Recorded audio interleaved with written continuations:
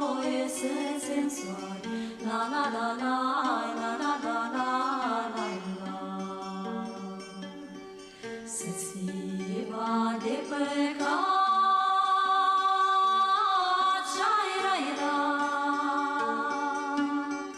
Să-ți fie va de păcat, m-ai iubit și m-ai lăsat. La la la la, la la la la, la la. M-ai iubit ca pe-o copilă și-ai ra-i-ra. M-ai iubit ca pe-o copilă, m-ai lăsat ca pe-o străină. La la la la, la la la la, la la. M-ai iubit ca pe-un pui blând și-ai ra-i-ra. M-ai iubit ca pe-un pui blând, m-ai lăsat pe drum blând. La la la la, la la la la, la la. Foaie verde de-un carbon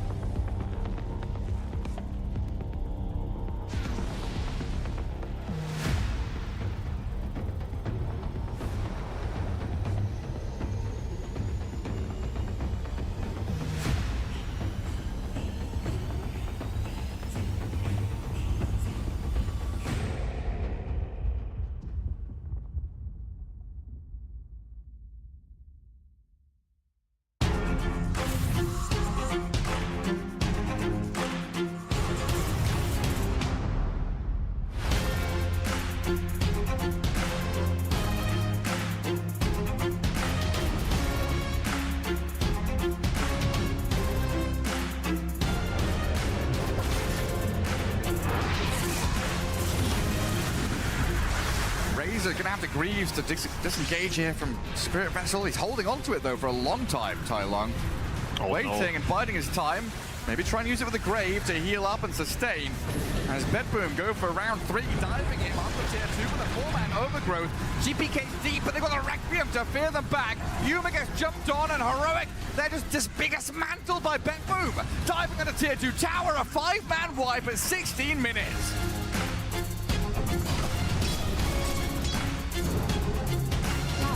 Scanning.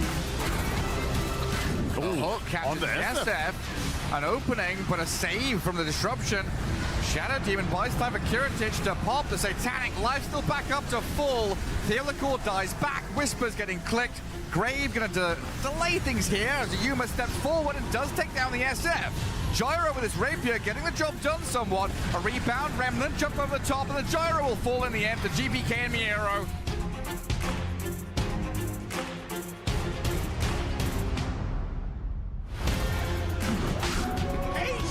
Marcia's in the pit.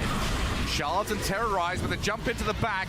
Miro started off. Whisper gets the Aegis, killed off by the Dire. Cooldown comes in, and Beboom scrambling, scattering. Miro's going to try and cart and run, stampeding to kill Theo Liquor. Kiritich runs to the eastern side, while the Ember Spirit force GPK back. Yuman Tai Long, two-man stop. Oh, Kiritich can open up. The Abyssal Blade kills the Ember. Oh, this is disastrous for Heroic. GPK starts onto the Throne. The Throne is being opened up on. Kiritich, he's gone there with a BKB, trying to finish the building. Kataomi's going to drop, though. And he's alive. Hero's in the cart, looking to finish the Throne and ending the game. Well, they just come in, put the Marcy in the backseat, say goodbye buildings, game is over, and Heroic, no chance to fight back.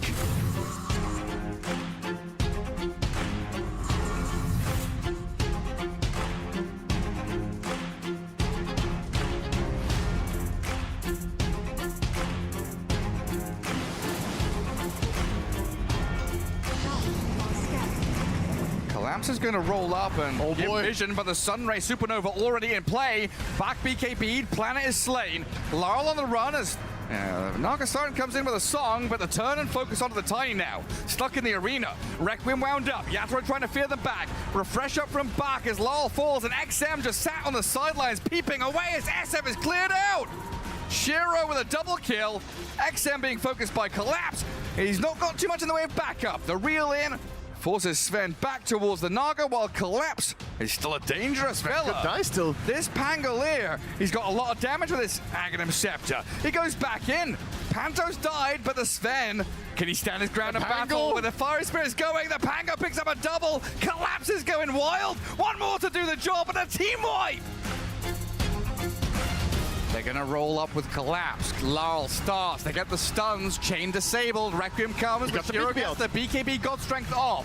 Still being clicked by the SF. He's on the run. In comes the Mars, but he's collapsed on by this Pango. Couldn't get the arena off in time, so Yatoro, the birthday boy, gets a double kill. Song of the Siren now to find new targets. Collapse and Yatoro on the Phoenix. Why in trouble? A triple for Yatoro. Look for the Ultra. It's there for him as well. Dire's middle tower is under attack.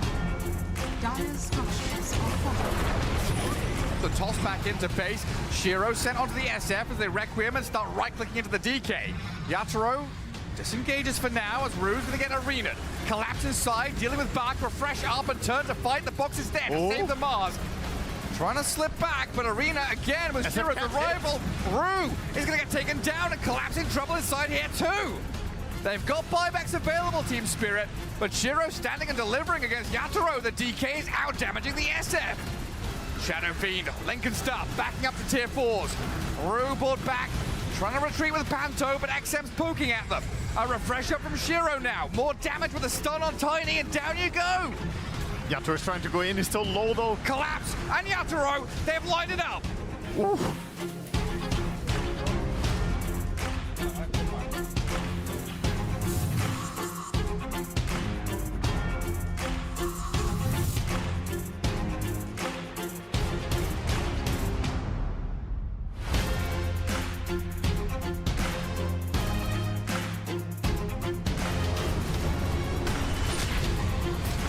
They've got the disruption. There's the save on the Walrus Punch. They go and find themselves the Primal Roar, but the Decrepify not going to save him. There's the Disperser to get the kill. They get the kill to Vici. He's dead 100 seconds with buyback, and now the TP is needing to get out for the side of Aurora, but WS unable to TP. They've got the Walrus Punch once again. They're going to catch him with the Cinderbrew Fear, and Watson's got a triple kill.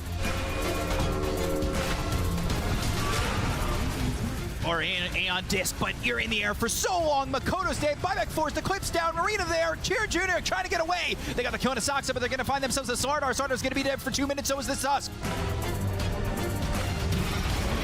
Luna wants it, blink in, Lucid Beam, they're also going to bring WS, they've got the Hex, they'll get the kill, they're going to have buyback available on the Jakiro, but they're going to go straight for the Throne, they've got a Glyph, they got a hold, they've got the Silence, it's going to be through onto the Brewmaster, he's trying to survive, trying to get those split off, but he gets speared, they've got the split, they've got him, they get the kill onto 3 of these heroes, they're all forced to buy back, the Glyph comes out, but Luna's trying to end the game, it went from an 18k lead in a second, and they lose!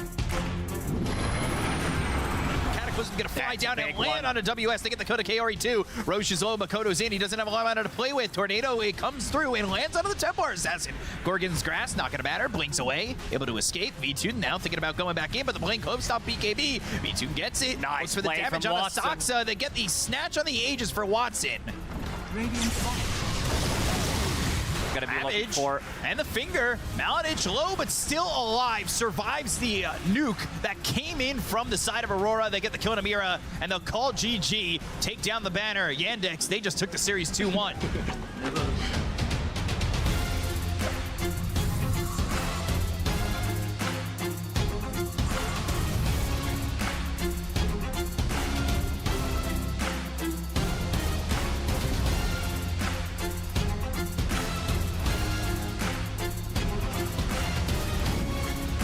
Parker comes in, spear on the 2 Meepos. They've got the Serpent Wards around him as well as the arrow. They've got the damage coming in, but they don't have themselves an Aegis. Not gonna matter. He goes into the Mega Meepo form, and all that mana, or all that life comes back. So they get the kill onto the Shadow Shaman. They look over at Nisha. He'll die too. Spear connects. That's out of the tree, and as well as the Doom. They'll land the arrow to follow it up. Can they get the kill into the Tree Protector? Yes! No! They've got the mech! Not in time! Now the Overgrowth! Oh no! Liquid thought maybe they had something, anything, but they can't chop down this tree. He's gonna die to Spirit Vessel. Nisha also actually went in. Doom is ready. Yeah, he went in and committed to this one, but that puts him in a position where he gets netted coming back. Yule's up in the air again, thanks to the toss. And Ari actually gets the credit for the kill.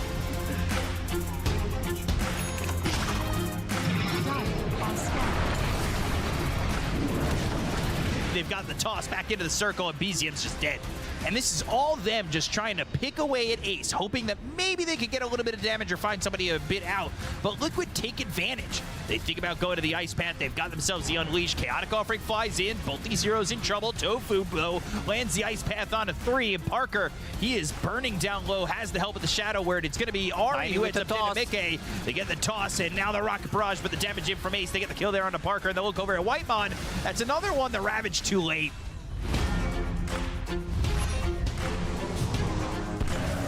Lincoln's popped, Arena down. Spear connects on a 33. Whitemon in trouble. They get the kill there onto the Bane. That's going to be 1.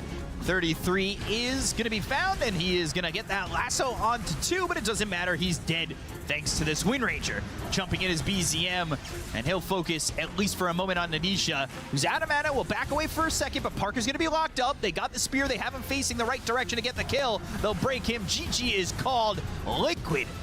Absolute obliteration of Tundra. And they finish this series with a victory.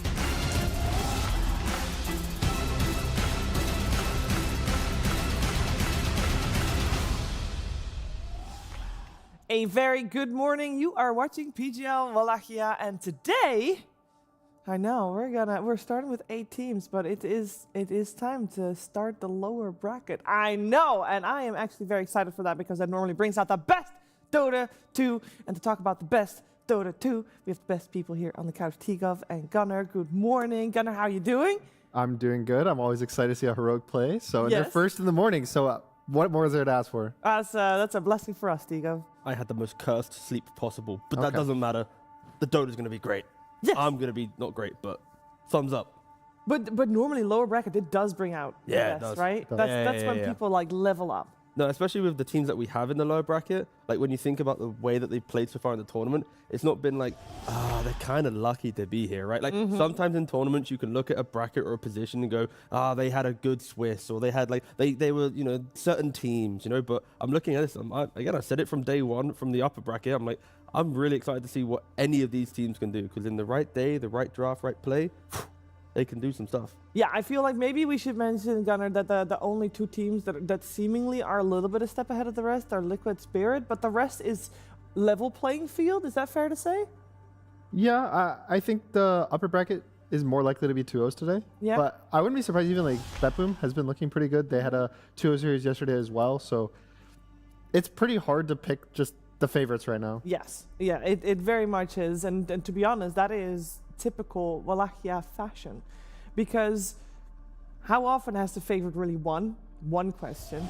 And how often has the same team won? There's only one team, Tigov, that managed to get 2 in a row. Yeah, Liquid are ruining it, let's be honest. All right, the season 3, season 4. Unfortunately, the back-to-back did kind of skew this graphic a little bit, but no, the beauty of Wallachia, and I feel like it is just, you see all these different teams winning. Of course, we have the, the beautiful storyline of Heroic winning season 2, even MOUZ, kind of like the roster that got formed together from like the leftovers of a region.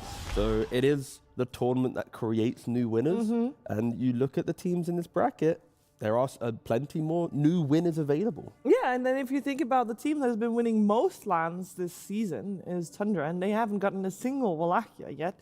Also, they are playing with the stand-in, but they're still in, so there's still a chance for them. Do you have a favorite when you're looking at the list? Is there going to be a repeat, Gunnar? I mean, a triple Pete, potentially. If I had to, okay. But that was my guess, if I had to say one. I mean, I feel like Liquid's the obvious answer, but there is something about like Tundra. Every day you can see the improvements, but it's not like enough to like win out like the progression. But when you're in the lower bracket, the opponents, might objectively be slightly easier. You learn. I feel like Tundra could make something. Because I will say, I heard Jenkins say this yesterday about BetBoom, is that like, that we don't really talk too much about BetBoom normally because they're there. But they're doing well now. They're flying under the radar because there's other stories that we are focusing on more that are maybe having some more interesting things to talk about. And that's that they're flying under the radar. And that's what you want because you don't want a target on your back. You don't want to be focused on. And I think in terms of Liquid, they're definitely getting focused on. Yeah, Liquid's big focus, but for BB, I think their drafts are just consistently so scary. Like against Na'Vi, they demolished them in the draft. Against Heroic, they demolished them once again. You could argue in the draft, Heroic had some good play, but like between the last 2 series you saw from them, it's like on paper, it's like, damn, like they could make mistakes and they're still going to be in a winning position. Like that's how strong I feel like their prep was going into the last 2 games. Yeah, well, let's take a look at how strong some of the heroes are, or rather how popular they are, because Gunnar, there's been a couple of trends we'd like to talk about. Yeah, so this is basically just showing like every single day that each dot is, the percentage is getting picked. So Marcy is going up a lot. I think that's because the Shadow Fiend is kind of getting let through a bit more and more. Kez, thankfully, he has fallen off. And then the other big 2 are, I think Shadow Demon and Tree are really cool because now that Tree's kind of getting through in the drafts, now people also have to pick Shadow Demon to counter it. So it's like you can see a lot of these are kind of like related, and Bat Rider is getting down because people are like, guys, we can't beat the Bat. Like maybe day 1, you're like, we'll give Bat away a couple times here and there. But a lot of that is very connected to, like every hero is connected in a picking and banning order. So it's always just interesting to see now that teams are letting through Shadow Fiend or letting through Bat Rider or Tree, now you might have to let through other heroes. And it's the deeper into the tournament, it's now more of just ban the specific stuff for each team and let through the broken stuff and deal with it. Yeah. It'd be a real shame if Kez was to keep getting unpicked or maybe, it would be such a shame if Kez just kept losing. Oh, no. Heartbroken. What would I do with myself? No, like I feel like, does Wallachia mean anything if Kez is not present? It would make it so much harder because I couldn't have an easy team to predict to lose. That's fair enough. Let's see if you have an easy time to predict our upcoming series, because we do have 4 series coming your way, 4 best of 3s now. Let's focus our attention first on the second half of the day. Those are upper brackets, so everything's fine. Nobody's going home. But Gunnar, you already said that you think those 2 are most likely to be one-sided. I think the Liquid Yandex series is, in my opinion, probably the most one-sided today in terms of team strength.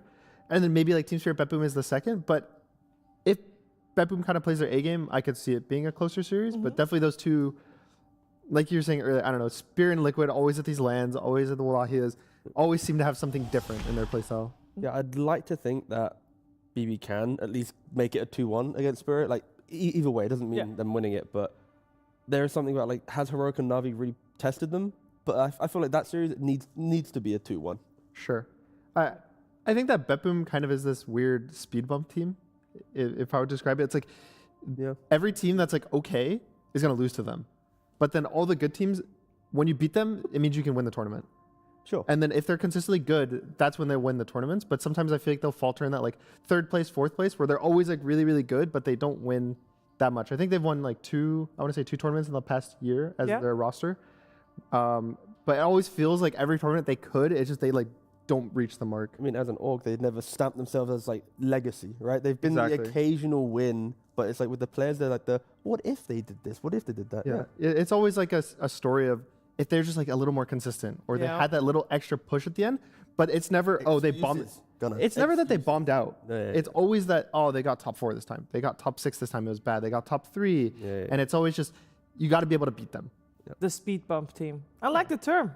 It's a good term. No, not a bad way. Not in a bad way. The players would love to be cool. I don't know if that's like but I say it in a good way. It's more of like a test. Yeah, I mean, to be honest, if you're able to consistently come top 6, top 4, that's pretty good. It's a pretty good place to be. There's a lot of teams that would be very jealous of that either way. Of course, for them, they'd love to make it to the top once more. But we can see them later on today. We're going to focus our attention on lower bracket. Elimination on the line, and that means we are focusing on our first series. We've got ourselves Heroic and Vici Gaming going head to head, and I first want to just have a quick talk about how the teams have been playing, because I think yesterday I was at least expecting Heroic to do well yesterday, better than what they did. Like, how would you describe their playstyle now?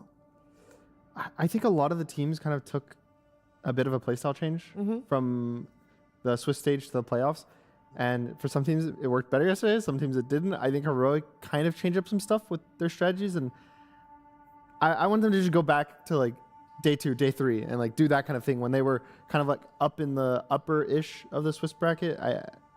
I just don't want them to feel like they have to change stuff to keep improving. Yeah, for me, I feel like Heroic, yesterday they did a very good job stabilizing some problems they created within the draft. They wanted the early game to be quite good, but then they they got too excited, right? In interviews we've had, it's like Yuma, KJ, whatever, in old slams, they're like, oh, we get a good moment, and then we get carried away. Like here, we're going to show you a clip where this is where they contested the Roshan.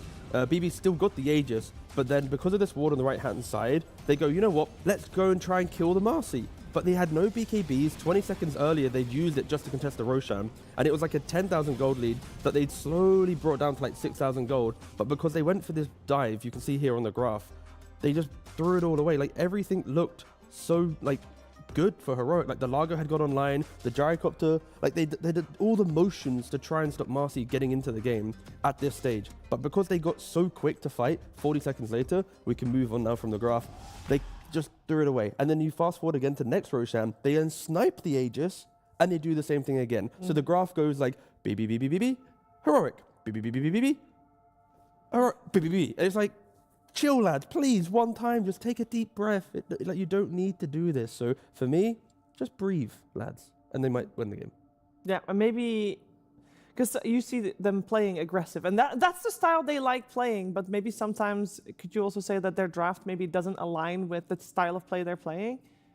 I think it's specifically the game 2 draft, yes, because like first picking Largo, double picking support, you have presented your kind of early game. You already show a problem. Yeah, that's easy for the other team to be like, oh, okay, this is the problem in the draft. Let's just pick like this and this. Exactly. So like that concept to me is like, if they tweak that slightly, then this game I feel like Heroic's going to win, because the way that they contested Roshan and like set things up, it's like if they didn't make it hard on themselves, they win these comeback type games. But they always seem to make it hard a little bit with some of their kind of flavor picks. Well, a way that teams have been making it hard on other teams or on themselves, whichever way you look at it, is letting Shadow Fiend through, Gunnar. Yeah, so both of these teams were the only ones to let through Shadow Fiend yesterday, and it was let through 3 times. All 3 times the Shadow Fiend won. So maybe there's this like, you know what, guys? It's like day 6 of the tournament. Like, we can beat it. I've seen it lose a couple times here and there. Yeah. I think just don't give it away today. Both teams probably got that little slap on the wrist. They're in the lower bracket. Just accept the loss. But earlier you spoke about obviously the trends, right? Marcy going up, Shadow Fiend going up. What if, you know, Heroic, a team that wants to play Marcy, right? It got banned out or counterpicked right in the last phase. Sure. What if they give away the Shadow Fiend and then the earlier pick a Marcy and then they create a problem like that? I think it's fine if they do that, but they didn't really show yesterday that's what they wanted to do. Sure. There was like the instant Mars response that Vichy did yesterday. Yeah. They didn't win either game. I don't know. I think it's just the simple thing is just to ban it. Especially because you come off a loss, it's better to be a clean slate. Yeah. And then with the Vichy thing as well, I think Team Spirit was having the foresights like, we are going to ban Marcy and Wind Ranger. Obviously, we all know Shiro is very good on both of those, so respect bans there as well. But they had already preemptively removed 2 of the strongest counters from what we've seen so far anyway, of the Shadow Fiend. So I would imagine that if it's lower bracket, maybe you'll address it just with the Lower bracket's ban. just scary, right? It's always the, ooh, if we make one mistake, if you lose one game, now you're just, the entire idea is, all right, could be our last game of the tournament. Like, we want to put it all out, but we don't want to give the enemy team like just this random like 50-50 just coin toss game. But that's the thing, right? Like, we'll always normally speak from both draft and play perspective, like sometimes leaning more towards draft, right? But here for Heroic, they often will always go towards gameplay, right? I feel like in other tournaments, they have, at least at Slams, they gave interviews about like, yeah, you know, panel was critical on this pick, but we can actually still do if we do this right. Yeah. So I can see a team like Heroic yesterday. It's like, if we make this smoke different or we make this Roche contest different, we can still play the same draft pattern. We can still play into a Shadow Fiend. So it's not like stubborn. I just think they're very like proud in their ideas, and it sometimes works. So for me, I'm actually looking forward to seeing Heroic. Like, they're a very fun team at like trying to find new solutions to problems. So if Shadow Fiend is a problem and they don't want to ban it, I'm really hoping that they like cooked up some idea. Like, that's my kind of hope for the series. I think that's definitely one way to look at things. It's like, oh, just don't ignore the heroes, talk about the gameplay. But I also think the other layer to it is heroes kind of enable certain gameplay. Oh, 100%. If you're like, oh, we want to play fast, and then you pick anti-mage carry. Sure, this guy could maybe buy like a Vanguard Diffusal and show up to fights, but like when you pick the anti-mage, you're leaning towards this like late game scaling. So even though, yes, I do agree that the mentality shouldn't just there's a bad habit on teams that I've been on. I think probably every team does this, that the game's over and some guy goes, we shouldn't have picked this hero, guys. That right? tilts me so much. And then you're all just sitting in silence and you're thinking, dude, we just like contested a fight with our BKBs on cooldown for 20 seconds. Like, why? Yeah, like, exactly. We just made a bad gameplay mistake. And so I think you have to be able to separate them both and just say, we made these mistakes in the game. We could have done that differently. But also, maybe if we had a hero, there would have been more, like, if we made the same amount of mistakes, it would have been easier to play. Like, it would have increased the amount of kind of mistakes you could have made. But also the 5 heroes are fine. It's just the order in which the 5 heroes get presented within a draft can also be a problem, right? Like, when you look at Heroic's Game 2 lineup, we both didn't like the order in which they're picked. Correct. But in combination within a game, they had beautiful layering, and like you could see it at the Roshan fights, like what they can do. So yeah, it's, I don't know, Dota draft, all this stuff, it's very complicated. So so many different angles to look at it, and that's why, you know, the best teams in the world can always dissect like a loss or a win or whatever, and just go, that's the thing we need to improve on. Because if you try and talk about everything, you're not going to improve on everything in one night, right? True. I wish we could talk about everything, but we cannot. So there's a lot of matchups, player matchups for in the different roles for the, or in the roles for the teams that I would like to highlight. And you know, if there's a draft delay somewhere, maybe we'll get the chance. But for now, let's cherry pick and go for Yuma versus Shiro, because I think that's a big storyline, Gunnar, coming into this one. I think both of these players enable their teams like so much. I know Yuma is the type of carry he is always so confident that he's going to be able to win the game, and he wants to play very aggressive. And then Shiro's the other side. He's also this aggressive carry. He plays like Marcy. He's like constantly jumping in. He's playing the wind. And I think that yesterday, I think both of them got a bit, they got bad handouts from their picks yesterday. So Yuma is very good gyro, but he was playing his first 2 gyro games of the tournament. I think he's more been playing like the TAs, the Shadow Fiends, even the Ursa, rather than just like this kind of squishier hero. And on the side of Shiro, it was his first. They're both done. They're talking about. No, they're going to come into the. Oh no, they come into the panel. They come into the panel. Right, be careful. That was so funny. Sorry, continue. Be nice. They're coming. Be nice. I'll be nicer. Yeah. For Shiro, yesterday it was his first 2 times playing the Dragon and the Sven, which are like these strength stunning heroes. It's the same thing. He's playing the aggressive, like the Marcy's, the Winds, and it's just like this kind of playstyle shift as what's been working for them. I'd rather they just go back to being like, just pick Yuma Ursa, just pick Shiro, the Marcy, the Wind, stuff like that, rather than kind of changing it up. Yeah. I also don't want to oversimplify it, but for Shiro yesterday, like with the DK, the Sven, against Spirit, when you pick carries that are very locked into, my blink initiation needs to be perfect and I have to kill someone, I feel like Spirit want to play into that type of hero, because there's going to be like double 4 stuff, kite, a way to like reposition the engagement. And I think that pressure of needing to be like perfect got to Shiro. Like we weren't seeing the best initiations compared to when he was playing, just any carry that can like poke in and out of the fight, understand the engagement that isn't locked into one moment. So I think the play style of Shiro on these two carries against Spirit didn't really work out. Maybe against other teams he'll look godlike once again, but the stats, the win rate, I don't think it really reflects how well Shiro's been playing in the tournament. So I think for me it's like he's been the carry that has even maybe influenced the tournament a lot, because with the Marcy, with the way that he's been playing certain heroes, I think other teams have looked to Vichy and going, damn, wow, this team that wasn't meant to be here, they're doing pretty good. They're doing pretty good, yeah. I do also want to touch upon that, because if you take into consideration that Vici Gaming indeed wasn't supposed to be here, and we heard from Bach himself that they only just started playing pubs a week before this event, then you can tell how much they have adjusted coming here and how fast they can adapt and learn. Yeah, I can't remember if I said it on morning panel, evening panel, but I feel like normally with Chinese teams, when they're scrimming and planning things, they always build up like a certain amount of discipline or system or like an ideology that they have to follow. I think when they haven't had these scrims, when they haven't had this like time to understand who they're meant to be, they are playing with more freedom that other teams might play with. So I enjoy the prospect of it. Unlocked. Yeah, it's like Vici Gaming Unleashed. Exactly, because like you give them like 2 weeks of a boot camp, and it's like they need to do this at this minute, they need to do this at that minute, and they're gonna create these like kind of small, like a strict regimen. Exactly, and it's what historically Chinese Dota has done, especially with XG. I think they're the most extreme version of it. But I think Vichy has always been different to XG in that regard. But the no scrims, the creative freedom, it is allowing them to shine. I'm not proposing that they never scrim again, but scrims are bad. Yeah, scrims are terrible. But the team should just show up, not play Dota except for tournaments in front of us, because we can't watch scrims. So what's the point of them scrimming? What's the point? Isn't it a viewer game? Well, no, that's why we need to get like a stream team into the mix. Then they stream. I've been trying to do that for so long. I think that'd be so fun. Scrims? Yeah. There's no way teams will allow that. I was loosely referencing a different game in which a streamer team did get to stream scrims, and that was conceptually cool for like a week and a half. Yeah. And then people know what they're doing, and and the competitive advantage falls away. Ah, well. Oh well.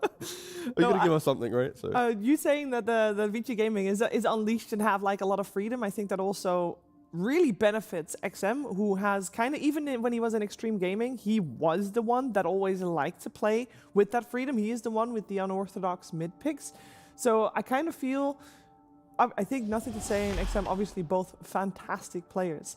But it has been very good for XM to fit in this team. And I do think, by the way, looking at this one, I don't think Bach is going to get his Mars. No. There's no way. Yeah, there's going to be some respect on the Mars. But also, we've seen Mars falter throughout all of yesterday, right? We've had, outside of maybe a little bit of buff magic, right? It's the Ursa counters, the Kez counters. Maybe you fall into a trap where you're so confident on the hero, but then there's the playoff counters come into play.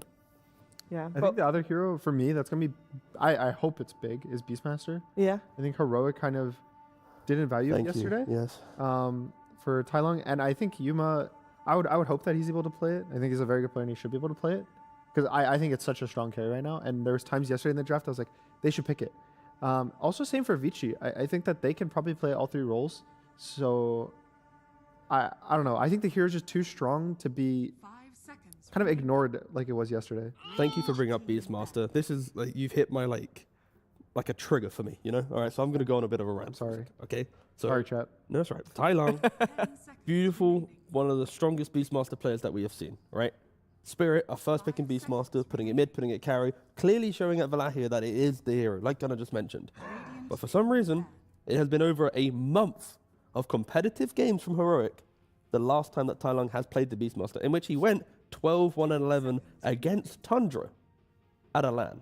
So it's like, how after that game, is there a month of competitive play where you never go, you want to try the hero, lads? Never let them guess your next move. Yeah, for a month. Now when it comes out, they'll never see. Only save it for special, like lower bracket. You know. That's it's like the PVISION Invoker for Tundra, the Tai Long Beastmaster. They're saving it for TI. Yeah. Saving strats. I like it. Yeah, that's true. If they pick Beast and they won every game, it get nerfed. So they'll let other people pick it and hopefully lose so it gets buffed. Yeah. And then when they get to and then TI, when it's TI, Grand Finals, Game 5, then they'll put it up. God, I got goosebumps for a second. Hold up. All right, so we have got the bans that Heroic is doing. They are basically copy-paste from what Spirit did against Vichy yesterday, but this time around, Vichy does not let the Shadow Fiend through. It does mean that MOUZ is still in the pool. Dream Protector now overall first pick coming out for Heroic. And don't know what else you'd want on the first pick, but I think Vici Gaming is going to be happy with that MOUZ. I think the Shadow Shamans also looks really good consistently. The wards are really nice versus the tree armor because they kind of just like eat through it almost instantly. Oh, what? But that's Wrong team.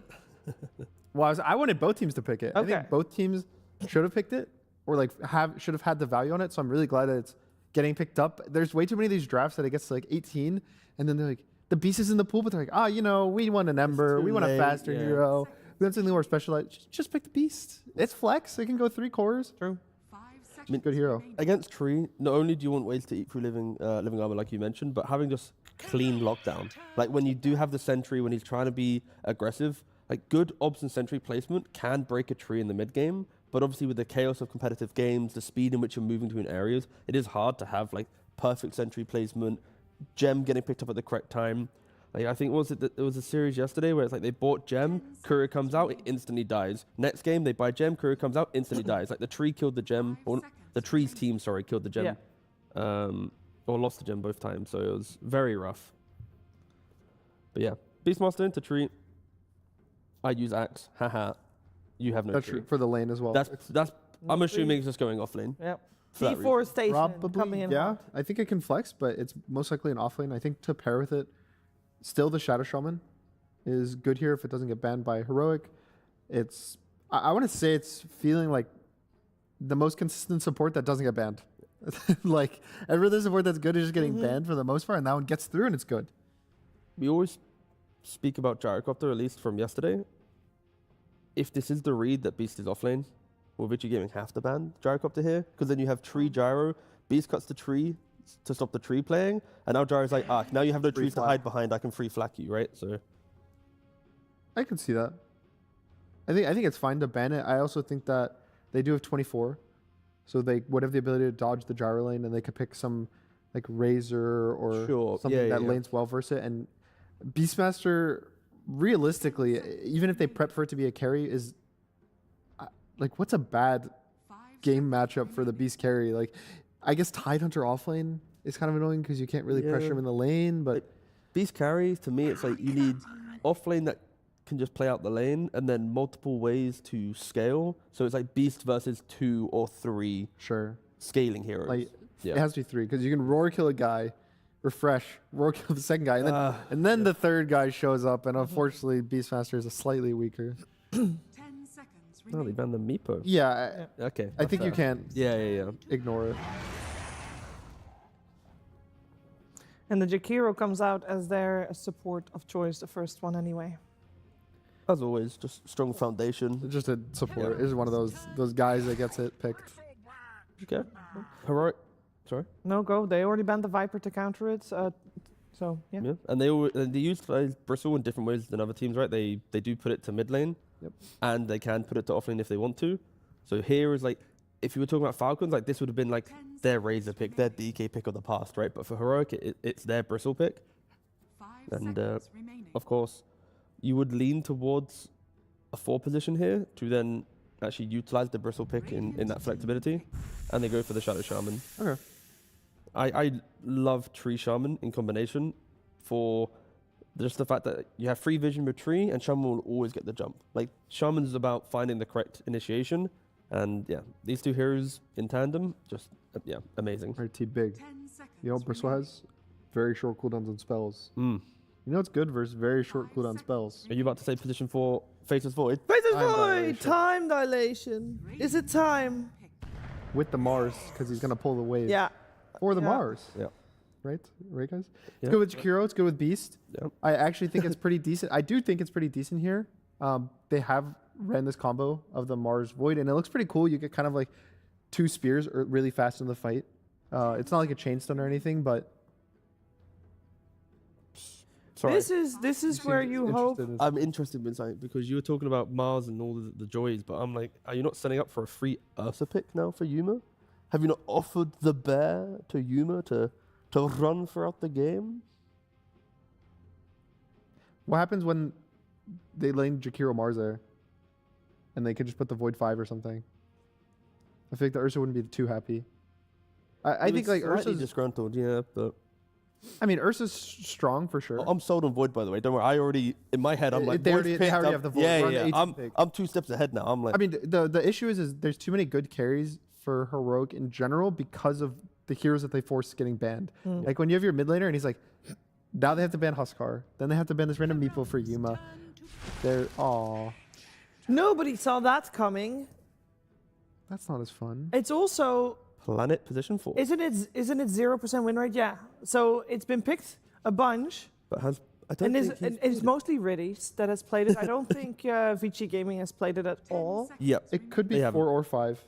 Both that and the Jakiro can kind of flex. It's been position 5 the entire time. But Planet is like one of the few 4 positions where like it's like him and Jin Q, where I'm like, I rate their 4 AAs. Like they're thinking of like Blink Dagger early. They're even thinking like 2nd, 3rd item refresher in some games. Like it is very explosive, but it is offering up Heroic to play very good lanes. Like, AA is a very weak laner. I feel like they just picked TA for Heroic, and the game's just over. Yeah, TA is like AA just feels like such a weak hero. There's no HP regen. You're cutting off. Yep. There's I guess the 2 things about AA you want to pick for are either the ult to stop like healing or anti like Huskar stuff like that, or the W spell amp.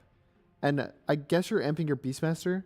And whoever is going to be picked last, maybe that's Spellcaster? You may be, but it's not like you have an Ember, right? Like when I see Ember AA, that makes so much sense. Of like you chain a guy, Vessel, you put the spell amp, or even like a Storm.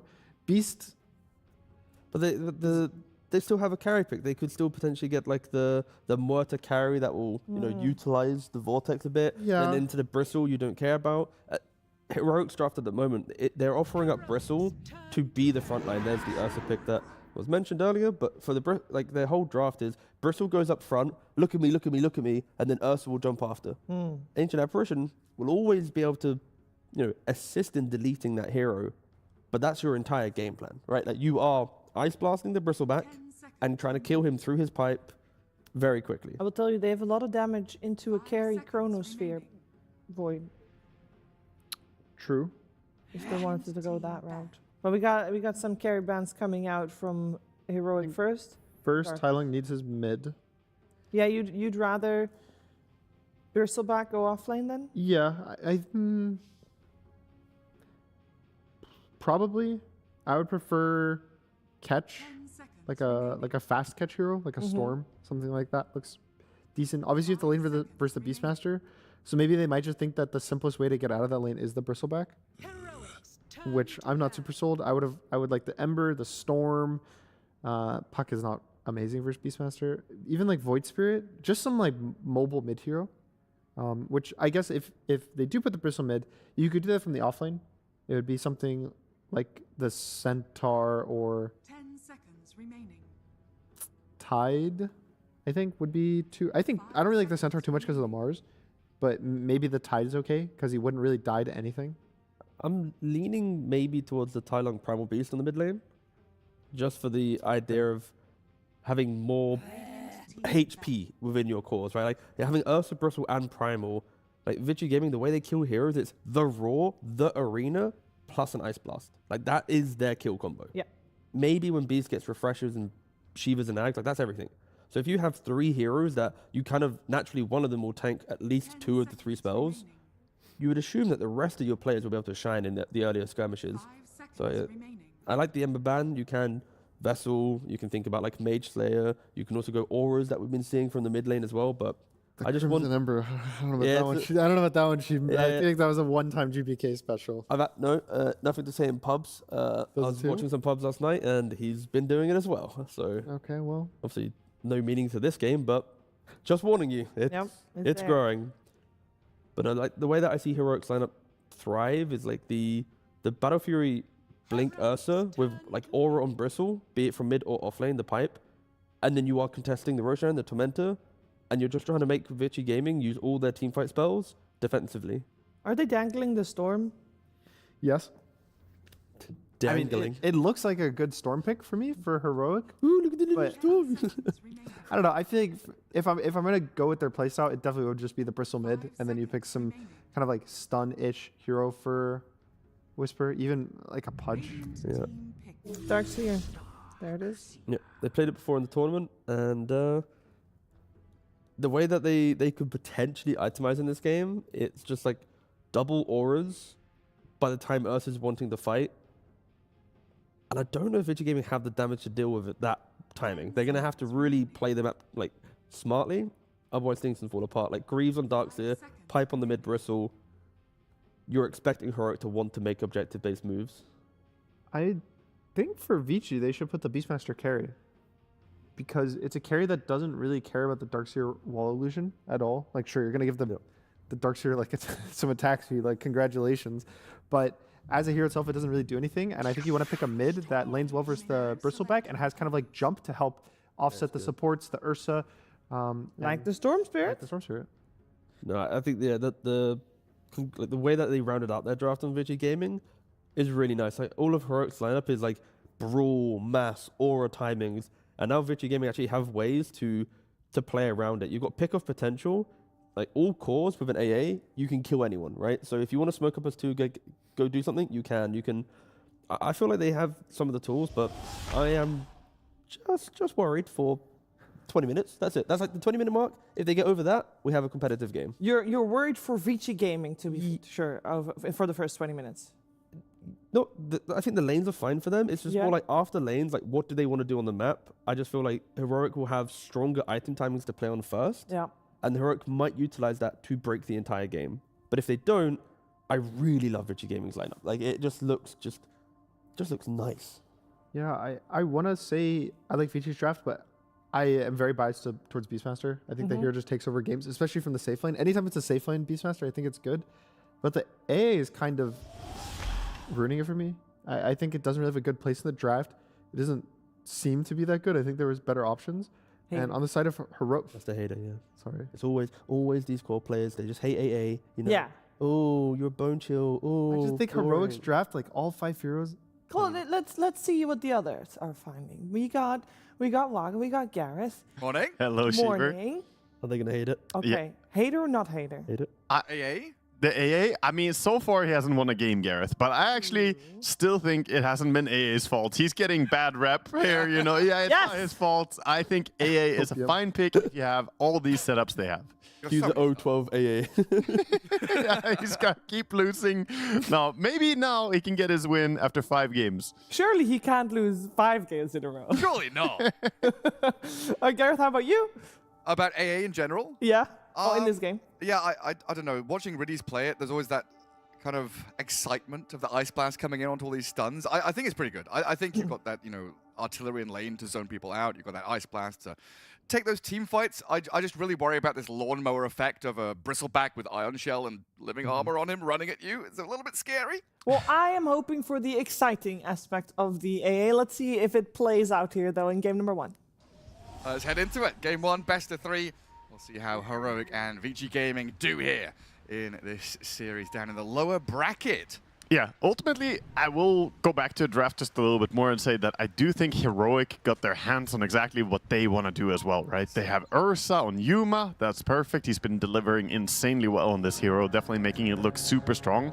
And they have a lineup that looks good for taking over early and then chilling a bit. That's what they have been doing. They've come out swinging and then they stabilize that game.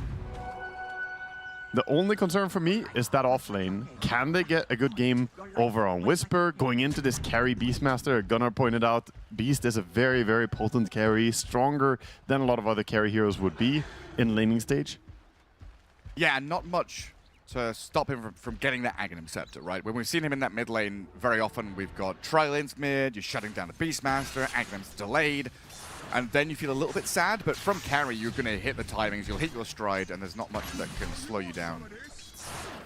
Mid lane, Storm against Bristleback. XM versus Tai Lung. XM already getting Quill spammed with 4 stacks up on him. Yeah, seemed like an adaptation to the game. They realized, okay, you know what, sending Beastmaster mid against the Bristleback, it's maybe not the best matchup ever. They play it as a carry instead and send Storm mid, who's going to be very happy getting all those Magic Stick charges. Though he didn't start with Magic Stick, even though he knew for sure that he was against the Bristleback. It surprises me a little bit. Maybe Thailand just likes all these heroes that spit on people. Viper, Bristle, just spit all the poison. He really does. Onto your enemies. Very disrespectful heroes. And Bark up at top alongside Planet. Look at Teolikor. He's going for the angle, going behind with Rasta. They did see him, but he has to be so careful. They do come in from behind. Yuma can't quite catch up to Planet. Drops pretty low. But is able to step back and allow Bark to bodyguard through. So some of those little lane adaptations as well. Like the panel was saying, right? Planet, one of the few players to play AA4 as we have. The majority of the time seen it as a position 5. Going to be up here with the MOUZ. Yeah, generally, I think the AA is going to be fine to do long-range damage here. One of the benefits of playing the AA is that he has really nice 675 attack range, so he can stay pretty far away from the Rasta and the Ursa and get those pokes in. That's still looking pretty solid. CS-wise, fantastic start for Heroic, though. They are dominating basically on every lane right now, 14-4. Whisper. Oh, Whisper, though. He gets the vacuum to push back Shiro. The axes come, but he's got just enough to stay alive. Very, very close there. Almost dies. Yeah, some big damage being done. And that's the Beastmaster Jakiro. Very, very scary level 2 timing. And Yuma, he's on Planet here. The Fury Swipe started adding up, but with a Fairy Fire, the Ancient Apparition is going to be all right. Oh, nice little tree cut there to make sure the Mars Spear doesn't connect. Nice little bit of tech. Yeah, just Quelling Blade ready. Meanwhile, Teolikor found some time to be the carry instead and get some CS going while Yuma is off on some adventure. HP regen is low for Ursa right now, though. No courier up top, and they have no HP regen at all between the two of them. I do believe this is an awkward situation for him. Yeah, playing on a knife's edge every time he goes to lane to try and get some creeps. He will step forward onto Planet. God's Rebuke pushes him back, drops low. Planet's still alive, and a few more hits would have done the trick, but Yuma gets in behind the trees. While Whisper actually managed to kill off Shiro down in the opposing lane. They're diving on a tower. Fairy Fire for Jakiro stays alive on 1 HP, but the little ticks of damage take him down in the end. Very volatile laning stage up top. We have again a go Teolikor looking to set up on the Mars. Yeah, holds the shackles for as long as possible. So Yuma goes for the backhand, kills the AA first, and they get both. Heroic in these side lanes. The tightrope act. Dude, Teolikor and Yuma, they managed to coordinate that really well. I think most people, almost everyone, would just go straight for the Mars, but he goes for the double instead on Yuma. And it worked out. The right choice. A 4-1 start now. I mean, it's such a close laning stage. But yeah, Heroic pulling out all the stops to get these little advantages in the lane. Even just that tree cut, right, to not get pinned. That started it all off here to keep Yuma in the lane. Yeah, you can tell they're awake, even though it's the first game of the day here. They definitely are acting sharp from the start of the game. Yeah, even though MOUZ, one of these heroes that can kind of sustain against these Ursa Razor kind of heroes in the safe lane, with the spear and the rebuke, you can push them back a little bit. Well, hang on, is XM dying on the tower? We've got a King Jungle's Treant rotating in. Tailung stacks up the Quill Sprays. XM's already popped his wand, so just gets clapped down by the flail of Tailung. Good rotation. One of the advantages of having that off-lane Darkseer is that you can feel free to make moves across the map. Treant Protector already having boots, getting a movement speed bonus from Nature's Skies. You can just run over there. The roaming Treant. Yeah. But yeah, even though MOUZ has tools to kind of stop himself from dying to some of these annoying carries, he's still behind in the last hits with all the fighting that's going on. Bark at 14-2, while every other core having a pretty decent time. But overall, Heroic having a better time with a 2K lead as well.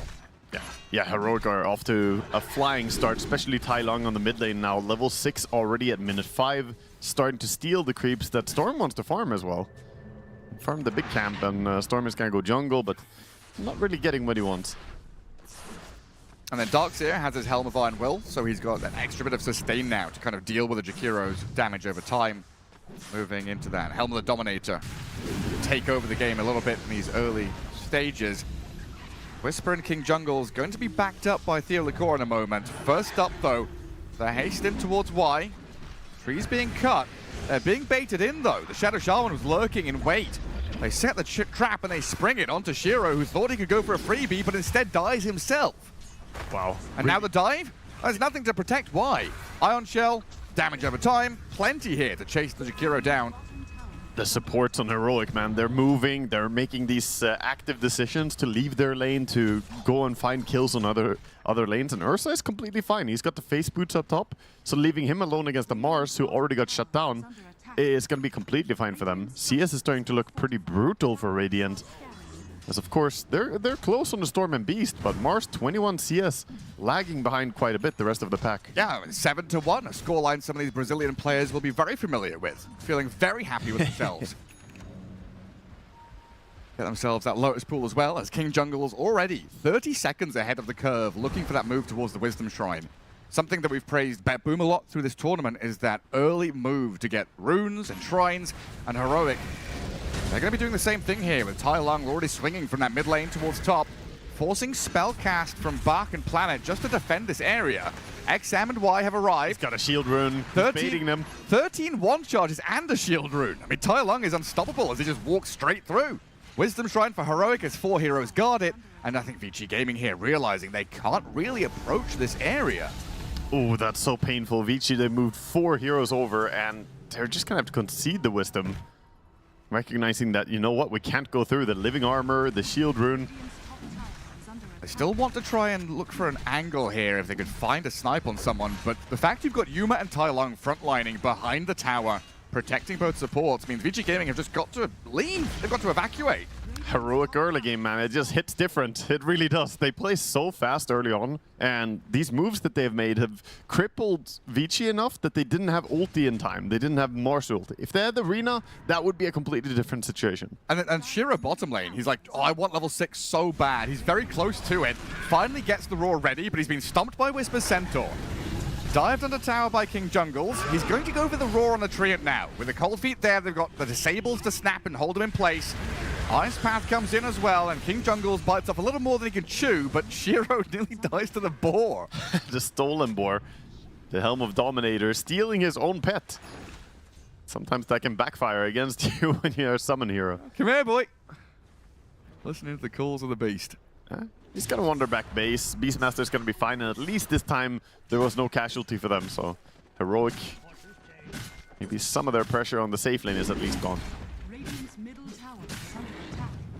20 health for Shiro, but he clears the camp. Even just the state of the game for the Darks here, 4,400 net worth. Yes, they've done very well to play aggressively in that lane, but the fact that he was up against Beastmaster Jakiro, I feel like Whisper has done very well for himself to hit his timings. Here comes one of those possibilities, though, for AA to become a bit useless, right? You pick the hero for the ulti. You lose the Wisdom rune. Enemy gets double Wisdom. Right now we have level 5 and level 5 on Heroic. Both their supports very close to being ready with ultimates, whereas the AA still not even hit level 4. This is going to be a very late ulti timing, and that really takes away from their kill potential. Yeah, Mr. Whippy's dripping down your hands. He's melting. It was a hot day on the way into the office today, Gareth. Yeah, maybe the wrong day for AA. Sun blaring down on us. But Heroic are thriving. So Tai Lung now going to inhabit this bottom lane. They've got this Observer Ward watching over Shiro. Not really going to be diving tier 2s 10 minutes in. It's a little bit too far. But they're absorbing a lot of the farm that Shiro wants. This Aghanim Scepter timing, you know, we're talking about this level 6 on AA being important. Shiro's Aghanim's timing, very, very vital here to Vici Gaming. That's also true. Man, they're just trying to extend the lead even more, and this is that low committal push you and I have talked about a little bit before. You can easily take a tower with the Rasta, drop the snakes, sit back, and yeah, what are you gonna do? Go on the Beastmaster or Bristleback? No. So 6k lead and closing in on 7,000 lead at 10 minutes. That is significant. Well, Beastmaster has done 18 building damage. Oh boy. Oh god, that's a 2,500 of Heroic. That's a stat line right there. Insane. What, one boar auto attack on a building or something? I guess so. And then we've also got to think about this next 10-minute period, right? We've seen Heroic take these, what, like 14, 15, maybe 14 is a bit much, 15, 16-minute Roshans, and then go for that Tormentor early on. With the map being so wide open for you now, you've forced Vici Gaming to bunker down, farm neutral camps, and kind of sit back, waiting for you to come to them. And that means you can just spread out wide. Yeah, Heroic have a lot of map to utilize, whereas Vichy, I still haven't seen what I want from the Storm. You know, he hasn't been part of a single kill yet. Usually Storm, you want to get level 6, look for a side lane, go somewhere and do something. He came top to defend the tier 1 and the Wisdom Rune, but his offlaner wasn't ready. So eyes for me are on XM, and can he activate? Because Storm is not a hero who just wants to farm. It's got to be so annoying. You're a Beastmaster. I've got him, the master of the summons. You know, take control of his bottom lane. Then you have an Iron-Shelled Satyr run at you, clear your entire wave, and you have to run back. You have to run away from a neutral creep. Tai Lung, King Jungles, and the king himself, Whisper's Satyr, are going to come in and take down Y. Yeah, that Satyr is very, very strong at this stage of the game. So much armor, Iron Shell, DPS. And a lot of time being found for the supports as well to build up. As Planet wants to leech mid, he dies in 3 hits and some quills. Yeah, just 4 destroyed. Hits. I mean, that's a haste rune. It's unfortunate. If you're AA and you see your opponent gets a haste rune, you're just like, yep, that's just unfortunate. And then looking at the kills that Vici Gaming might be able to get requires a lot of commitment. If they want to go on this bristleback, it's going to take every hero and probably every ultimate to bring him down. And then it's just, that's one hero. You've got to deal with the other 4. They have some interesting stuff. Right now, they can spear him. That turns him around, actually. That's good. And they will turn him around inside that arena. Throw the spells at Tai Lung, and they do burst him down as the Storm zips in. Theolical grabs the illusion ahead of XM. It's nice to have those little mechanics. It's basically like a semi-break, you could think, against Bristleback to have the spear. It always turns the back against the wall that you pin him against, so they managed to deal all the damage into the front of the Bristle.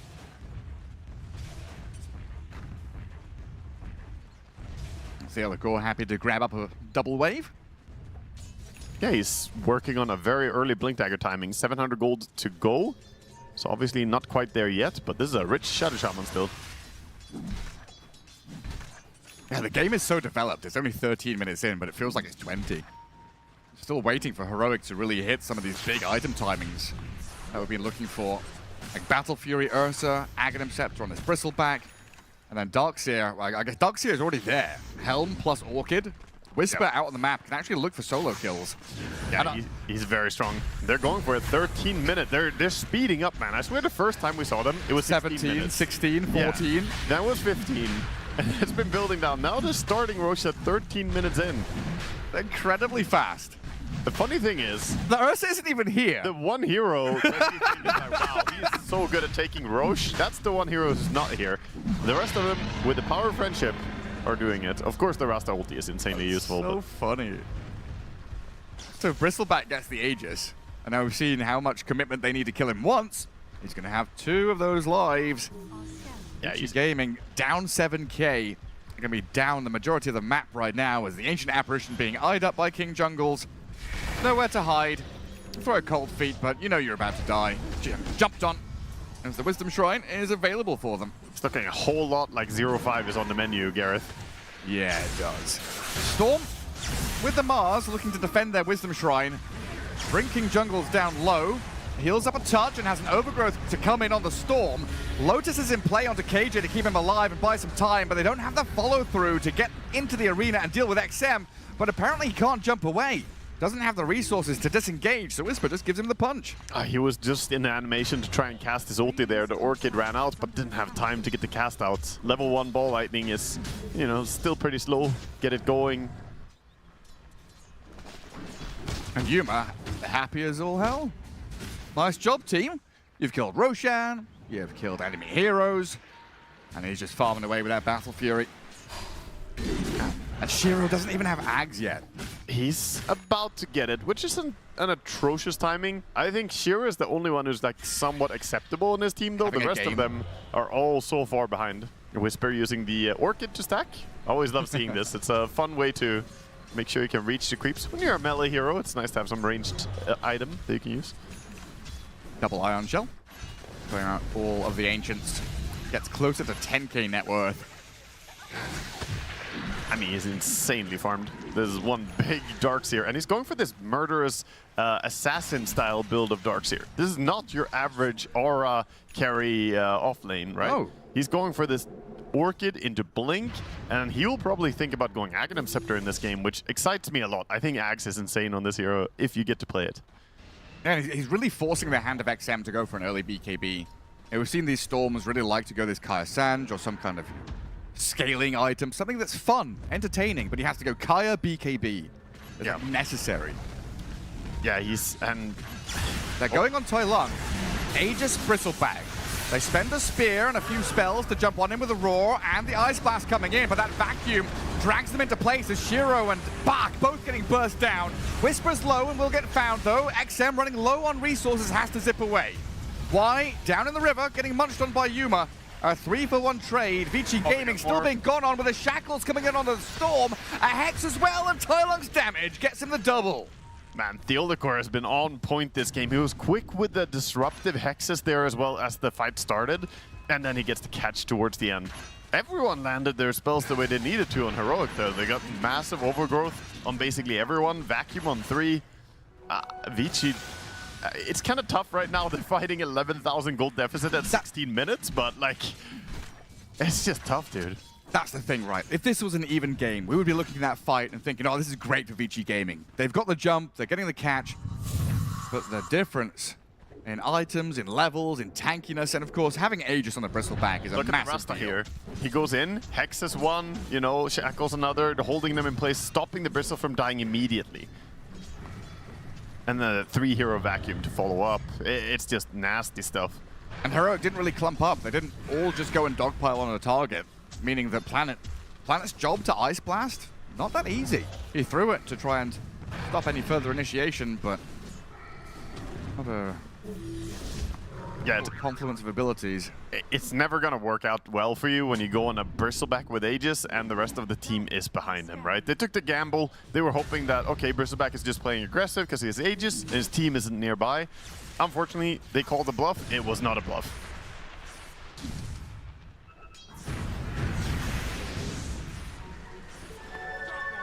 They're on Shiro. They see him now.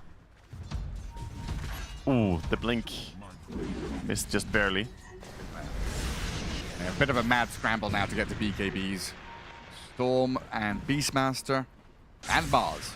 All 3 cores trying to get that game-turning item, which maybe could allow them to hold on. That's the one item you need, basically. You need to get a Dispel, you need to get BKB, otherwise you just get messed up by Vacuum, by random overgrowth, Shackles. Need to be allowed to play the game. Which is funny, because Vici Gaming, to me, is the lineup that I look at and see, god damn, they have so many disables, right? But it has been Heroic who has been, you know, landing the best lockdown in these fights. Yeah, and then Heroic are going for BKBs of their own. And I think all 6 of those cores are going to get BKB at a very similar timing. So it's going to be a bit sad for Vici Gaming when they realize the Roar comes in on Bristleback as they aim for Theolicol's Shadow Shaman. Has already dropped the Serpent Wards, and a Storm zipping onto Tai Lung. Ice Blast on him, so this Arena Spear is good. Yuma and Whisper both arriving, vacuum back, the damage from Ursa cleaving into them. Silence on the Storm takes him out of the game, but Shiro still alive on this Beastmaster. They go in on the Ursa, but there's the bind up from the Treant. Catches him and holds him back, still going to slice him with the axes while Whisper chases Planet. Shiro's still going, and an ultra kill for the Beastmaster keeps Vici Gaming in the running. Shiro is on the hunt, he's looking for the Rampage. Whisper, trying to get to safety, has to hop. Orchid available too. Trying to skip away. Bach could have another jump here as well. Pins him with a spear. Shiro's going to come in here. God's Rebuke pushes him back. They silence the Beastmaster. Whisper turning, fighting back. The big old heel. He's going mano a mano, but he can't stand his ground against the Beastmaster and his drums. He's turning around. Rasta is coming in soon. He can search the Rasta, send him forward. It's not a fair fight anymore. A 2v1, but it looks like even though Heroic had the numbers there, Shiro's still too much of a mountain to climb. They knew Jakiro was coming up, so they didn't want to jump him, thinking that, okay, we go in, we shackle, but then Ice Path is going to turn it around. A little bit respectful there out of Heroic. Maybe it would have worked, but obviously easier for us to see with the vision of everything. The caster's advantage. A pretty huge 3,500 net worth swing as well. Yeah, that was insane. That was so good that they got the Rasta early on. They ulti clipped onto the Beast Bristleback, and then they lock in on him as well. This is the kill potential that we wanted to see from the team. Such a good vacuum silence onto Storm. But this chase through onto Yuma. Shiro just kept it going. Even with the overgrowth there, he found a way to... Yeah, the access. He snipes him from far away. Not easy to get away from that for Yuma as well. Slowed down quite a bit. And then a pretty spread fight. Shiro marching to the rhythm of his own drums. So finally they get something going for themselves on Vici Gaming. Still looking at a 12k gold deficit even after all that. That was a very impressive fight though. But back in live we had Heroic take the Tormentor, Yuma, picking it up with the solo Ursa Torm. And yeah, super important timing as well. We've just been talking about the BKBs from both teams. Vici Gaming finding that moment before their own BKBs and well, before Heroic's BKBs to find a fight, to utilize all their spells. So that gets them even closer to that. Storm's spell immunity, very, very important. I also think this Yule Scepter that Planet has picked up is going to be very nice for him to have against Ursa. Get some way to set up or even just disjoint Ursa from murdering you immediately. Now, Ursa will, of course, go Basher after his BKB, but it will at least give AA a chance. And not bad against the Surge and Overgrowth as well. We've got a reasonably fast Roche respawn as well. There's about a minute, 40 seconds of that still remaining. Could be a good spot for Vici Gaming to go and look for a fight. Yeah, Vichy have the Storm BKB flying out. They have the BKB, as you mentioned before, on the Beastmaster that he still has not used. So now Storm can actually go and find the Shadow Shaman. Yeah, and their smoke is very strong. Their smoke potential, they can pick off any hero if they connect onto it with Vichy. Aggressive scribbling on the map by King Jungles. Yeah, let's go move over there. Stop them from farming. We're letting them back in the game. I think he's fine letting them be there as long as they control the Roche pit. We can see the move down bottom setting up. Roche just respawned. And of course the Treant Eye in the forest has already revealed that. Yuma's straight into the pit. It's so hard to react in time for this. They do have A ulti to send, and they hear the roar as well. It's happening. Heroic, they're going to smoke behind though. Not much vision to play into. They weren't able to come and prep the area. Got a little ward there. Whisper's going to use it to make the vacuum play. Raw turn on Shadow Shaman, but XM's being blasted down, bound up by the tree and ulti. They can't restore his health, and Shiro at half HP is going to TP out, but Yuma's damaged with Tai Lung. Takes both cores down. The Jakiro, the swipe of the flail. Yuma gets the kill. Tai Lung's damaged though, goodness. Yeah, he hit so hard. Insane damage coming out from Bristleback. We've seen Tai Lung on mid-Bristle pop off before. And yeah, dear lord. He did 3.5k damage in what was a very short fight. Normally you think Bristle, you know, he needs a little bit of time, build up those quill stacks, but with Aghanim Scepter, he's a very bursty hero. Here we see a jump again, of course. Nice jump by Darkseer, starting it all out together with Rasta. And once Tai Lung connects, gets in there, he starts wailing at people. BKB or no, does not matter against all the physical damage. Giving up your position by throwing the axes, and Whisper just taking that opportunity to strike. Radiant's middle tower is under attack. That's rough though. That was Vichy hoping to make something good happen with a double BKB. XM was being eyed up by Heroic there. Not going to go hunting for the Storm. They're focusing right now on pushing out the waves.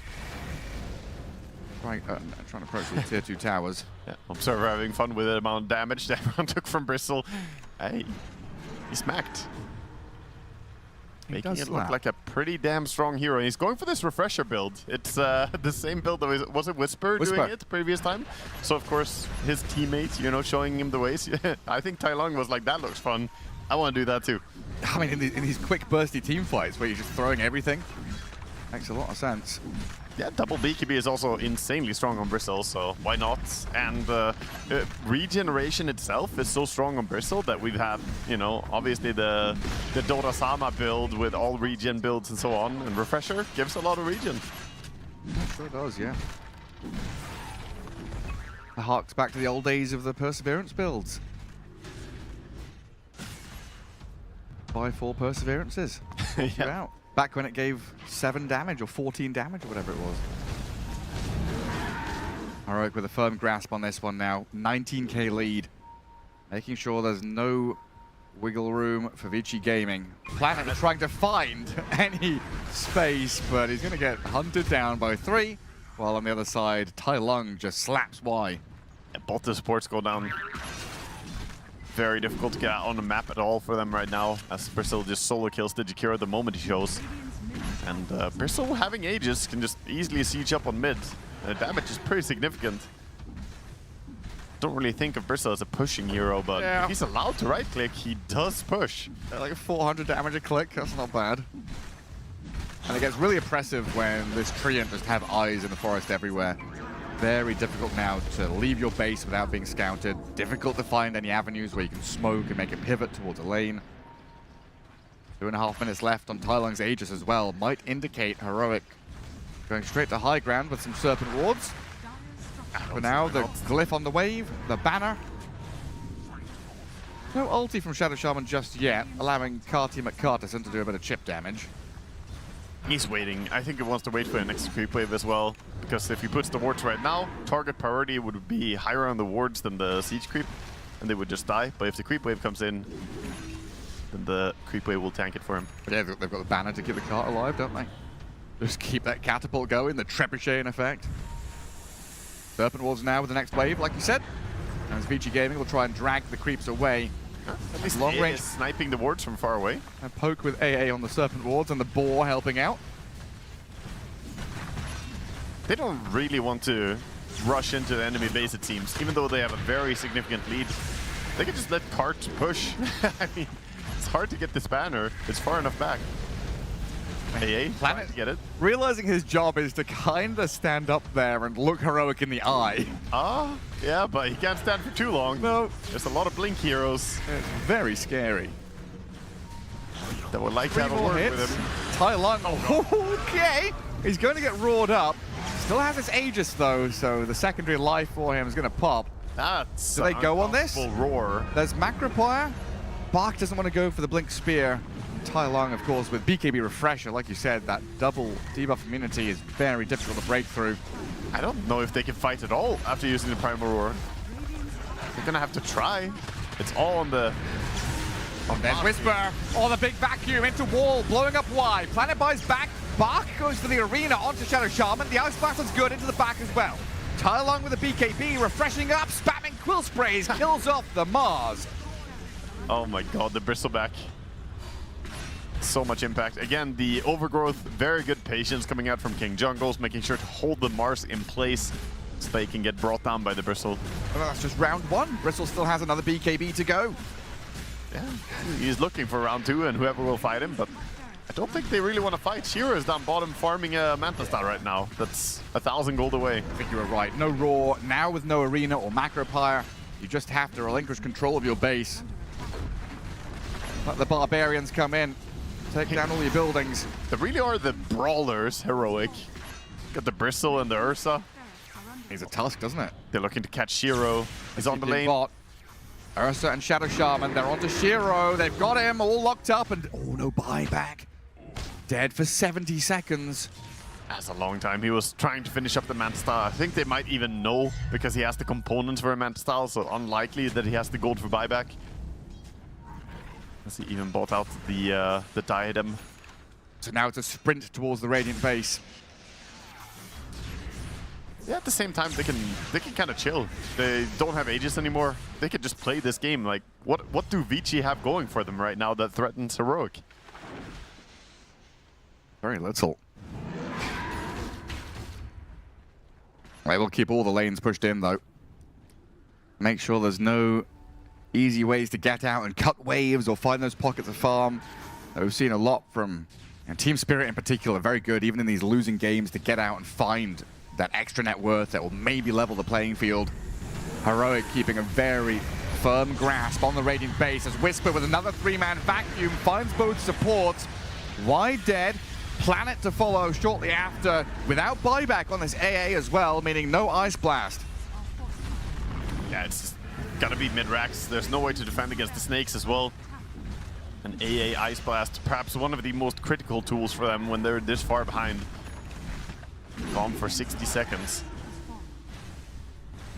And everybody's starting to look a little bit too tanky to really die. The The 35 armor Darkseer now. Having the Shivas. It's baby steps for Vici Gaming. One at a time. Go for the Blink Roar, but the BKB's up from Tai Lung.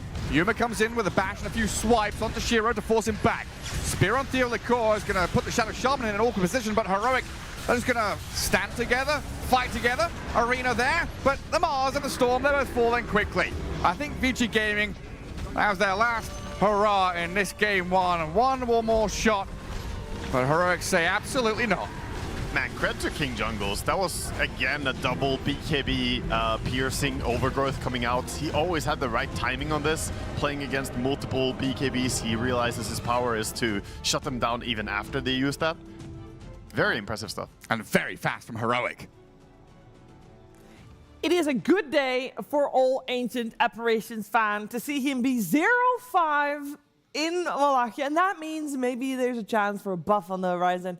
Because this one was not. That's my silver lining right there. I will say Heroic played so fast and so nice. It was good for their style. I don't think it mattered which hero there was on the other side. Yeah, the hero didn't matter. Yeah, no, it's definitely not a bad hero or anything. Oh, God. Well, luckily for Heroic, this is one of those games for me where it's like you can already see like the playbook of them prepping this, like within like the practice time, the scrims, whatever. Because like thinking about 30-minute Roshans, not many teams talk about this, but with this combination of heroes, they want to do it. The Bristleback going for Ags BKB refresher, knowing that you can just scale after your free game. Don't go for auras, become another core. Darkseer going for an Orchid to force the Storm to go for a BKB. Like everything Heroic did was built on the fact that they crushed the lanes, they knew exactly what these heroes wanted to do, and it was just an absolute treat to watch across all 5 players.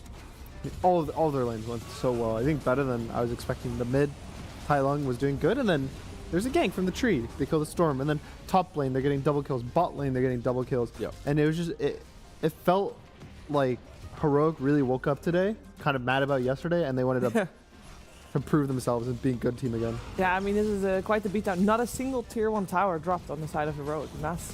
There was a stat of the building damage, and it was like minute 10 or 11 or something. It was like 18 damage total, where it was like 1 beast ball or something. Yeah. It was like, it was really rough for Vici Gaming in that regard. But yeah, like it's just another game where I've seen MOUZ get picked up quite early in a draft, and I just see. It was middle of the draft, though, no? Yeah, but like early enough. Like I don't know. Maybe I'm just losing stock in the MOUZ personally. I think the Mars matters a bit less in the draft when he's not picking into like the ranged carries, because then the arena loses value. All these cores want to buy BKB anyway, and so arena is like a very hard tool to use whenever it's by BKB, because either you just don't click your spell until like 15 seconds of the fight when people are dead, or you like click it and then it's like, oh, they BKB, they ran out. Yep. And also it's like you're then picking the Ancient Apparition blind, and then you're then putting AA MOUZ the lane. Like already we critique MOUZ and a melee hero as a problem. AA MOUZ is also another problem. And then Whisper, he gets his Darkseer, he's playing into a Beastmaster. You think maybe Beast is going to do okay in that lane? Nope, that's another lane that they win, because of course they do the lane swap where the tree lanes with the Darkseer. That gives you the double melee, the double presence in fighting. So yeah, lane swaps from Heroic were really strong. The draft this time around was very strong. They kind of baited Vici Gaming into some just weirder picks, and yeah, just go next, I guess. I mean, I think that's that's really what Vichy has to do. They have to be able to brush this up, because this was, if you were to look at this is the way Heroic wants to play. They weren't pressured in the draft. They weren't pressured, or at least not enough anyway. They weren't pressured in gameplay, and I feel like Vici Gaming, they had a plan how to play this game, but they just didn't get the chance to play it. Yeah, I think that they were kind of hoping to go even in the lanes and then use the Storm Beastmaster combo with the AA to burst heroes and try to pick them off. But then Heroic's response, especially to seeing the AA, was like, all right, we'll just pick tanky heroes that don't die. Like, we'll pick the Darkseer, we'll pick the Ursa, the Bristle. And it's just these heroes that have so much HP, it's hard for them to get bursted. And then they play fast in the sense that they're not getting picked off. They're always like 3 heroes on the same screen, 4 heroes on the same screen. And I mean, there's some funny things where like the Ursa wasn't there for the 30-minute Roche. But to me, that's so cool, because it's like that's not a cool that in the game you're like, let's quickly go do this. Like that's clearly a conversation where like because of Goo, because of Serpent Wars, because of like you can do it. We can do it, right? Because like if you try and convince someone in a game that, someone's gonna go, maybe not, right? But like that is as a team, that's like always available in their playbook, right? And if you then see the Ursa on the lane, it means that the enemy team will just probably not expect that there's a probably Roshan think being there's a done, gank because or- surely they would do it with Ursa. Yeah, and then like the 16-minute fight when the Bristle died, but because he had the Aegis at 16 minutes, it's like, oh, okay, it's still another good opportunity for her to keep breaking side of Vici Gaming. Yeah, there's one thing that Vici Gaming really has to pay attention to next game, though, and I think that that's any team that's playing against Heroic. What about those Wisdom Shrines? What the heck? How can he get away with getting them every single time? And with him, I mean, Yuma, for some reason, he's just on every one of them. Well, before minute 7, there's a laning phase. Yeah. They got to win that first. Well, no, but Then even you're if you allowed to don't, think surely about you're it. gonna, There's times where it's like, you're even gonna if make he's losing front. the It's lane, like, this is our rune. This is the way to come back. there's so many times I see them, Yuma like go even in the laner side, you lose, and then he just shows up with like KJ on the wisdoms, and it's like, it's a 50-50 in those games. It's like, I've seen them just get double killed and give the wisdom, and those are the games that looks rough. And then the other side, there are the games where they just take a free wisdom, and the game is really good for them. But just be ready to fight them, right? Yeah. Like, yesterday, Yuma and KJ against Spirit actually gave away kills in the lane. They were dying. It was rough. And then today, that aggression flipped with Yuma and Theodokor was like game-winning laning with a Shaman Ursa. Be ready to fight them. Try and outplay them. Because if they die, you're not going to see this type of game. But because they got the kills, of course, Heroic. They are like a very strong team. When they hit their timings, they know their timings. I think the other way you can look at it pretty easily is, instead of defending yours and having to TP all of your heroes across the map, maybe you just sack yours and just bring your supports bot, bring your mid laner bot, just like mirror the matchup. Yeah. Because then it's harder for Yuma to connect to those fights, and he's usually playing the gyros, or even Ursa, I think, is like pretty good at that timing with like phase boots, and just don't play into them, because what keeps happening when it's successful is also like the enemy carry. There's like a game where it was a Razor carry, and he like TPs to come by himself, and then the mid TPs to come by himself, and the support, and it's like it's a 1v3, 1v3, 1v3, like 4 heroes in a row, and they all die. So just like make a move, make it solid, make it good. One last statement, please. Go for it. Ancient Apparition, please, for the love of all things up and mighty, whatever, you have to see 4 heroes first before you pick it. You have to see like 10. Yeah, And maybe you a have to see. Huskar. You have to see like 2 drafts that you've won, and the series is over. You're playing game 3 for fun, and then you can pick the AA. I think Gunner is wrong, but that's okay. See 4 heroes, pick the hero, then you're good. Don't blind pick it and give them all this counter shenanigans, and also put it 5. There's Back to you, Shiva. there's a lot of things for Vici Gaming to consider after this first game that they did not win. Heroic is the one that is looking to move forward here if they just win one other game. Let's see if they can do that in game number 2 after a break. The new breakthrough and innovative phone with 1xBet app. With 1xBet app, you can register and start betting in just one click. Intuitive interface and thousands of sports events every day. User-friendly app. Big wins, fast payouts.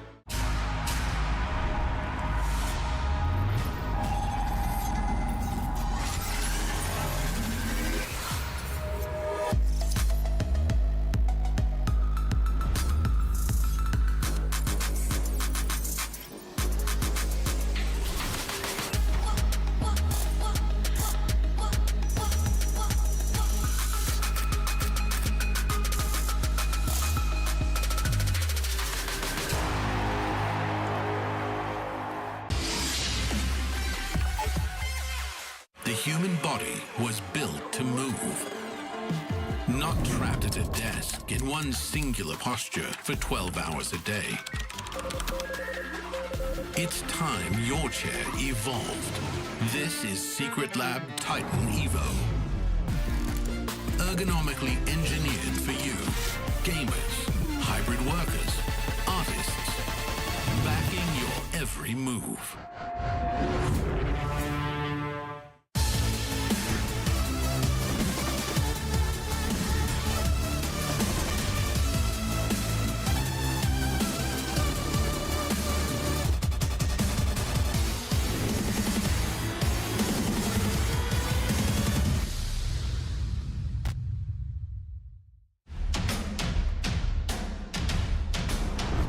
Here with Yatoro ranking all of the carries, 5 being the worst, 1 being the best. You're allowed to do yourself. Who would you like to put as 5th best carry at the event? Kiritich. That's a good choice. Is that just personal history or what's up with that? No, he playing very good at this tournament. Okay, skill, very well. How about number 4? Skeeter. Skeet Dog, the Skeet Goat. Don't you, don't you have a rivalry with him? Don't like him very much? No, I like him. Okay, good. Friends. Forest, good place. Okay, number 3. Number 3, Vici, for sure. Okay. Very good performance. Yeah? Yeah. What? Very good performance. No. You don't know? Vici. Vici, Mr. Substitute. Mr. Alec. Yeah. Mr. Alec Vorobey. Okay. Better than Nightfall, you think? Yeah. Wow. Okay, I was just fishing for something and I caught some. There we go. All right, number 2.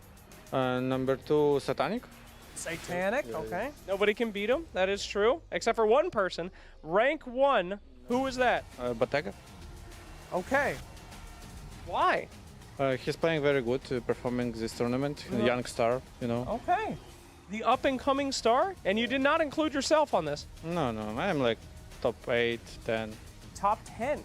Okay, all right. Very humble, as always. Thank you so much. The new rising stars are coming out here, according to Yotaro. Thank you.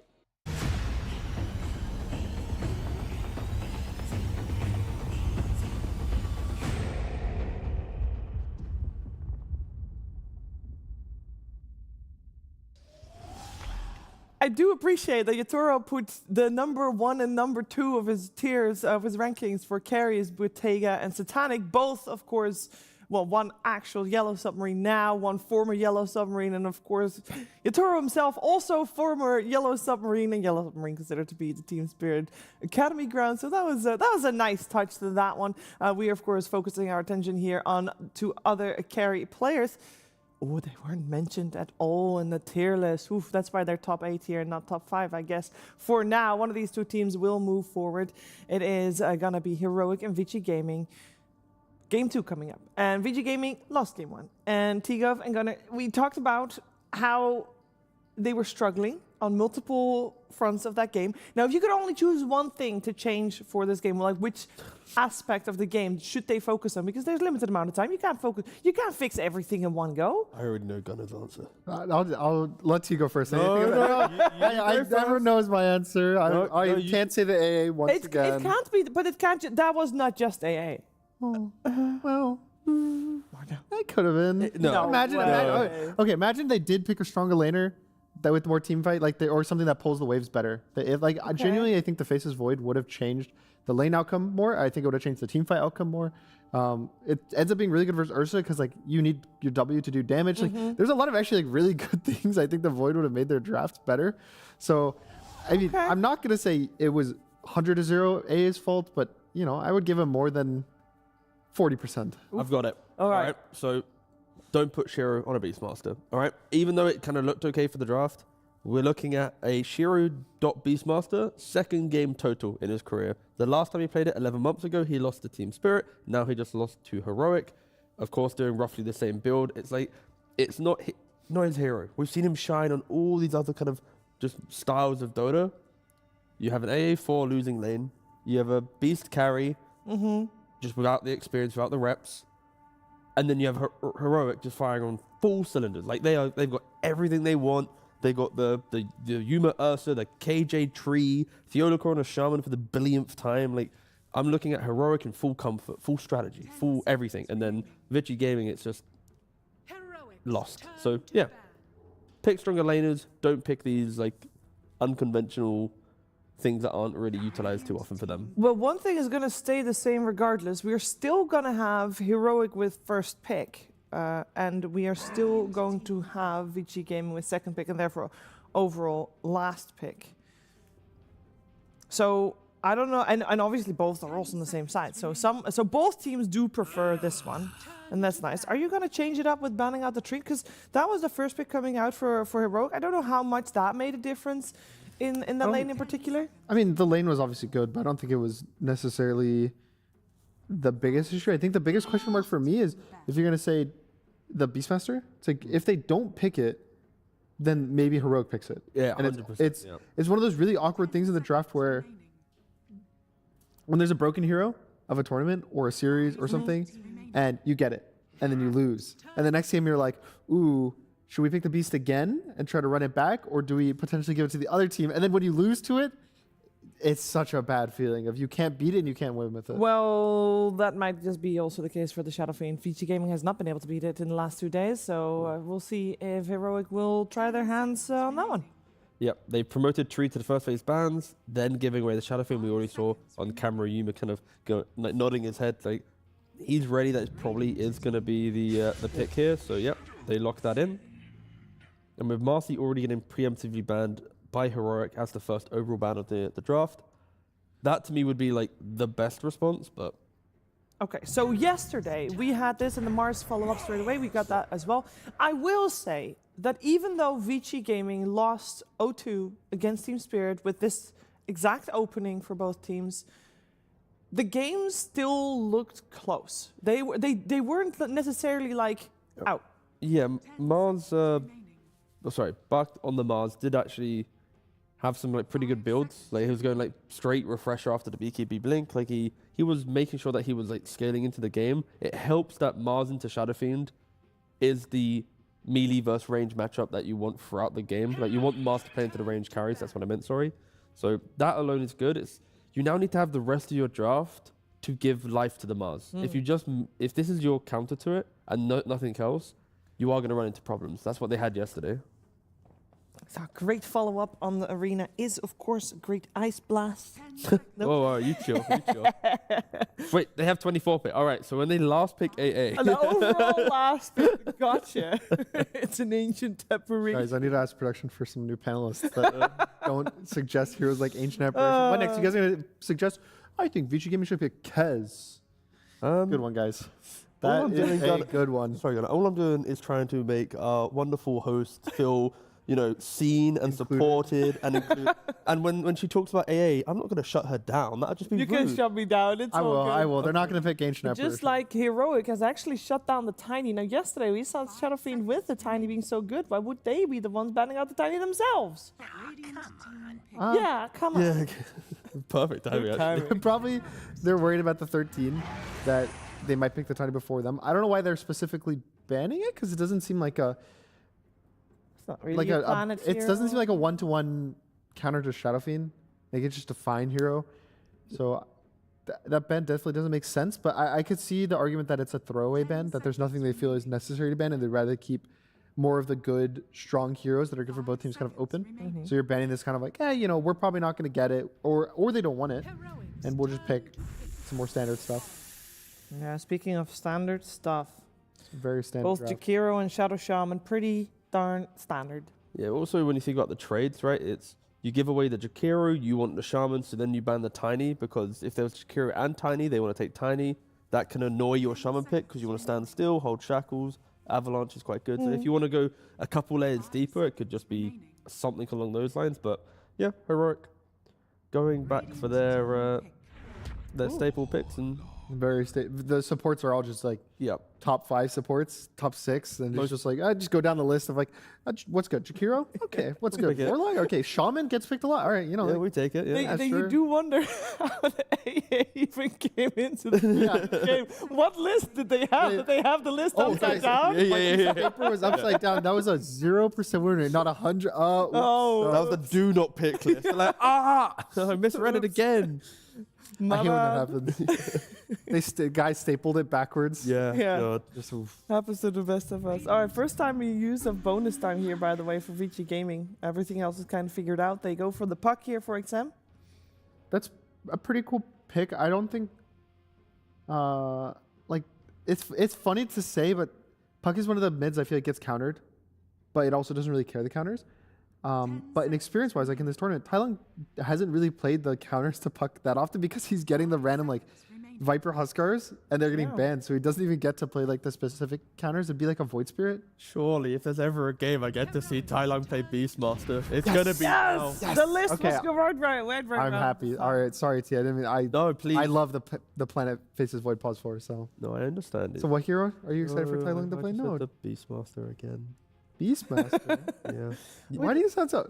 Because it's been a month. Every time. It's been a month of me watching bloody Heroic play, and I don't get to watch him play as one of his best heroes. Most of the times, it's a Void Spirit that goes up against puck, though. I think it's gonna be a Void Spirit. Yeah. But would you pick it now or go for a Yuma hero? You pick it now. Yeah. I think that the reason you pick it here is Oh, not... you must playing Shadowfiend, my bad. There we go. Well, that too. That too. Yeah, my bad. But Helps, yeah. I think mostly the biggest thing about it is not only is it good versus Puck, but it's a mid hero that buys Manta. And versus the position 4 Void, you definitely need a mid that either doesn't use cooldowns or rushes a Manta like first or second item, because the majority of mid heroes just hate time dilation. So Void kind of fits both of those. I'm trying to think of like a Storm can be okay versus Void because you don't really use cooldowns that much. Like the Q and the W is not 100% necessary post your jump, but then you're playing Storm into Puck, which is sad. So Void kind of is my favorite to deal with it. There's also the Tai Lung Viper available. A lot of like magic damage. Sure, yeah. You naturally will think about BKB or...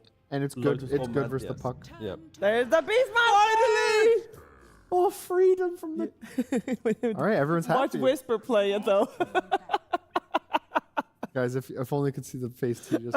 if looks could kill. I did have a deathly stare on my face then. You know what would also give a deathly... Like, what if? Go on, don't. They pick AA! Sorry. Faceless Void? Yeah, that's what I was going to say. Faceless Void could be carry. You actually were going to say that? Sorry, guys. It's serious business. Elimination on the line. I'll focus up. I think that most likely should Beast mid. They're going to pick Whisper as a offlane last pick. He's technically blind because it could be the Void or it could be Flex. I think realistically it is blind. I think the Faceless Void is just position 4. I think having like a short cooldown stun or something that can start fights like the Pudge actually looked pretty decent to kind of follow up because the Beastmaster has this long stun. So having like an offlaner that kind of goes in. Auras are also really good. This game, like the Darkseer looked really nice last game. He didn't really buy too many auras, but I think having the ability, if the game was a bit closer, to buy auras instead of like the stompy aggressive items is also good. Yeah, I'm leaning like towards Tide or Kunkka at the moment. Maybe even a little bit more towards Kunkka. Interesting, Kunkka. Like just for like damage mitigation, like when Shadowfiend steps up, like into arena, coil, time zone, it just helps having a bit of run buff on you. It's like a historical counter to it. Whisper is one of the few players that is playing this hero. You also then have like map reset with like TP back to base with X. You keep the Beastmaster on the map. Everyone's kind of happy. Same thing with Shadowfiend. Now we know Shiro likes playing the range carries, right? And the range carry that we've seen people try that is not banned is only Medusa left? Razor?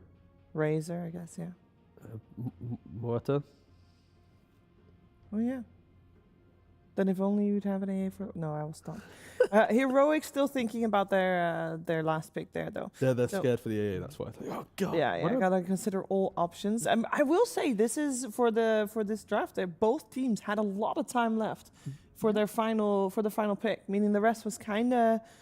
You know, a lot of prep already went in to have all the flow charts ready, and the Void Spirit comes out, so that's... Oh, I have bad news, T. I'm gonna cry. A Beastmaster I'm legitimately gonna cry. But it's fine. I mean, with the Gyro ban, the Clinks ban, it was indicators of an offlane Beastmaster. The other good thing about the Beast is it prevents the Faceless Void carry, because that's such a bad matchup. True. So you're kind of forcing this Faceless Void into the support role with carry bans, so it kind of makes this pick a bit harder. Yeah. Which... Like, I think Muerta is fine versus the Beastmaster in the lane. I think the Razor, I've seen do fine because you kill the boars with your Q, the plasma field. I definitely think there's... And the Jakiro. Like, Jakiro lane's pretty good versus the Beastmaster. So it doesn't seem like the Beastmasters of old, that it's just some guy that stomps the lane. And we're also not going to go down the rabbit hole of offlane Void Spirit, right? Of like a Whisper Void. No. I think that's a little too... I've accepted my position, and... where we're going with this, it's okay. So what boxes do you want Shiro to tick here with his carry pick? Because is ranged carry, is that the only box so far that we need? I think ranged carry is the best, preferably good versus the Beastmaster. Even the Dusa that you mentioned earlier could be good. I think any of those ranged carries just look good. You could pick a melee carry. It's just I fear that they will potentially get a bit outlaned by the Beastmaster, and it's way easier for them to like commit in. They have to like commit harder in the fight, and then they get roared, and the Shadowfiend 3-shots them. It's way more sad versus... Oh, Ursa's still in. Yeah, I was looking at the Ursa. It's just, I don't know. It doesn't seem... There's so much BKB piercing to Sable. Yeah. Between the Roar, between the Warlock ult. There's Kite. I think having some range carry that can kind of you have like more space in the fight, because since you're ranged, you can let your puck kind of body for you a bit more. You can let your Mars body for you. You don't have to like blink in, click your spells on the enemy first on the initial go. You can wait till it's like a perfect opportunity. It just seems easier to kind of play the fight. And you also need to help your team with some damage in the early game. There is a world where Heroic gets to run over the map again. That's TA. All right, I just saw that the TA wasn't banned, sorry, and it's really good versus Shadow Fiend, as we've seen a lot before. It scales well versus Shadow Fiend. Versus the Beastmaster, it can get weird in the lane, but you have the Jakiro to kind of carry you versus the Boars. So I really like this, and even the traps matter a lot this game. Having a silence range to stop the Shackle, catch the Void Spirit, this is probably the best pick they could have gotten here. Yeah, I mean, just having a Deso buying hero that can go, thank you for your control, I'm going to get a kill, is really important. So as long as the TA can get to her couple item timings and then play through her team, they're going to be in a good spot. But again, Heroic, they have the layering of heroes that just look scary, right? Like Tai Long plus Whisper together, when they get a Tai Long with an active rune, you play to the Whisper lane, Catapult Wave, you take that tower, that conceptually just sounds like TA just is going to be in a bad position. She's going to have to move back, and you know, Puck, Mars, Void is a lot of setup, but you're still waiting for TA. You're pretty much like, it's all control in anticipation of Shiro. My gut read is that I think the Faces Void Pause 4 always looks good. I'm a fan of it, but mostly that every time there's Puck that gets popular in the tournaments and just in games, and it lanes versus Void Spirit, it like, I know pubs. It's like, oh, it's such a good match for Void. Everything about the match makes sense for the Void. And then you look at it in tournaments, and the Void does win the lane. And then somehow, for some reason, it's 20, 30 minutes, and the Puck's still 10-0, and it doesn't matter. So I just worry that Puck later in the tournament just is too good of a hero. I'm just sad that Tai Long's not playing Beastmaster. But he's playing Void Spirit. At least he's not Viper. I'll be honest, mate. I couldn't care less. I really What about the Whisper Beastmaster? Maybe you know we can appease to Kafs potentially to convince him that maybe one it should be Tai Long playing Beast. Let's find out what he thinks about the draft. Who's standing by with Slacks? Yeah, let me go ahead and share with one of the greatest coaches of all time your guys' ideas. Good idea. Okay, anyway, hello, welcome, Cass. So good to see you yet again. I want to talk a little bit about this matchup mid, all right? We've seen a lot of Void Spear, especially from you guys, and we've seen a whole lot of Puck, especially from guys like Nisha. How do you think that goes in favor of who? I honestly think it depends a lot on the supports for the early game, which one has the advantage, because they don't really care about each other that much. And we have the better supports this game. And after that, I think Void Spirit has some really nice timings against Puck that she has to itemize against, and then the hero kind of loses its strength because it needs to itemize damage, right? So she can be that unstoppable force on late game. And Void Spirit make it harder for her. But honestly, there are some games where Puck just scales and they are like a 50-50 matchup in the late game even. So it's kind of a weird matchup.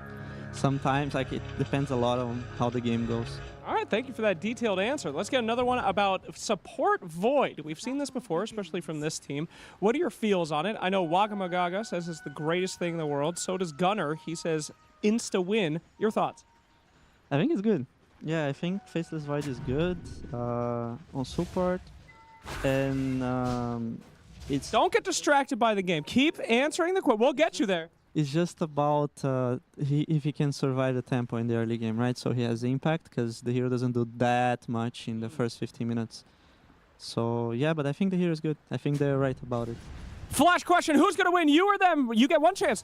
I'm going to always say us. But what if you're wrong? You'll look stupid. They'll laugh at you. We have a third game. Okay. We win there. Okay, great. Well, he says that they're going to win, so we'll see who will into the game. I love Caps so much. Slacks not so much. Caps. Yeah, yeah. I also love Caps. Oh, here we go. Game 2, and yeah, it's time to get into serious mode. Y is already dying down in the bottom lane to Whisper on this Beastmaster. Not Tai Long, sad fatigue of. As we get ourselves into Game 2, elimination zone for Vici Gaming if they lose this one. Yeah, don't let the game distract you, Slacks. It's not why we're here or anything. We got the kill already. There's been some interesting things happening. So many things first to talk about. Top lane sentry ward. Yes, that sentry ward on the tier 2 tower. It missed just barely, didn't pull. He wanted to do the aggro pull on the creep wave to get the first creep wave on the tier 1 tower, but he placed it outside of the vision of the tower. Yeah. So a little bit of an unfortunate happening there for the top lane. That's already put them in a bad spot. And of course, we know that SF and Rasta are going to be dominant in this lane. This is just a very favorable lane for them. Yeah, I mean, it's double melee for Vici Gaming with a Faceless Void +4. You're fully reliant on equilibrium manipulation in this top lane. So you put that sentry ward onto tower, so the creeps aggro on it, they get delayed, and then the whole flow is kind of messed up, but yeah. I like the choice, though, the active choice of putting Warlock to the offlane in this game, recognizing that he's stronger at bullying the TA together with the Beastmaster, and already finding that one kill down there. He's going to try and get more charges, of course, on the Grimoire. There was also the fact that the Observer Ward in that top lane also got dewarded. Whether Faceless Void was scouted or the Shadow Shaman Theolacor had a read on it, they got an immediate Observer Ward deward, so no courier sniping intel for Vici Gaming either. Yeah, and finally mid lane, we've talked a lot of times about the Puck and Void matchup. Generally, you pick Puck kind of expecting Void Spirit to come out as a counter. You don't really want to ban him. There's better bans usually, but Void Spirit should be favored in the lane. Yeah, and that kind of forcing the hand of itemization, Faceless Void, makes it so Puck wants to buy Yule, BKB, Eon Disc, like one of those defensive items, right, rather than pure damage. The words of Calf, yeah, exactly. Just to slow down the potential of the Void of the Puck with the Void Spirit. So far, Tai Long and XM very even in the last hits.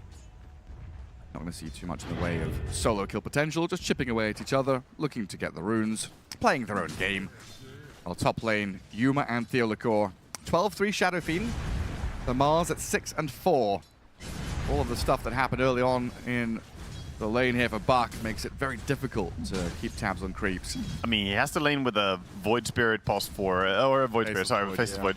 Faceless Void is a good support. I do agree with, you know, what Slacks and Calves were chatting about there. Of course, he's auto-win. He just doesn't win the lane, that's the problem. Which lane? There's a fourth lane now. Yeah, they've created a lane by Roche. Right in front of the Roche pit. Yuma drags the wave all the way over, will deny a couple of the creeps, while the Faceless Void has been completely zoned by Theolacor. That does mean Bach is able to grab the next dire wave and drag it, so Yuma has to come back and defend his tier 1, of course. Don't know if he'll miss one creep. Yeah, not a big deal. Yeah, misses the one, but that's good recognition by Bach. They can go up and make this play as the pull was happening. Trying to get whatever he can, stabilize the lane a bit, because he only does have the 8 CS, so doubled up by the closest in CS for him. It does mean the Shadow Fiend is a couple of waves behind his counterpart, right? We've got this very tight pack of Puck through Beastmaster, around 25 last hits. Shadow Fiend is a little bit behind the curve. To be expected when you've got all of this nonsense happening. Every single lane is pulled either by the Mars or by the Faceless Void. Well, unlucky for Planet. Creeps lost vision, he lost aggro. So another situation where Yuma's able to connect the waves. Yeah, a little bit scared to turn around and hold the aggro as he went to high ground there because he was also being pursued and had to keep running. The lane is not getting any easier for Mars as he whiffs a spear. Tries to pin Yuma. Not going to work this time. Not much the Planet offers right now. Much more focused on heading into that mid game. Also worth mentioning that they are again doing the same thing on Heroic that they have been doing a lot in this tournament. They have this insane power spike that's going to hit. We saw them take the super early Roche previous game. They might try and do the same here. They have the Beastmaster, they have the SF Aura, Rasta Wards, Golem. They can take that super early Roche. They can play for towers. So Vichy, they need to be very wary about the early game. Later on, they do have some nice tools though. Shackles into razors coming in. Planet has the time dilation, and Bach with the spells, going to be able to rebuke them. At least keep himself in fighting shape in his top lane. While the coil spent mid, Jakiro's rotated in onto this Void Spirit. 5 stick charges, not quite enough to break free of XM. So incredible, the Jakiro damage output coming in. Level 3 only, but it doesn't really matter. You do so much damage just by auto-attacking into that coil. And knowing that Templar Assassin having a pretty good time bottom, very self-sustaining, can kind of just sit here with Refraction, deal with the boars, and make sure the Whisper doesn't have a free lane either. Yeah, she already has her power treads, so she's hit the first power spike she wants to reach. But overall, this bottom lane, who's happiest with the outcome? I think TA is going to be more likely to accelerate, but Beastmaster getting a lot of farm does mean that he will get towards the Aghanim Scepter. Even on offlane Beast, which isn't as common these days, you'll still see the carry kind of approach, go for Aghanims, get a lot of damage output. He is also starting to stack up some jungle. Kind of wish he would have sent more boars over to already prepare some stacks. Yeah, it's just focusing on the lane stage as much as possible. Because he did have the Wild Hunt facet selected for quite a while, then he switched back to Beast mode, so there was a little question in my head whether we'll see that Zookeeper summon style Beast, but yeah, Aghanim Scepter is just too good of an item on this hero to give you that tempo in the mid game. Yeah, I mean, Dominator Beast is really, really good. It's just not as good as Ags, so you literally never see it. Yeah. It's one of those weird things. I think Ags on Beast is just pretty overtuned, to be honest, and a large reason why he can be played on any core position. A very linear item build. Up top lane, trying to recover still for Vici Gaming. Now Faceless Void having a decent net worth definitely lifts their spirits there, with the MOUZ being so far behind. Feels like nowadays MOUZ is still able to keep himself in the game, even if he gets shut down. Because there was a long period where if you shut down MOUZ, he's just very sad, waiting to get Blink Dagger. But now you're like, bracers and soul rings, you can farm, get through the jungle, and still play with the rest of your team. Yeah, he'll get his stuff at least. Void Spirit very good at taking the runes, so even though Puck is maybe a little bit stronger at the moment, it does not matter when the Ether Remnant is staring at that rune. A slower paced game here. From Heroic in particular. No contesting Wisdom Shrine, no early aggression out into these lanes. Very focused on playing this extended laning stage. Getting their first items up, stacking the jungle, clearing the camps. Making sure to protect this Beastmaster and Shadow Fiend in the early stages. They didn't get that double wisdom this time. Last game they got double wisdom on minute 7. That gave the supports this extra bit of oomph to go to lanes and do stuff early. Now we're still waiting a little bit for level 6s to come in. Warlock is very close to his as he has the book ready. He is only 60 experience away, so yeah, he could actually crack the book for bottom tower very soon. Yeah, you can feel it. There's a twin gate play to be made. There's a TP from Void Spirit They're all coming. TA, you gotta get out. Golem dropped on the TA. They'll move in with the Shadow Fiend. Golem on Shiro. And the damage from King Jungles, and this will transfer very quickly into a tier 1 push. Yeah, this is exactly what was brewing for a while, but yeah, Heroic, in very heroic fashion, are the first ones to strike. Void Spirit even going to come across. Goes back up top with his twin gate. Gets ready to play into that northwest corner while King Jungle stays bottom. They'll TP top. Ether Remnant into Y. Bach trying to keep them back with the spear. Just be a simple pick off as they defend their tier 1. Have the Arena and Coil. Gonna try Void Spirit. They're going to go for it. It looks like Tai Lung here getting caught unaware. He did not think that they stuck around after losing one hero, but good call by Vichy. Find themselves the kill and can maybe look towards mid. The big thing I'm looking for Vichy is, like, last game we saw him do no tower damage, and now you've killed Void twice, or the Void Spirit, sorry, and we have not seen them do any real tower damage with it yet. Warlock is gonna just defend mid casually. When will they be able to try and open a tower for themselves? It's kind of hard, isn't it? When your MOUZ is behind, he just wants to try and catch up, get to his timings. Your Puck isn't really a tower clicker. Yeah, it's going to be TA with the Desolator, I guess. Yeah. That's like the main way that they will take towers. Wait for Shiro to be ready. But already we've seen that bottom tier 1 dying, so Whisper has full access to the bottom jungle. Open up things for himself. Now a vast region he can farm through, while King Jungle is still continuing to make stacks. So a lot of eggs being put in this Whisper basket to get this quick Ags. And honestly, he's going to be playing as though he was a mid Beastmaster. Like, the timing on his Ags is tremendous. 5,200 net worth, 11 minutes in. Yeah, he's huge. It's funny that the two richest heroes are both from the same lane in this game. You know, it's the rich geographical area, I guess. Beastmaster is snowballing, and it's going to, of course, accelerate a lot more. Similar for TA, though, once she gets the Deso, her farm rate will also increase by a lot. How active can she be, though? Like, is this going to be a Deso into Blink or a Hurricane Pike, or what's the goal for Shiro? Yeah, it definitely needs Blink in this game due to the lockdowns against Rasta, against Beastmaster. You're going to need Blink to reposition to not get caught out, but also to follow up on your own jumps. Speaking of, a smoke will find Yuma. And Y onto Yuma. He's going to pop his wand, Fairy Fire, Lotus, all the little pops of regen he can. He does get taken down, and this should lead them into that tier 1 tower as Shiro and Bak, they've transferred their energy to kill his tower as well. Yeah, this is what we needed to see. Shiro connecting and for them to go towards a tier 1. Meanwhile, never being lazy, Heroic immediately slam a golem down mid. They might get the inkling here. The planet's being stacking camps on that left-hand side. Getting this tier 1 could open things up for them to go and contest. And to get a nice active rune as well for Void Spirit to play around with, the Haste rune. 2 heroes in the Fatal Bonds, always a scary prospect. You've got to keep your wits about you. Try and poke at the wave with the puck. King Jungle's going to bring his golem back. Don't want to lose that and give free money over. So the tier 1's still alive. Yeah. He threw the heal on the golem though, so wants to go in and poke again, but Vichy are reacting as well as they can. It's just difficult to stop the golem this early in the game. A big brawler, Planet, brought up in that Remnant.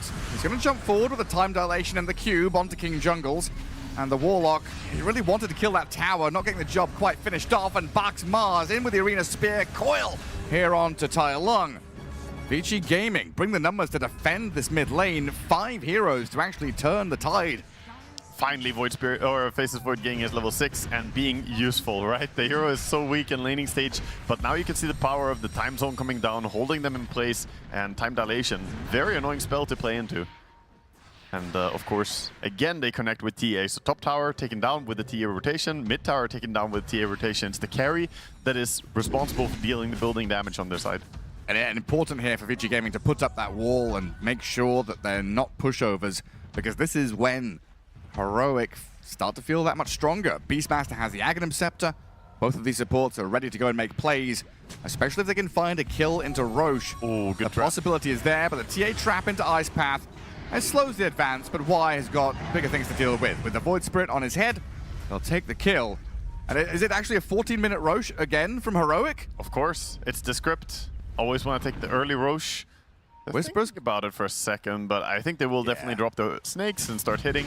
They have the Aghanims on Beast, they have the heal on Warlock. And Void Spirit is acting as the zoning hero for the puck, knowing that Illusory Orb could, snipe or scout the Roche take. I love this. Real shades of the old days when we used to have level 1 Roche. You know, nothing as drastic as that nowadays, but still picking up the tempo and giving yourselves this early advantage. Heroic is just by far the fastest team in the tournament. Like, there's no doubt about it, right? Is there any team that plays as fast in the early game as Heroic does? I don't think so. Like, maybe Liquid sometimes, but it's like consistently fast, right? It's like Heroic's identity is play fast. Yeah, it's predictable, and you know what's going to happen. They will take the towers, they will play for the Roche, literally always before minute 16, 17. Around that timing, they will have taken towers and Roche. It's just very impressive how they make this happen against literally everyone. But it also is a predictable pattern. So some team will study this and find, exactly where to counter it. And I'm not sure exactly how you want to solve it, but definitely their laning stage looks super strong. Maybe you have to do a level 1 Roche. Maybe you say no more 14-minute Roches. We're going to get this Ursa, Lone Druid, whatever, into the Roche pit to get you your early one. A snipe there from Whisper, but he's going to have to deal with bigger issues now. Shackles hold back in place, but they've got the arena. Whisper is going to get tagged up by the spear into the Macropire here as Theolicor burst by XM. A golem drop with the Fatal Bonds though, and Tai Lung's arrival onto the TA and the respawn of this. Whisper Beastmaster gets him in place. They blow up the Templar Assassin, and the dive further deeper onto Y. Not going to come. Tai Lung has no more steps. Very nice there by Tai Lung. Getting the Ether Remnant, pulling back. Just a small detail, but TA probably would be able to create enough space and get away if it wasn't for that landing. They do snipe out the Aegis at least, so... Yeah, it's not bad. It's not bad for Vichy. They now are in fighting shape. Wait for the Mars Arena to come back and they could still force a 5v5. Otherwise, they would just have to give up objectives. And that's the worst case scenario. But you don't want the siege machinery to approach your base, right? You want to try and get it before it gets in position, unloads. As top lane, XM and Planet. They're struggling to finish Theolicor. He dropped the Serpent Wards and he's able to lock down Planet. So XM just says, all right, a little exit to the side. Yeah, Planet messing up a little bit, sticking around for too long there. Could have left a little bit earlier, but ends up getting caught by the shackle. The Irish goodbye. He'll be back. He'll be back. Leave without saying anything. TA queuing up the Aghanim Shard. I think that's a really good choice in this game. Get the silence. Amazing against Void Spirit, but also against Rasta. Even against SF, it can be so nice to stop his ulti. Back with his blink. Wanting someone to show, but nobody's coming. King Jungles and Tai Lung were both near that Radiant Observer Ward that Planet placed earlier near the Ancients. But the dire scan now gives information here to Heroic that there is a trap being set down south. Yeah. Isn't it funny how some games we have like this really close battle between the cores? All the cores are within like 800 gold from each other. And then some games is like this, where one core is basically doubling up the others. He's the king. Well, Yuma wasn't expecting this Vision to be here. They scanned, they thought they had all the information in the world to sit back and play defensively. But Vici Gaming are able to get there, kill the Shadow Fiend, leash up the Warlock with the coil. He pops the mech in his dying move. But Vici Gaming bringing a bit of speed to their own game. Yeah, very nice. I mean, they've hit some power spikes now. Having the Blink Dagger on Mars really enables them. Blink on TA. And I believe on the back of that, they're going to have the Blink coming in for Puck as well. So triple Blink is up and running. They have Eul Scepter as well on Faces Void. So he can set up and catch people. He's going to try up top. Well, doesn't want to jump immediately as he doesn't have follow-up TPs. Full retreat from them. Void Spirit also going for the Eul Scepter. I think it's being delivered shortly. A little quiet from Tai Lung. 7k net worth, now behind the Mars. Hasn't been able to connect really in a meaningful way on these ganks and kills. 1, 3, and 2. Yeah, generally we almost have grown accustomed to seeing Tai Lung just pop off. He's been playing extremely well this tournament, but in this game hasn't really had that much going. No, we don't want to see him on Viper. It's a boring hero, but usually he's running at people and clicking them. Yeah, I wonder what's really gone wrong for him in this game, because they took a lot of towers, but I guess he hasn't really been able to find as many kills as you want as a mid laner. Whisper, Blink, Roar, but Planet's there with the Eul's turn around. The Whisper's still trying to chase in onto Shiro with his fresh BKB. He gets on top of the TA. Silence, though, stops the Shadow Shaman from landing the shackles. Speared up and held back. XM comes in to snipe Theolicor, and Whisper disappears with a TP back to Fountain. That's not the BKB reveal that you want, though. That's really sad for him on Beastmaster. Even though he got out and got to safety, failing to get a kill, putting your stuff on cooldown, and that's right before Tormentor as well. His Eul's on Faceless Void's pretty cool. Yeah, the Eul Scepter, and he's going for a Lotus next. You want to generally build cooldown-based items on Faceless Void if you play this Time Dilation build, since you get cooldown acceleration in the time zone. Heroic not going to give this Tormentor up without a fight. All grouped up as 5, making their way over. And it looks like Vici Gaming, they're setting up to try and snipe it quickly. This could be spooky, though, as King Jungle steps forward and drops the Golem to send forward to scout.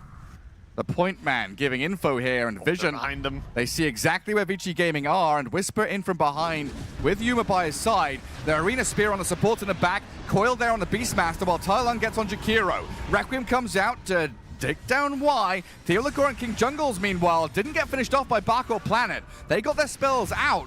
Whisper's dominating, taking down XM, while Bach is chased by Tai Lung and King Jungles. I mean, one by one, Vici Gaming just floundering and falling. Bach is finished off by Tai Lung, and Heroic, perfect positioning. The tactics there to get in on top of Vichy. The smoke positioning was extremely good there. They're going to get the Tormentor off this, also got the tier 1 tower, but give it up to Whisper, man. He gets the kill on Puck, turns it into a kill on TA, basically taking him down on his own. Just, I mean, Whisper. Whisper, dude. His first BKB reveal wasn't the best, but dear lord, he destroyed them there. Yeah, I mean, he's always played offlane as if he was mid, right? Then they put him mid for a while. It's like, wait, we're wasting a guy who can turn an offlane into a mid lane. Yeah, I mean, his cooldown was a little bit long here to begin with, didn't have Roar, but he finds his moment. As the fight becomes very scrappy, he finds a blink onto the puck, ultis him, and then TA falls very rapidly to the Aghanim's damage output. Incredible. And the rest of them just picking up the pieces. Planet is going to skip away from Tylung and Theolacor in that mid lane. But in a period of the game which Vici Gaming was starting to feel more comfortable, right? They've taken down some towers, got a couple of team fights, went towards Tormentor. Heroic very quickly shut it all down and built up a 7k lead for themselves. Also shows a lot of initiative, the fact that they went for that fight with big cooldown and no Roar on Beastmaster. They still say, you know what, we're strong enough to take that fight. They had a lot of tools at their disposal. And I thought it could be problematic. The SF ulti wasn't that impactful. Yeah. It was pretty far away. You know, he used it for the Jakiro kill. But even so, they showed that their positioning and fighting is really good. And then maybe scary signs of things to come, right? If that's not a good Requiem, the next one might be better, might be more impactful. Something Vici Gaming have to be wary of. In particular, considering the SF now has his fresh BKB and he's going for a Blink Dagger next. So yeah, for sure, he's going to have an easier time landing big ultis. It does put some stress over on Vichy. Another fast Rotary spawn. About 30 seconds was on the timer. He's going to be up pretty shortly. See if Heroic are able to get themselves in the pit. Because right now, Vici Gaming's the ones that are smoking up and playing from this bottom jungle. The pings are there in towards Roche. I mean, Theolacor and Whisper, they're both here. Oh, the big 5v5 clash about to come in. Smoke into smoke. Planet leading. Smoke break, high ground vision. They see everything. Planet's going to back up and realize this isn't the angle they want to take. No, going into high ground when they know that all the enemies are probably up there, just going to back out. Heroic do not know that Roche is up just yet. They're trying to do a sweeping move first. Clear if any hero is nearby. As Planet being sneaky. Good smoke break spot. And where does Whisper blink? He might die to that smoke break though. Axes in the trees. Hello? Anyone here? Now the jump in with a roar. Should be a simple one here. He can maybe Yules? No, not even a time to Yules. Meanwhile, oh, who's this? Shadow Shaman. He's got the shackles on Shiro. There's no BKB for TA. Refraction is going to get burnt through. King Jungles comes in. Shadow Shaman stays alive and Whispers. He's arrived. Another kill for Heroic, but a big one this time on the TA. Very nice. Good vision down there and plays towards it. Theolacor, I've been praising him throughout this tournament. I think Theolacor, his understanding of the game has just really been shining. Like always going for wraparound moves, going for angles, showing why you want to get these positionings as Rasta as well. You can hold someone for so long. And Rasta overall has been amazing. I think it's 47 games played and 60% win rate this tournament. Incredible hero. Well, yeah, Theolacor is kind of giving Schofield vibes, right? This play behind enemy lines, finding these angles of attack without the dying. Yep. Yeah, it's true. It's not having to be one of those melee supports, you know, the Tusk and the Clockwork going in and dying. Exactly. Instead, you get to actually have some power to objectives as well. Those Rasta wards have been ever so useful. Yeah, I might have to look at Shadow Shaman as a ban here against Heroic. But there's so many heroes they're very adept with. Heroic are annoying as well because they're Meepo players, right? They have all these heroes. You're banning Huskar against them, you're banning Meepo against them, and it makes it difficult to get a normal draft going, essentially. Yeah, the Viper mid, and then Whispers heroes, the Enigma Darkseer. Nice there by Observer pointing out he stepped too close to the trap. He's found. Does get his spell off though. Hex into Golem. Yuma on the sidelines while Tylung can't get in the arena. Now dissimulating forward, but Bach has already made the retreat. Yuma moving forward, pressuring Vici Gaming away from this top left corner. The ice path and then the bridge back. Safety to fall away from this. Yeah, Yuma wanted to fight because he has the Aegis, but not really going to be able to connect on anyone. Just head back. Pretty good mobility on the side of Vici Gaming. Time Walk on a support. They have Elusive Orb and Blink. TA, of course, with the Blink as well. Mars too. Still making a move in. There's Golem giving vision on Bach and XM. Tylung getting slowed down by the dual breath on his approach, though. High ground vision here for Heroic, as they are going to use this Radiant Ancient spot as a platform to play into top lane and mid lane at the same time. Yeah, I think SF might want to go and start auto-attacking a bit. They're using the Golem. And Puck trying to safely farm towards a Lincoln Sphere, just 40 gold away. That Lincoln's against the Rasta and against the Eul Scepter Void Spirit is going to be really handy. Radiant structures are fortified. The positioning's so good from Heroic, with Tylung on the left, Whisper on the right. They're covering both entry points for any kind of smoke wraparound, playing still under their own vision and pressuring 2 tier 2s at the same time. And it's almost impossible here for Vichy to approach this, especially into Aegis. So Jakiro's cutting wave mid, Faceless Void trying to get down to bottom to do the same job. Once Heroic have cleared out this tower though, it's straight to mid. Just gonna keep going. They don't even have Beastmaster, but they have a nice position on the high ground. The Rasta wards have done most of the job. And this game is slipping pretty fast. Vici Gaming having this TA, you generally want to be winning early on. You don't really want to just fall behind and say that you're going to carry late game. This is her time to shine now, right? It truly is. It truly is. I still think they might have like the better late game overall on Vichy just because of the puck impact, and I think a lot of their heroes scale really well. Like the Faceless Void pos 4. Yeah, but the TA in general does not enjoy losing this period of the game.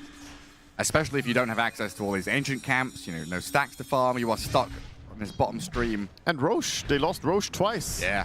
TA is a hero that wants to rely on taking Torm, taking Roche, and not getting to do that. They've still got a lot of tools to fight, though, when all the green lights are up. A smoke out of the base, a move into vision. That's what Vici Gaming are angling for. But Heroic still defending this Observer Ward. And with his Hex into Requiem, they've got the play onto Bark, who made this jump forward, still alive and BKB'd up. Arena's there as Yuma breaks free. Theolacor not going to be so lucky. In comes Whisper, though. With a blink roar, Shiro does get the BKB out. Fatal Bomb's going as the first life of SF is down. Whisper sticking on Shiro's TA while XM's getting blown up by Tylung. Shiro on the retreat, Whisper still alive, Golem dropped in, down goes the TA and Bak will follow shortly after. Heroic slice through Vici Gaming. They do lose Whisper, but are still a dominating victory. It looked so good for a while there, it looked so good, but then the SF comes back in, round 2, just bursting through the TA as well, who was in a position to deal some damage, but just gets taken down. You can see the damage done by SF there as he came in for. He obviously did a lot in the first wave, but yeah, just the staying power is impressive from Heroic. It's a 5-man wipe in the end. They've come back and found Planet, who was lurking back by their Ancients. Ooh, that's pretty nice, because SF now gets to reset his Mind's Armor stack as well. There was a long time between those kills there, and it refreshes all the existing ones. Here we see the recap. Yeah, 4 lasting presents now. Ultimately, it's a bit of ages difference. Yeah. The Fatal Bonds are pretty good as well. Onto 3 or 4 heroes, spreading all that damage that Whisper is dishing out. And it's a good kill to get on Whisper. Like 900 gold in the pockets of Vici Gaming, but you've just lost so much traction on the map now. Every lane trending towards the Radiant base, so Heroic, after losing Aegis, have entire map space to farm through, and the patience to wait for that next Roshan. Yeah, they can just keep abusing the map control that they have. Doesn't look like SF is gonna get too hungry to reset his lasting presence again. Instead, just farming. I mean, we have all this map control. Gotta take some time to just enjoy the farm that you get to. Just absorb it all up. A scan, another read from Heroic. Yuma's moving towards it. Oh, he knows. He's got the understanding here that it's just the Jakiro, all on his lonesome, pretending to go through Twin Gate, Ice Path TP, Theolacor there with a Hex, though, right in the nick of time. Right place, right time. Gets to be part of that kill. There's some time at least for the Vici Gaming squad to get out and get the D ward on their triangle. Defending that ward, though, like, so vitally important. I mean, that's a lesson in itself, right? Support, you know, walking around, placing wards, keep this vision up. Defending wards, on the other hand, is such an important job that the entire team has to do. Yeah, I mean, playing under your vision is not just a concept of you want to take team fights there. Oh, does he have the roar? XM. He can't break the Lincolns. Yeah, you're right. Problematic for him. So Puck gonna be completely fine. In the meantime, Tormentor taken. Yuma gets the shard. Yeah, we can already see Whisper and how he wants to address the Lincoln Sphere. He's queuing up the Refresher into a Diffusal for Disperser. which is multi-purpose in this game. Get rid of time dilation. Yep, dispel Jakiro stuff, time dilation, silence, and then also be able to break Lincolns with it. Yuma's hungry, huh? Blinking forward. Silver Edge to get in on top of Bach. Fortunately for the MOUZ, he's already cleared the wave and got into base. This has become the default build for SF. Like, item for item, this is exactly the build that I think is the strongest. Getting exactly into Blink, Kayasha, BKB, Silver Edge, and then goes Satanic, Daedalus. And he becomes such a monster. Right-click with your razors. 15k lead for Heroic, putting them in good stead. Playing 2 lanes while Vici Gaming stuck on 1. Like when your MOUZ is sat in a lane just gathering creeps as they hit your tier 3, that's when you know something's not quite right. Oh, the Jakiro gets spotted, found. Oh. Last time it was up top, this time down bottom. Same heroes, same deal. Slam shot on him. Now Tai Lung. He's got the Lincoln's popper here. Phase shift comes just in time though. Before Whisper could land the roar, he had lifted his hands and nearly had it. Yeah, not far away from getting the pick off on that slippery puck. But it's so quick. Yuma, oh, he's under a sentry. So Bach is able to blink away. The big thing this game is that Shiro really hasn't had a chance to do what he wants to do on TA. Like, he has 0 kills. TA is Templar Assassin, you know? You're an assassin, you want to get kills? He does have 6 assists to his name, but his damage just has been lacking. I've just been sitting and farming his crops. Couple more seconds till Roshan's back up. Heroic, yet again, in position to scout it and take it. Oh, Vici Gaming, they're going to need to smoke. Got this high ground vision that they would ideally want to play under, but I don't think they're going to be given the chance. Yeah, I think it's scary for them to step out, but they kind of have to. As right now, they are splitting a lot on the side of Heroic. They're using the map, trying to get the sides of the map farmed. But Vici are not going to go for an immediate smoke, and that might give the initiative over to the Dire team to just go into this Roche. It is going to roar, but will he be able to get there in time is the thing. SF with the Rasta wards. So bloody quick. Even without Beastmaster, this falls really fast. Vici Gaming, no entertaining this. They're pushing out the side lanes. Trying to find something with Bach onto Whisper. Not really a fight they're taking, just a, hey, how you doing kind of deal. Oh, that's just a shameful feeling when you see Beastmasters pushing top aggressively. You can't do anything about him, but you also heard the Roshan roar, so you know that, okay, Beasts is farming, and they're taking Roche, and we're not killing anything. Yeah. Avicii are not feeling good about this. No. Bach is still stepping forward here, though. Whisper has the gem. Let's see if he gets the BKB off. The spear lands. Shiro with the damage. Planet here with the cube, but Whisper, BKB, roar, and TP. The physical damage is lacking without the TA in effect. And now Heroic looking to react quickly. Tai Lung with a double step. Right onto the Bach MOUZ. Theolicor with a Hex on Jakiro, forcing Bach to BKB TP. Why? Gonna try and get to base himself. And succeeds. No more stuns, apparently. Just TP out seems to be a good medication for anyone who's in ailment here up top lane. Everybody gets to safety. But yeah, the unfortunate part with the spear back was really good, but they don't have good chain stun in their team. Faceless Void is not a disable in this game, and Jakiro was just far away, so no Ice Path. Yeah, and Warlock in this game, you know, very focused on his attire, going for the fashionable build. I see that. Going for his double boots, making sure he's nice. He's good looking, keeping his feet comfy. He's rocking the 2 different pairs. And no need to buy any disables on Warlock. Just, you know, you got some boots for yourself and some boots for your golem. He should buy more boots next. Oh, boots to travel? Yeah, get to travel, so you gotta get that. That's the fancy ones. He's got Greaves and Boots of Bearing. Heroic are coming for you. Top lane about to be cracked open by them. 3 minutes on that Shadow Fiend's Aegis. 4 heroes smoked behind Tai Lung as he starts to open up on this tower. Double catapults now arriving as well with the banner. It's not just the Aegis on that Shadow Fiend as well, but the Satanic being completed means he's so much harder to burst, especially with, like I pointed out, the kind of lacking chain stun on their team. The best you have is a spear into an Ice Path. And he might survive through that and just turn it around with a Satanic. Kind of cool from Planet there. Time walks forward, then blinks even deeper to smoke reveal, see what's happening in behind. And then, of course, the reverse time walk to take him back to where he started. Yeah, a little bit of funny tech. But funny, fancy tricks are not going to save your racks as they're falling right now. Well, they're forced out.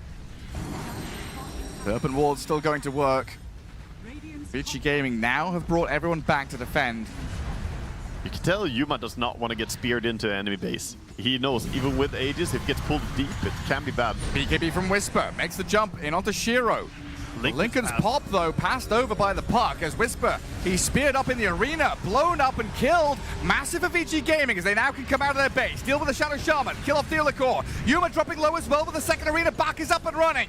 Theolacor still alive, though, broke free with the BKB. Aegis, for the Shadow Fiend, brings him up and blinks away. Bach is on his tail, though. MOUZ gets another spear, and Vici Gaming gonna chase it onto Yuma. Blow up with Shiro, tons of damage from the high ground. Unleashes hell onto Shadow Fiend as King Jungle's gonna pop the boots of bearing and run back, but XM is there chasing. Chasing still, and time dilation up in just a bit. He does try to BKB, but does not have a TP on him. He's down. The Warlock's gone. Tai Lung BKB'd up and on the run. Radiant's middle tower is under attack. Vici Gaming have lost track on him. Getting away, but again, no teleport, so he cannot get to base. Mid tower falls to the Golem, meanwhile. Wait, hold up. What's the Golem doing here? Oh, he's killing buildings. That was some really fast reflexes by XM. The pass on Lincolns made all of that possible, and we saw the power spike of the refresher on the Mars. The double ulti. Those ultis are not just about controlling a player or like holding people in place, but it's also about the fact that SF struggles to deal any damage when he can't attack through all these barriers from the double ulti, double arena coming out. Yeah, and Yuma trying to Requiem there, but Vici Gaming have all these BKBs. Yeah, I mean, the heal as well when people are dying. Mars just partying, victory feasting. Heroic, I mean, they were going for this killing blow. They felt the victory was within their reach. Vici Gaming with backs against the wall, the scariest beast. A base defense. Yes, they lost their top lane of barracks, mid-tier 3, but they've got plenty to hold on here, bringing that net worth lead down by about half. It's still possible to turn it around. 8k lead isn't that significant at 38 minutes, and they do have some nice scaling heroes. A lot of tools are coming in too. The Daedalus on TA said she was lacking a bit in the damage. Now she has it. She also got the Meld Bash, so some very important lockdown could potentially allow her to get some disables, even against the BKB Rasta. So if Rasta grabs anyone that isn't TA, she could Meld Bash out of it. And soon we have the Dream Coil Pierce's debuff immunity as well. Some big timings for Vichy. Getting into this late game. 40 minutes in. There's still some stuff They're going to find Heroic. Whisper. Ooh. He's pretty tanky. Doesn't get off the BKB though. He's just getting blown up by Shiro. I just enjoy watching Bach play Mars, dude. Watching him jump people, he always lands his combo. Like, I hardly ever see Bach miss. He blinks in, God's Rebuke, and then spears, and then throws the ulti to, of course, pin to the ulti. Yeah, you know when someone's spear arena-ing rather than arena spearing, Yeah. right? You know. You're dealing with a connoisseur of the hero, yeah, a fine gentleman. He's got the Aeon Disc as well, so he understands that the disable from Rasta or Beastmaster could be game-winning if they catch him. So here, a lot of people would have gone for a Hex, but he goes for Aeon Disc, and I think it's the correct play in the game. Clever stuff. Because he doesn't need to deal the damage. His team has plenty of damage. He just needs to be a reliable control, and this makes sure he doesn't get bursted. Planet on the high ground there. Seeing who's coming. Protecting all his cores who are not too far behind him. Now an amplified damage XM puck. A lot of output from the Aghanim Scepter. That 25 talent you said as well. Pretty big if Vici Gaming can go and find somebody. Yeah, for sure. Void Spirit in particular might be in danger from that. He does have the Wind Waker though, so he can get himself to safety. Pretty early Wind Waker purchase. 3rd item.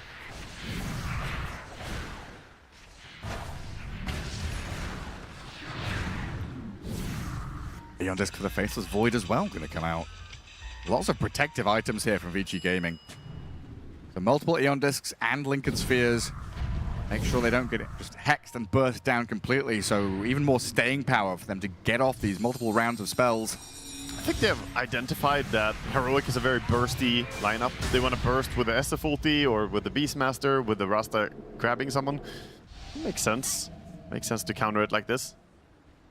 Heroic using this time just to try and get their Shadow Fiend for his next item. Get even more of that burst through the physical damage of his Daedalus. That does mean that they won't be going for any form of nullifier, of course. I mean, I still think Daedalus is the correct choice. But if they want the nullifier, it would have to be Beastmaster changing his item build. Is it another 30-second Roshan respawn? Yeah, we'll see. Oh, this one not as fast. It's still going to spawn bottom Roche. For 1 minute it will be there. A little bit longer this time, so that's going to slow Heroic down a touch. They want to move into where Planet is currently standing as a mobile ward. I mean, vision for both teams lacking currently. They've spent all their obs and sentries and need to get some fresh ones out. Yeah, smoke is running out for Heroic, so they put down some sentries. Gonna see that there's a bunch of TA traps in the area, but their location is revealed. Both teams have Gem, and Faceless Void, yeah, with his long-range jump in and jump back. XM makes the move onto Theodore. Arena Spear onto Whisper before he gets any spells off. Can't BKB or escape. Shiro blows him up, and the face of the Void Spirit is also taken down.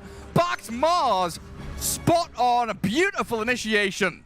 That's just crazy good. He got the vision from his Faceless Void going in there earlier, and then with the puck and him just jumping in, destroying everything. We see the power of that level 25 puck as well.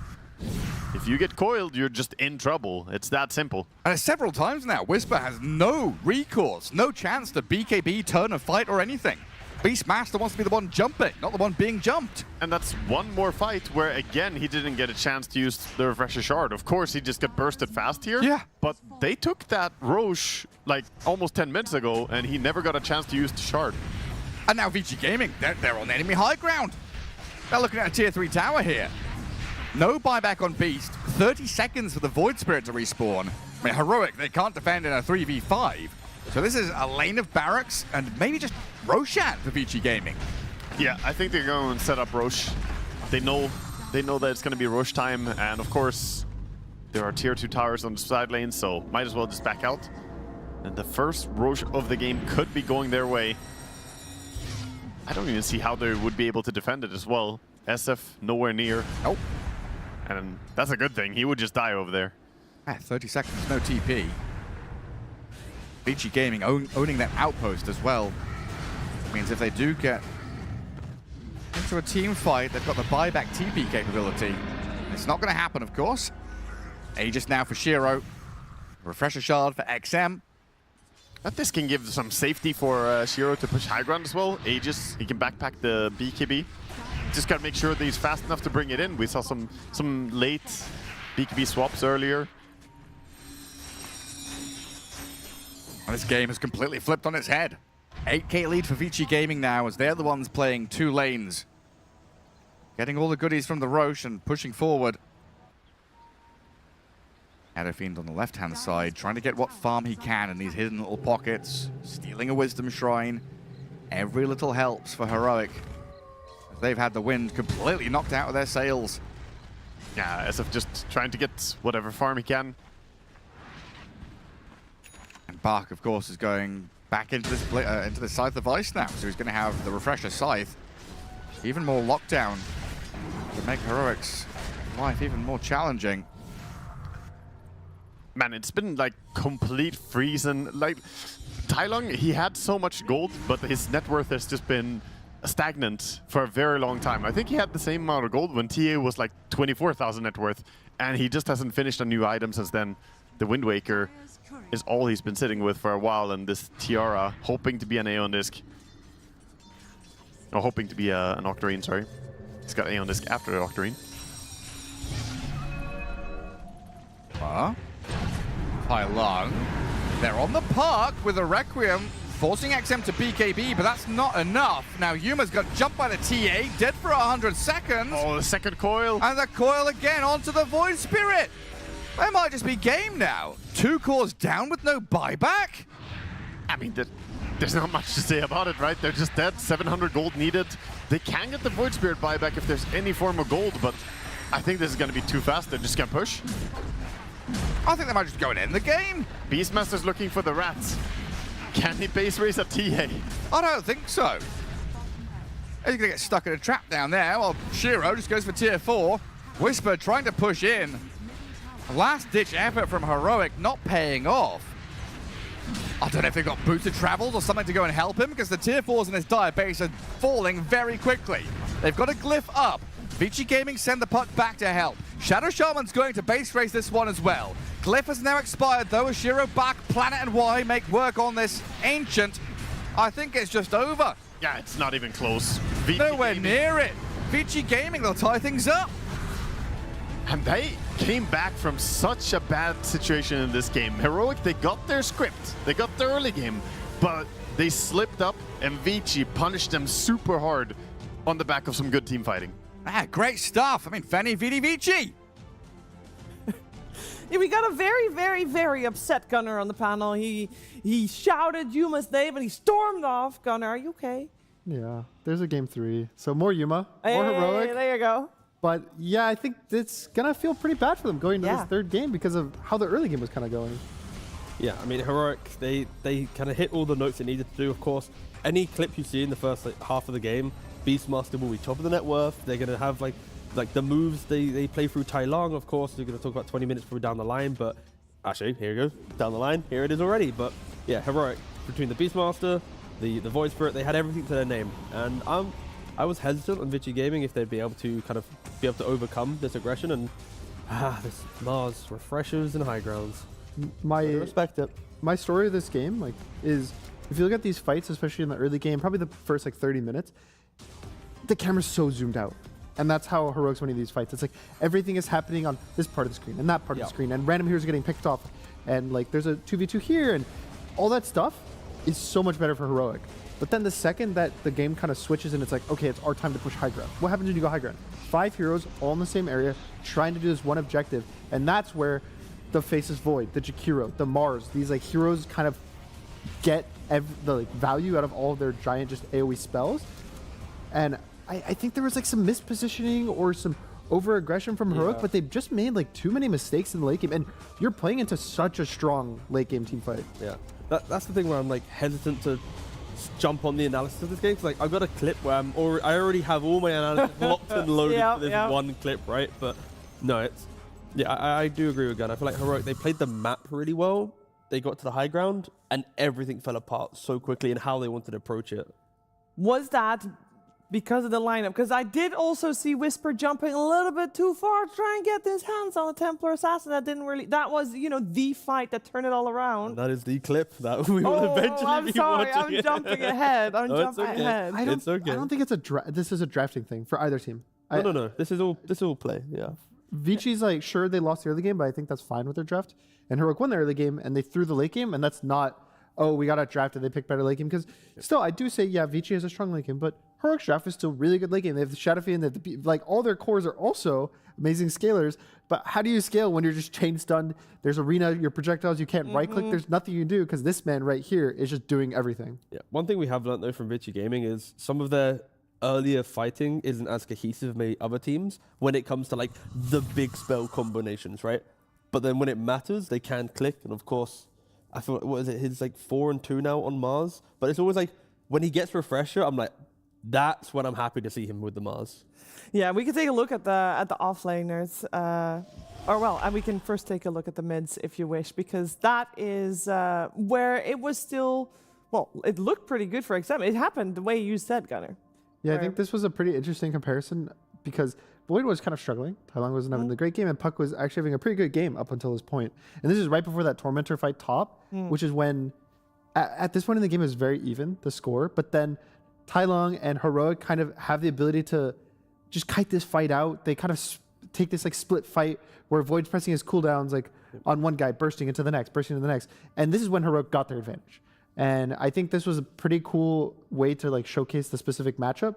And then we go a bit later, and because of that Tormentor fight and the advantage they get now, you get the offlaner matchup, which is you have a guy who gets to farm the entire map on Beast, and on the other side you have Mars, who's like, oh guys, please team fight. Like we really need to fight you guys, but he doesn't even have the opportunity to take these fights because they're so far behind at this stage of the game. Yeah, and this is why I've always been so kind of scared to talk about MOUZ as like a strong hero, because moments like this, when you're not winning the early to mid game, you are feeling like you're like the whole network difference, like you said, it is between these two heroes.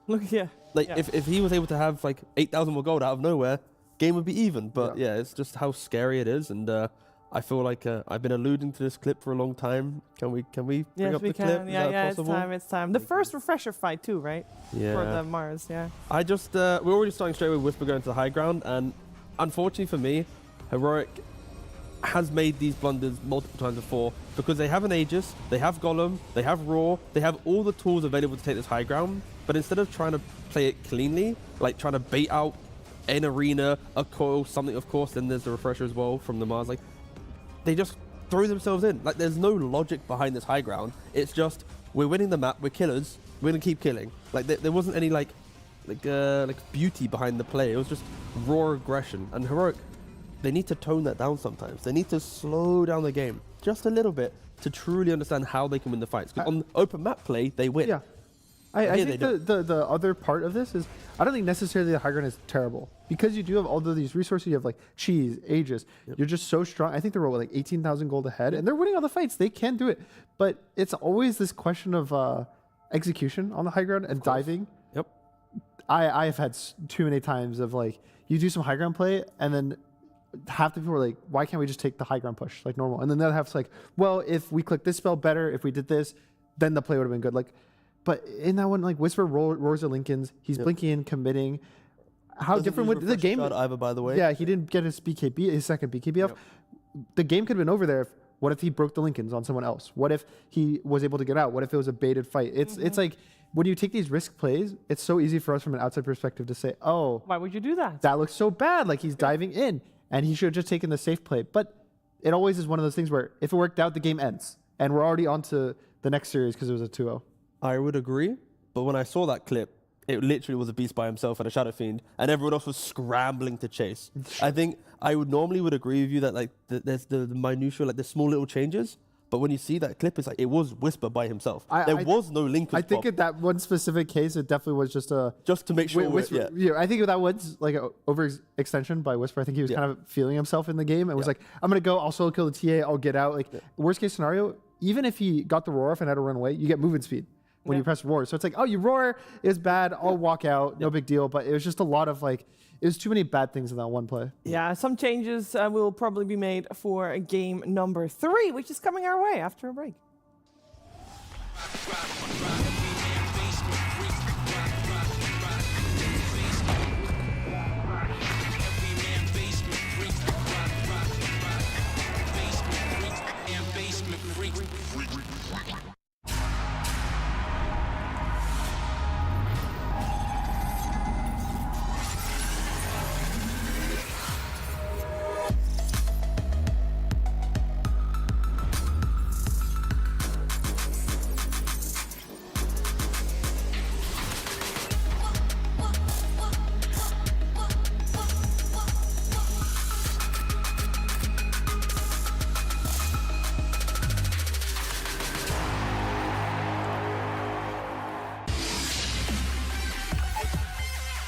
The human body was built to move, not trapped at a desk in one singular posture for 12 hours a day. It's time your chair evolved. This is Secret Lab Titan Evo. Ergonomically engineered for you, gamers, hybrid workers, artists, backing your every move.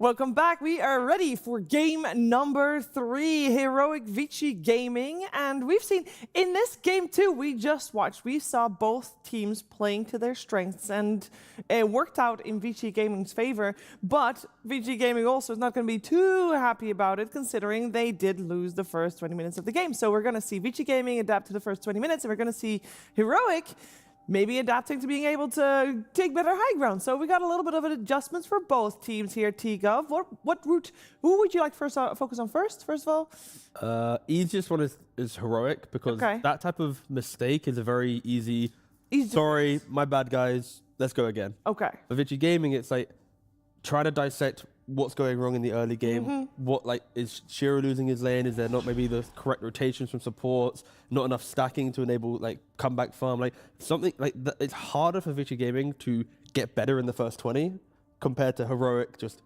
tweaking a little bit of the... Yeah, there's definitely a difference between, like, just play better as an entire team. Yeah. Versus the other guy's like, hey, we're going high ground. Maybe don't blink past the tier 3 when we're not ready. Like, it could be, again, like you were saying, it could be different if they were ready. If they were, like, on the mark, they, like, break the link-ins, they do the dive, like, stuff like that. Even if it was as bad, it just feels better from a team perspective when you see, like, 5 people on the same page. Yeah, I feel like also, when I critique Heroic in the last game, people might assume, like, Gunnar saying, like, it's always a bad play. No, I fully agree with Gunnar. Like, there are moments where that level of, like, risk and, like, aggression, it is so good, right? Like, you don't want to just play a traditional high ground into Vici Gaming's lineup. Like, you need to do something. I'll always remember it was Singapore TI, and it was the Liquid versus, what was it, Thunder Predator?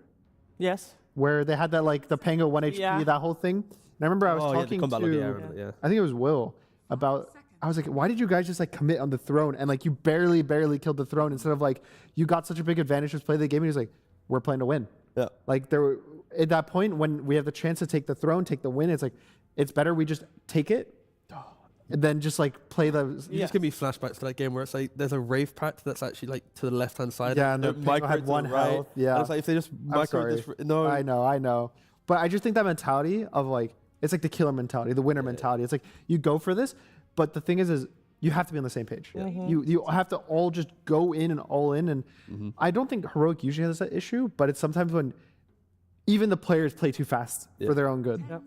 We have a very different start to the draft. The previous 2 games, Heroic, the pick and the side order, everything stayed the same for that one. Both teams seem to be happy with that. But both previous games, Heroic banned out Shadow Demon and Wind Ranger in the second 2 picks. And this time they went into the bonus time in the first phase of bans, which is already unusual to begin with. And they removed Mars and Puck, leaving the Wind Ranger and the Shadow Demon in the pool. We have got Vici Gaming still for now going for the same. That would stay the same if they also ban out the Bat Rider in this one. Yeah, I mean, the argument now will be between Bat, SD, and SF. Or if you just leave them all in. Yeah, if they all go in, then the debate gets a little bit harder, right? Yeah. They ban the Bat, so now it's SF, Shadow Demon, and at least the Wind Ranger for future. Maybe not instantly. I'm not. I don't know. SF banning the Bat feels weird. I would have rather just left them all in. Maybe you could. The Bat's just too annoying, and it's like one of those heroes no one wants to deal with. Like, your carry doesn't want to lane verse it. You guys don't want to get lassoed. So in terms of just that vibe, I think it's fine, but it also just makes this draft a bit more awkward. Like, I think Heroic can just pick Shadow Demon right now, and then if Vici pick the Shadow Fiend after, it's not going to look as good for their draft as it did in the first game, because now it's like, I don't know. It's also a deterrent to the Wind Ranger that they didn't ban. Yeah. When you have Shadow Demon, we didn't need to ban it. We're just going to make sure Shiro can never really move between the fights, right? Yeah. So. Yeah, exactly. It's like, if you pick Shadow Fiend here for Vici, now you have to worry about the Ursa. You have to worry about the Wind. And you can't pick either of those with the Shadow Fiend to deny them. You only get the one ban because your second pick. So it just kind of is a bit scary. It's a bit of an awkward position to be in. It's also why they're going into their bonus time. They'll just ignore all of the above and go for the... Well, I think to honestly get past that solution, it's either you ignore the Shadow Fiend or you ban it yourselves. Because then that way, if you ban it, then you don't have to deal with the Heroic one. And then if you ignore it and let Heroic maybe take it, hopefully you have those same responses. But again, kind of like we were saying, now you can't pick the Wind or the Shadow Demon. It's like such a snowball of events because of the difference in, like, the Mars ban, the Treant ban, like all these, like, random bans in the first phase. Snowball. But I guess in this case, they could ban out one and pick the other, or... Yes. Yeah, they could ban, say, the Wind Ursa or Ursa. and then just have to play versus one. All that matters, guys, is Vici Gaming. It will 13 pick Jakiro, and then the draft will continue. But what if they? What are they 14-15 Shadow Fiend Wind Ranger? I guess then they go for Ursa. That's a weird looking draft there. What if they ban Ursa? I mean, they have infinite freedom of choice here. They do. What if they ban techies? Oh, that's the piece of paper. If you hold it the other way around, that's when we get the AA. But that's a throwback to game they one. ban out Centaur. I mean, the offlane pool is getting smaller. The Centaur ban here to me feels like the type of ban where it's like, hey, Vici Gaming, are you going to ban Wind Ranger? Like, are you really going to waste your 12 ban because we 11 ban Centaur? And then if you don't ban it, of course, we are potentially going to have a very good Wind Ranger game because and we've covered ourselves. So it's like, it feels like they're kind of pushing Vici Gaming. I think you have to ban the Shadow Fiend here for Vici. Yeah. No, they ban. Oh yeah, because there's the Meepo. See? Oh, this is this 14-15 Shadow Fiend potential is like we say Ursa Wind are the best ones for Shadow Fiend. Shadow Fiend counters both because you purge the Ursa's overpower, you purge the Windrunner's Wind Run, you give Shadow Fiend a good matchup. You can pick it. What support does Heroic love picking? Clockwork. You can still just pick Clockwork SF on 14-15. Clock lane's fine versus the Tiny 4. I think the draft gets kind of scary here. I mean, we come to a conclusion. There's also Phoenix still in the pool. Continue. Thank you. That Shadow Demon is just very good. Yeah, it is. Shadow Demon just it's good. Like, you can do Roshan, you can bully lane with your menace, you can, of course, break someone, you can slow someone. Like, Shadow Demon does everything in regards to map play. If you have that in mind, and they will go for the Wind Ranger. They do it. They come If you just have in mind, look, okay, whatever we pick, Shadow Demon will counter it, so we'll just ignore it and just go for a good game plan yourself.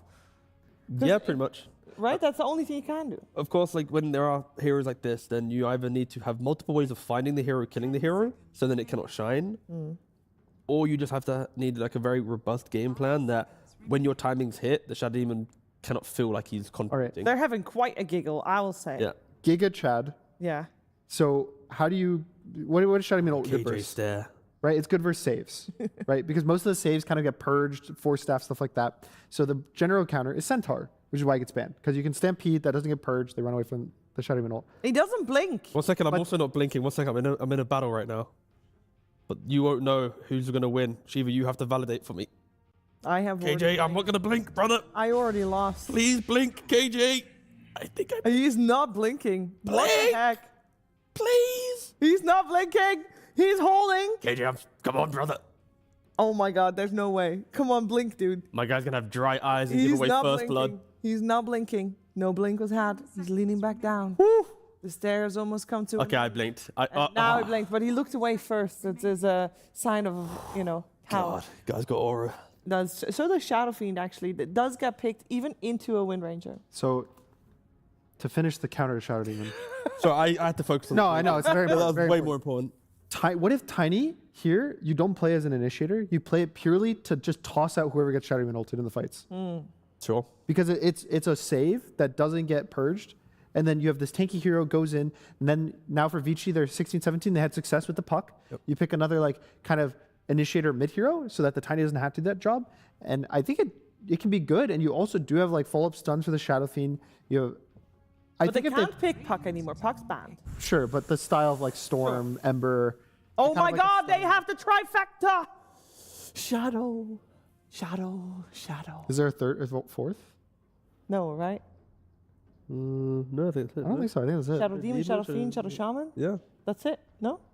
10 seconds remaining. Doesn't Doom fit in there with like Shadow Demon lore or something? No, we're keeping it simply name-based. I think Okay, his name is, apologies. just the Shadows. I don't think we've ever seen all three of them on the same team. It's too strong. Ever. Ever. The history of Dota. Yeah, People normally avoid it, you know? What about the history of Brewmaster? It's pretty good. That's right. I think it's, So it dispels? No? Why you pick Brewmaster here?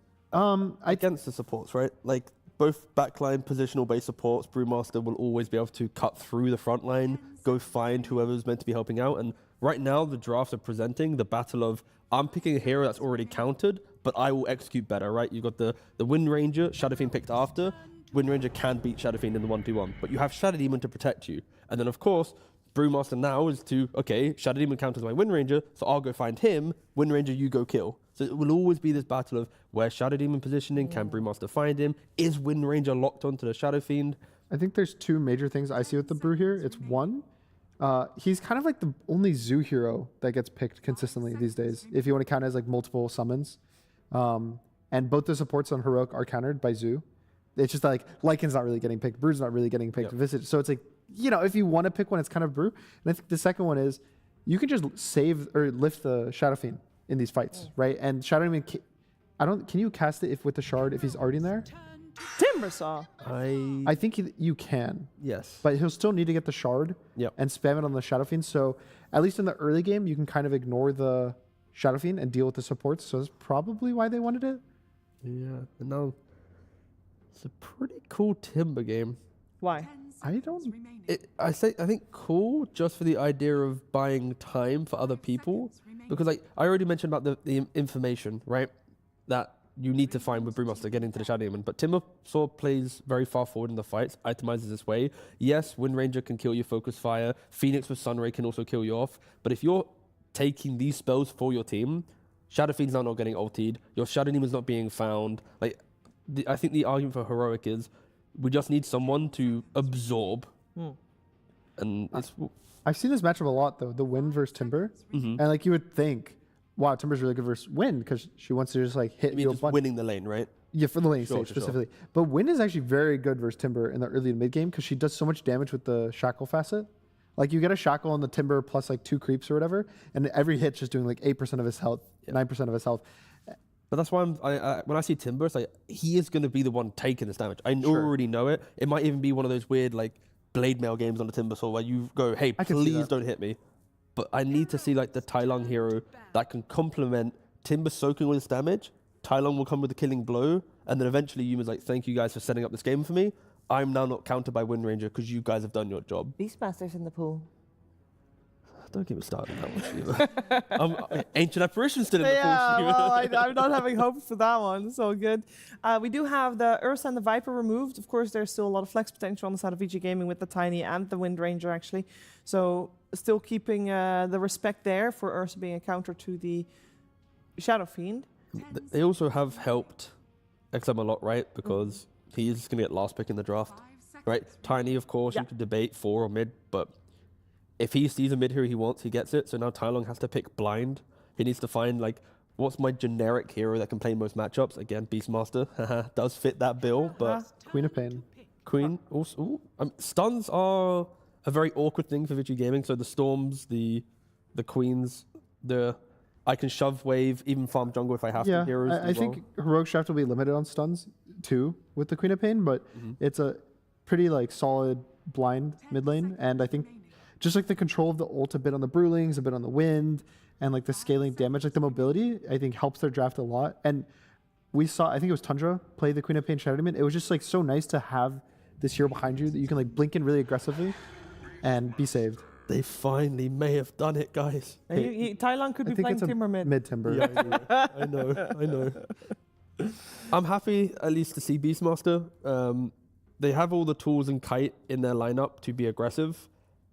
But, you know, a little bit more Roshan potential. Another BKB piercing spell is always going to be good. I think Vici Gaming's lineup so far is a lot of, like, kiting and nuisance. But Wind Ranger, at the end of the day, has to BKB and ult kill someone. And when I mean someone, it has to be a big core. So that alone is a bit of a fear for me. Because, like, all of Heroic's heroes can scale to the point where, let's say Beast dies, Timber SF can still win the fight as those two are alive, right? And then you could obviously interchange that to the others. I know Sniper's good versus Beast mid, but I hope they don't pick it because I don't think it really fits their draft. I know that is like an XM hero. They might pick it just because of that. It's just, I think they need more, something like a Storm. Yep. Looks good. Oh, it's mid-tiny. Okay. Oh, guys, I think that's... Okay, don't. Oh, no. Is it going to be a mid-Timber to lane versus the mid? I know. Mid-Beast? Finally, after like a month of Tai Lung, freedom. Tai Lung, not Tai Lung. He longs for the Beastmaster. So do you, it sounds. So do I. I really hope it lives up to the expectations and the hype that I've given it. Yeah, there's no way. It's like it goes into this game 3T and he just kind of like he was like solo killing like BZM in laning phase as a beast. Like he was doing like some random shenanigans. Again, not played it for a month, not because it's been like banned, it's just because they didn't want to give it to him. Sure. So, yeah, I'm just happy that we finally see it again. Yeah, but that's great. I have a question though, because normally when a team has 24th, like overall last pick, you want to be like, boom, gotcha, you know, awesome, wow. It's Jakiro. But he is such a lane winner that Jakiro plus Windranger, Gunnar already mentioned how Timber can be a little bit awkward in lane against Windranger. Those two heroes, I'm expecting Timber to play on the back foot. He's not going to get this free lane, this free tanky items to frontline. Like, he should have a couple deaths to his name. I think that Vichy, I don't know how the offlane's going to go. For me, that's the big one. It's the Brewmaster Phoenix. I think if that lane goes good, then I'm happy for Vichy. And if that lane goes kind of bad, I think Heroic might snowball. Someone will snowball. Yeah. But you're just happy with the Beastmaster. I'm just happy that we see the Tai Long Beastmaster. All right, that's it. Nothing else to be said. Hope it lives up to the expectations. If not, sorry for the fake hype. Back to you, Shiva. Okay, well, is Tiny going to do okay then against Beast? Yeah, no, that matchup's good. The crash landing facet means you can just kill the boars. Like, I think level 3, it's really, really easy to kill them consistently. So... Well, the game has begun, so we're jumping into game number 3. This is Tournament Lives on the Line. Let's head over to Vaga and Gareth. Let's find out how it goes. Yeah, elimination on the line here for these two teams as we get into game 3 between Vici Gaming and Heroic. And a Jakiro last pick. I'm surprised no one's as excited as we are. The lane-dominating Flappy Dragon Boy comes out for why? Yeah, lane domination has been very, very important for a lot of these teams. Obviously, Dota is played at a very fast pace at this level. And I actually think that T-Gov non-stop asking for this Beastmaster is very appropriate for the game that we get it in, because I think Beastmaster is going to be the pivotal point for Heroic. If he gets a good start, if he gets Aghanim Scepter at a reasonable timing, I think they look very strong. They can take that early Roche into Tormentor, and they can do all the things they want. But if Vici Gaming recognize it, shut him down, if they can make rotations, control runes, I think that would also be a very, very, it would be a very vulnerable point to put pressure, basically. Yeah, because like the panel was saying, right, these two Heroic supports, very susceptible to being chased down by a Brew, dived on by a Wind Ranger and a Phoenix, or a Tiny with a Blink. So having these heroes who can be the frontline bodies, the Beastmaster and the Timbersaw, when they're confident and comfortable, making jumps and playing forward, you have that knock-on effect of protecting your supports. So if Vici Gaming find ways to slow down that and make them not as beefy, or make sure their timings don't quite hit, you give back an easier time. King Jungles already just offsetting the enemy off lane and do some auto-attacking onto the Phoenix. I get some clicks in there early days. The Menace. You can't let him keep hitting you. Shadow Demon, Shadow Fiend lane. Up at top, but Tai Long in the mid lane against XM. Beastmaster against Tiny. You can see that crash landing with the tosses onto boars later on, like Gunnar said at level 3, you can try and kill them off. But this is the hero and player combination that T-Gov has been longing for. Oh, nice shackle down bottom. Big damage onto Theodicor. Of course, it's not a kill attempt, but just a shackle into 2 auto attacks from both of them, and Theodicor drops all his HP, basically. And this matchup on mid, I would say, is very, very straightforward for Beastmaster. I don't think you struggle against the Tiny at all. He does have some AoE damage technically, but not enough to threaten your boars early on. And it's, yeah, it should be very easy CSing, I predict, for the Beastmaster. And Whisper down the bottom, yeah, against these 2 ranged heroes, just trying to keep the lane as far back as possible. Aggro dragging the melee creeps into the ranged, so you can try and deny it, and hold that wave as close to your tier 1 can. But this is a Jakiro who can very happily sit and trade with your Theodicor Shadow Shaman, has access to the small camp and I believe the large camp as well. So Vici Gaming, they can do all the lane manipulation they want if that wave does push up. Yeah, he's trying to keep both the camps available. He's going to go for an attempted small camp stack, but of course Theodicor with his boots and sentry will try and block up both the camps here. Hey, why even blocking the camp himself? That? He's happy with status quo, I guess. The lane is going to be fine for them. It's in a nice position, so... An extra melee creep there does shove forward. Theodicor just with shackles onto Y, try and show him who's boss. Get some spell casting out. I like the Rasta getting in and getting some help on last hitting and denying. You have a lot of damage on this hero. Might not be able to harass into the wind run, and you can't trade against Jakiro, so best you can do is help out with the CSing. Yeah, might even see an earlier move from Theolacor. He is very adept at going through the twin gate and playing into the other lane, or vice versa. Have the Shadow Demon come bottom to try and deal with this Jakiro Wind Ranger lane. Yeah, on mid lane we see more of what we saw from the start, 17-6 versus the 12-0, so no deny for Tiny yet. And Tiny is one of the heroes who wants to get denies. He has that tree grab to get extra damage, but against the boars, it's just difficult, man. The extra additional half a hero, basically, that Tailong has with the double boars. One of them now expires, but when both of them are up with the hero clicking you, you can see XM really struggling to stick in this lane. I would even argue it's a full hero sometimes. If you summon 2 boars at level 2, that's 80 damage. That's a full hero and then some. Pretty nutty. Things starting out well for Tailong. And then that situation we were kind of describing, dealing with the Beastmaster to shut him down. Phoenix and Jakiro, you know, they've got a lot of early damage output, so potentially could make that rotation because Tiny has the stun. Having this mid laner that's kind of beefy, can guard runes, can do that. Otherwise, accessing enemy ancients to stop the stacks or contest the stacks could be a thing that Vici Gaming look towards. Yeah, I think Y is looking at mid right now because he was chasing Rasta for a while, and this beast is deep under tower. If they bring in Phoenix as well, it should be an easy kill, but now Y is going to drag the wave around. Beastmaster gathering up all the farm past that tier 1 and making sure XM doesn't get any freedom in this lane. Sticking on the Tiny, double boars with the Wild Axe damage amp. Not going to die of the tier 1. Wire doing a very important job of holding the creep wave there, because that theoretically could have been a solo kill, and in fact might still be. Tailong forcing back 2 heroes, a 1v2, the 16-year-old. What do you do against him? XM's like, guys, we're having some issues in this mid lane. Yeah, they're definitely running some problems. Now they have 2 heroes not doing anything against the Beastmaster. That's why I kind of wanted to see the Phoenix as well coming in towards mid, but yeah, Beastmaster's gonna get denied on the water room bottom. And the top one, Tiny could maybe force him to deny it, but he's solo HP on Tiny. Oh, it's scary for Tiny stepping up for this. The water room gets denied, so very important Tailong at least. Minor shutdown there. No bottle refill, so no more Wild Axe spam. Breathing room for XM. Yeah, but XM might just have to run over and get the bounty and get some more refills going, whereas the Beastmaster's very happily just staying on mid. Sure, he took some damage, but he is more than okay to just keep the creep wave here. 34-10 versus the 22-0.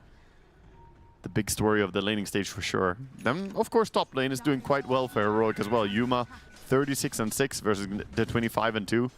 I have not been too impressed by Brewmasters that I've seen in this patch, so we'll see if Bach can make it work.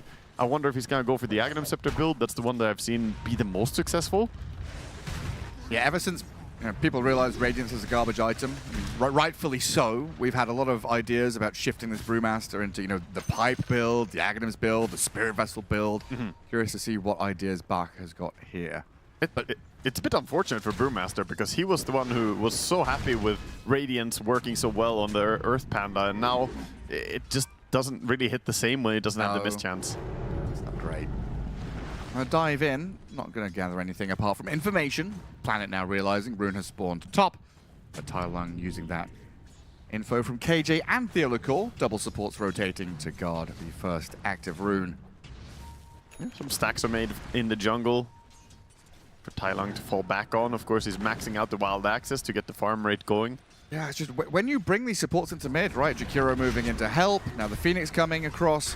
Whisper got left alone for a long period there to get himself very quickly into the Vanguard, get tanky, and now he has staying power in his bottom lane because he was having, I don't want to say a hard time, but it was definitely uncomfortable for the Timber into the Wind Ranger. Even so, he's still in danger. Level 3 on the power shots. Like, Vanguard will help, but this is still a painful lane.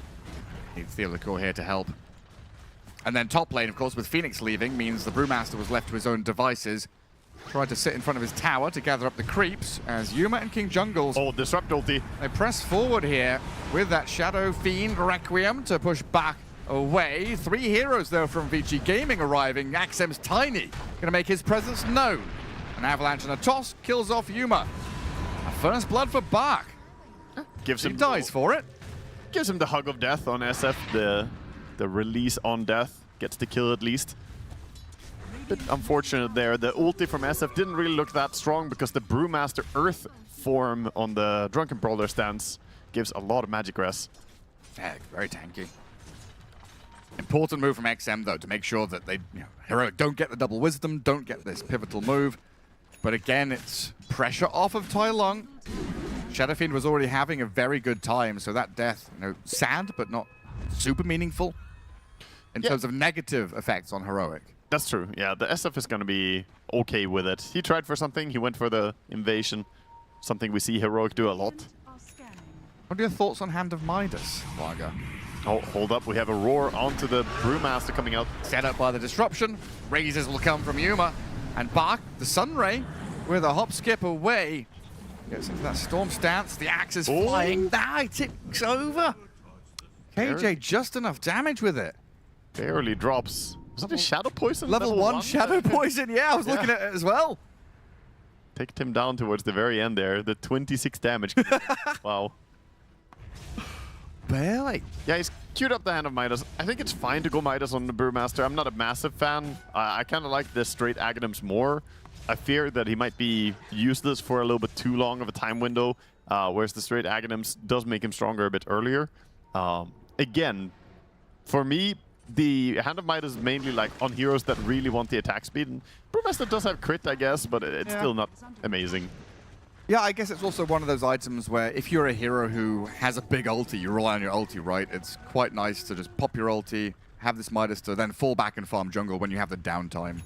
Yeah. Get that additional gold to keep yourself going. And if you're aiming to drag this game out a little bit, because things haven't gone particularly well in the laning stage, Vici Gaming may be aiming for that later timing around BKBs. Yeah, they certainly could be. At the same time, we kind of know Heroic, the team with the scripts, and the draft is very similar to do what they want to do in every game. That 15 minutes, 16 minutes, sometimes 14-minute timing for Roche. Probably going to be what they play for again. They have the Rasta, they have the SF. Even Shadow Demon is a good Roshing hero. I have to reprogram my brain to still think that way. Like, I've played a lot of Shadow Demon even. I keep going for Roche, it's been amazing. He's given me a lot of MMR, this boy. But in my mind, I still don't have SD as like a Roshing hero. But he's one of the absolute best. And those innate, kind of hidden effects. Yeah, Menace is truly overpowered innate, I would say. Very good. I'm a little bit sad we're not going to see that Roshan timing speed up, from 17, 16, 15, 14, 13, 12, 10. 10-minute Roche would be cool. Vici Gaming definitely wise to it now, though, so hopefully we'll see them be able to react when we do get that move into the pit with the Serpent Wards. But now, a lot of stacking and farming. Yeah, massive stack over on the Ancient. Gonna try and use the Tiny Toss to farm most of it. It's not really the easiest for Tiny to farm this. He's given up control of that mid lane, so the push is coming in from Beastmaster and Shadow Shaman, requiring the Phoenix to hold them back. While Whisper down at bottom, 700 health with the Vanguard. They've spent all their stuns, so just TP home. Lol. Just TP to safety. Same as last game. TP very good. More stacks on the right, so Tiny clears out on the left. The other core. This for the Beastmaster, I assume? Faster ags for him? Yeah, it would have to be. It's the timing that you cared most about. You could farm it on anyone, really. The Timber or the SF could also clear it, but I think Beastmaster is the one who relies on getting his timing first. So Whisper might help out. Maybe they just chair farm it now. And then the other core gets the lane after stacking. Oh, it's going to be Whisper taking it. Interesting. I would have imagined you wanted it on Beast more, but maybe he felt he had to go back mid.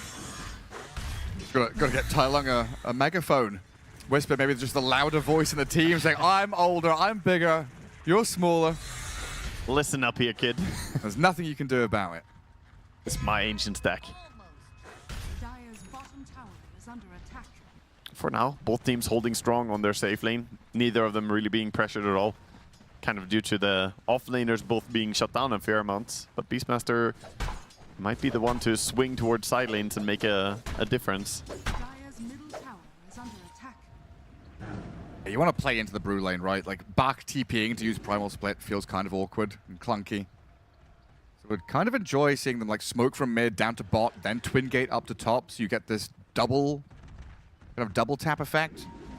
Yeah, you can maybe kill a Timber and then move up to top to get the tower. You also have the double damage on the Tiny. Together with Jakiro sieging up mid. kill off the balls. Gotta be so careful. SD is level 6 here. He's gonna pop the ulti maybe. Yeah. Wanted to get tiny, but XM gets the distance. Y has been left here with the shackles and the damage not being enough. Looks like Tai Lung's made the call to back up. Fieldcore getting sniped out by the power shot and the dive in from the Brewmaster. They'll bring numbers. 5 members of Vici Gaming coming in here to kill the support and open up this mid-tier 1. Yeah, Vichy strike first, making a move on a tower, take the tower without having to use any big spells. I mean, sure, macro power was dropped, but you still have Brewmaster ulti. Phoenix could acquire the ulti next. Planet doing the same thing as well. We've seen this multiple times now, the Phoenix skipping ulti just to get hotspot damage increased. It does do an absurd amount of damage. It really does. And they've got a ton of disable, like having a shackler shot or an avalanche toss come in. They've got ways to unlock that sun ray. They're going to be very good against the Timber and the Beastmaster as this game progresses.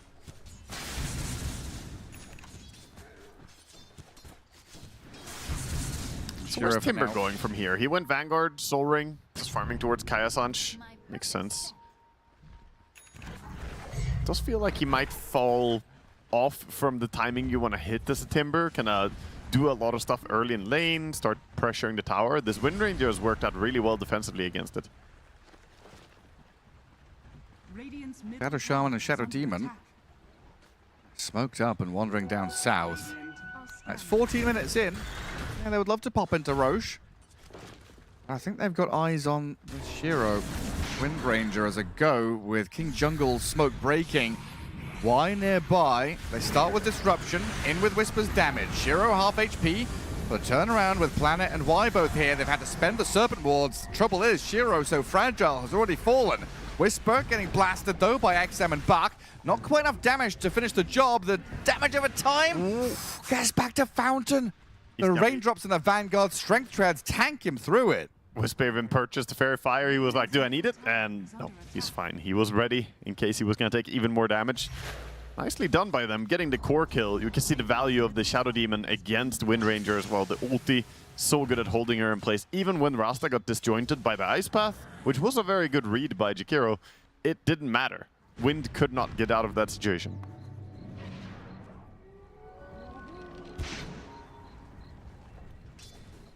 Shadow Fiend in the meantime has raced up to the top of the net worth. 7,700 for him. Fieldcore still out on his bottom lane. Sniped down. Sieging up, grouping around the tower, going behind. I like these kind of sweeping moves. We see them a lot where you want to go for an objective, but instead of running straight at it, you start moving around, angling a bit, looking if anyone's sitting around. And then you just let Jakiro and Wind Ranger do the damage. A night and day difference, right? This game quite slow compared to Heroic's previous ones. Seems like Vici Gaming have had a pretty good read on how to delay these active moves and preempt them a lot of the time. Getting there a step ahead of Heroic. Taking down a lot of these early tier 1 towers feels very good for them. Yeah, I do think a lot of it comes back to, you know, a few tweaks and differences we see. They don't have the Golem, right? They don't have Warlock. Warlock has been instrumental in a lot of their success to dominate lanes and then start pushing early. And at the same time, Beastmaster mid, let's not, you know, kid ourselves. It is a greedy mid. Yeah. He wants to farm that Aghanims, and once he gets it, he wants to farm even more. You know, it's not the craziest high-tempo hero, so he's only been involved in 1 kill, whereas Tiny is the more aggressive mid laner. He's got the Blink already. Tai Lung wants BKB, Blink. Several items after. XM going for Blink BKB. Bach going for that Midas into Ags, like you mentioned. Yeah, I'm happy he's going for the 1,200 away. Happy he's going for the Aghanims and not the Radiance. I've seen some pro games with Radiance build and it just looks so bad. But yeah, his push power is pretty decent. Jakiro made his way here to tier 1 tower as well.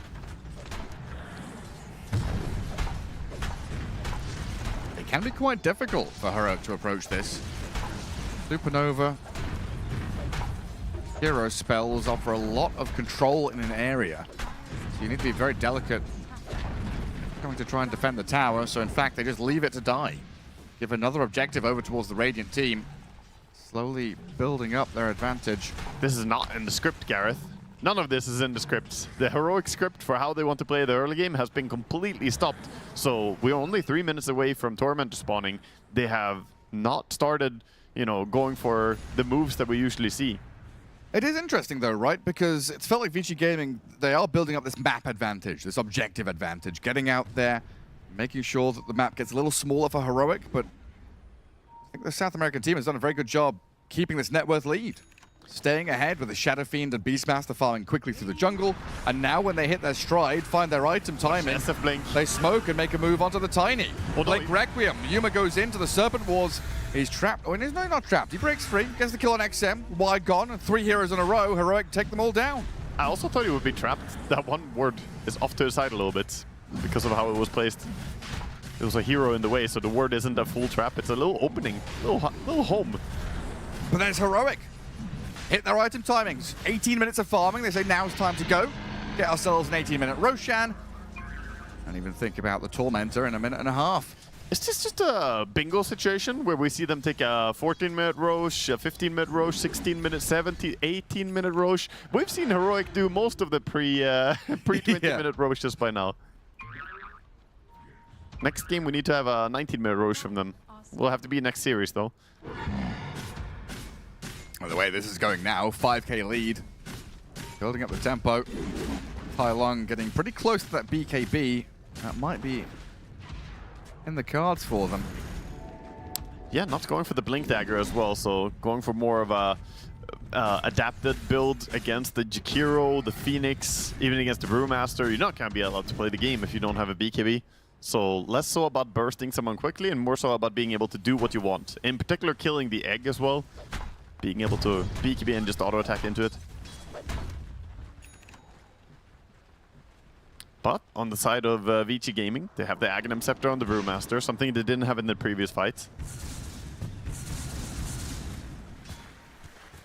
Shiro also realizing. Can't go for Mjolnir Dragonlance in this one. Has to get a BKB on this Wind Ranger. Shifts his item build. Knowing how much damage output Heroic actually has.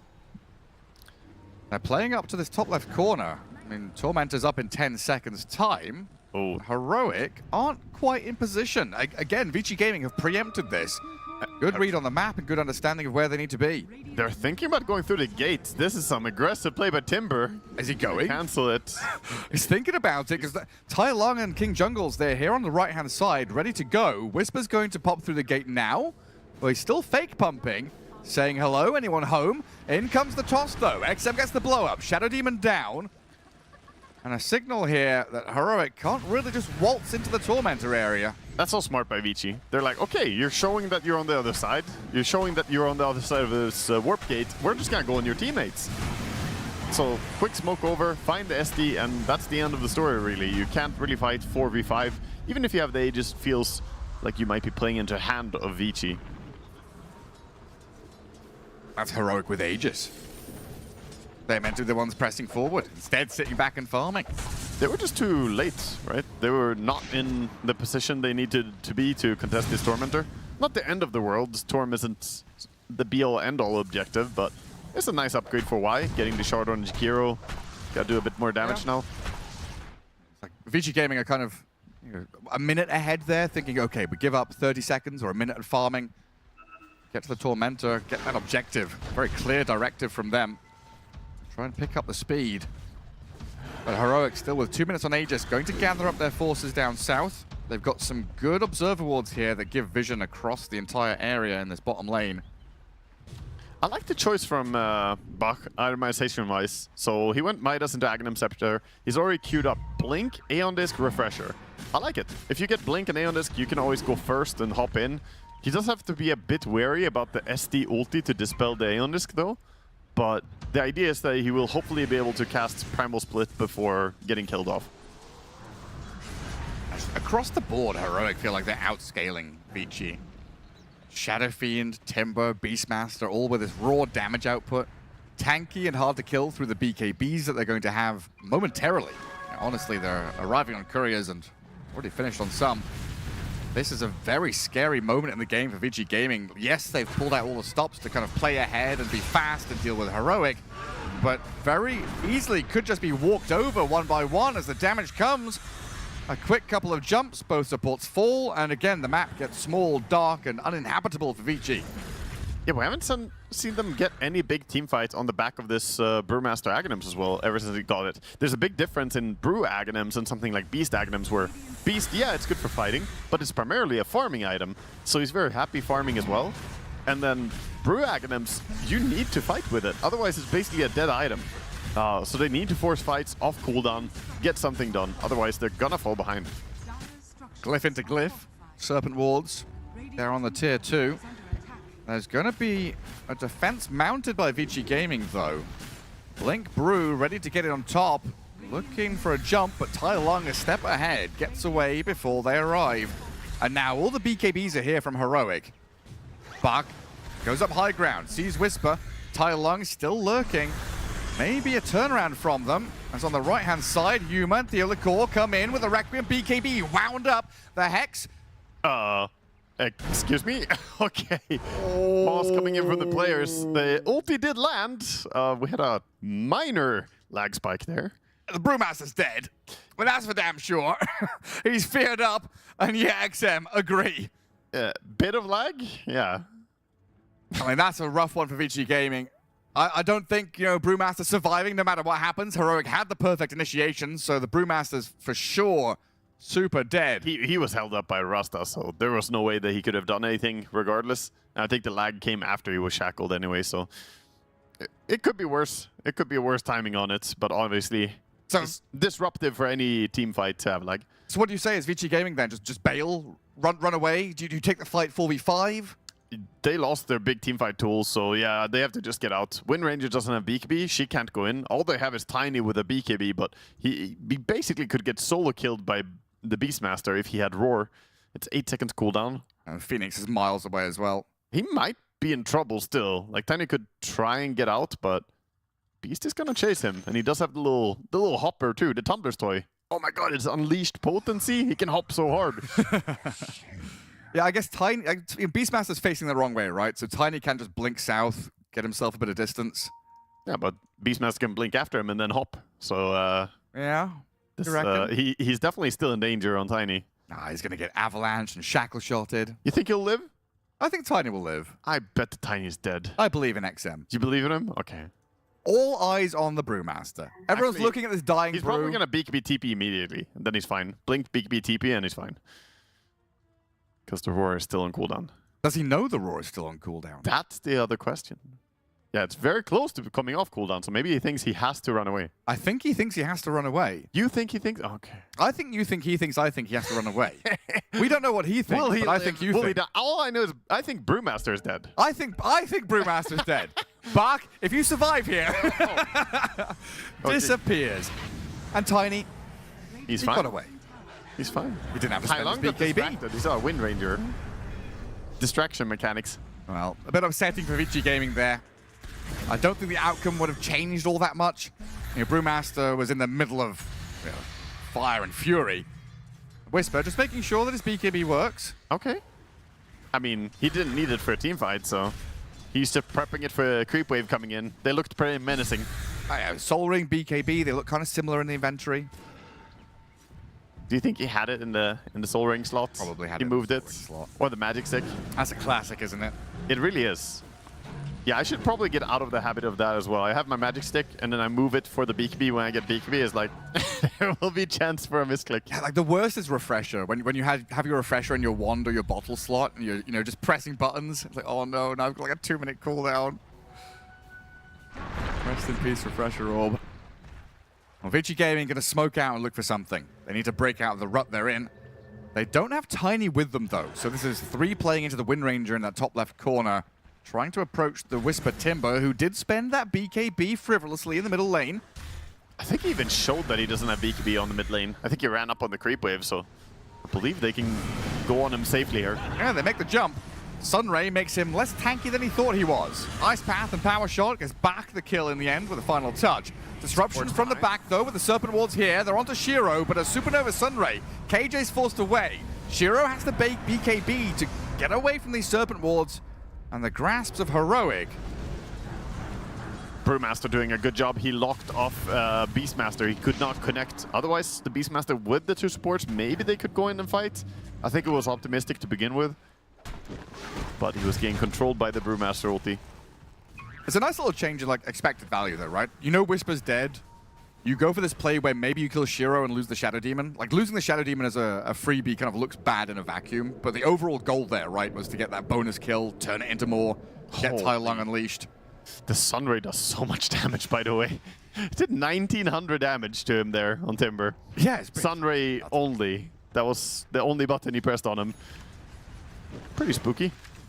Percentage-based damage is good. Theolicore again playing this very forward style, always on the enemy side of the river, looking for openings to get his team in position. Something both supports are very adept at doing. Disruption and Hex into Shackles can set up for the Blink cores to catch up and get the damage going. Yeah, they're also taking advantage of that sort of mentality of being on the front foot to get deep wards. They have some nice vision, see XM farming jungle right now. They have some idea what's going on. And if they know where Tiny is, they probably feel pretty safe to farm. He's definitely going to be part of the pickoff crew, generally. And Heroic just building towards some important items. Have Lincolns coming in for the SF not too far from here. Gonna help him a lot against the Wind Ranger focus. And Refresher build on Beastmaster. Quick Roche spawn. So nighttime, bottom Roche, top Roche. Jump in from XM. Oh, he misses the toss. SF gonna TP back, he just tossed a creep.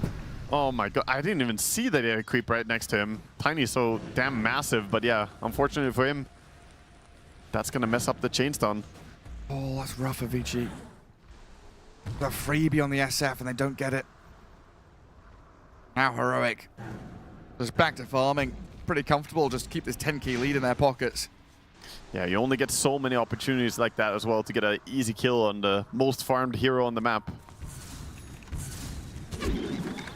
Needs SF. Next time he's going to have the Lincolns ready, of course, as well. Nice, a little bit harder. Over on the enemy Ancients. Knows where Vici Gaming are, and they're going to use that information to smoke as 5. They want to get a team fight into Roche play here. Top lane being pushed by the Beastmaster Boars, and Shiro's power shot revealing his positioning, now showing on the wave as well. They have double BKB, double roar. Refresher. Beastmaster Refresher is here. That's huge. And Timber's so tanky, he can easily go first. SF is like, I don't have BKB, guys. You guys lead. I'll follow. Smoke's going to break momentarily. DD Tai Lung, jump in from Theolicore. They find Planet, first point of contact. Supernova Sunray out, forces Tai Lung's BKB. Shadow Shaman's down. Heroic. A whiffed initiation as Vici Gaming react swiftly. And now a disruption. Buying time for Tai Lung to disengage, roaring up one of the Brewlings as Whisper in the midst of them, trying to dish damage with the flamethrower. Brewmaster wants to fight. Wind Ranger does not have ulti though, and respecting the Refresher and the fact that SF ulti was never spent. I think it's smart by Vichy not to chase too much. Yes, you gotta pick off, and that was a really good hold by them, but I don't think they should get overly cocky. Now it's already a pretty big victory to not all die in that kind of situation. Knowing that you don't die, you don't lose out on Roshan, you can get back to this standoff around the pit. Yeah, the blinks were not really connecting the way Heroic wanted. They did blink pretty blindly forward, trying to grab anyone they could. But Vichy were ready.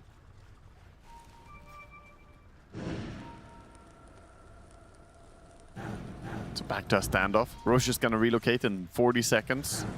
Will we see a 33 styles take Roche towards the very end? There's no Fisher this time. There's not. Can't lock him in. So I think Heroic, yeah, got a pretty good spot here just to swap sides. Yeah, They've Heroic. got that high ground ward in the bottom jungle as well. Heroic definitely want to take it bottom because then they can fight close to their outpost as well. Radiant kind of have to give up this Roche, I think. Then again, they have ultis coming off cooldown. They could smoke over if they want to. Oh, it's so tense. PG Gaming are like, oh, they're going to go and take it. What are we going to do? And doing a good job pushing out the waves.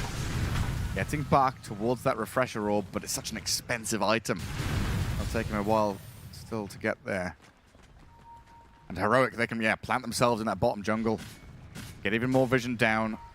Completely secure the area around the pit. The races will start on the Roche. Yuma, impatient to kill this. Triple Ray's already out. Roche's little Lincolns has popped. Oh, Serpent wards are down. Whisper's going to frontline this and smoke break. Sees Shiro approaching. Radiant vision from their own little high ground to the left. Does see this. They've got more vision to come as XM will toss Whisper back in. BKB up for Timber though. Tanky fella nearly burst planet down as King jungles and Theolicor's Hex disables on the Brewmaster. Force staff away, but the Requiem and the Roar damage is good. The Brew completely taken out of the game. Whisper's on top of Y now with the Chakram's flying. Jakiro's on the run and Tai Lung nearly gets onto XM. King jungles with disruption finds this go yet again. A BKB from Tiny allows him to get to high ground, but Vici Gaming have already bled out. Heroic, they just seem like they have all the right tools. Whisper's so tanky. Yeah, you go on him, you isolate him, but behind him is the Shadow Demon, ready to help and try and save. And ultimately this time, Brewmaster went in pretty aggressively, but didn't have the Aeon Disc. I wonder if it was a mistake to go for the refresher before the Aeon Disc, because yeah, your dream is to cast 2 ultis. He didn't get to cast 1, he just got disabled. Chain stunned into oblivion. Infinite disables out of Heroic. Hex, Shackles, Roar, Requiem, Roar, a lot of it overlapping. A combo breaker would feel nice there. Of course, again, like I said, the Demonic Purge would dispel the Aeon Disc, but Aeon Disc would still trigger, giving you the status resistance, giving you the ability to cast your ulti perhaps. Just still, there's like no BKB, right? He's relying on this blink into Primal Split. Yeah, and that's if they use the SD ulti on him. SD kind of want to ulti the Wind Ranger as well, most fights. But yeah, that's going to be Shard. Very nice for Shadow Demon in this game. Always good to have against both the supports on the side of Radiant. Octarine Core for Whisper. Stacking up a lot of these high-value luxury items now. And Planet saving up for the Hex. Classic Phoenix fashion. They need one of those game changers. Something to turn this game on its head. Because so far, it's been very difficult for Shiro to actually latch onto a target and keep on going. In these team fights, how many times have we seen Shiro actually do anything? Get impact out of this Wind Ranger? Yeah, can we see the player damage done? Like hero damage done? I would be curious to see the stat for that. Shiro's is going to be pretty low, right? Yeah, I just wonder what it's looking like right now. It feels like Dire, obviously have had an easier time in the fights, but I just haven't seen the Wind Ranger, yeah. That's 8.8k, so it's not bad. It's not terrible. Brewmaster's almost more significant. He's only at 6.5. Timber also at 6.6, but that's all pure damage, which obviously makes it pretty dangerous damage. And I guess it's also comparative, right? Like these tanky heroes on Heroic, the Beastmaster and the Timbersaw, you're doing, 8.8k damage into guys who are so freaking tanky that damage doesn't mean as much. Yeah. Ultimately, there haven't been that many long fights. This game has been very positional, 7-12 in kills, and the lead is significant for Heroic. The few fights we've had have been pretty short and decisive. He's got himself an Orchid now, so even more potential here to get solo kills and just blow people up. Yeah, Refresher ready, Aegis in hand. He wants to go first. XM clearing the wave. That's a Blink Octarine Timber as well. He could quickly start diving people. Has the Blink Shadow Demon behind, of course, who could come in and save people. Initially, just kill the tower. Small reset here to regroup and smoke as Heroic look to reposition. Scan the high ground. They know people are up there, and Whisper wants to give them a nice greeting as a Roar from Beastmaster on the left. Looks for Shiro, but BKB's up. Instead, they go for the Brew with a second Roar, and Bach is dead with no buyback. The Wind Ranger getting shredded by Whisper. 2 cores down, and XM's in trouble. Yuma opens up with the damage, but he gets the blink away into base. Still, Heroic just come in, race towards these cores, and take him out. Shield Rune Blink keeps him alive at least, but yeah, the double Roar coming in there aggressively, catching the Wind Ranger, turning attention onto the Brewmaster, who again dies before he can get the ulti out. Heroic just looking so dominant. At the very least, there's a mid-tier 2. There's a glyph. Vici Gaming can delay this. Very likely going to lose a lane of barracks as Heroic just come for your buildings.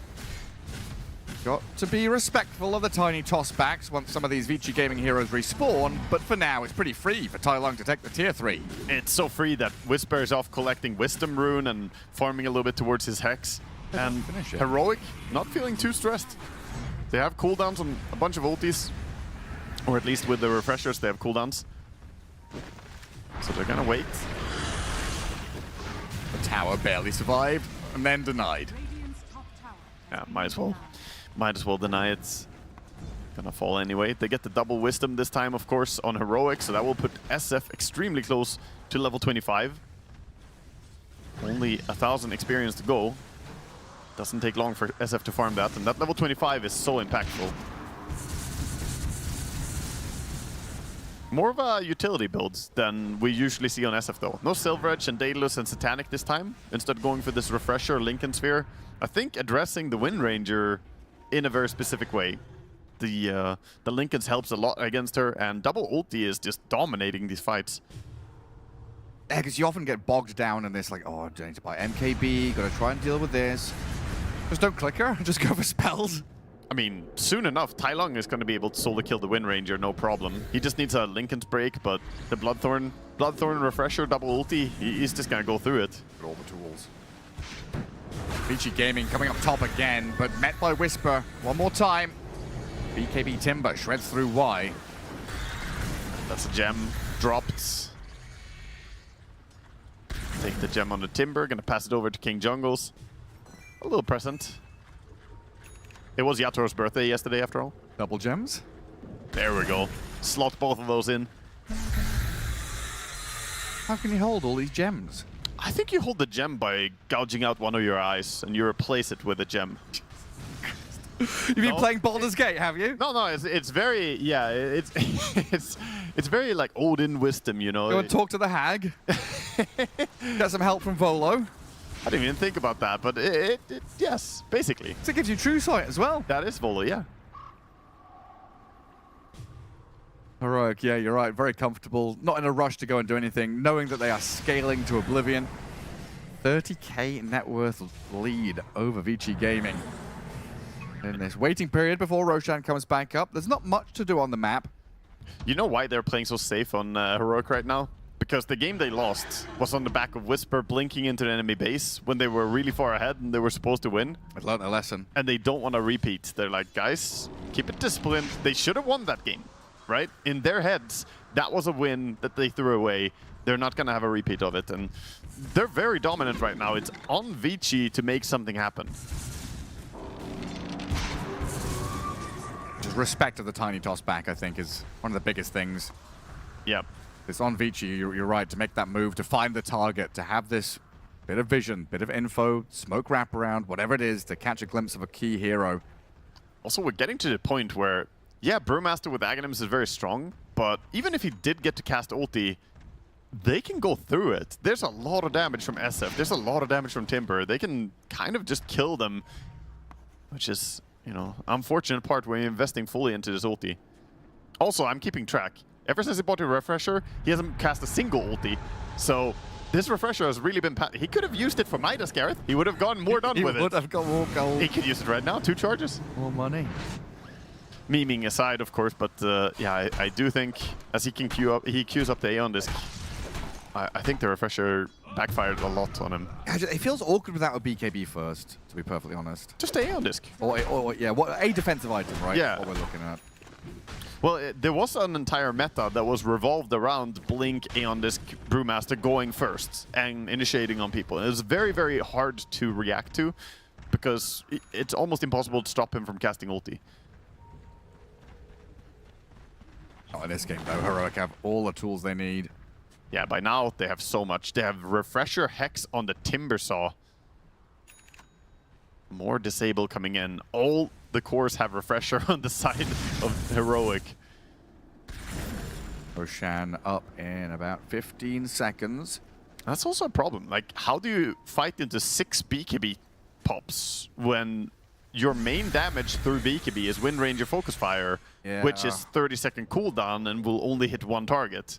And even then, her damage through BKB, what? She has Mjolnir. There's no Daedalus or anything like that. So many things have to be perfect, right? Like egg placement has to be perfect. You can't be within range or reach of these heroic heroes because the egg will just get clicked. You need tossbacks to defend Planet.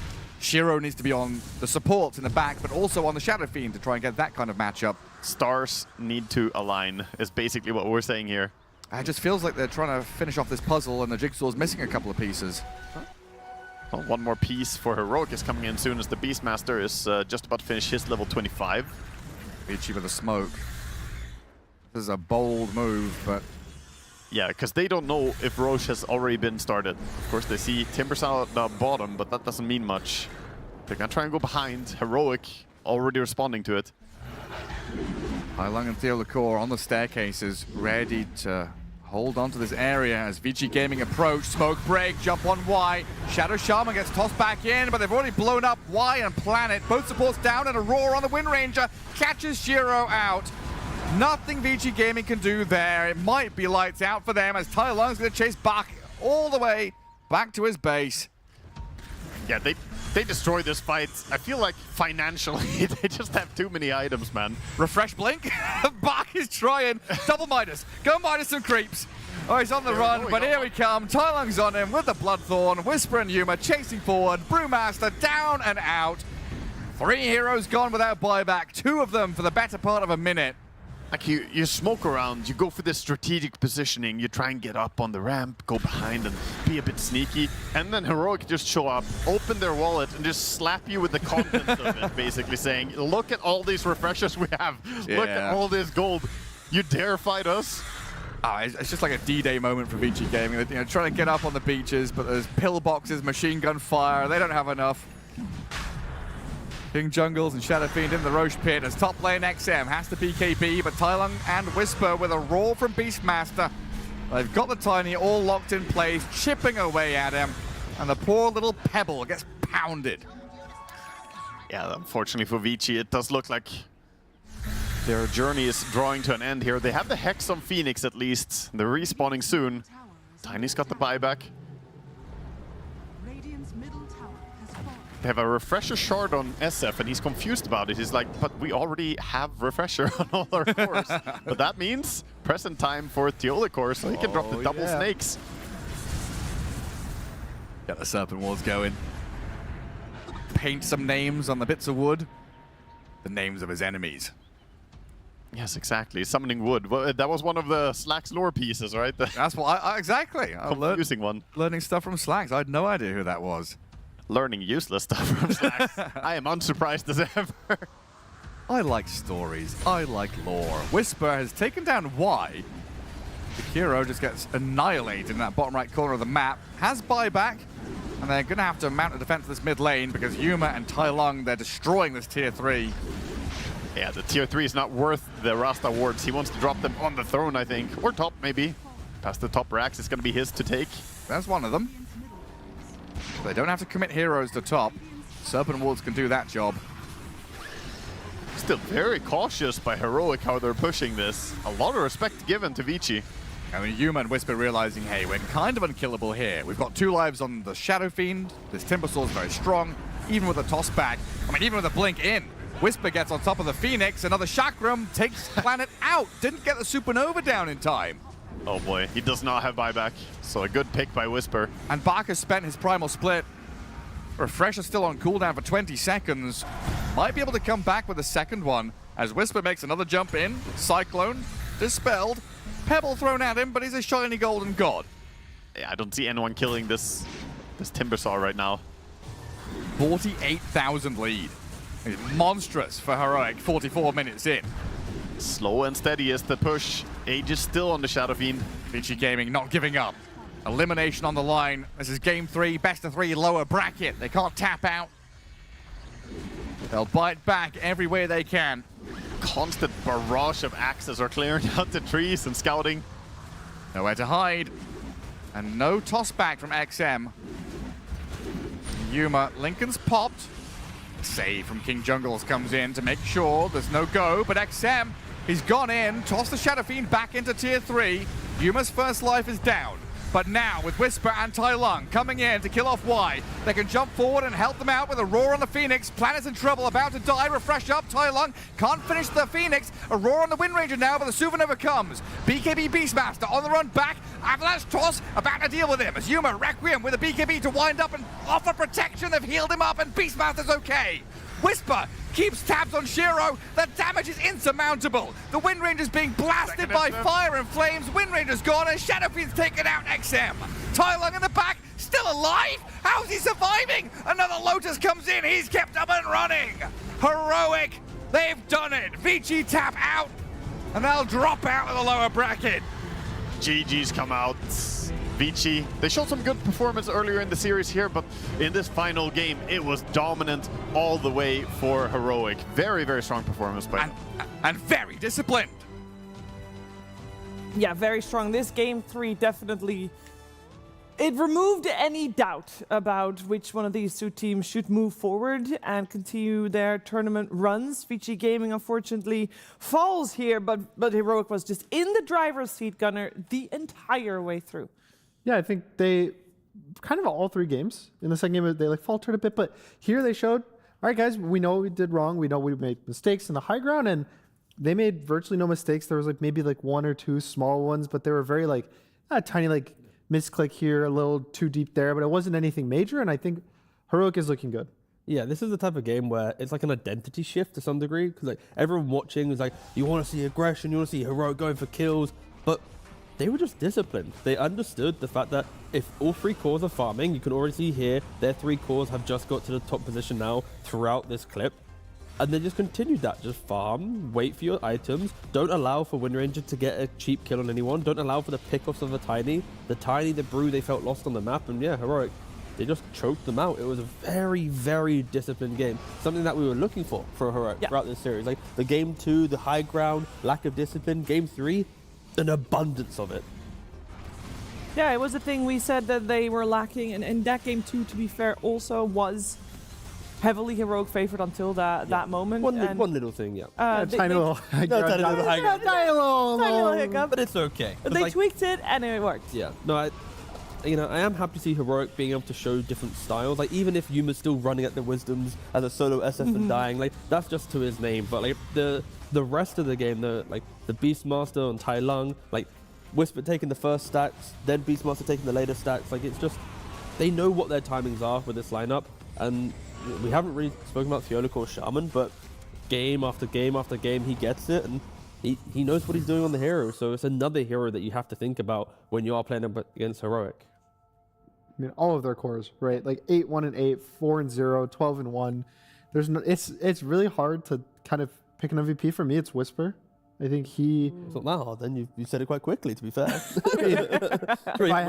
if I had to, but I think it just the amount of impact he had on the Timbersaw was like pretty cool to watch. Like he did so much damage in these late game team fights. Like it felt like Shadowfiend was just a normal hero because everything was being done by this guy. Yeah, no, I got honestly just no complaints. I'm just looking at his third game and like fair play. Hats off to you. There's really not much to say. Like we just watched Vici Gaming just go, you're farming, we're doing nothing. I guess you're going to eventually win this game, guys. Like, I wanted to see more from Vici Gaming. I wanted to see them try and make moves on the map, but your tiny mid into Beast, it's kind of felt lost. I don't really like the tiny mid. Yeah. Every game it looks a bit, like it doesn't farm fast like the other mids. Sometimes if you kind of mess up your scaling, it looks like one of those mids that when the really, really good teams pick it and they snowball, you're like, oh, it looks so good. Like when Nisha's playing or BZM, and then every other team kind of picks and like we made like we made a slight mistake and now we're behind. And even when BZM plays it, he often has a Kotal backing him up. Or something to feel like the timings are like meshing. Yeah, it's just I don't say misdraft, but yeah, just. But on the flip side, you can talk about Tai Lung Beastmaster T-Golf. Oh yeah, here we go, Beastmaster on the mid lane from Tai Lung. Hopefully the lads are standing next to the TVs and waiting for the interview to be done. Because if you're standing there, please give this guy Beastmaster more. Of course, this game was very slow, methodical, and fun. We didn't get to see the explosive nature of the Tai Lung Beastmaster, but it took a month for Heroic to give him the hero. And I'm hoping that it's maybe going to be a day. You're going to wait again a month. You're going to wait. Okay, great.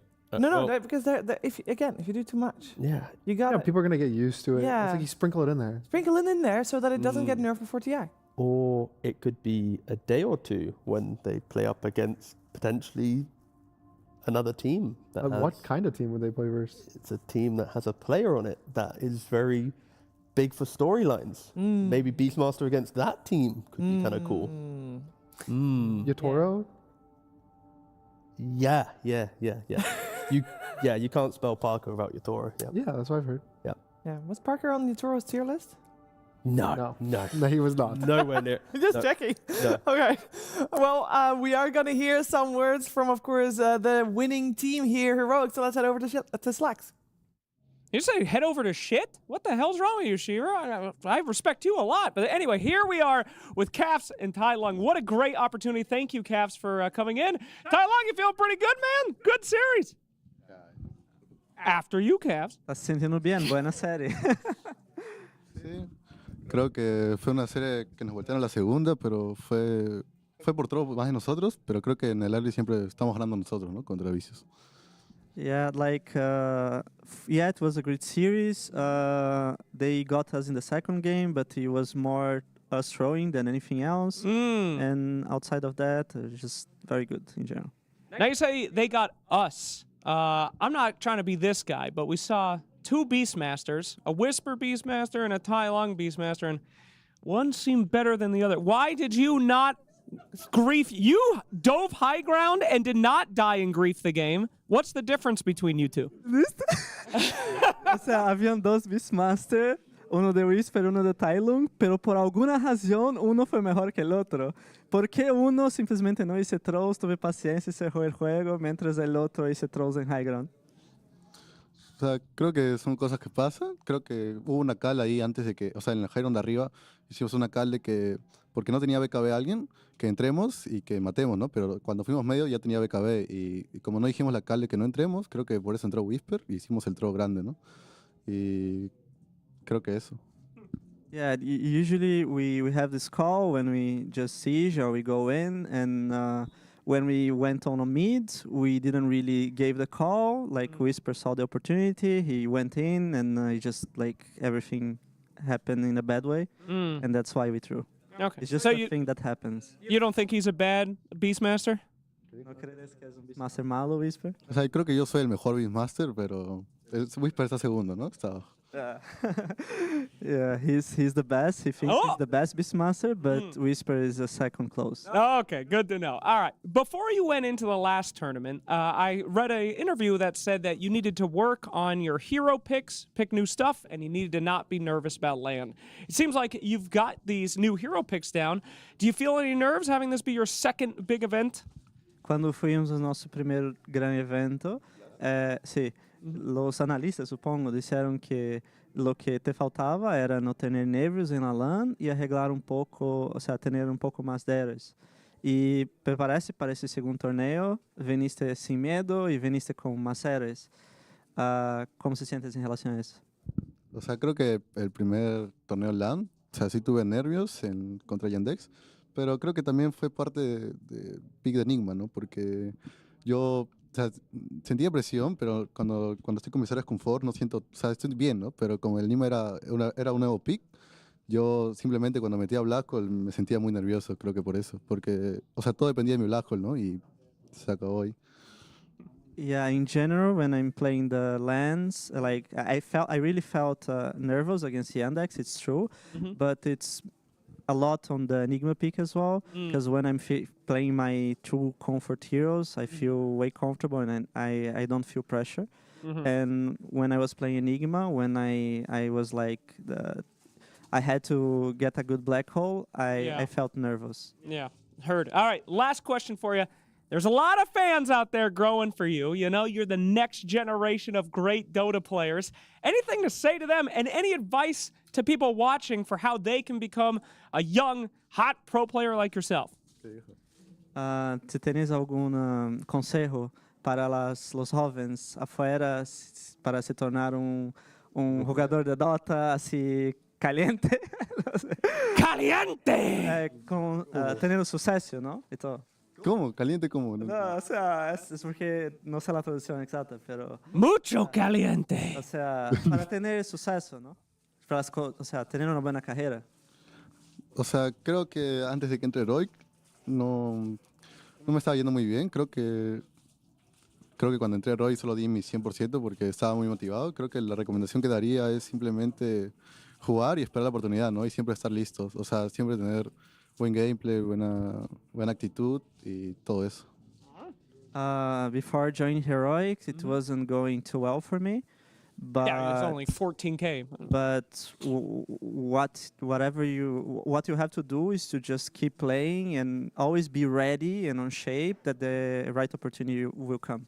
All right, thank you. A professional handshake for our first interview together. Thank you, sir. Incredible job. We hope to see you again. Thank you, Caps, as well, if you can get in here. Thank you so much. All right, we'll see these boys for their next series. I'm so confused. Oh, well, it is good. That was the first interview with Tai Long there, and I think it will be the first of many more because I don't think he seemed too daunted by having an interview with Slacks. There was a step or two back. Every question? Every question was like, this Slack character is a little... Why does he keep screaming caliente in my ear? Caliente. Dice, mucho caliente. I know, it was good to hear from him. And, I mean, he acknowledges that he's the best Beastmaster, Whisper close second, you know. But I'm sure that we're going to see him more on that hero, but not for today, because today Heroic can rest easy to continue their tournament lives tomorrow, whereas Vici Gaming will have to pack their bags. They are done, and they end here at top 8. We are going to have another series coming your way, elimination on the line. So stay tuned for Aurora versus Tundra.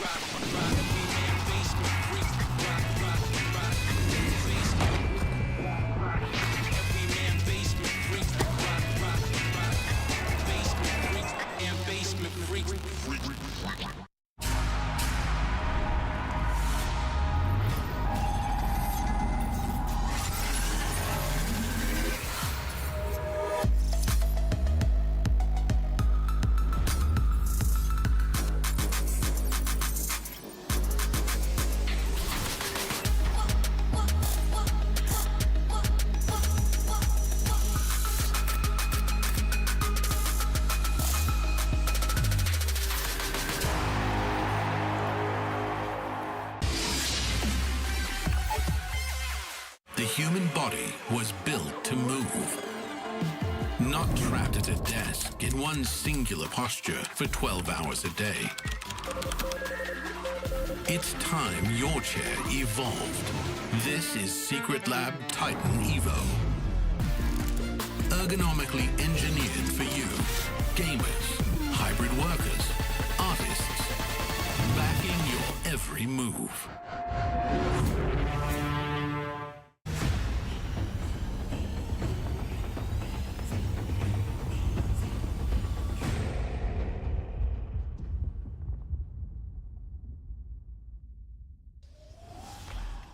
You're still watching PGL Wallachia Season 7, where we now also have 7 teams left.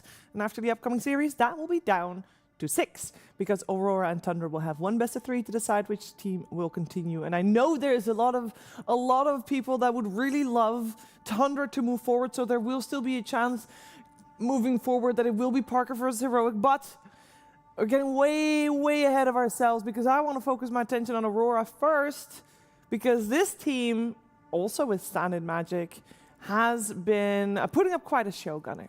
Yeah, they just always know how to play with stand-ins. I don't really know what to say. They change. It's also not even the same role. It's like sometimes it's the mid, sometimes it's the carry. Their support duo, I would say, is consistent. It's just like these cores, but you would think that the cores are the hard ones to slot in. I mean, just the fact that since January, Aurora have been basically predominantly playing with stand-ins. They played with V-Tune for one stint. They've obviously played with Lorinov as well from the mid lane.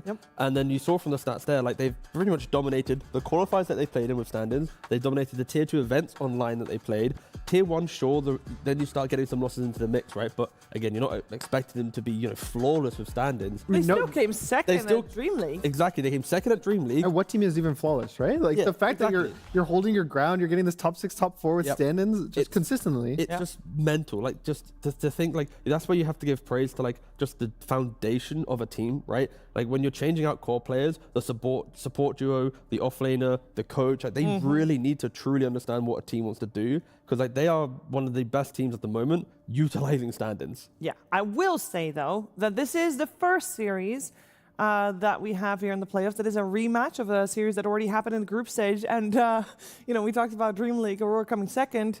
Guess who came first? It's Tundra coming first. So there is a lot of knowledge between these two teams that I think is going to be playing a part in this best-of-3 series, both within this tournament and, of course, before that with the best-of-5 as well. So that will create an extra layer. Yeah, I mean, the entire tournament for Tundra so far has been about, like, calibrating, right? When you have Parker coming into the mix, like, what do you need to do? What type of heroes are you picking him? How are you itemizing together? And the entire the group stage journey was that. They went all the way to the 5th series to understand that. Yesterday was probably the weirdest best-of-3 I think I've seen at Wallachia. It was like game 1, insane stomp, Meepo. And then game 2 and 3, it's like, what the hell? It's just a... it's a stomp the other way. Yeah, it's a stomp the other way, right? So everything around Tundra is this kind of calibration. And when you look at the drafts, I wanted to kind of praise Tundra on slight elements that I really liked, but then eventually it fell flat, right? The Meepo pick, after you see the Ember, you see the Mirana, Meepo, it breaks Liquid. They're panicking with a Bristle pick. Then you go to the next game, the Gyrocopter, one of Parker's best heroes, but they picked Tidehunter. They kept an open pick Tidehunter, enabling the Monkey counter pick. So it's like, if they didn't expose 33, that game also would have looked good. And BZM Huskar, like, he's only got 5 heroes competitively played or something on the hero. It's not his thing. And then we saw the Bristle back. So it's like game 1 draft from Tundra was really good. Game 2, game 3, the Parker Bristle was like 37% competitive win rate. The BZM Huskar, that's not really his hero. 33 playing Tidehunter, allowing it to be countered. I think they just kind of walked down a very bad path and gave Liquid too free of an access to stomping them.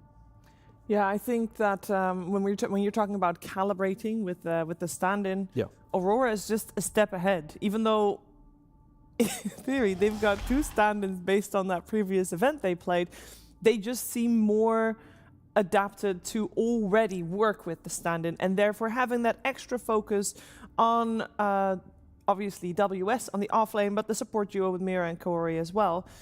So they probably get more strength from that. I mean, this is one of the few times where the stats actually will show exactly what's going to happen. Look at the averages. So, guys, 38 minutes probably is going to be the length of the game. Done. So when it gets to 37... that's a 3, right? Also, this shortest game duration was probably against each other. Yeah, so it's like, it'll be one game that's 22 minutes, one game 57 minutes. Yeah. Yep. One game around the middle. Yeah, exactly. So we already know the script. Yeah. It's Which one first?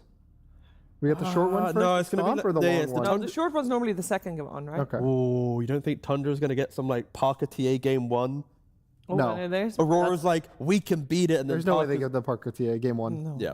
That's not after yesterday. Saying that though, I feel like at least for Tundra, there is a clear hero pool of Parker that is like on another level to the other ones, right? Sure. Like the TA, the Meepo are the ones that right now I'm scared to see for an opponent team. Then you step down and like, I think Ursa is in like the A tier, and then below that, it is kind of more of a mix. Like the heroes don't have the same kind of gripping value, but again, it's not really about him as of yet, because like yesterday, BZM, he didn't really perform too well, right, on some of his mid heroes. Like it's a weirder time for Tundra, at least from how they got to the lower bracket. I think the other interesting thing is about the team slightly is Aurora as a team in this tournament has a relatively low hero pool. Yeah. They like kind of stick to what works for them. I think it was 32 heroes. Even Tundra's at 37, which doesn't seem like that much of a difference. But I think every like 5-10 heroes means so much in terms of just like repetition and skill. I remember something March used to tell me back when I played with him was every player needs to be able to play 5 heroes and you can win a tournament. Like that's all that matters. You don't need these like massive hero pools. As long as you're really good at whatever's in the meta, you can win. And I think Aurora's kind of figured out that secret, especially with the stand-ins, right? Like you have your other 4 players, they stick to what works for them, and then that gives your stand-in the ability to like pick his. Maybe he has to pick a little extra heroes, but like the rest of you guys just do the same thing, so it's easy for you to replicate the success. But they're also picking stand-ins who want to play the same heroes as like the actual roster. Yeah. Right? Like Lorenov to Makoto, you could argue there is overlap. V-Tune, the way that he's playing, like Abaddon, the TA, Lifesteal, like Nightfall also wants to play them. Actually, does Nightfall play TA? That one might be a question mark. But the other heroes, like the Deuces, the Lunas, the Abba, the Lifesteal, like he's still playing Nightfall heroes. So it's not as if you're having to bring a whole new identity in. That's where, like, when you compare the two teams and the stand-ins, like Tundra, they've got a big character coming in, and you've got to rework it. For Aurora, it's just like copy-paste Aurora. Like, just keep doing your thing. Yeah, we are in it. We'll see what their thing will be for this series. We got the TA band, Aurora first pick, Tundra Radiant second pick there for overall last. We'll see which one they save for last. Oh, good riddance to the TA. 15-3. What a stat line for a hero. Especially for the fact that it's starting at like first picked. Yeah. Like the value just goes up. The first couple of days, it's like, oh, it got picked here 1. Oh, it's like, oh, cool, another tier win. And then you're like, yeah. Oh, it's 11-0. Huh. Yeah. Something's wrong here. Yeah, with the supports that we're seeing, the Shamans, the Shadow Demons, Jakiros, Warlocks, all these heroes, TA does delete. So happy to see that TA is now getting respected. And as I heard from the muttering of Gunner, Shadow Demon is available. Yep. Treant is available. Bat is available. Yep. Shadow Shaman. Yep. Yeah. And they take the Demon. Well, again, Shadow Demon feels like the one that you would want to take of all of them. It's kind of good with all of them. Yeah, exactly. You take away the tree spells, you take away the bat spells. Like, Shadow Demon doesn't put you in an awkward position. Like, if they took the tree, the bat, and then they get responded with Shadow Demon, you would always be leaning towards, oh, what a weird draft. So, yeah, Aurora, gonna be pretty happy with this. I think Tundra might still just take the Bat Rider here. Yeah, I agree. Like, the way that 30 plays the Bat Rider, it's just, okay, they go for Shaman, but to close the point of the Bat Rider, it's like, he doesn't really care. He will just farm. He'll buy his Boots of Bearing plus 1 more aura.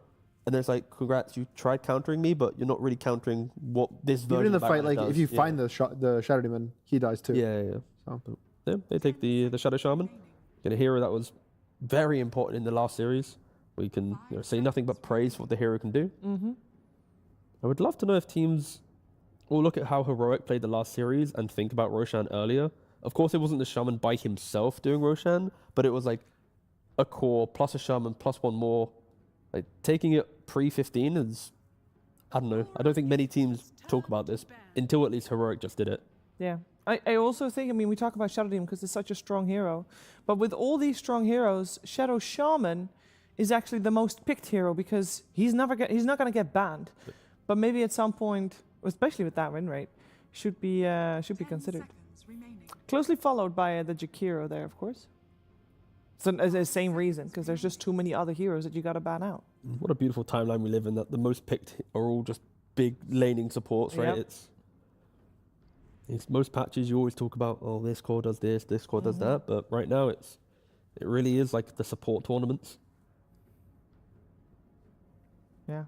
Who knows? Maybe it was just all started by Kaori winning the previous Wallachia on his Warlock, and everybody's like, wait a second. And it's just snowballed out of control. Where's the Phoenix?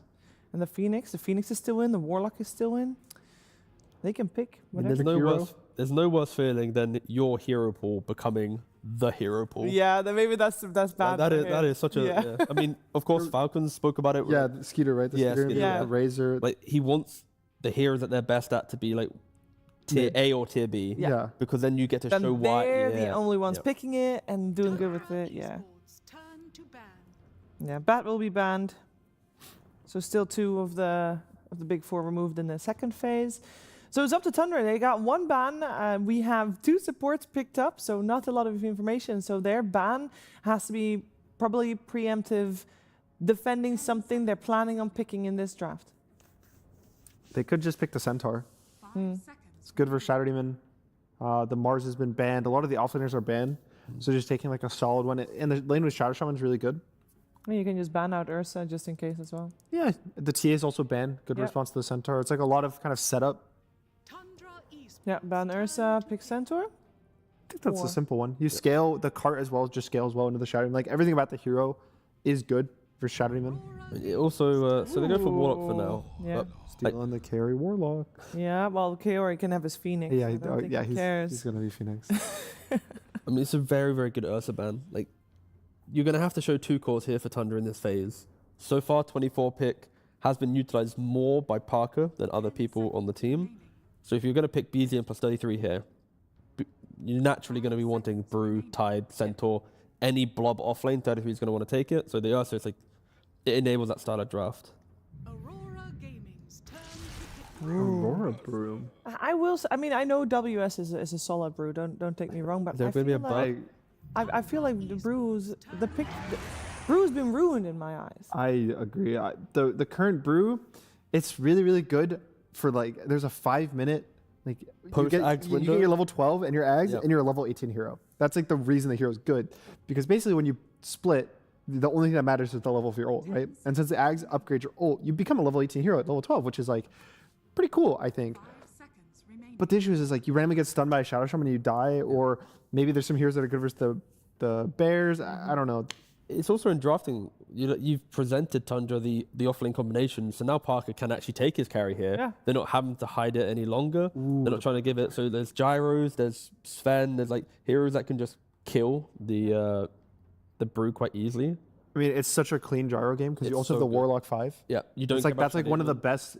Pretty much when there's a gyro right now, it's Flak, or it's for Warlock lane. Sorry, it's gyro and like that's like the best Warlock lane, to be honest. Yeah, pretty much. Or I guess you could have like Tusk gyro is also fine. Yeah, like the tag team. Like, Tusk gyro is for kill and Warlock gyro is for just free XP, pretty much. Like constantly playing on small. They do take the BZM Invoker. Yeah.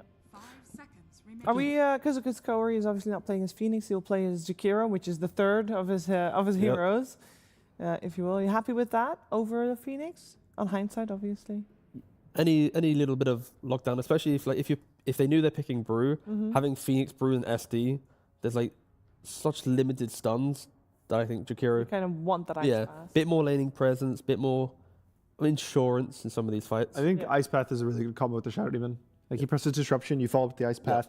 You like always have these like really nice combos. And even for like the Warlock Golem, like you see a Golem being placed, you can just Ice Path, help your team kind of kite out the Golem, as opposed to like Phoenix, where it's kind of a bit more committal. I will say the Sunstrike is also nicely set up with the Shadow Demon. If there's used to be saving. And that's a Luna. So Luna has been picked. I'm so happy so to see far, this hero.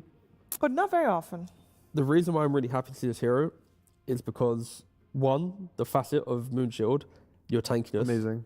It is amazing. The fact that we haven't seen it across other players is really upsetting me personally.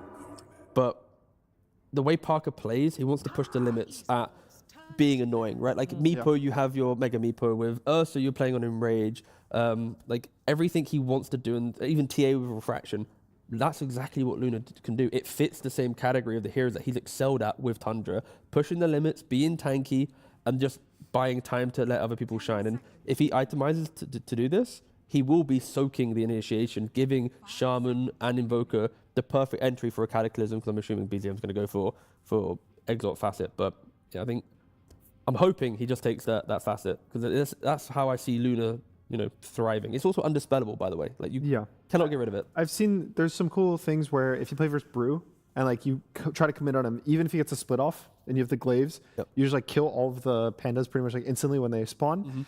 It's a bit scary because there's the Shadow Demon, which is historically one of the better matchups versus Luna. Like you take Illusions of her, which are very good.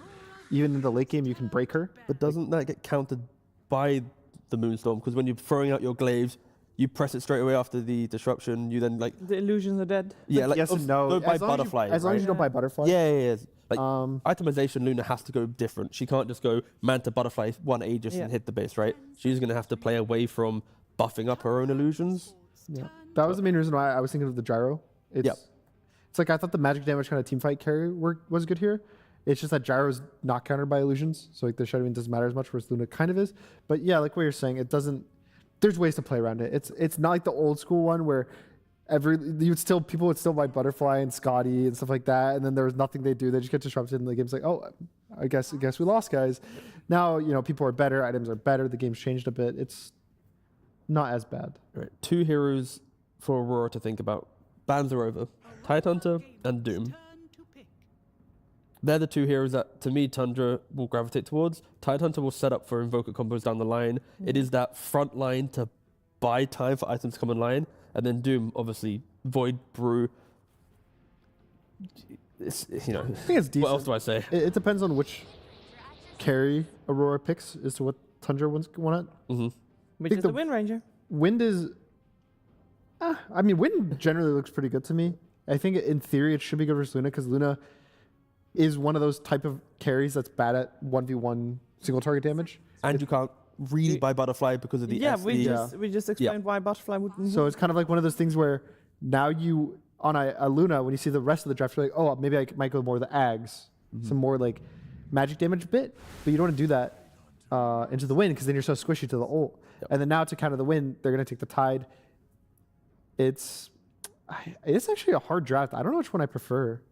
I'm leaning Tundras because I've seen them in this position before, where if the game is slightly difficult, the wave clear that they have, you know, Whiteman's going to throw Gollum on a creep wave just to shove it out. You know, like they're going to always buy time. If there are damage problems, because Parker can't go for Butterfly, 33 might have a Shivas to amplify the Aghanims on Luna, or an Aghanims for the Gush to help with the right click. And I think Tundra's lineup is just very well rounded, and it has the elements of success that they've had throughout their turbulent kind of group stage playoffs. Like this is like the recipe for them winning. I'm just not a huge Brewmaster fan for Aurora. I think the heroes, we might be getting to the stage in tournaments that heroes are just weak. So it's like, or the good ones are getting banned. And so you have to like reach into the pool and be like, all right, what can we pick that fills the role in the draft we need? But when he picked Brewmaster, there were still Centaur, Timber, Tide, all the ones that we saw banned and picked. But this is where Aurora, they need to utilize Mikoto, playing a Void Spirit, play on the runes, get him an active rune, steal a Wisdom, then you go through the Brewmaster, some early splits. Like a lot of Aurora's game is like Mikoto and WS syncing up together with the supports behind and hoping that VTune can like build a slight net worth lead to then kind of follow up. But I feel like Aurora, they have to play a lot better to win this game. Like Tundra can make mistakes and they have the insurances to still be able to win it out. Do we think that Void Spirit versus Invoker is going to be an interesting matchup in the mid lane, or I don't think it's it's fairly even? as bad as it used to be. It used to be really, really bad, and now it's maybe like a 45-55 for Void. But especially with like random support ganks, like the Shaman might come take the water rune, he denies the other. Yeah. I think the lane should be even. BZM's probably played this 100 times. Yeah, I mean, what else do I say? My guy BZM's going to be chilling. Again, I'm just leaning Tundra. I just feel everything about it just...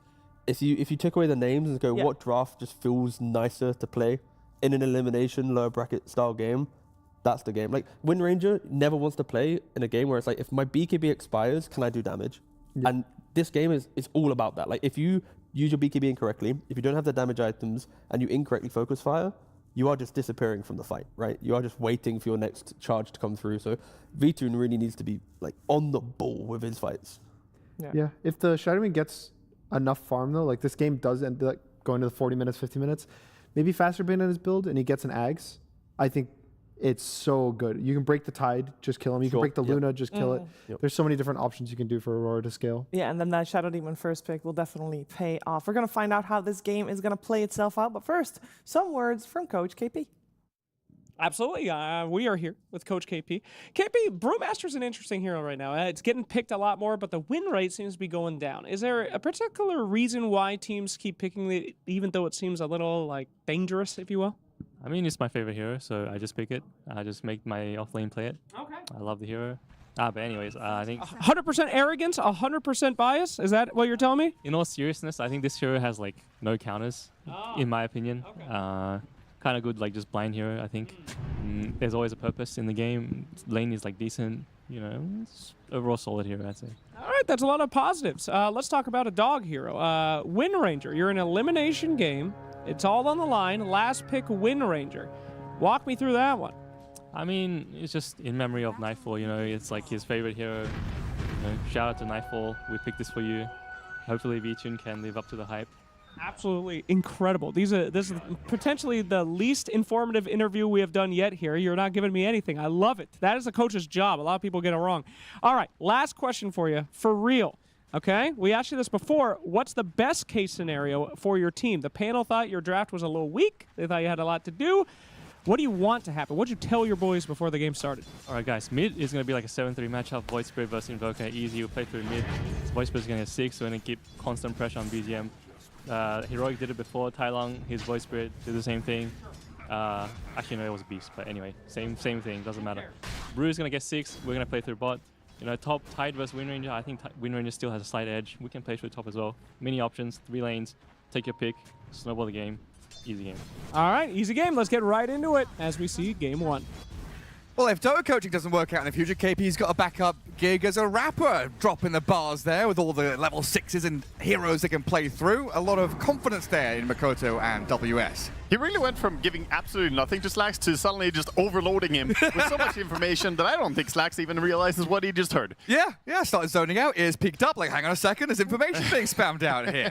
That's when you tune out. Yeah, tune back in. But yeah, talking about that Brew being his favorite hero, being kind of uncounterable, giving space in the draft for them to pick up some of the stronger heroes.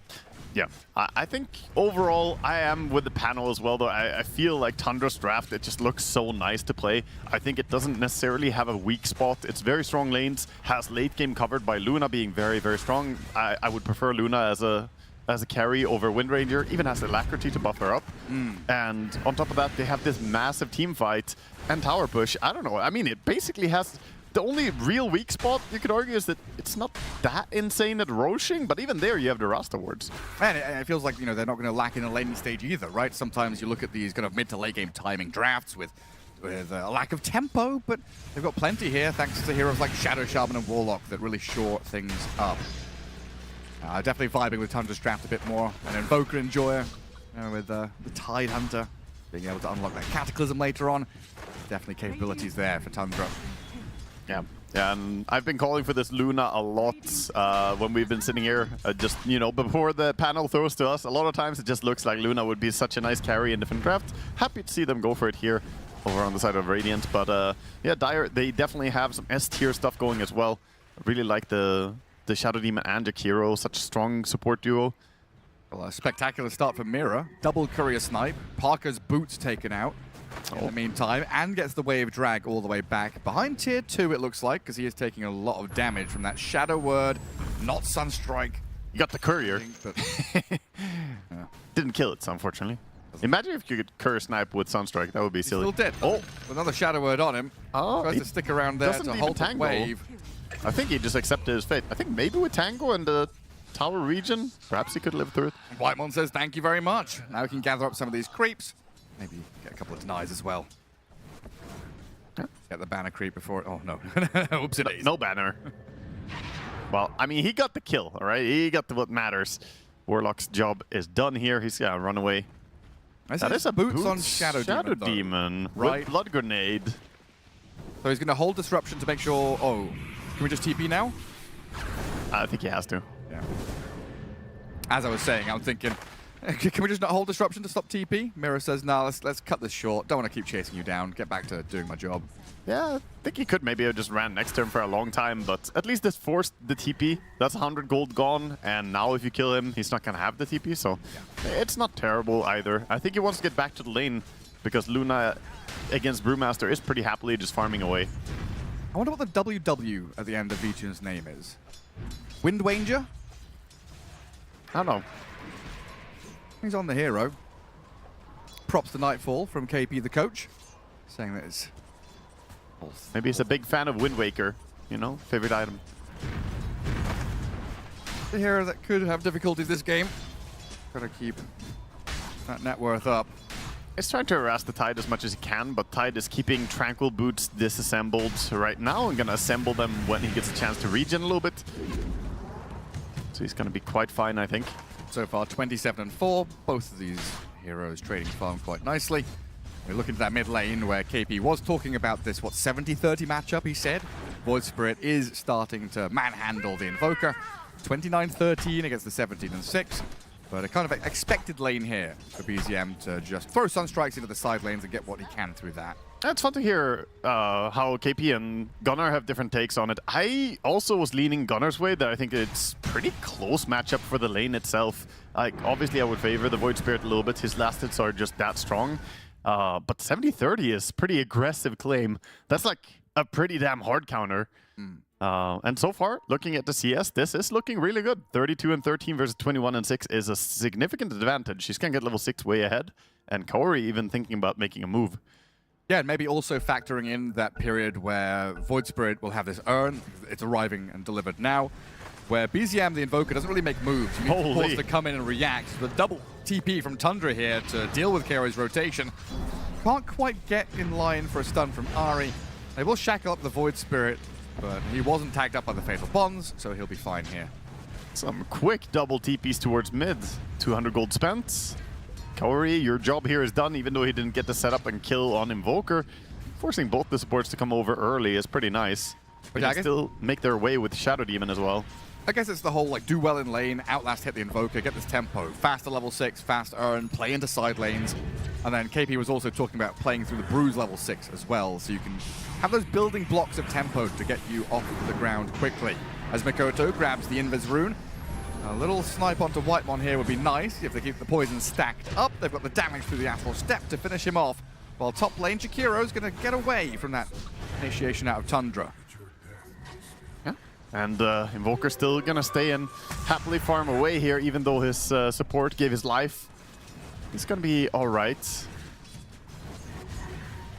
But earn charges have started for Mikoto. Always nice to get those ticking so you have kill potential on people. And Mira keeps sticking around mid as well, so they've got that pure setup. And we so often see Void Spirit go for the Yules so he can get Yules Ether Remnant. I guess he just goes for it here. I thought they would wait for Mira to disrupt into Remnant, but Mikoto pokes at the Invoker first.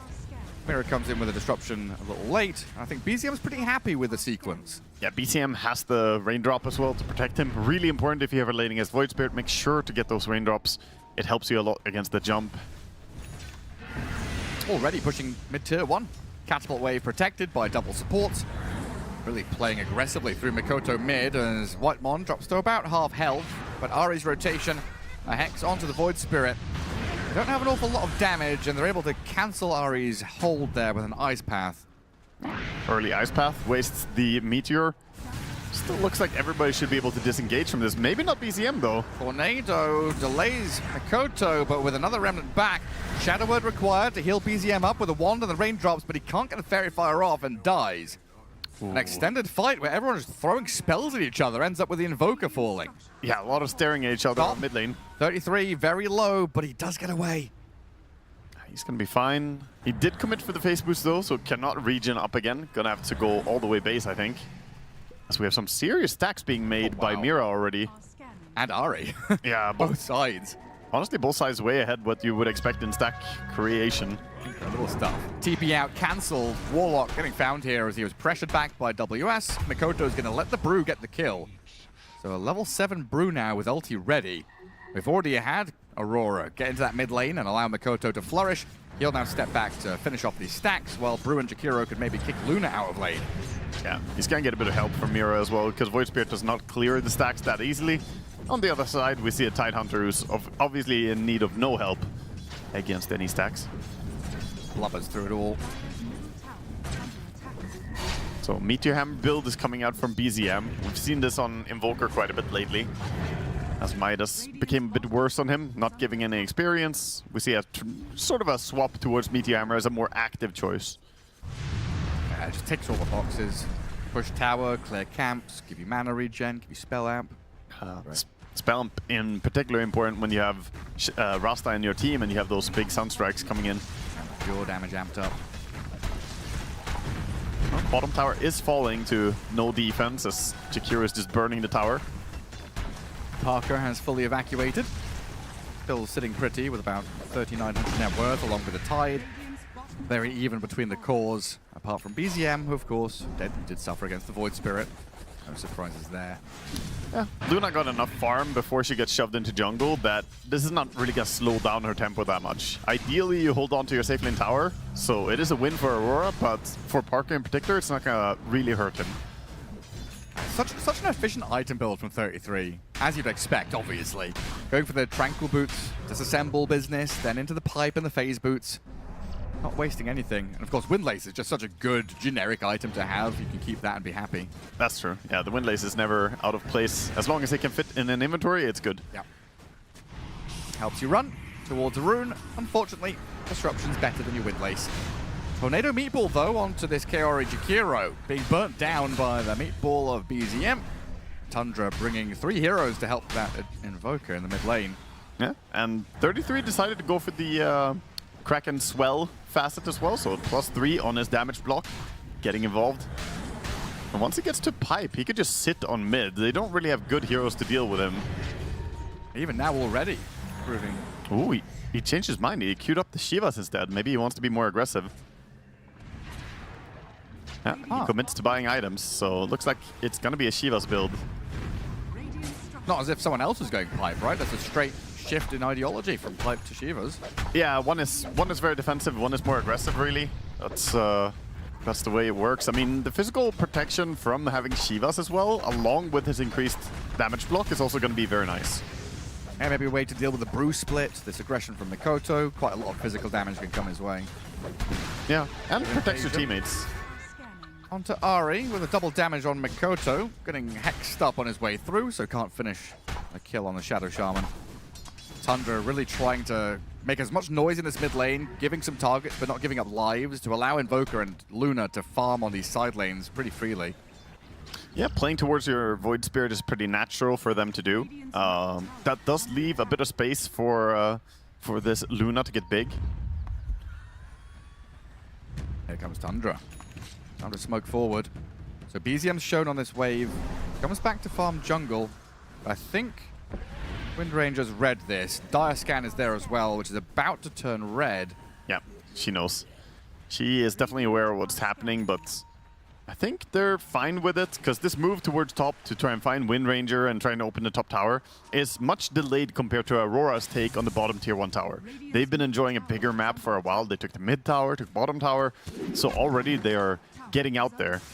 Net worth is still looking very even, and that's largely part to due to Luna farming so fast in jungle with Mask of Madness build. Yeah, but it's still a Brewmaster with his Hand of Midas, given a free lane and now free jungle and lane with that tower falling, so his Aghanim Scepter is coming up pretty quickly. That means, like Gunnar was saying, getting to that level 12, getting to the ulti, getting to the Aghanim Scepter, he does become an incredible monster. Oh, the Jakiro together with the Void Spirit. They have the Magnifier. Right onto the Warlock. Tons of damage dumped onto this guy as Parker tries to hold the line. 33's come in. Serpent Wards put onto Kaori there as a Sunstrike looks to secure the kill. A final Anchor Smash from 33 will do it. Yeah, so they get a return kill and they start taking over the bottom area again. 33 trying to shove them away. We'll see if WS can turn the results here from Brewmaster overall, because I had to look it up after we've seen him a few times, and I've been sitting here basically shit-talking him a bit, saying that Brewmaster doesn't feel that good. Is it not good? 14 games played here in Wallachia, and it's 35% win rate. So not the most impressive win rate so far. It's not super contested either. I don't think the teams are necessarily Brewmaster-pilled, but there is some infatuation with the hero that I don't really understand yet. Yeah, and there was an interesting discussion, right, about reaching the bottom of the barrel in terms of offlaners and having to pick Brew versus this game, Brew being kind of opened with, right? Second pick, if I remember correctly. As Ari is going to get found in that Radiant Ancients area. Just a quick, simple kill on support. It makes sense if he's like a last pick and you've got nothing left. It's like, okay, his win rate is going to suffer just through that fact. Yeah, we'll see how much they can do with the early Aghanims, because last game I harped on how if you go Aghanims Rush on Brewmaster and don't get to click your ulti, it's going to be useless. Yeah. Oh, they're going to fight this. They're coming. Tidehunter is coming in. Wisdom Shrine, contested. Warlock stepped into that area as Tide will take the Shrine himself. Dissimulate from Mikoto goes aggressive onto BZM. Whitemon being forced back, Mikoto hiding in the trees. Meteor Hammer landing as WS. He's going to come in here onto 3-3. Primal Split used up, the Tidehunter being forced back and in trouble. He can't Ravage to save himself either, so shredded by Mira. BZM now stuck under tower. Oh, the Ghost Walk. They've got reveal, so they do see him on his walk back. And a few more touches. We'll find a secondary core kill there for Aurora. You can talk about anything that went wrong during that fight, but I think the big thing that went wrong was outside of the fight. Parker TP'd somewhere else as the fight was starting, basically. He used his TP to go bottom and take farm, I think. I would have to see back exactly where he TP'd from and to, but basically they're fighting without carry and they cannot win that fight. Whitemon does not want to give up this tower without the defense. Drops the golem on Mira. Good fatal bonds as well, but Ari just can't quite catch up. Shadow Shaman pretty slow on his feet, not able to dance forward. And I mean, Mira can TP back to base safely. gonna be completely fine. Void Spirit, though, going behind. And gets a jump behind the tier 1 yet again. Dissimulate, burst through Ari, a final touch onto the chicken.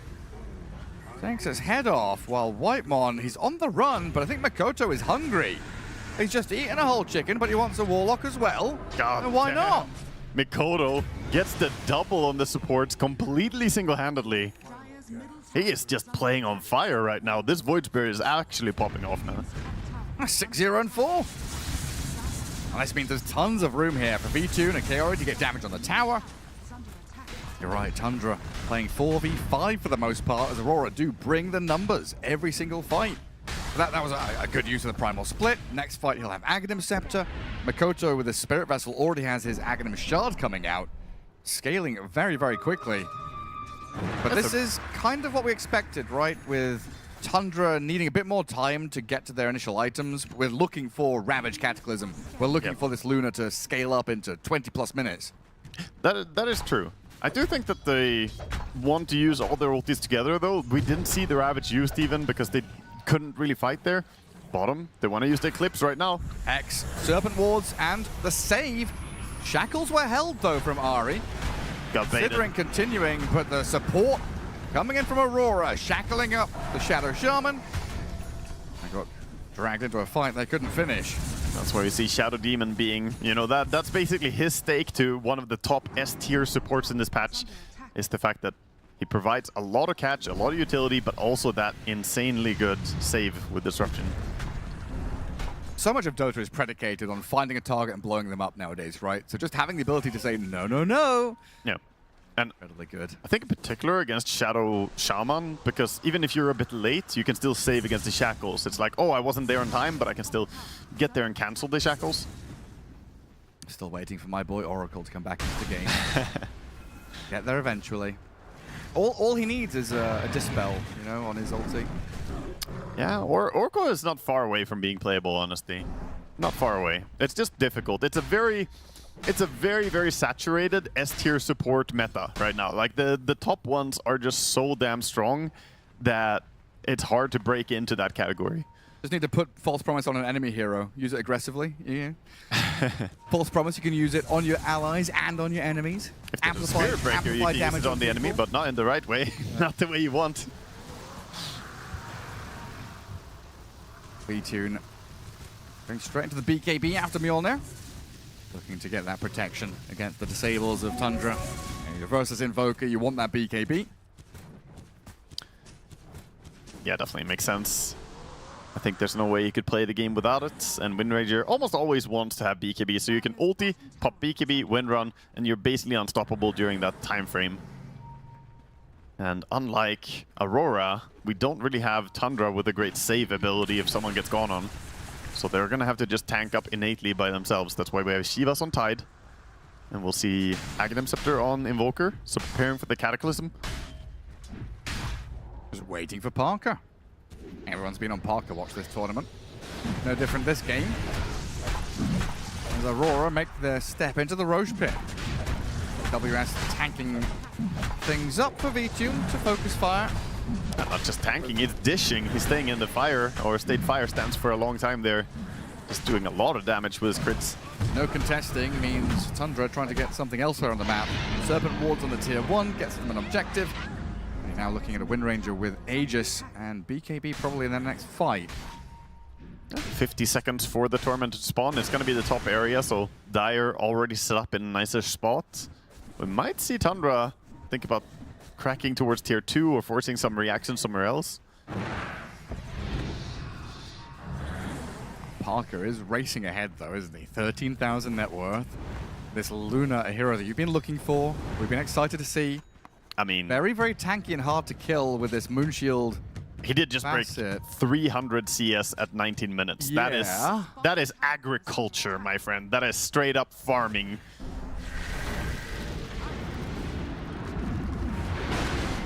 Massive. I'm just trying to figure out how they actually kill him in these fights, or do you just like disrupt and ignore the Luna, make her kill herself? Yeah, Disruption is a very good tool against her. Can maybe pass the Shadow Demon ulti onto her just to hold her in place a little bit and then fight the rest. But Aurora's game is going to be much trickier, you know? That's why I felt that way from the draft as well. Their team fight execution has to be very clean. Even in a game here where Void Spirit has been popping off from the start, they're still behind in gold. It's a lot more delicate to choose your targets, right? Like, who do you Cyclone? Who do you Disrupt? Who do you Shackler Shot? Who do you Focus Fire? Who do you go on with his Void Spirit and his Remnants? Yeah, you can't. you have to. This first point of contact, you can't go on who you see, but then there's the reactions from Tundra. And Kaori dies to the Tormentor, and Mikoto gets Sunstruck. Nice attempt from BZM. If that was a little to the right, could have found V-Tune maybe. Yeah. While Ari, he's on WS, or maybe it's the other way around. WS is on him. The Brewmaster is going to give him a few clicks. Shadow Shaman doesn't have any friends here, but a good Serpent Ward trap gives him some buddies, but as the Ether Remnant racking back in, a kill on Mirror, thanks to Parker, is at least a trade on the map here for Tundra. Yeah, trade goes both ways a little bit there. Shadow Demon, despite having his Blink Dagger, gonna fall down bottom. So Tundra getting something for themselves. I think once Tundra get Blink Dagger over on the side of 33, we'll see the game start shifting a little bit. They need mobility. They need Blink on Rasta, they need Blink on Tide, and they can be the ones activating and making moves. Right now, they've been very reactive on the side of Tundra, and mostly just been farming away. And not bleeding out, though. Like, good resilience to keep this net worth lead within 1k. I don't think it's been much more than that this entire game, although it has been Aurora making those first steps, setting the tempo of the match. Yeah, Aurora are preparing to play a big map, though. WS is going for the travels on Brewmaster, and for now, him and Shadow Demon just running together looking for something.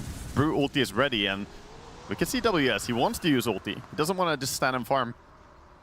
It's pretty close to the tier 2 tower, though, but they're going on Shadow Shaman. Golem drop, though, as a reaction. Nice Fatal Bonds into Ravage, Cataclysm to blow up Mirror. Double kill for BZM, and WS gone as well. Tundra with a combo. Reacting beautifully. 33, man. 33 gets a fantastic Ravage onto everybody there, and from there on, it was just an overcommitment too close to a tower. Like, they're diving a support right next to a tier 2 tower, and they got punished so hard for it. I also don't think the Aurora's draft can afford too many mistakes like that. You are playing against a super hard carry in Luna, and you're running this tempo carry that is Windranger. I mean, yeah, we've seen Windranger do okay in late games sometimes, but usually you have to dominate to get there. We get a replay of what happened there. And then Tidal, you come to me on the day of my Blink Dagger? How dare you? I mean, that was 6 Sunstrikes landing. That's just so much damage. Ravage into Cataclysm. Still a very strong combo. Ari setting up bottom as well. V-Tune. He's got Aegis BKB, so not really the target they wanted to see. And in fact, Ari is going to be the one that Shackler shotted up. BZM and Parker in the vicinity, but no intentions of playing with Shadow Shaman there. Kill secured. Oh, thank you. Corey will take that one. Yeah, as V-Tune still doesn't have a single kill, by the way, on Windranger. Oh, Mikoto. He's got Astral Steps. Alright, I thought that was going to be something from BZM. He was ghost walked and lurking. Yeah. A Rod of Atos Meteor Hammer. He does have some of the tools it takes to deal with his Void Spirit now, but a smoke wraparound from Aurora. Jump on Whitemon. They wanted Invoker, might get both. Tornado sends the Bruling skywards. Held in Tide place. Hunter coming in to help him, but BZM all alone. Throw some spells in the back, a save disruption there. Allows them to escape as BZM dies, and 33 having to contend with the Brulings and the Void Spirit. Yeah, everybody is moving over. Luna is coming. They need to bring Parker into this fight. Lucent Beam, Eclipse, Parker starts to open up. V-Tune with a BKB, kills off 33. Macropire there, and Parker has to defensively BKB while the channel from Ari, yes, it holds Mikoto in place momentarily, but now shackled up and killed off. Fantastic fight for Aurora, 1 by 1. As they get the clean pick off first on Invoker. There's a lot of damage missing when Cataclysm isn't there. And you brought your 18,000 net worth Parker Luna in and didn't accomplish anything. Yeah, she doesn't have MKB, so hitting into the Windranger is not going to be a thing, and Windranger with the BKB and ulti gets to have an easier team fight. Yeah, it's a good first jump. Getting BZM out here is very important, so yeah. No Ravage Cataclysm. With the SD ulti, he's basically doomed. He has no way of running away. Doesn't even have Travels build on Invoker, so not the fastest. Nice attempt with the spells onto Shadow Demon. Not going to be enough, though. That was with the remaining couple of seconds on Aegis. He was very happy to just go forward there. It was a fight won, but they don't get too much on the back of it. Not really like Roshan was available or anything like that. So an important fight for Aurora because they need everything they can get right now. But I think Tundra are fine to just reset and go again. And like, in reality, that was not even a 3v5. That was like Luna plus Warlock versus 4. And the Luna did a lot of damage in that fight. You can see Aurora dropped like half health on a lot of their cores. So you can start to imagine this next fight where they have Ravage Cataclysm. They might have the jump. That initial move from Tundra, if they can get in on top of people, it is very difficult for Aurora to react and actually fight back. It's possible. Luna is smoked and looking for something, leading the way actually. Sprinting straight across the map. Radiant Scan is there. They're going to come for the full wraparound. They know they're below them.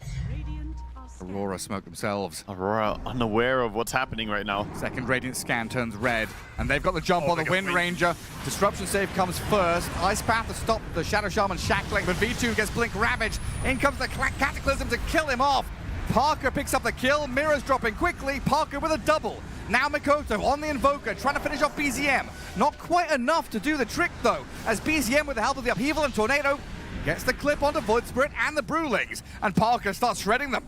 WS, can he slip away from this? Jumps off to the right-hand side. Blink TP to get to base, but the Gleipnir from BZM gets the high ground catch. He's walked into death, though, potentially. BZM cold snap. Whitemon helping. Invoker with a deafening. Pushes Brew back, and Parker can arrive again.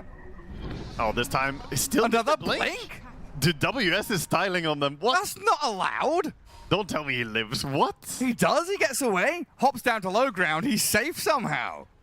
I mean, that's insane, man. I thought he was dead for sure. He almost got the Invoker. It was closer to that Invoker died than Brewmaster dying.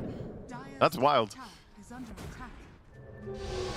Maybe a sign of things to come, though. Another fight where Tundra are able to get their spells out, and Aurora seem a little lost in how to react to it. It's certainly a sign of things to come because Luna didn't have the Silver Edge by that point. She had a Demon Edge only, and now the full Silver Edge is completed. He had a lot of gold back in base. He's significantly stronger now.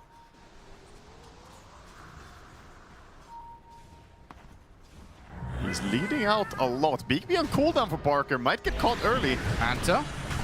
Dust is on him, though. Eclipse thrown out, and Parker, with 3 seconds left on that cooldown, is going to die.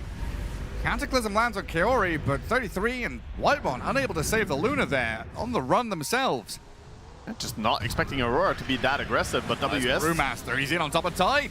Focus fire, help with the body blocks. Dropping down to half HP, 33 is tanky, but with WS in front of him, there's just no escaping. He tried towards the end, he got the face boots for the no collision, but it was too late. EMP is not going to clip the Brewmaster, so he's going to be fine too. Oh, the timing on Roche respawning as well. He's up in a second. Brew... Oh, he walked in the pit. Yeah, he knows it. Roshan's aggressive gameplay. Ari just blinking in, chasing the Shadow Demon. Finds him. As they start out on the Roche. Shadow Demon has ward nearby. He's going to see the Rasta. Double damage down the bottom spot. 20 seconds still on the Luna. This Roche isn't the fastest and wind kind of low. BZM's poking at them, but a primal split here straight towards him. Invoker's isolated. Tundra throw away a life there, trying to contest the Roche pit, trying to delay things for Parker to respawn, but now losing out entirely. They've done a great job on Aurora of not fighting into the Omega team fight that Tundra have, instead just picking off one by one by one. And Tundra, their lineup, it's not really reaching its full potential if they don't get to go together. Don't give them the 5v5. Yeah, they want the big brawl 5v5, but now there's this awkward thing where, okay, their lineup wants to 5v5, but Aegis in the hand of the Wind Ranger kind of flips that. Now you gotta wait out the Aegis timing. Aurora with the tempo control, they have the initiative. And the itemization. Aeon Discs coming up on multiple heroes. Void Spirit has his, Brew is working on another, so ways to get out of that problematic Ravage into Cataclysm. And Brew finished off the Refresher Orb first. That's a pretty farm Brewmaster. They're going to try and burst him once. They're here with the shackles, but the save from Mira. He'll get blasted, but Brew can maybe get his ultimate off. No, he can't. Golem dropped on his head. Tundra flipped the game again. Yeah, unfortunately, not able to get it out. He maybe didn't want to refresher immediately too, because he didn't try with the refresher into ulti. There was another wave of Hex from Rasta coming off. So in the end, Tundra biting into the Aegis and still succeeding. Or rather, the team that has the Aegis. Yeah, waste as much of that time as possible. Now playing up top. 33 shoves out the wave. The rest of them in that top left corner.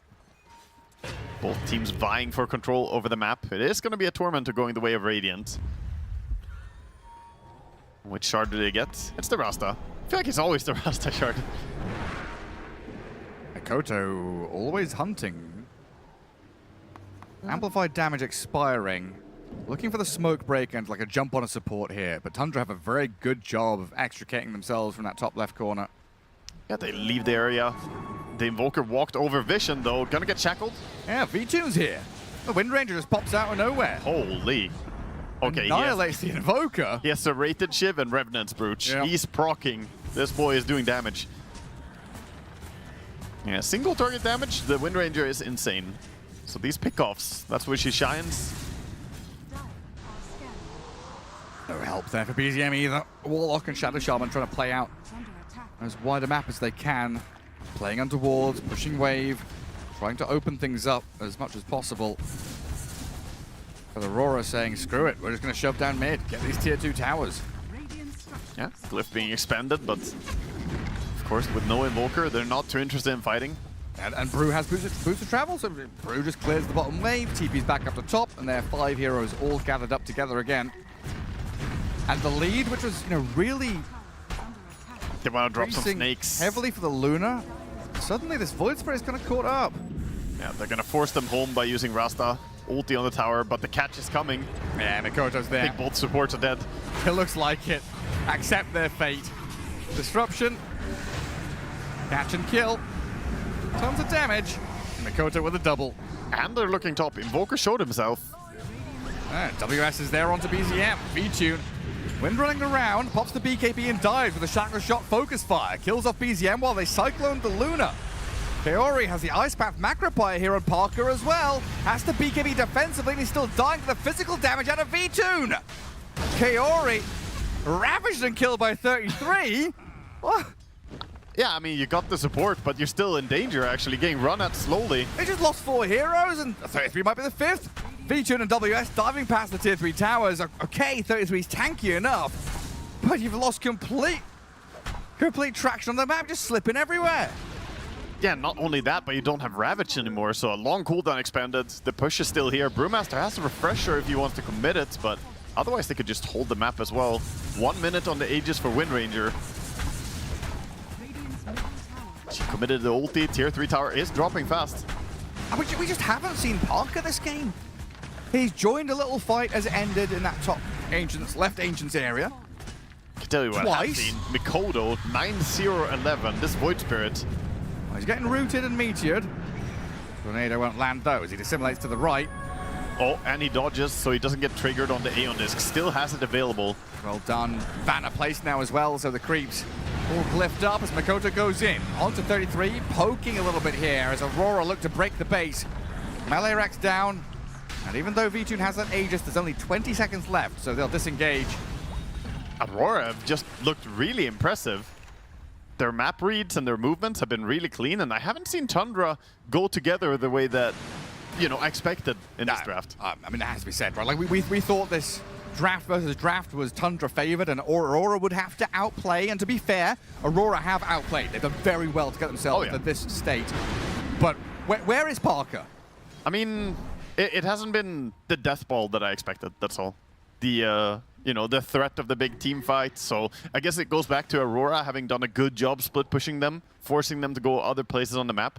But certainly you have 500 CS on your carry, but he's not even that far ahead of the Void Spirit now because while you've been farming creeps, he's been farming heroes. Damn, V-Tune has like 2/3 of the last hits. He's got more damage than Parker looking at those stats.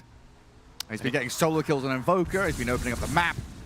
V-Tune has had a cracking game here. Even though it's like 3-1 and 8, those 3 kills have all been vitally important. Yeah, both V-Tune and Mikoto have really delivered. Mikoto in particular, the double support kill up top was so monumental for them. Just, I don't know. It says a lot when two heroes get taken down by one player.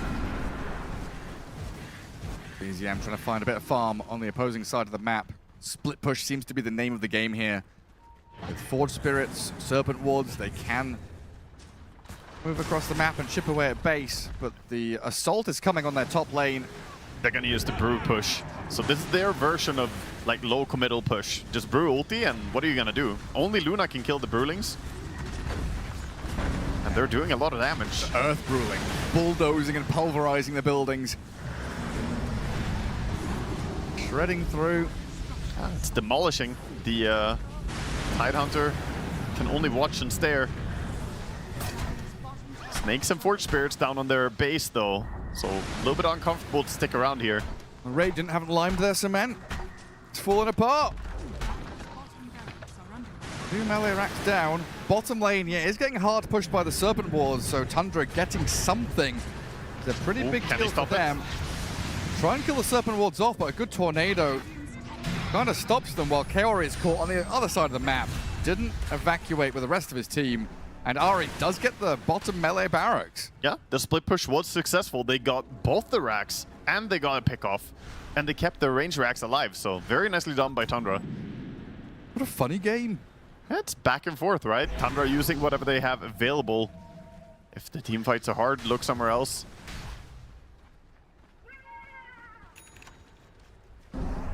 Definitely stemmed the flow as that net worth lead was starting to build pretty quickly. It went from 1k to 6 or 7, now back down to 4. Yeah, they have the triple Aeon Disc, of course, on the Aurora lineup, so it's just hard to burst them. But Tundra, I think they're getting to a point where they have good continuous damage output. Satanic is about to be completed over on Luna. With a disassemble, he's going to have it. And a couple of seconds until Roshan fast spawn. 37 minutes in. The fast Roche, so nighttime. And Tundra in position. Have been scanned. So a good idea here that Aurora understand enemy heroes and high ground vision. They're going to be around where Parker currently is. 33. Looking for where the fight is going to be. They split push top. Yeah, Brewmaster. Brewmaster just ulting for buildings. Come and deal with me. Witness my Brewlings kill your base. Kaori being run at by 33. Dead in the water. Sunstrike landing. And good damage there to finish off the Jakiro. While top lane, BZM has to BKB to run away. V-Tune has the damage though to pummel him through the TP. And this fight. Find Mira in the back though, so both Dire supports falling. Supports for Invoker. I think you're still happy on Dire. They have buybacks as well. Brewmaster does have to run to safety. Difficult to figure out where to look. I think they're definitely okay with this on Aurora because they also got the racks, right? They cleaned out the range racks. Not a major objective to take those down, but for now, Tundra, without the Invoker available and no Cataclysm, their bursts will struggle. I wonder, maybe they could have gone and snuck Roche, but it's a difficult task. Might be that he swapped sides in a minute and a half. Gem on the Brewmaster, recognizing that the Silver Edge, or the Silver Edge Invis from Luna is pretty annoying.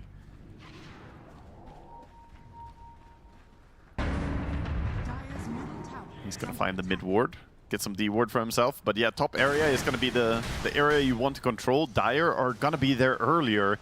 And Tundra not really looking to contest this Roche by the looks of it.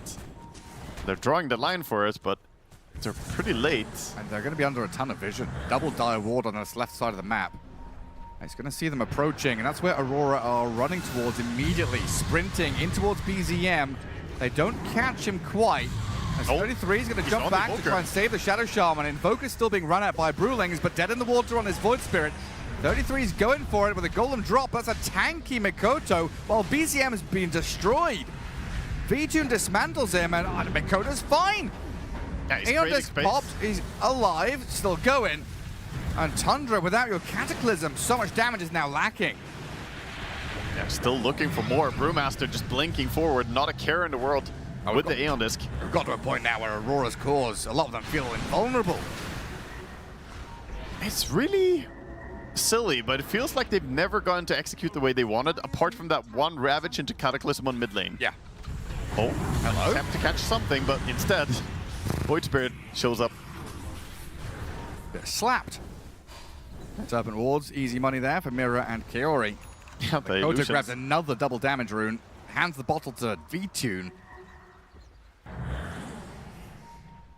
Parker, 5, 2, and 3, 650 last hits, 30,000 net worth. He's okay. He's 30,000 net worth, but he's alone in the middle lane. Yeah. I mean, what? He's gone. That's. I mean. ¿Por qué, Parker? Couldn't he push that with Manta and just go? I legitimately have no idea. I mean, the call must be made. We're in drastic season. We've got to do something to get ourselves back on the map. Yeah, I guess so. I also feel like the 30,000 net worth, but he still doesn't have True Strike against a Wind Ranger and Brewmaster. He's been pretty unable to hit what he wants. Yes, he's good at killing the support, but who's gonna kill the cores on the side of Aurora? Mikoto has also not died a single time this game. We've got past the awkward stage of the game for Aurora. They did so well through that raw aggression, through Mikoto. Just like KP said, right? Playing through your heroes when they're strong, they did exactly that. Made sure that BZM was kind of shut down. I mean, they've made Brewmaster look broken this game, so yeah, this definitely confirmed any doubts, or removed any doubts, rather. Guys, just diving behind tier 3s at this point, looking for the support in the back. They root up Mikoto, Eon Disc pops, Ravage from 33 with a Cataclysm to come. The damage is good and Mikoto's done. Tundra finally getting something to go their way. Gushing towards Mira in the back. Parker opens up with the damage. WS, Eon Disc, but Hex. Nullified and Primal Split required. Will turn back onto the Luna with the damage from V-Tune, annihilating Parker. Dead for 2 minutes with no buyback as he spent it. And Aurora, 5 alive, plus Aegis in their hands of the Wind Ranger. They just go for the dive. 33 is being herded back to Fountain. And V-Tune, he'll walk back to kill off buildings. Yeah, I mean, it's just impossible to defend. They're lacking the damage. They have to wait out Cataclysm or something. It seems an impossibility now. They'll jump on the Wind Ranger just to try and break the Aegis down, but V-Tune's going to stand his ground, fight back into 33 while WS deals with the supports in the back. Mikoto makes the jump, Shadow Shaman, he's got a little bit of distance there, but the Brew keeps on chasing, hounding these heroes, forcing them to Fountain. They shackle him up, holding him. V-Tune's coming, Brew, he's disarmed, he's taken down. They got WS, but he buys back now. He has travels too, he's going to be here very shortly. TP's to a bottom wave. They still haven't taken the Mega Crepes. The buildings haven't been focused much. They've got another glyph somehow. Just keep refreshing it up as the BKB Wind Ranger makes short work of the Tide. Chipping away with a focus fire, and BZM bursts down the top left corner of our screens. Found and killed, dead for 90. No Luna for a minute. Tide and Warlock against the world. Aurora 5 alive, ready to close out this game. Jumping onto 33, another Ether Remnant grab, a Dissimulate, and a burst of damage onto Tide. Yeah, they kill him, and finally Tundra will recognize that, okay, this is over. They could not buy enough time for the respawn, and that's just it. Game is over just like that. 1-0 here for Aurora. Looking incredibly good. Yeah, that felt, I mean, a bit sloppy from Tundra perhaps, but Aurora definitely peaking here as well. They're playing so well. Super woke up very, very sharp as we pass it back to Shiva in the panel. Yeah, thank you very much, guys. This was Aurora on fire. We heard from KP at the start of the game after the draft that he had very clear timings for his team in mind, clear building blocks for setting a fairly high tempo and having good control in the early game. And I think T-Gov, everything he said just came to fruition. Yeah, Mikoto has to chill. Like, this voice for it, like, early on, like, if he doesn't make the moves, then you can see Tundra, they're going to scale, their 3 cores will get really happy, and then the problems will come into play. But Mikoto was just ruthless throughout this game. Like, he saw, you know, Ari or Whitemon, even a drop out of position, he was cutting off their heads and sending them back to bed. He was insane. Yeah, I think just the matchup, the Void versus Invoker matchup, usually it's like, you think of it more as the laning thing, right? Like, Void has more damage, out lanes the Invoker, but in the mid game, I feel like BZM just struggled so hard to ever have impact. Every single fight was like, he gets this was every fight pretty much. Was like every single fight. 2 heroes are on him, 3 heroes on him, he's dead. There's one fight where Brewmaster ulted, it wasn't even on the screen, and he just got chased 100-0 by a Brewmaster split.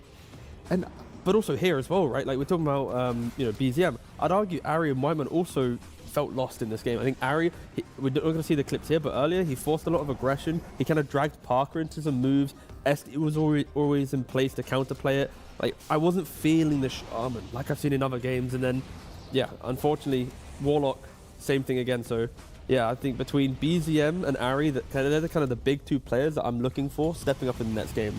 If they play like this again, Aurora will outplay you. They played very good Dota. It's definitely this situation. I think most times we see Tundra, they play around kind of BZM, and he does a lot of work for them, and 33. And in this game, I feel like 33 was like kind of there with people, and Parker was like off farming, which I think was fine, but like BZM was nowhere to be found. The supports were nowhere to be found. It always felt like 33 would never be dying in the fights. He'd never get caught out, but no one was helping him, and they weren't farming themselves. Like, it could be fine if they were just split and they were just playing for some super late game, but they weren't. They were just dying off cooldown. I don't know. Aurora just kind of knew where to go with their heroes to get pressure. Yeah. I mean, it was like there was like one death on V-Tune where they had that smoke around. They hit the Ravage Cataclysm. But after that, I think the information Aurora was giving themselves was what was allowing them to play into Tundra. Like Gunnar was mentioning, they play for one pickoff, then it's back onto the map, do other moves. And then when they actually see a Ravage wasted or a Cataclysm wasted, or let's say Luna going down mid and dying from a Silver Edge Sentry or something, like, I think they just made sure they always respected what Tundra have. And when you do that, you don't get out team fought because you're just whittling them down. And yeah, I cannot understand how important Makoto was in this game. Like, if he doesn't play with this mentality, this aggression, I could see Tundra just outscaling them. But this voice, bro, is like, it was like reminiscent of like Nisha level voice, bro. I was like really impressed with how he played this game. It was super solid. And we talked at the end of the draft also about, you know, how we were going to keep our eyes on the Shadow Demon. I felt like, I mean, obviously Shadow Demon's good, but was he really the, you know, the linchpin of the draft here? I think so to some extent. It made it hard for Parker to want to join the early fights. Okay. I think he always wanted this like one extra item. And even though they had good team fight on Tundra, I thought that Aurora dodged it really nicely for the majority of the game. Yeah, the overall last pick, of course, was the Tidehunter. And that was going to be a big part of the fights coming out from Tundra. Yeah, so there's kind of these two back-to-back team fights we're going to watch. The first one is there's a Ravage, right? Triple kill with Cataclysm. Really so easy to execute. It feels like, oh, wow, like, that's it. Just click 2 buttons, you win the team fight. But then I think this is where Tundra makes a mistake. It's just about like a minute and a half later. Ravage is still cooldown. And they try to take this fight with no Ravage, and it's coming up. And then you see BZM. He just dies to the Void Spirit, the Brewmaster. And it just feels like every time that they, after this, I don't think they really ever grouped up again in a clean fashion. It was always BZM gets caught and they try to help him, or the supports are getting caught. Yep. There was never again the entire game where there was a 5v5 with someone on Tundra starting. But also the call for this, like for Tundra to even try and take this fight after, right? When your Invoker's been caught, we saw Tidehunter was clicked, right? Ravage was caught him for 40 seconds. To still run into this triangle and to take this fight into Aurora being confident, playing as 5, running through the map, like that is like a kind of save your body syndrome, or let's just try and make good of a bad pickoff, because it's kind of it happened throughout the entire game, and Tundra's never connected the clean split push that we've seen from them before and the good team fighting. Like they'd always, it just felt desperate throughout the game rather than like we're split pushing for this fight. It just felt like they're split pushing to survive and we're hoping the team fight works well. Yeah, but it also just reminds me of the last, like, what, 2-3 minutes we watched of the game before Aurora went high ground for the final time. It was Tundra getting picked off, like one by one at random locations. Why are you there? Yeah. The worst part was for me. Sorry, it was always a +1. Like the time bot where it's like a tier 3, maybe just the shaman dies, but the warlock like stays there channeling and he also dies. And then there's times where the invoker's getting caught and then there's a +1. Same here, just like T was saying, Invoker gets caught and instead of being like, okay, you got him, you got BZM, let's go out and farm. They're like, oh, you know, maybe they wasted too much. Maybe we could take the fight. And then obviously they can't. So I don't know, just if they do want to play this like split skirmishy, I think you have to be way more comfortable giving up kills.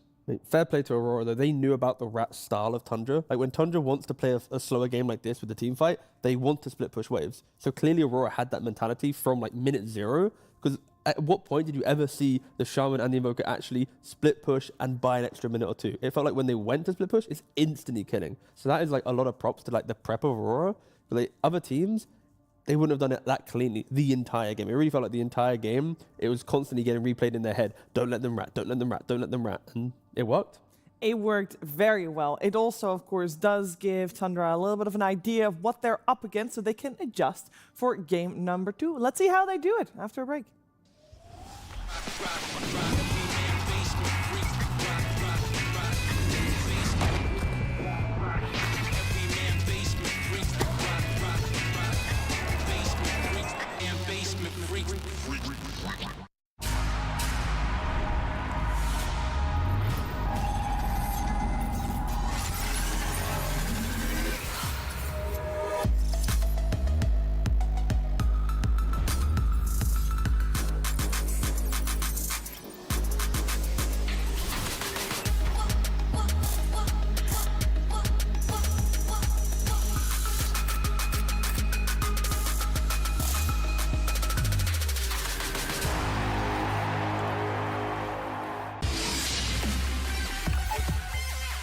The human body was built to move, not trapped at a desk in one singular posture for 12 hours a day.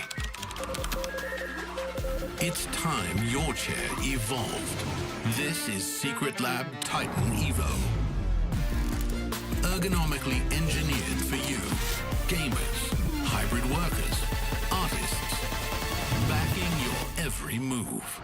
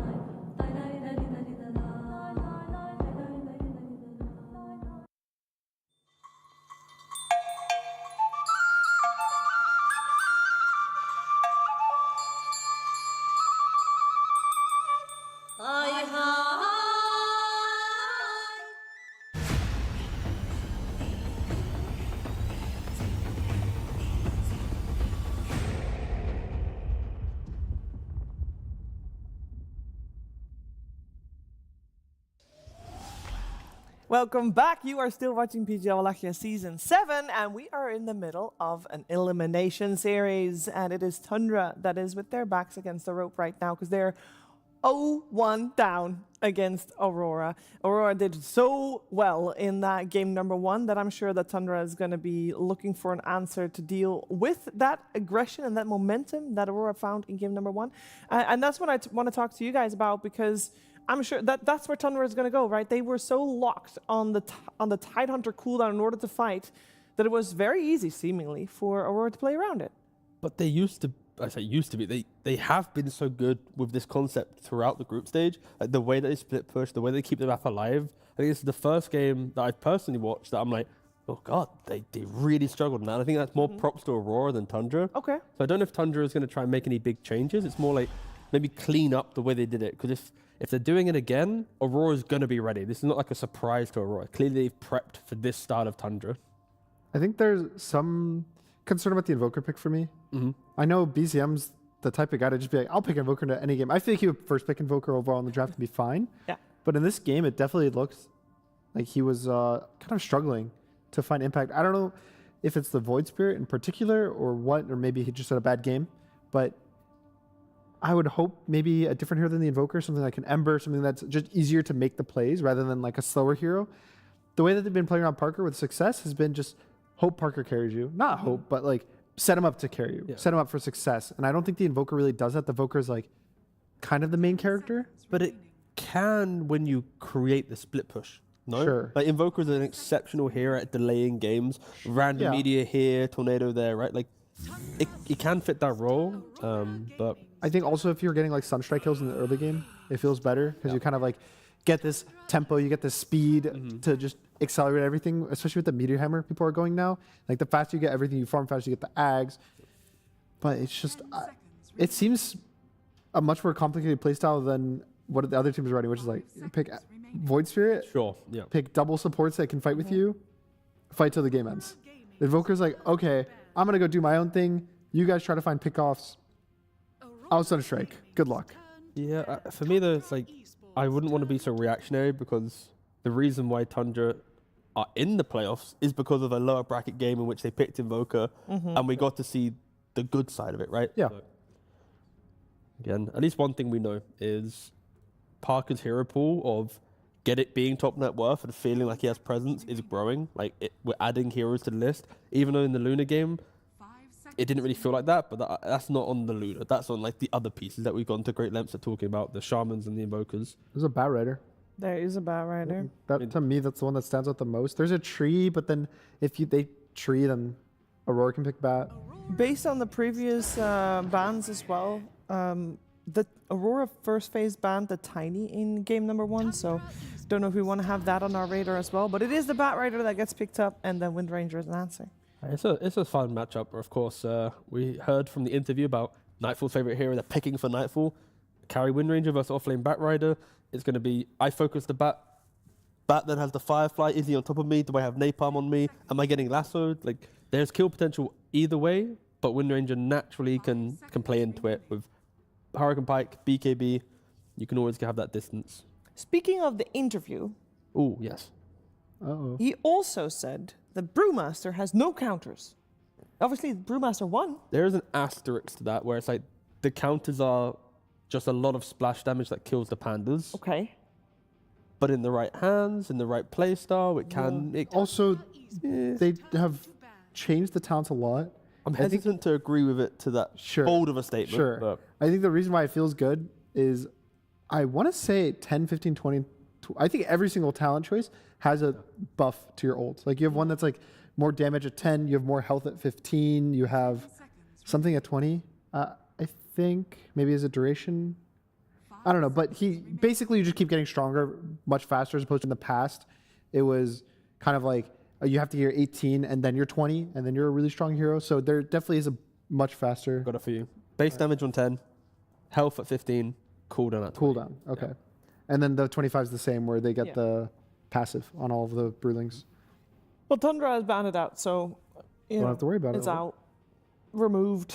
Let's see what else they would ban out based on maybe the previous game and maybe based on what they're planning still for the rest of the draft. Because picking a bat is nice and all, but it doesn't really paint any picture, or at least can paint many pictures, if you will. I'm not expecting these heroes to be banned out, but the way I see the draft progressing is like Aurora takes the Warlock, then Tundra takes the Tiny plus Jakiro. Where's the Shadow Shaman in all of this? I was going to say, yeah, sorry. 13, and then they take the Warlock on 16. Sure. Okay, so let's redo that. Warlock on 13, it's then Tiny or Shaman plus Jakiro. There we go. Draft progresses. The reason why I lean Tiny is just melee blob with Batrider feels nice. Yeah. Just more repositioning with Toss and Lasso. It's a lot of fun tools to... You would go for the Warlock over the Phoenix. And the Shaman? I just tried going down one hypothetical, guys. Well, but like... There's like two hypotheticals. Oh, it's ruined! It's ruined! Oh, no! Oh, Chart! Well, that's because... We didn't predict this. That's because Aurora knew Tundra would want the Tiny, so then they... No, who cares? Actually, probably, unironically. Honestly? They did ban it out in the first game because they know how comfortable Tundra is with it. I mean, Tiny on either lineup just looks nice, right? When you have Wind Ranger, ranged core, Tiny is like the one you want. We saw how Tiny Shadow Fiend toss him back in. I want this to be a support, though. Yeah, 100%. Yeah, Tiny 4. Yeah. Again, recently, a lot of the times I see the Tiny mid, it kind of like falls very flat in a lot of games. Like, obviously, there's going to be games where people are going to point out and be like, the Tiny popped off this game. Like, he owned. But it's just, consistency-wise, I feel like it doesn't have the same as a lot of the other current mids. So I hope this is a support, and then Tundra is just going to take, the generic subduo of Shadow Shaman plus Jakiro / Warlock. But Mira has played it twice and lost twice. That's not good. Very unfortunate. Yeah. You think that's it? You think he's like, oh, guys, I'm sorry, I can't play the... Can't play anymore. Yeah. I can't play the Tiny. Yeah. 0% win rate. What if that's a mentality thing where he's like, I want to change my 0% win rate? Ah, yes. I want to make it 33%. I haven't won a game on it yet. What's I'd like to openly apologize to everyone. I didn't realize that Tree was not banned, and Tree Shaman is a better combo than the ones I was suggesting. So shout out to Tundra to double checking the bans. Yeah, How could you forget? Your apology. No, it's unacceptable. I know. Okay, I don't accept your apology. Oh, okay. How do you want to work from this one then? How do we progress from here? Because the next picks for Aurora are going to be the new mid, probably. No, we need a hero for Kaori. Can we hype up the 3 heroes of Phoenix, first? Ember Spirit, right now. Oh. What? Really? Yeah. Why not? I will say that it is a very good trio that Tundra have. There we go. It has layers. It has the vision. It has the pick-off. It has the ways to ensure that when Tree goes deep with the rank... Because also, we always talk about Tree as using the shard. But when you have invisibility on just a 40-second cooldown, you're always going to get a deep observer down that a future hero will utilize. So I think Tundra's going to be very happy with this very pick-off style of play. They're kind of going, you know what, Aurora picked us off in the last game. We're going to pick them off this time around. Yeah. And Aurora continuing down the staples. Wind Ranger, a hero they've utilized greatly. Now Phoenix and Tiny, of course. So, yeah, again, like no real surprise, I feel like. They're getting the hero they want, and they go for the Ember. See? Yeah. Simple. Phoenix, Ember right there. Yeah. It's just... Ember also kind of prevents the Batrider mid response. It's just good flex. It gives you stuns. It gives you... It gives you the chance to pick Huskar on 18. Yeah, but they're calling the bluff. Oh, wait, that's the other way around. Or is it not? No, they're calling the bluff that BZM just cannot play Huskar. Oh. Like, he played against it yesterday against Liquid. He struggled. Yeah, that's true. Doesn't have many games on the hero. Normally, I'm... Like, what else is actually available for the counters? I think it's fine to call the bluff. Ooh, Waterboy. It is a very good Morphling game. Like, the reason why I never really... I'm excited by 16, 17 Embers is it's like Ember from mid lane can have lane counters, and also there's certain cores that can annoy Ember's general entry to the game. Like, yes, there's going to be a vessel timing that Ember gets to play on, and an eventual Shivas, but morphing like you buy Manta, you don't get Ember anymore. You'll always waveform kill the egg. It kind of feels like you're giving one free core pick to the enemy team when you open the Ember like this. But now in 24, they can get Darkseer. Sure. And then they have Darkseer Tiny. I mean, well versus the Morph. There's Doom as well, right? Doom is in the pool. I think Doom is going to get banned because that's like the, there's a Morph. We ban Doom. There's a, and also they have 33, so he's going to be thinking of the Doom. But I don't know. The Darkseer to me looks very good, especially because you have this Ember pairing. That's like probably the best Darkseer core pairing in the game, just because he utilizes Iron Shell and the Surge. I mean, Tiny and Ember will thrive. Even the Tiny, as a support. Like, just letting this guy, like, blink in, cast his spells, run out. We did say that we wanted Tundra to enable Parker a bit, right? Yeah. Is the Morphling enabled? Oh, yeah. There's vision. I mean, they have so much pick off that putting Parker on the Morphling, whoever they grab, he'll just waveform and then I kill you instantly, right? Like, they do have the setup. It's more about the initiation, the how they execute their heroes. I think they had all the team fight last game. They actually struggled to execute on it. This time around, it's like a little bit easier because it's not big ultimates now. It's just like cheap spells that you're using, right? Yeah. Mainly on the tree and the shaman. And of course, BZM just needs to find a mid hero to tie things together. Can Bat go mid? It can. I don't... it depends on what offlane 33 would play. I don't really know if he would play any... Different one? Like, what's really good versus Wind that's not... that he plays? Centaur. Are we forgetting the potential, like, BZM takes the mid Morphling, just free farms against Ember, and then you take over, like, Tiny, and you play on that style? So. Or is that not really a thing anymore? I've tried that one. It doesn't feel as good as it used to in the past. And even Ember, these days it's just strong enough laner. And that change, I think, was before Water Runes when people really played it a lot mid, the agility morph. And then the strength one, they just kind of neutralized the cooldowns. The only reason I think about it is, like, Tiny, Wind Ranger. It looks good. It looks really good, but I've only seen it a couple times in top pubs, but it really is like a rare specimen. I think you just give BZM some new hero. Like, anything can lane versus the Ember. You can pick Storm, Void. The only reason I entertain it is because, like, with the bans, you've left Doom and Darkseer in the pool. So are they going to, if they're not going to obviously do that, are they, like, how are they approaching this? If they're giving away good offlaners? Okay, so they just take the Doom. Yeah. And then they don't care Darkseer. Yeah, well, Doom is supposed to be good versus Darkseer.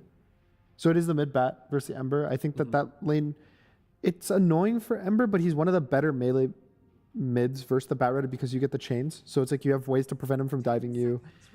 I think if you play fine, you get out the lane even, and then in mid-game you're good. But definitely this last pick is really important for Aurora. They want something that's strong in the lane. Whoa.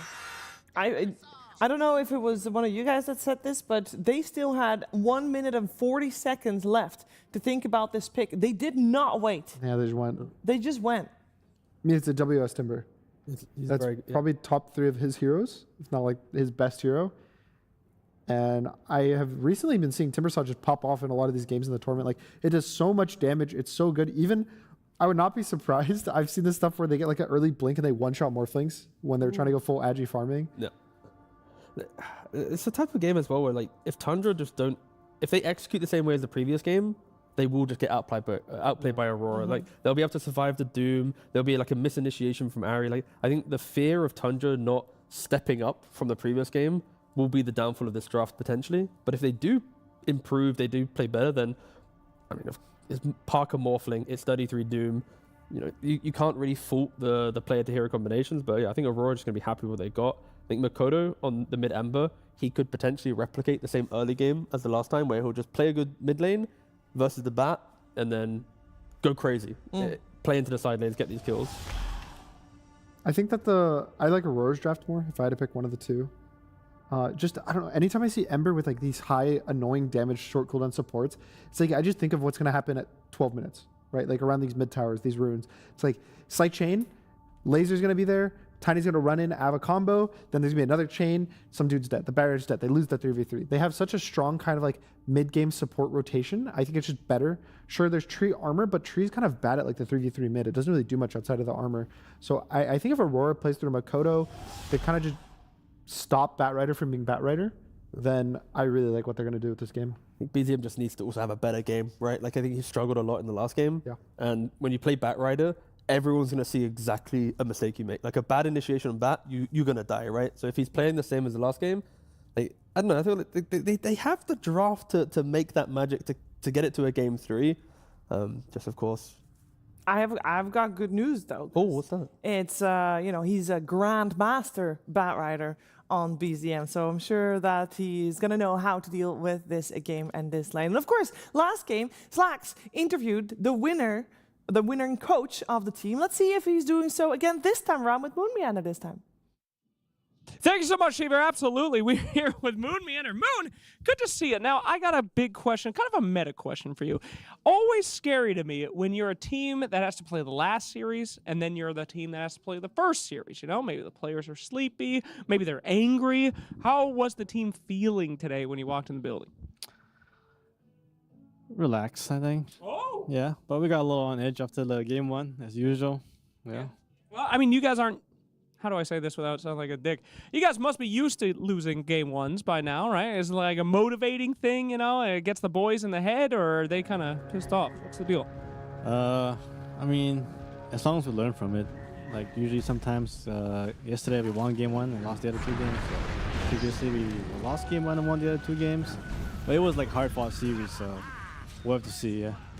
Well, BZM got first blood. Very good on the Batrider, so congratulations there, yeah. What did you learn from game 1?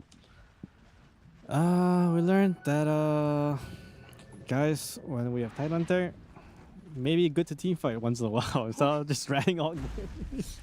Okay, team fighting is good with Tidehunter. That's a great lesson to learn. Fantastic. We'll see if they can keep team fighting here in game number 2 as we pass it to the Wagameister and Gary B.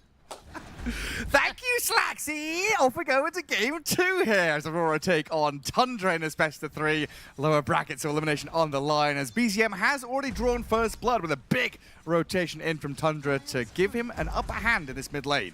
And nice to hear Moon saying as well that, you know, they pretty much felt that you should probably fight when you have a lot of big ultis. Yeah. Not just us sitting here and, you know, shitting on them for no reason. Lessons learned. But we'll see the adaptations, of course. Sometimes you just get locked in the wrong idea in the game.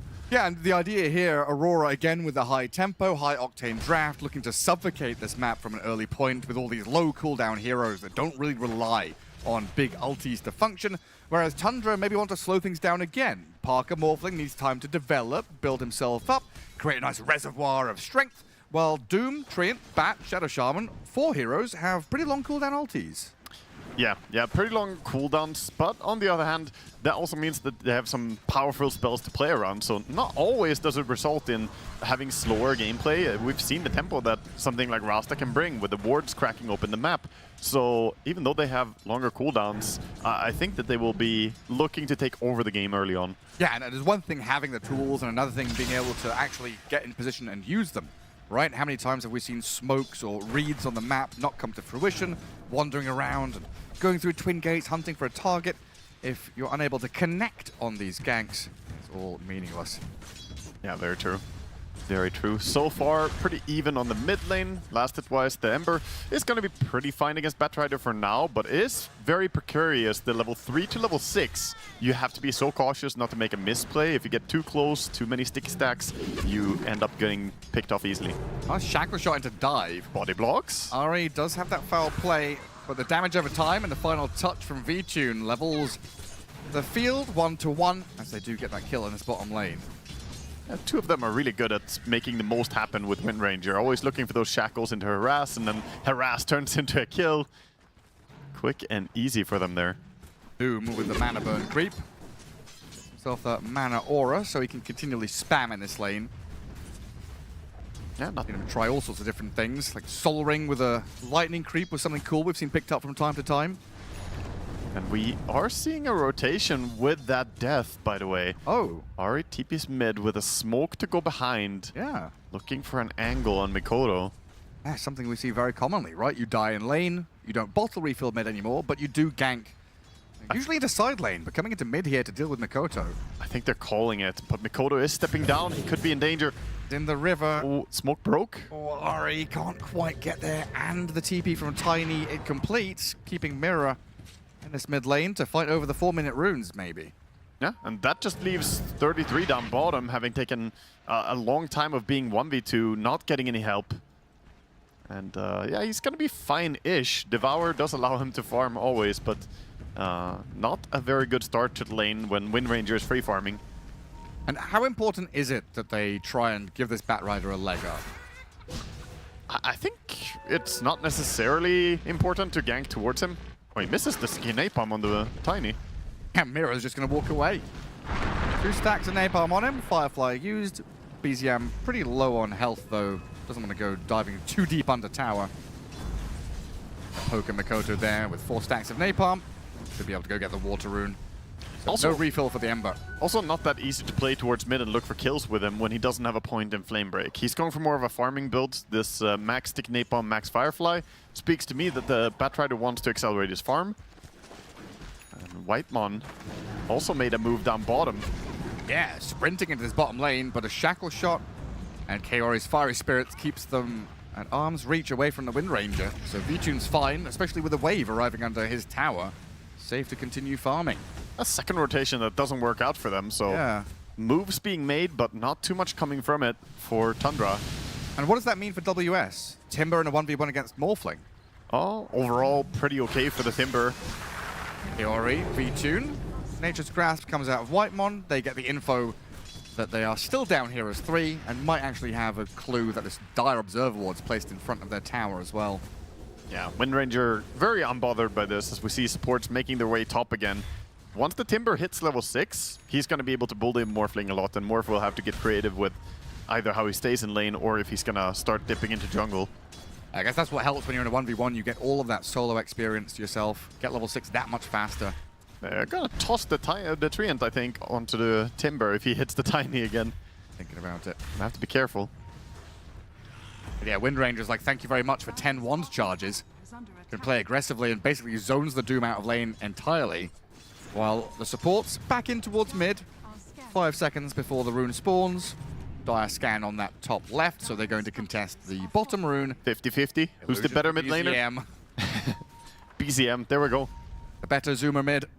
I mean, that's the skill difference as a mid laner, right? If you get the rune where you are, means you're good.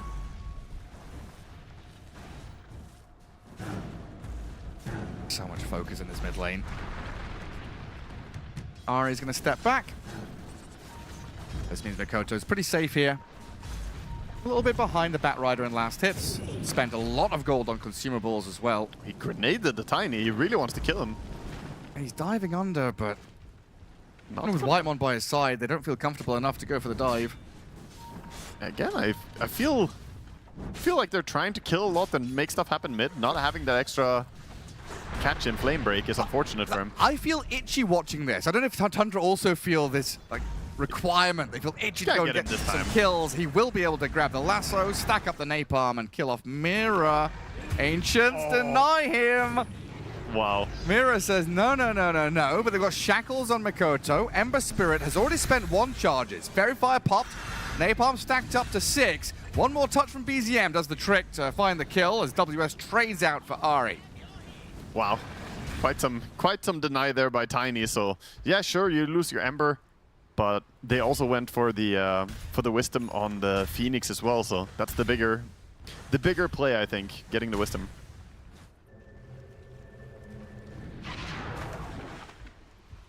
Whitemon will come back and get his. Yeah, so we'll have balance still. 1-for-1 on the Wisdom Shrines. No successful steal. Down bottom, we see a Focus Fire onto the Doom. He's got living armor on him, but with Tiny coming in, Avalanche, toss up towards Vichune. Final flurry of arrows will finish him off. And the Javelin revealed out of the Wind Ranger as Ari and Whitemon, they want to get revenge. The Grasp and Shackles on Mira. Good damage over time, but he pops the stick, still zapped down anyway. V-Tune not able to help him there. So far, 3-3. Tundra, I feel like, have done a good job keeping that tempo up for themselves, not allowing Aurora to have the free moves as they would want. Yeah.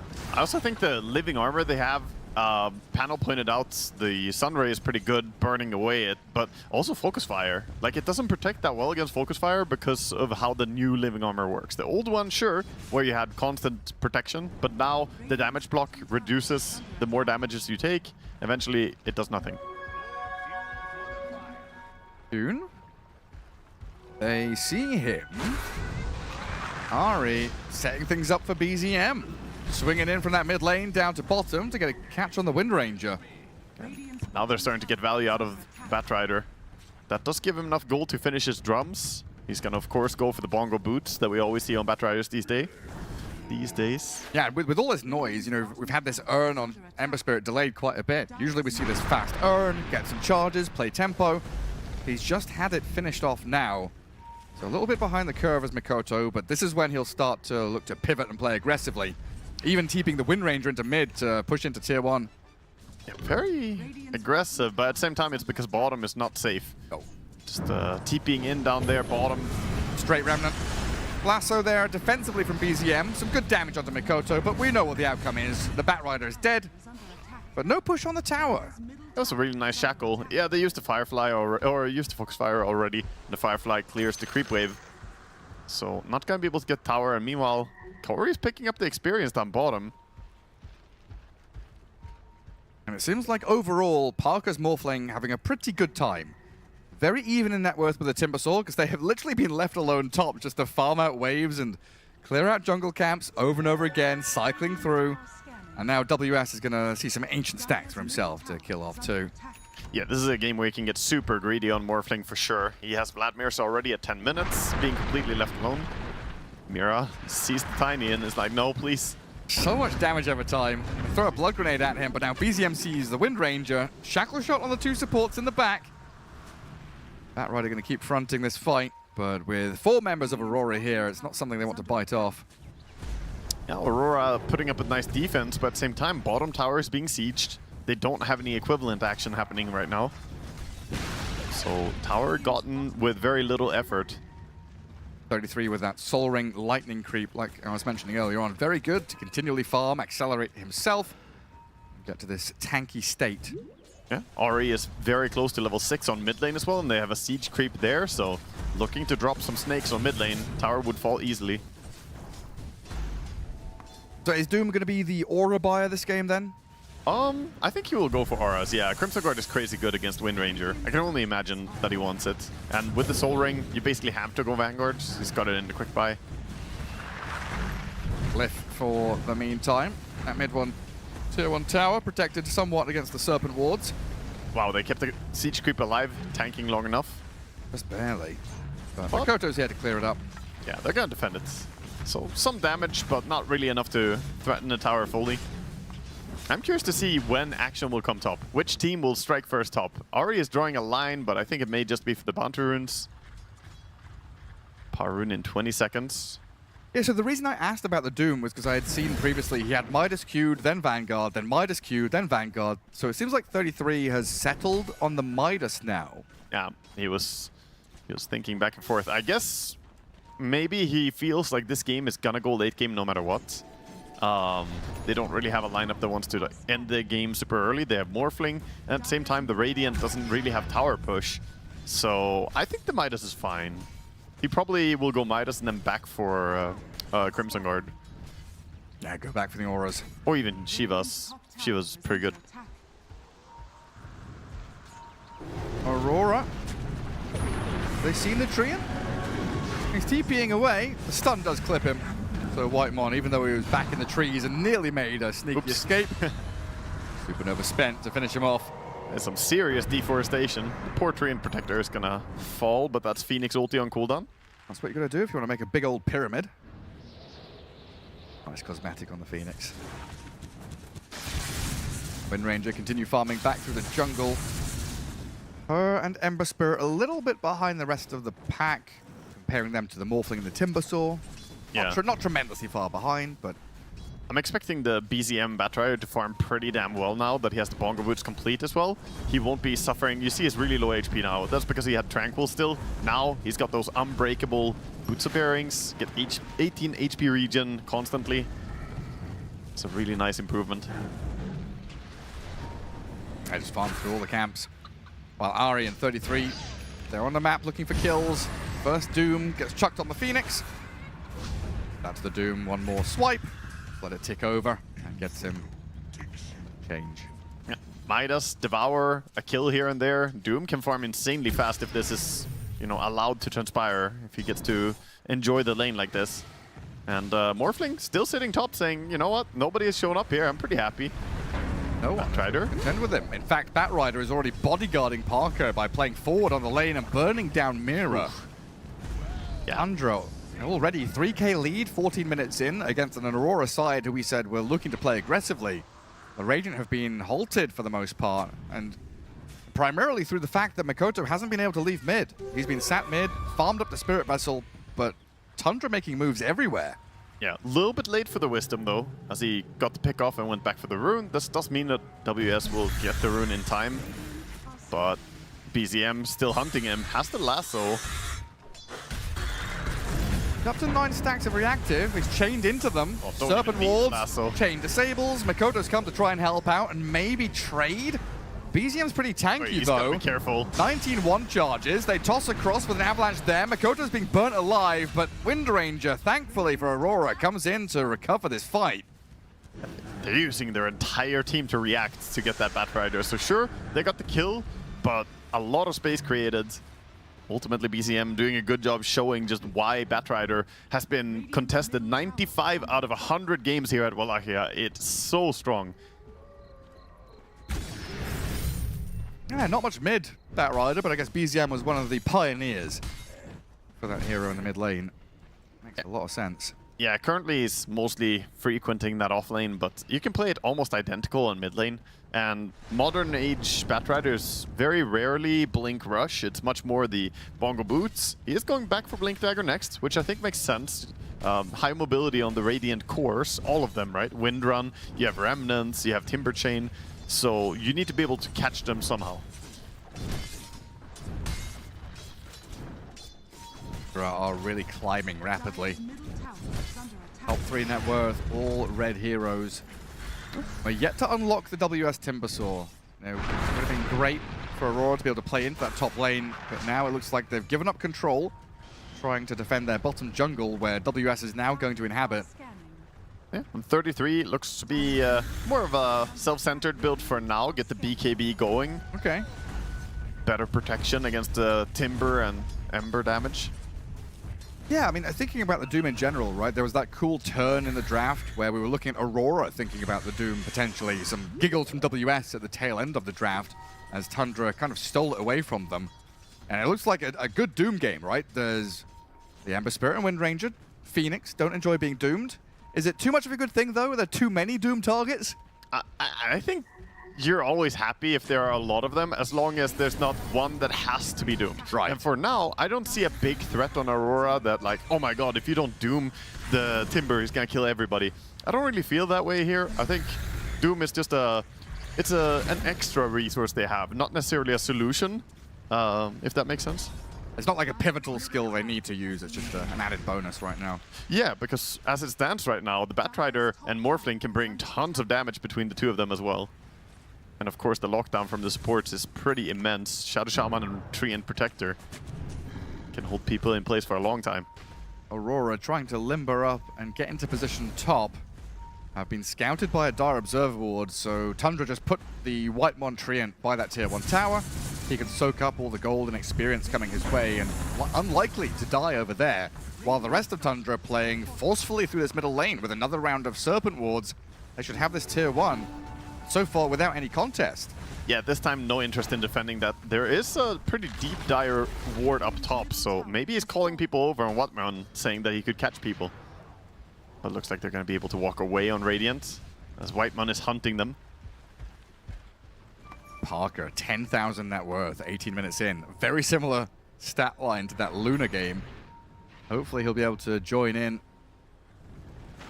transfer the net worth into some damage and impact as mid lane, BZM's going to grab WS in. They've got the catch on Ember Spirit. Sunray's not going to help out too much, and Mikoto just gets blown up. 33 pops the BKB to disengage from the egg. And now Aurora have lost their mid. They've spent their teamfight spell. Mira trying to go for this avalanche toss. Shackle shot's good, but the overgrowth is better. Holds them back as BZM turns the fight with Parker and Ari alongside. They lose the bat, but get the timber, and Mira's going to be the bonus kill on top. Parker into timber mode, shredding them. Yeah, this is Tundra definitely having done a little bit of a talk after the last game. You could see them all bringing every single hero to this fight, making sure to outnumber and overrun Aurora. And it's just difficult to play Ember into all this disable. Normally it's fine if there's like 1 or 2 heroes you have to look out for, right? If you're playing a Spirit hero, it's like, oh, just don't run next to Skywrath Silence or whatever. When you're playing against Rasta, a Batrider, a Doom, and a Treant Protector who can also overgrowth you out of nowhere, yeah, it's hard, man. How do you not get caught? Oh, we need so many items to deal with it. That's another one of those games where we need Dispels against the Treant, need Lincolns and Lotuses against the Doom and the Shadow Shaman. And then it's like, well, what do we itemize against the Morphling guys? We need Sides of Ice, we need Control, we need Damage. Yeah. So many boxes to tick. He's already feeling like it's too many disables, so already he's going away from the typical ideal build on Ember. You want to go Spirit Vessel into Shivas. That's what we normally see. Instead, going for Spirit Vessel into BKB, and I definitely don't fault him for it. No, but I think this is necessary. It's like that puck conundrum, right? Having to shift away from your damage dealing and your tempo items into this defensive nature build.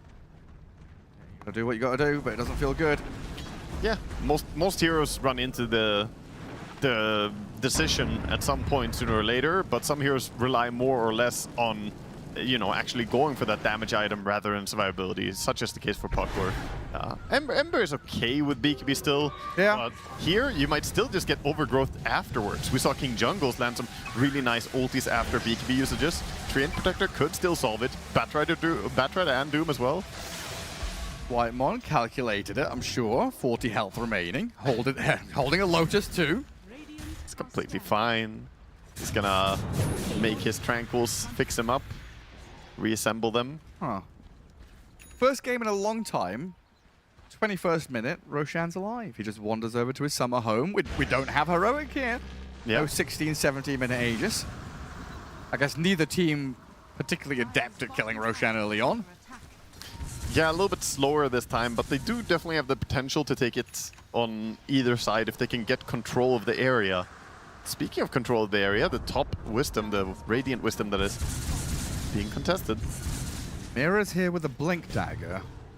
He's going to be the one that gets jumped on by Ari. Defensive, Shackles, and Avalanche, but look at BZM, just going to grab the Tiny, drag him through, melt him down. Rock to lava. Phoenix did steal at least, so they get some wisdom for themselves. Corey taking the time to farm away. I think he was spotted, or at least they realize.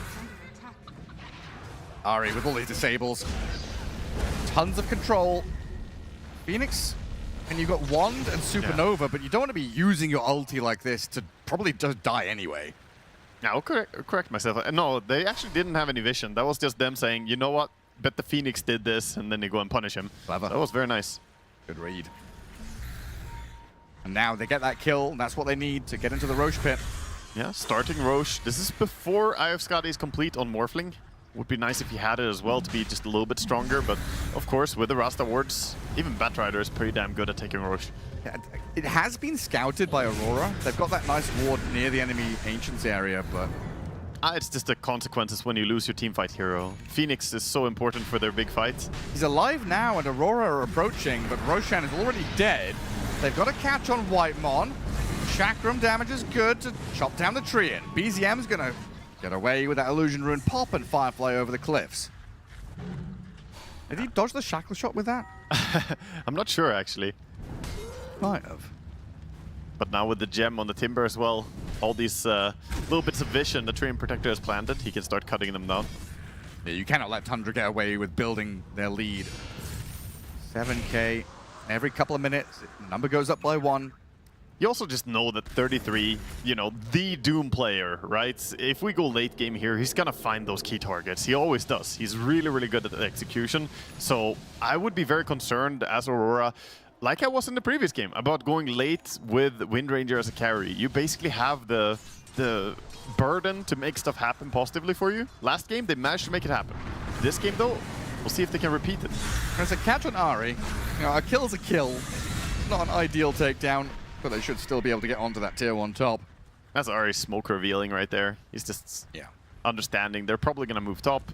Always placing themselves between. You know, sometimes it looks like feed, but it's also intentional to shield 33, because if he wasn't there, they might get the blink onto the Doom, toss him back, shackle him. He would easily die.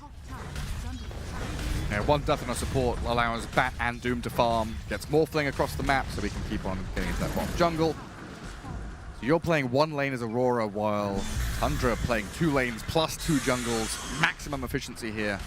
I would probably go as far as to say it's the hardest skill to learn or teach in support role, is to properly shield your cores without feeding when you shouldn't be feeding, right? Like when those deaths are acceptable and when they aren't, and when it's necessary. This is like the Phoenix death into Roshan, right? Obviously he wasn't like shielding his cores, but yeah, that kind of thing, the timing was...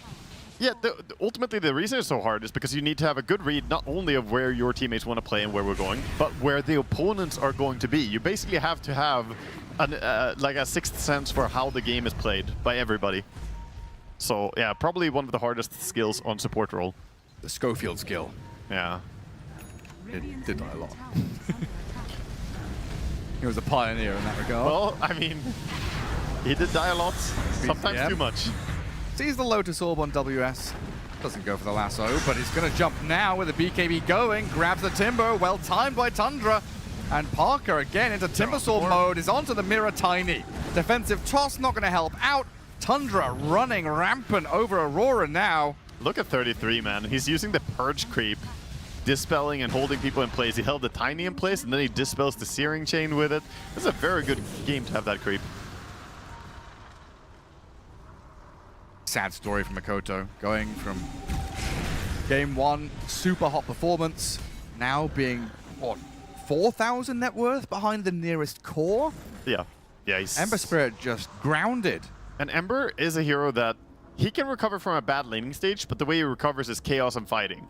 If you can't fight, then you can't produce things together with your 2 supports. Typically it's you and the support duo. Then it's really hard. You definitely don't farm jungle nearly as fast as the Batrider does in this game. And he lost the lane, so... Again, we see him pairing up, I think, trying to do the right thing. But it is Tundra backing out, playing the field. Aurora trying to smoke. Get into a position where maybe they can find a core farming. Look for any of these greedy heroes, but the Dire Scan knows they're moving there. At least they get a nice rune. They bottle up the DD rune onto the Wind Ranger. So even if they don't find someone right now, they could have the DD rune for fighting a defensive objective, fighting on your high ground. Not sure they can defend the tier 2 top. It's just so telegraphed, isn't it? Like, no one until now, WS shows on the bottom wave. No one was showing middle wave.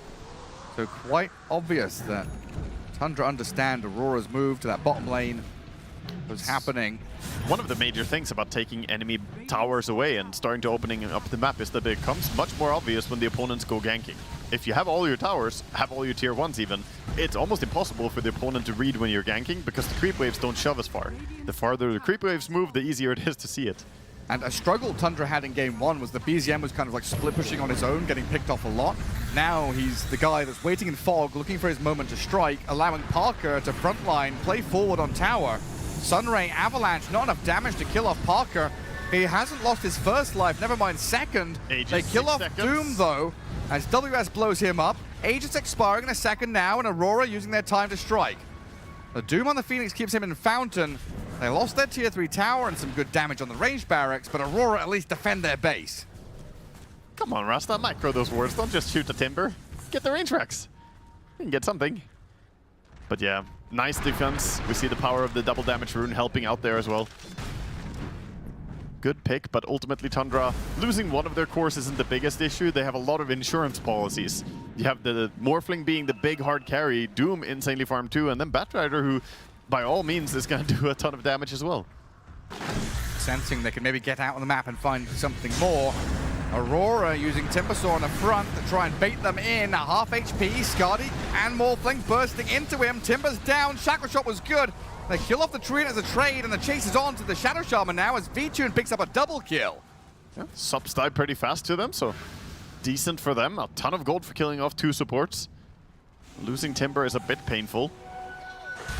Still not getting the kill they want. Parker's Morphling, untouched this game. 0 deaths. And all they have to try and make it easier to kill him is the Spirit Vessel. Unfortunately, he has Manta and BKB. And then, I guess, worst case scenario even has the Doom with the Purge Creep. That's a Doom with Octarine Core now as well.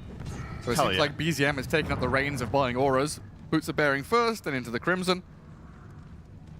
Giving them that bit of tankiness against the Ember and Wind Ranger.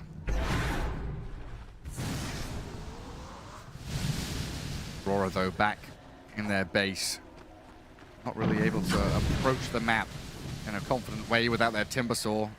So key to their initiation of the fight. He's the tanky one who frontlines. Yeah, it's tricky. Timbersaw has the Lotus Orb, which is really, really good this game. He basically had to get a low cooldown dispel against the tree overgrowth, but it does mean that he doesn't have like an early Aghanim Scepter or something high damage like that. And no Blink Dagger for mobility, so it's a tricky game for WS to play. Not as simple as when he was Brewmaster, just running in, not a care in the world. Corey gets picked off, quickly hexed. Oh, Parker's damage. Pretty scary right now. Yeah, at this stage you look towards your carry and you think, okay, can my Wind Ranger kill off Morphling? Realize she has a Mjolnir, and that's it. And this Morphling is about to have Eye of Skadi, Butterfly, you know, Manta, BKB. It's looking difficult. And they don't have a Doom. They don't have something else, so it has to be on the back of like a Hex. Phoenix is queuing up a Hex. This is basically their way back into the game. Aurora is recognizing, okay, we don't have tools to deal with Morphling, so Hex rush on the Phoenix to try and mitigate, or try and solve this issue in front of them. Like Hex into toss back, into Timber damage. Shackle, Focus Fire. Everything. It can happen. Yeah. It can happen. The problem is execution. If Tundra react at all, or if they're anywhere near, then it will be hard to execute that plan. Just put a living armor on him. And Parker just going to solo down the Tormentor. 33 gets the shard. And Roshan has just respawned. Dire have the Treant advantage with the eyes in the forest, so they know exactly what's going on across the map right now. I think they've even seen Aurora approach their own Ancients. Treant and Morphling from that top left corner going to Twin Gate, come back and rejoin the rest of the team and probably play towards this Roche.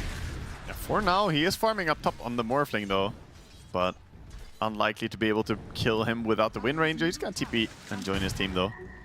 Coming. Yeah. I also think that this time Parker doesn't really want to be caught out alone, especially when Roche is about to spawn. And Ari makes a jump onto Kiori. Timbersword there with Lotus Orb to make sure the shackles don't follow through. And the Sunray deter any more advances from Tundra. Tundra doesn't really want to chase this. They are going for Roche right now, taking it, so no need to pursue too far. There's your solo there, is he? Yeah. Gets in the pit. Quick and easy. He's hitting for 450 damage per hit. Aegis in hand and high ground in sights.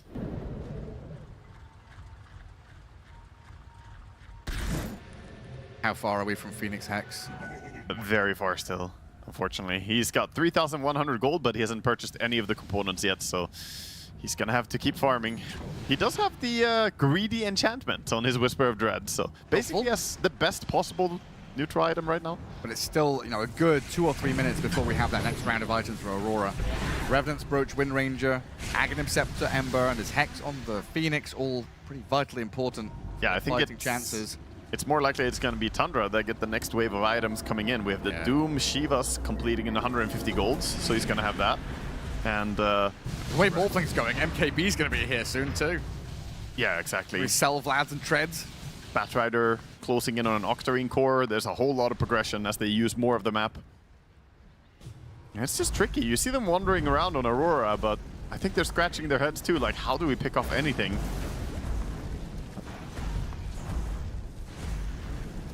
Ember's game being shut down so hard in the early game really shifted how this game was meant to be played. Because they wanted to non-stop run them over, get some momentum on the Ember, get that Shivas and Vessel, and then Morphling won't be able to fight. But that just didn't happen. Batrider won mid too hard.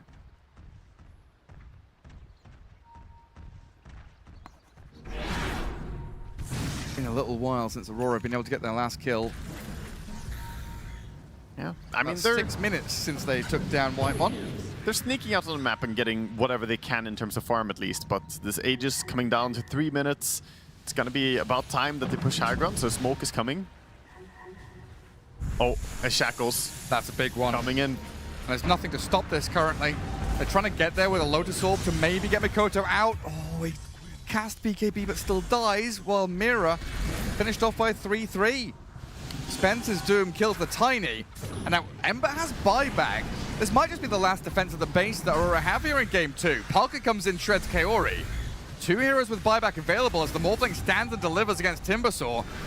Second life available with that Aegis as 33 comes in to zone them away. Yeah, Morphling pretty low. They have a greater healing Lotus on Rasta. He could pass it over if he wants mana. Of course, Aegis still here. Shift down. Feed me, Ari. He says no. He's gonna hold on to that. That's Rasta. My lunch money. No. No, Gareth. Bullying Shadow Shaman. I picked these flowers. They're mine. Backdoor regen and the glyph. It kicks in. Yeah. Disassemble onto the Vladimir. Satanic is completed as well. Morphling is monstrous. Good luck dealing with Parker once, never mind twice. There goes the ranged barracks. Melee falling shortly after as Parker Satanics up off the creep wave. BZM jumps, but a man to dodge. B-Tune disengages. Kaori, though, not quite as lucky, has the Supernova Sunray just to stay alive, and the waveform through the avalanche gets Parker away in time. And now they can go back in for round 2. They've got Doom, they've got Overgrowth and Lasso. It's just an Aegis Morphling. That's all they're showing. The rest of them sitting back, waiting for a chance. Blink on Batrider. And now BZM, Lincoln's popped. BZM tossed back in. 33 moves forward with the Doombringer. Looking for Mira. Scardy slow, clear him out. Shackle shot, they break free with the BKB up on 33. And Scardy slow there on WS, gonna force him back to tier 4s. They've got a Shackles in the backlines as Ember Spirit gets picked off. They're just missing the Wind Ranger. She got doomed and can't really do anything anymore. Had to run back. Her team falls. Parker finally gonna lose the Aegis, but it was about to time out anyway. Piece by piece. Tundra building up for this finishing blow. That's a good Shackle shot into Sunray. Parker does drop reasonably low, but he's healed back up to full, sustaining through it all, standing and delivering. Aurora still have a lot of firepower with a 2-man Shackle shot. That's great. They've taken out Parker. They've defended their high ground and they're on to more. They desperately need to scramble the jets and get onto BZM, but the Batrider's flown over the cliffs and far away. Finally get out on the map a bit. Did cost them the Ember buyback, but with 80 seconds now, Morphling being off the map. Map control going back their way. This could give them time to finish up more Lincoln Spheres. Already saw how the one was pretty useful for them, blocking the lasso from Batrider. Definitely showing that they can contend with Parker when he doesn't have Aegis. If they can land those Shackle shots into Sunrays, they've got tons of damage. Yeah, their burst is good, and there's no saving item on the supports. I think maybe he expected there would be a Force Staff or something, but Blink Aetherlands travels on the Rasta, and the Treant has only Guardian Greaves, which I guess saves you a little bit, but not the way he needed. BZM in the middle of 4. Oh. That's a freebie that Aurora will gladly take. I mean, we've just seen how many bounty runes Tundra have had with all the map control they've been able to gather up, but now it's Aurora storming across the river, looking for tier 2s. I guess he felt confident having BKB and Crimson Guard, but yeah, walked into a lot of disables and they just burst him easily. Fine line. 60 seconds without him. Yeah, this can... Aurora don't know, or probably don't care that he doesn't have buyback. Not like they're going to go high ground right now, but they've got a lot of room to wriggle out onto the map. It does matter. They're going to go for mid pressure onto this tower. If it wasn't for him dying, right now Tundra would be able to just fend him off and fight. One by one, dying can definitely set back the game a bit. Still a 22,000 gold lead. A 95% win probability, apparently, for Tundra. But what if it's those 5%, Gareth? What if? There's a chance. Tundra amassing forces bottom. They've shoved all the way into tier 4 towers, so Aurora have to come back and remedy this issue. Phoenix update, we're 1,000 gold away from that Hex. He's been working on it for almost half an hour now. Yeah. How it feels to be Phoenix, but a few D-words could get him there. Oh, this might be both supports dying. He has to supernova to stay alive. The Doom on the Tiny should finish him off as WS arrived, wanting Ari, but a BKB Shadow Shaman's going to step away. Parker's come on forward. Lotus Orb already spent. 33 gets the jump and stun, but WS is a bit tanky. Nightmon, he goes for the overgrowth. Now Parker can unload the damage, gets onto the Timber.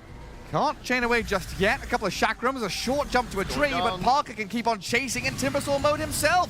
Timber, chain TP. Oh, the chain from Parker, and the jump on mid. Makoto's found as well. Oh, that's really painful. Mikoto doesn't have buyback. You're right. He spent all his gold to get this Aghanim Scepter as well.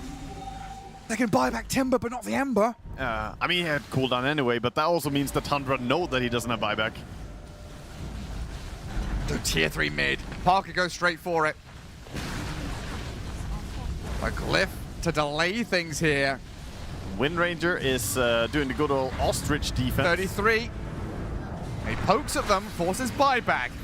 Mira hexed up, so he couldn't get the toss on the Doom. Good save by Ari there as BZM comes in. Lassos up the Tiny, drags him into Parker. Morphling shreds him down. Double buyback out of Aurora as V-Tune moves onto the Morphling, trying to get that damage into him, but it just tickles. He's so tanky. It's a lot of HP to go through. She does not have an MKB yet either. Sure, she has some proc damage. Got the Serrated Shiv and the Revenant Brooch, but against the Butterfly, Satanic, Skadi, it's a lot to go through. Buybacks were expended for this as well. They've got Serpent Ward still. So it looks like they want to finish off the Mega Creeps and then go back to Roche. He has MKB now on Morphling. Oh. Wind Ranger cannot stand next to him anymore. He will just shred her. Fuck. 15 seconds before Makoto's back. No glyph for the Radiant. V2 starting on BZM with an exceptionally good shackle. They've taken the Batrider down. He's got no buyback, but Parker and 33, they're on this Tiny, killing off Mira, dead for 90. Kaori has the Supernova, the focus from Parker, killing off the Pyramid Egg, taking it down brick by brick. Ari in the back being dealt with by Makoto though. They have lost the barracks, and 33 dealing with his Lincoln's Lotus Wind Ranger by going to Doom the Timbersaw, and Parker slows V2. MKB going to work. WS dead for 110 seconds, and Aurora have to contend with Mega Creeps. One last-ditch effort. V2 and Makoto, they try and poke them back, but Ari's here. Manta dodge, the runaway. Nature's Grasp slows the retreat. Get to safety. Low HP on Parker. Doesn't really matter though, they can't quite reach him. No surprise power shot to snipe him as well as he's gonna go jungle, heal up with the Satanic, and come back full HP. 2 dead for 80 and 40. And Roshan ready to be claimed. Yeah, they're gonna go and get Aegis. Saying without Timber, no way they can leave base and contest. Aurora get left and stuck in their base, fighting against Mega Creeps, basically pinned in their own home. Difficult for them to clear out these waves. And this is Refresher Shard on the Roche as well. 9, who grabs it. 6. Maybe just double BKB. So many items. Shield rune there at the bottom spot as well. Yeah, he could do the Morphling trick, morph a bunch of strength, take the shield rune, and then morph back again. He's gonna do it. Then have like 15,000 health in effect. Yeah, watch. He's gonna go full strength. Full strength. Full. Let's see, 6,200 HP. Yep, that gives a 3,000 HP barrier. And now back to Agi. Oh, that's pretty nutty. Yeah, that's a very strong barrier right there. Do they have a dispel? Not really. No, they don't have any dispels. That will be tough. They could do with a Doom of their own with a Purge Creep. Yeah. Smoke into base. Look at Parker. The Morph Assassin. Ari jumps in with Serpent Walk on Mira. BZM will lasso the Tiny. Make short work of the little pebble as Mira drops. The Shackled Sunray is good for sure. Kaori, good damage into the 3 cores. But Parker just dives in with a BKB. Forces WS and Vichy to Fountain. A Hex. Mikoto sent packing as the Mega Creeps arrive and your buildings are falling. Morphling has 2 lives, so don't worry when he drops low. He'll dive Fountain and make you work hard for this one. Yeah, he's in. He's got the Manta style to try and survive here as well. GG. Brax is falling. They tap out. The throne is gone. Tundra tie things up. They'll take it to game 3. Whew. Man, that just felt like a really painful game to watch. The early game shutdown on that Ember Spirit really just ruined the entire game plan coming out from Aurora. Now, when Tundra have this late game draft and you're able to play quickly and stop Aurora from building up tempo, you look incredibly good as we head back to Shiva on the panel. Yeah, thank you very much. This was a Tundra show here in game number 2, meaning we go to a game 3. We put a lot of pressure on the Batrider for BZM after the draft was done, and it seems like that pressure worked out great, Tigo. Yeah, just immense pressure from the laning phase. Sure, there was going to be a couple deaths in the early game from BZM, but like his job was to just open the map, waste TPs from Aurora, don't allow them to set themselves up, and I think this entire series might be boiled down to, you know, Mikoto versus BZM. Yeah. In game 1, the Void Spirit broke Tundra. Game 2, the Batrider opened up for Parker and 33 to free farm on some of the best heroes that they have available to them, and they then took over the game later on. But yeah, I just feel like the mid lane will be so important going into game 3. Yeah, I'm curious to see the 16-17 looked bad both games, right? 16-17 Ember gets bat. Is super sad. 16-17 Evoker gets Void Spirited, also sad. I really hate seeing Ember in that pick position. Like, it's just, it irks me. So yeah, I think that's what's... I'm interested to see if like they move the mids to 24 when they're that pick phase, or maybe they just like pick them first pick and just try to protect them their draft. I think probably 24 is like the safe thing to do, but... Well, keep in mind, this was a Batrider that was overall first picked. It is obviously one of the big 4, as we say, so it is a hero that people expect, but I guess most people weren't expected to be on the mid lane. Yeah, again, BZM, unfortunately, the stats just make it look really bad for him. Just like his Huskar, not too good. Statistically, 40% win rate. He just boosted it up. Before that, I think he was like 38, 37% or whatever. So it's just a hero combination you don't see too often, but in this game against the Ember, the way he played the lane, it makes sense. And it's kind of fun to see a level 30 Grandmaster hero be so bad competitively for a player, but again, this time around it did work out. So yeah, again, props to Tundra. Aurora, they didn't really ever get anything going for them. Of course, V-Tune on the Wind Ranger, I think Aurora just do really well with this hero. Like, he is able to shine, but Timbersaw never entered the game. Ember very easy, like clearly didn't enter the game. Yeah. So it doesn't matter if one guy's doing well. You need others to try and support that. Yeah, and if you have a Wind Ranger that is doing well, and on the other side you have also a Wind Ranger, or at least a hero that can be a Wind Ranger doing well, then that does not help. But MVP, well-deserved, goes the way of BZM. And the reason why he is the MVP is because at the end of the game, when the Ancient explode, who did 33 tip? BZM. There we go. If he tipped Parker, this would be the MVP. But when the captain, the boss man, uses his only tip. Yeah, the rare compliment. The rare compliment, exactly. Not about efficiencies, not about improvements. When he uses that tip on a player and it goes to BZM, you listen to him and you also reward the MVP to BZM. What if he tips the enemy team? Well, when they get the it's the MVP, it's like, is all of his tips just like, well played? Yeah. Very good. I'm 33 and I approve of this message kind of thing. Yeah, exactly. But apart from if he tips the enemy team, it would be a well played hashtag or /S.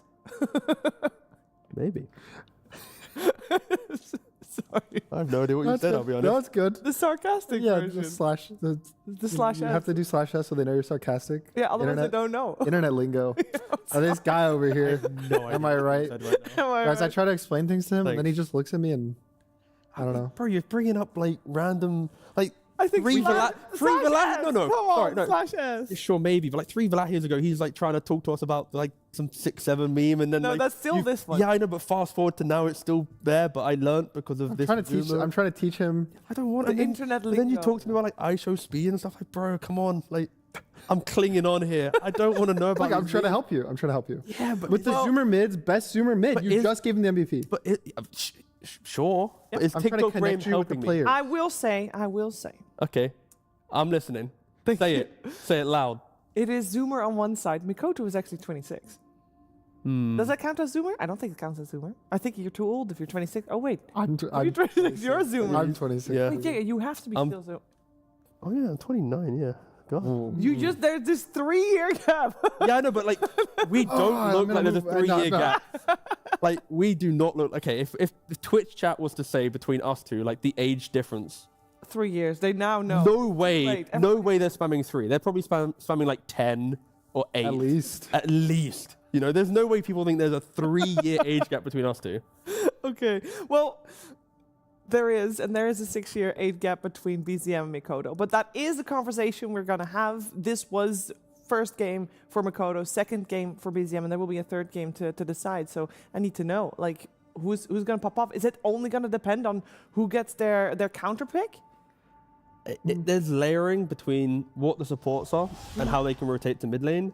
And then, of course, the argument of what is going to be the matchup, right? Void Spirit out CS the Invoker. He then was able to shine. The Batrider was able to pressure the Ember. He was able to shine. So I think, yes, there is the one-to-one matchup. But on top of that, it's like, what do the supports do? We saw Tree and Shaman hug the Batrider after the Wisdom Rune or Wisdom Shrine, to then enable him more. This is so funny. The games are so similar, but reversed. Yeah.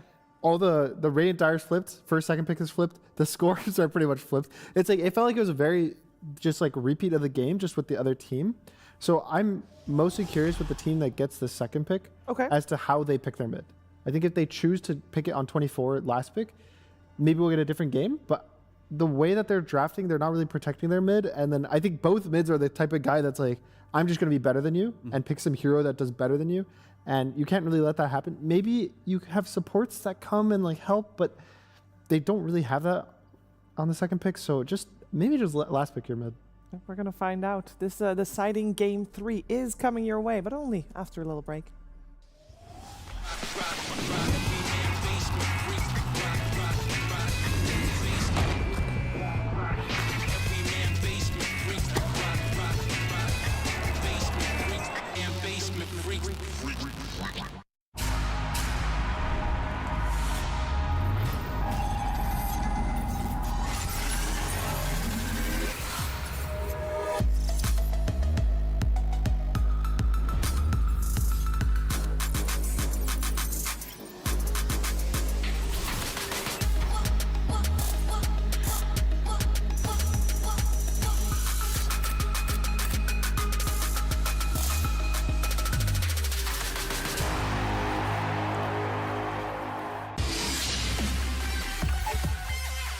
The human body was built to move. Not trapped at a desk in one singular posture for 12 hours a day. It's time your chair evolved. This is Secret Lab Titan Evo. Ergonomically engineered for you. Gamers, hybrid workers, artists. Backing your every move.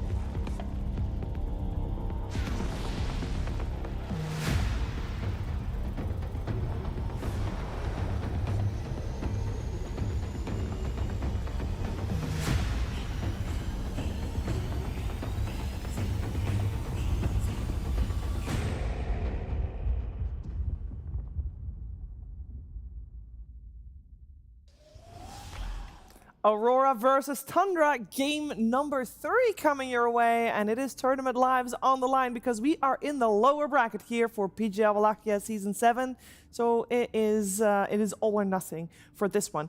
And we have a lot of data to learn from in those first 2 games, and one of the things I wanna hear Gunnar talk about is that Tiny coming out for Aurora. Yeah, so currently Mira is 0-3 on the Tiny position 4. I'm more critical of the Tiny mid than the Tiny support, but I think when you pick the Tiny support, it needs to be enabled.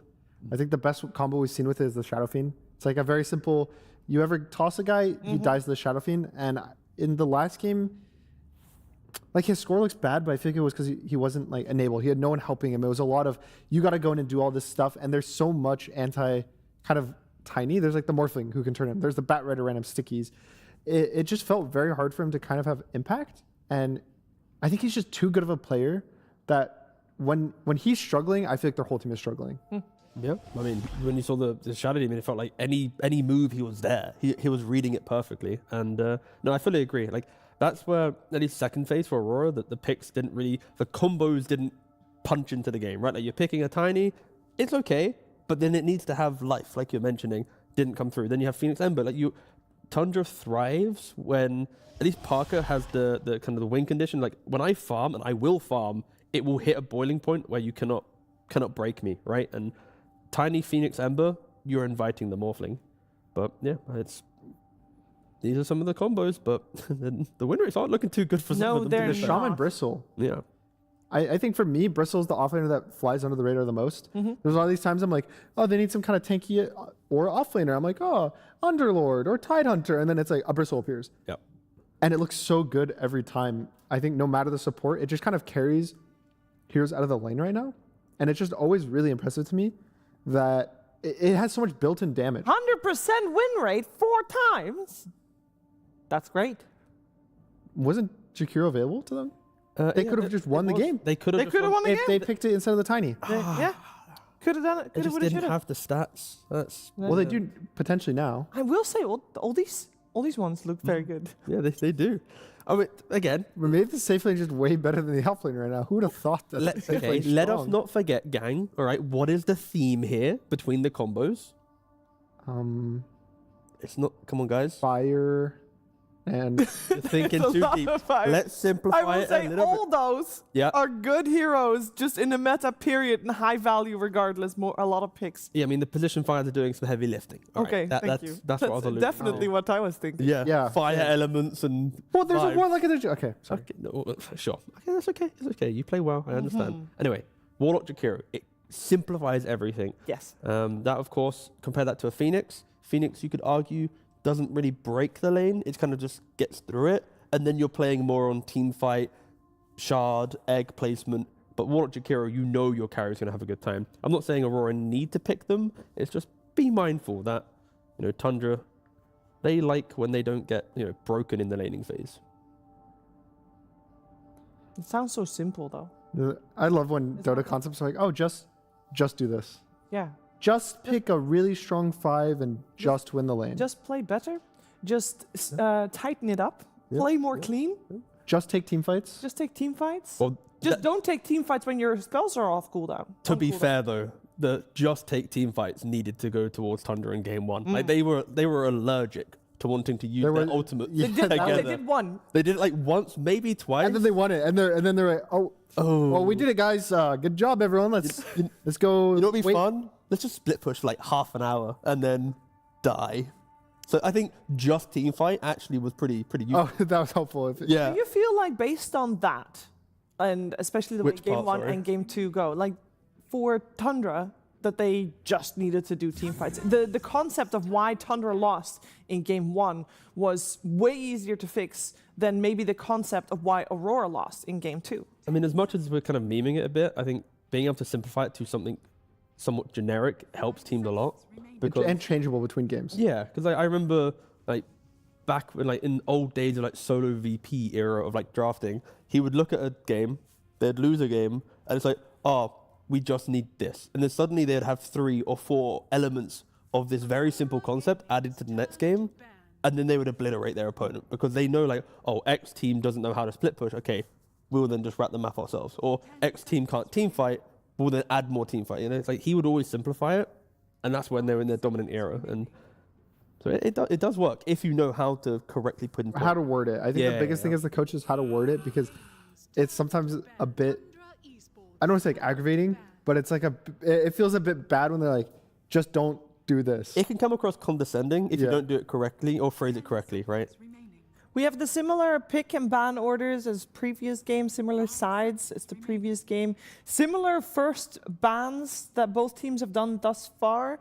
It was the puck that Tundra respected at this point previous game, and then on the other side, Shadow Fiend and Beastmaster were removed from the pool. So the main question would be, because it was Batrider that Tundra picked up first, is that something you're going to address? I would like to think the draft could be the same up until the second phase, and then Aurora has to pivot slightly on the Phoenix, the Ember, the Tiny. One of those heroes would change. But I could see a world where it's first pick Bat, respond with Wind Ranger, then you enter the next phase, and then Wind looked good last game. Yeah, like the Wind Ranger did good. It's just she just didn't have anyone else to really catapult her game. Again, I said this before, I think it's a 16-17 is the biggest one for me. If you want to run the Tiny again, sure. It's probably fine. It's not my favorite, but I think that it's fine if that's what they want, and it's stealing it from the other team. Here it is. You do the same thing. You do Bat, you do Wind. You open the next phase as Aurora, you're on 13, you pick the Jakiro. 100% win. No. You brief. If you wanted to copy it. Well, if you're Tundra, then you win a game and you change it up. Yep. Was there an argument that maybe Tundra was thinking of like tree going up in priority for Aurora? So yeah, they take the tree themselves. And that leaves the bet for Aurora. Of course, but then you're also now expecting in the next phase, Aurora, are they really going to only ban, let's say, a Shaman? So then Tundra's going to get their tree Shaman combination potentially in the next phase. They'll be happy. And Aurora then goes straight away for the Timbersaw. I mean, of course, on paper, it makes sense. Being able to kill off the trees, have a good lane. Anti-tree. Yeah, exactly. Nothing too complicated.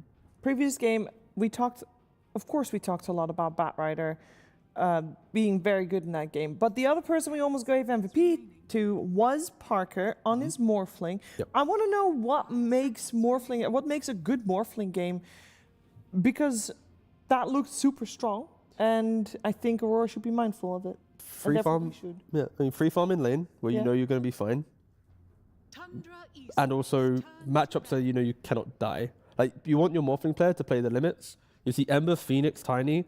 You have a good body to steal, and you're never really getting comboed down. So once you get to like Vlad's Manta, you can turn up to fights and feel good. In team fights or in other lineup, you'll always feel like I need another item, I need this, I need that. But they're just weak heroes against the Morphling.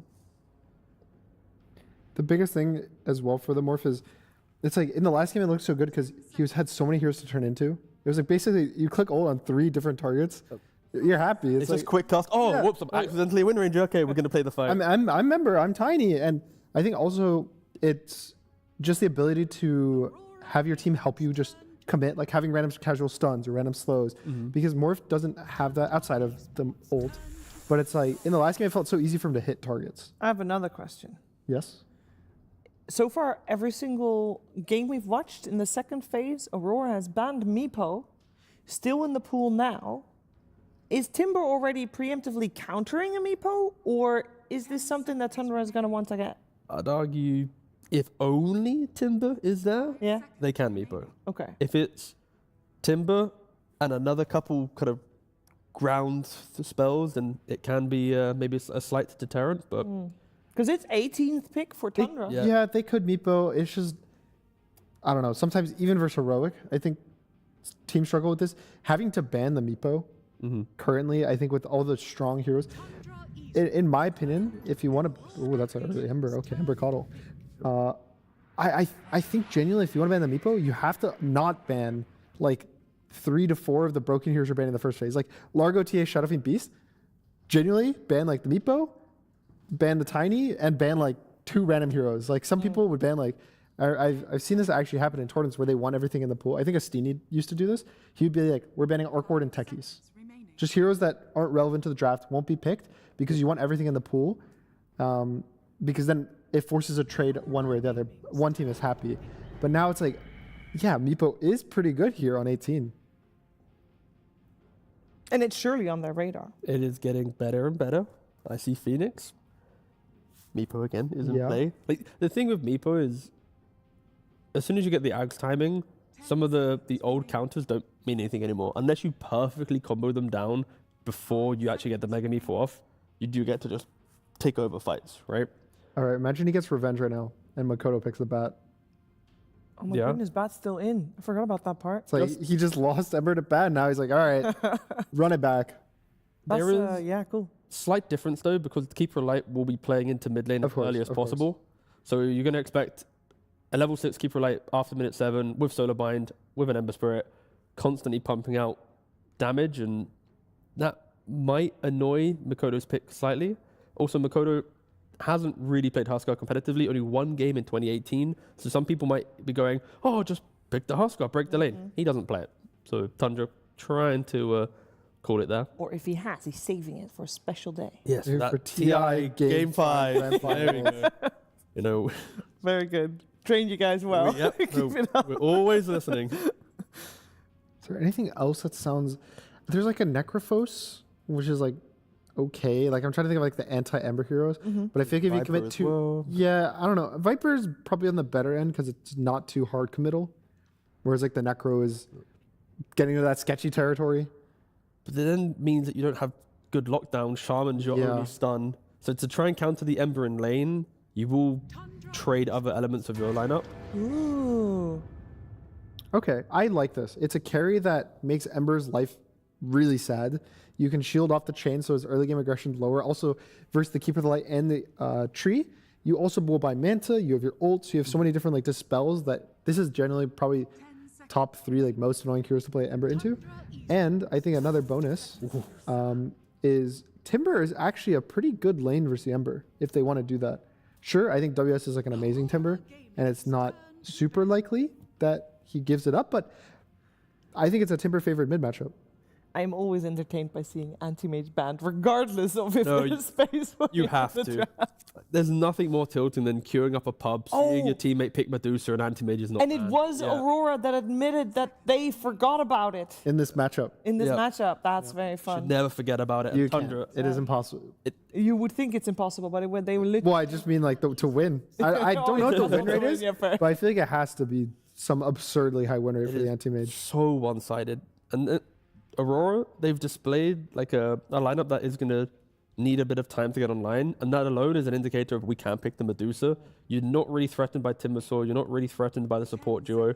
You can also down the line get a shard and Ags if you really want This to. this but is such a good Medusa. it's really good. It's so good versus Timber because one of the nice things that Timber does is the slow on his ult, which is based on how much health you're missing. Medusa is always 100% health, so it doesn't do anything. And just like the laning stage, you kind of like outlane him, and then also your support is Keeper of the Light.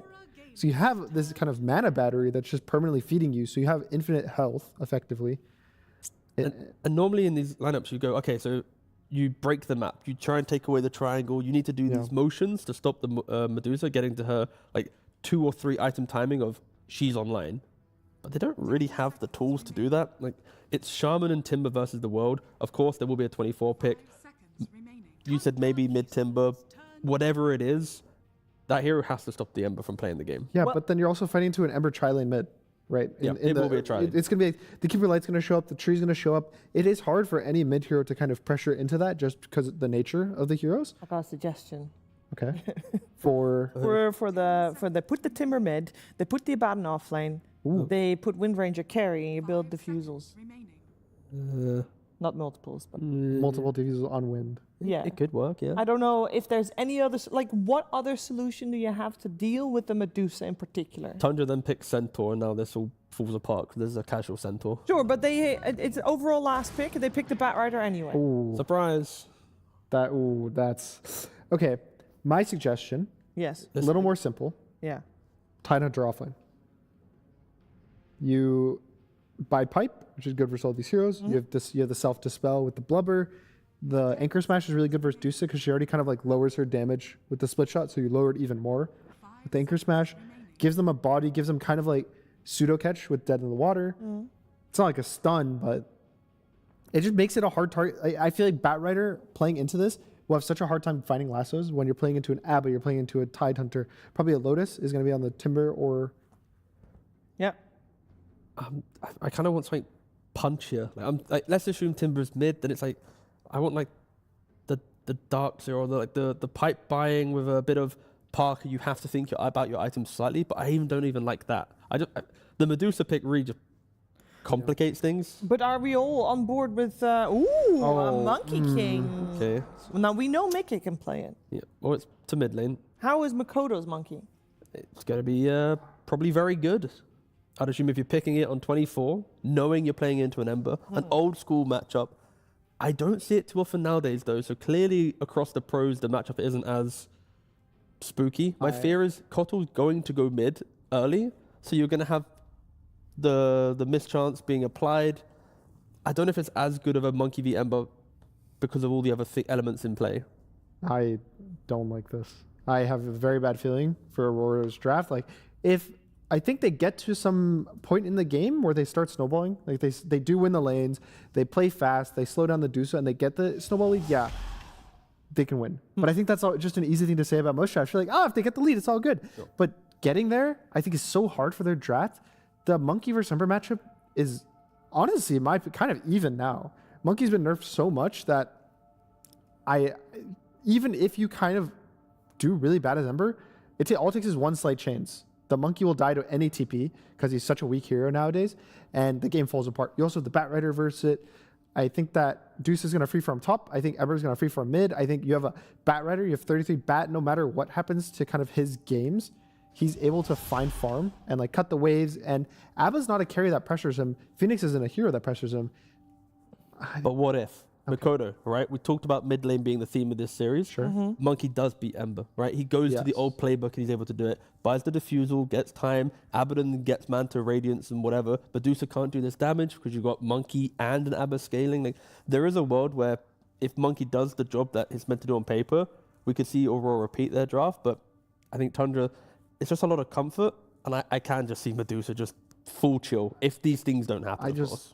I don't really like Monkey. Well, we said earlier that Ember was going to have a tri-lane in the mid lane. Is that going to be the same for the Monkey King? Is he going to be able to count on help? You're going to need all the supports mid because Ember's going to be calling Kotal mid. It's going to be a 3v3 at like 6 minutes in the game. It's just that those 3v3s usually don't really like favor the Monkey. They favor the Ember. So it's just terrifying. A lot of things to think about. And I'm sure that KP has thought about everything. He's standing by with Slacks right now. Absolutely, Shiver. You know it. We got the big thinker here, Mr. KP, coming in yet again. Now, this is a kind of a scary draft to me, at least. Maybe I'm dumb, but I saw that Medusa and I went, oh, shit. I mean, seems like a pretty strong hero. Would you say that's the scariest hero that they have on theirs, or do they have someone better? Not really. I think Ember Kotal is more scary. Good combo, but I think we're ready for it, yeah. All right, first pick Timbersaw coming out there. Kind of interesting. Obviously, is a flex pick. Could be mid, could be off lane. Was that kind of the idea? Keep them guessing? Are both your Timbersaw players as good? We have 3 Timbersaw players. Who's that? Who's the third? My carry. Okay. Yeah, you guys got to watch out when you're drafting against us. Yeah, the carry Timbersaw could be coming out? Yeah, for sure. Jeez, I hope not. Good God. All right. Let's get a little bit serious here as we go into this one. Do you think that there's one thing that you could have done better in the draft? What would you have done if you could have redid that draft? The draft was perfect. The coach did a really good job. Okay. And it's all down to the players' gameplay, 100%. All right. So if this is a loss, then it's up to those damn players. They got to get their shit together, right? You know it. You know it, baby. All right. Well, let's see if those damn players can get their stuff together with Mr. Wagamagaga and Gareth. Thank you, Jacob, as we head into Game 3. Elimination on the line with 1 game remaining here in the lower bracket. And KP there saying he would have gotten away with it too if it weren't for those damn players ruining his draft. No, good chance here for Aurora, but it's a very all-in, very risky with this Monkey King who hasn't seen a lot of success. Yeah, we have a pause for Ember to reconnect. He has the monkey bug right now. If you're not familiar, it's the thing where he just T-poses on you and you can't see when he's last hitting. So he'll reconnect and then he'll be fine. Generally, that fixes it. It's annoying when your opponent just starts aura farming and hitting creeps without you really having any... Sliding towards you, taking your last hits. Fortunately, there is a quick fix. And yeah, the draft is perfect. Huh? The players are now in position where they have to solve it simply. I think the Monkey King is going to work, to be honest. I think like this. The mid matchup against Ember, it is favorable. Even if Monkey King was nerfed to some degrees, I don't think his laning stage is that nerfed. He even has better BAT now than he has before, you know, if we go back a little bit. And I think once you get Jingu going, you should be pretty fine. BZM, though, doing a great job disconnecting these creeps. Gonna secure that he at least gets all the melee creeps. Yeah, pushes the wave, then plays forward under tower, drags the next wave, so a little bit of tech there as Kaori is first blooded down bottom by a Keeper of the Light. Light beats fire? Is that the rock, paper, scissors we're going for here? Yeah, Gandalf beats the Balrog? Is that what happened? I mean, spoilers. Come on, man. I haven't finished. Terribly sorry. I haven't finished. What? I think this lane is hard for Abaddon to be as mobile. Batrider is always going to look to do stuff like he's doing right now, just cutting creeps, and Caudle is super fast as well, so it's a little bit difficult. Abaddon will free farm, but he can't really interfere with all these shenanigans going on. So another story here of Aurora looking for this laning phase victory, while Tundra toying with them somewhat, running around, killing off Mira up top with that final projectile of Parker. But at least WS does have wave arriving and the kill on Whitemon. Yeah, getting himself some kill on Timber is going to be important. He needs to get stronger in this game so that we can see some momentum coming out from him. Because the only way that this Radiant draft is going to work is by them overrunning and taking out the early towers. There's no way that you want to go slowly into a game against Medusa. It's going to be so tough. So Aurora wanting strong lanes and Tundra saying we're not playing lanes. Just dragging waves behind towers, farming backwards through the jungle. Yeah. 33 getting a lot of value down south, while BZM has kept up in the last hit department, 10-1 against his Monkey King opponents, 11 or 12-2. Now 33, having taken all the resources, goes back home, refills, and will return. Yeah, some good farm for him at least, and then he's gonna go away. And they got the small camp pull up top, some good harassment on Demira. A nice route there. Parker throws the arrows in, but a blood grenade and WS's chase pushes them back behind their tower for now. Overall, this should be a stronger lane, I would say, for Timbersaw and Rasta. Sure, the Treant Protector and Medusa are very, very strong, but fighting-wise, fighting into Timbersaw when you're a tree is just difficult. And now in the mid lane, level 3 on Mikoto has this last hit advantage by about a wave, and it's going to get stronger and stronger from here on out, right? Harder for BZM to actually stay. BZM making an adjustment on the lane as well. You can see that he went for boots first instead of bottle first. This is what you want to do when you have a really, really unfavorable matchup. You just adapt, make sure that you have some mobility. Boots and branches. Pull himself up by the bootstraps. Quite literally, yes. Do what he can in that lane. Well, it seems like 33 on the way back to his lane farms through 2 jungle camps. So really supreme efficiency from the Batrider. Yeah, giving some time for the Caudle to get some farm in lane. Meanwhile, he was gone. And 33, he's not really back to his lane. He's back to behind the lane, of course, because who wants to fight against an Abaddon when you're playing Batrider? Yeah, Abaddon, one of the better heroes, though, at kind of farming under his own tower, can tank up a ton of hits. Not really bothered by anything. And this is a game where, like the panel was saying, we've got Abaddon here against the Bat and the Treant. So he's got the Borrow Time and the Shield to be able to disengage from some of Tundra's spells. Yeah, it's a good value pick for sure. Parker dived, healed up by Wand and Lotus there, but still shackled up, even under his tower, taking the brunt of the damage from Kaori, Mira, and WS. Yeah, a little bit surprised we didn't see a TP from Caudle, maybe to give him Chakra Magic, but Caudle feeling busy down bottom, getting some pulls going as well. Nice move overall by Phoenix, recognizing that if there's no lane bottom, I'll just go and do whatever I can on the side lane. Go through that gate. And we're expecting the tri lane to start brewing mid lane as well. Potential movement in there in the next minute when the active runes start spawning.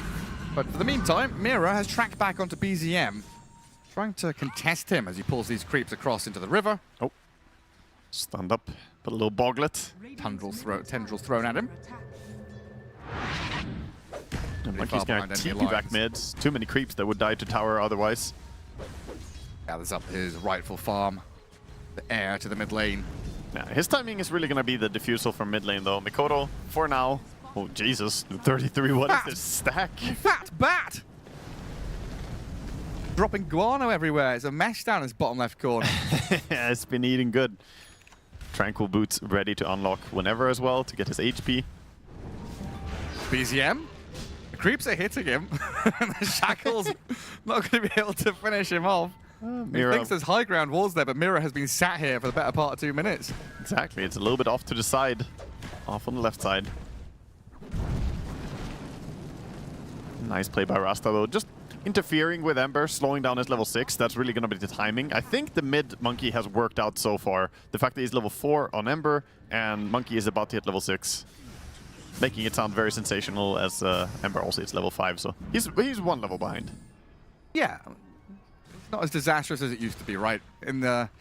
Even in recent history, we've had these Monkey versus Ember lanes go really poorly, where Ember has like 7 last hits and Monkey has 40. But recent times, we've got these lane drags, supports, water runes, everything adding up to make life a little less difficult. People got better at understanding you just buy boots and pull creeps somewhere, and the opponent has to, either ignore you or connect the creeps, and that's literally their 2 plays. They can't really chase you.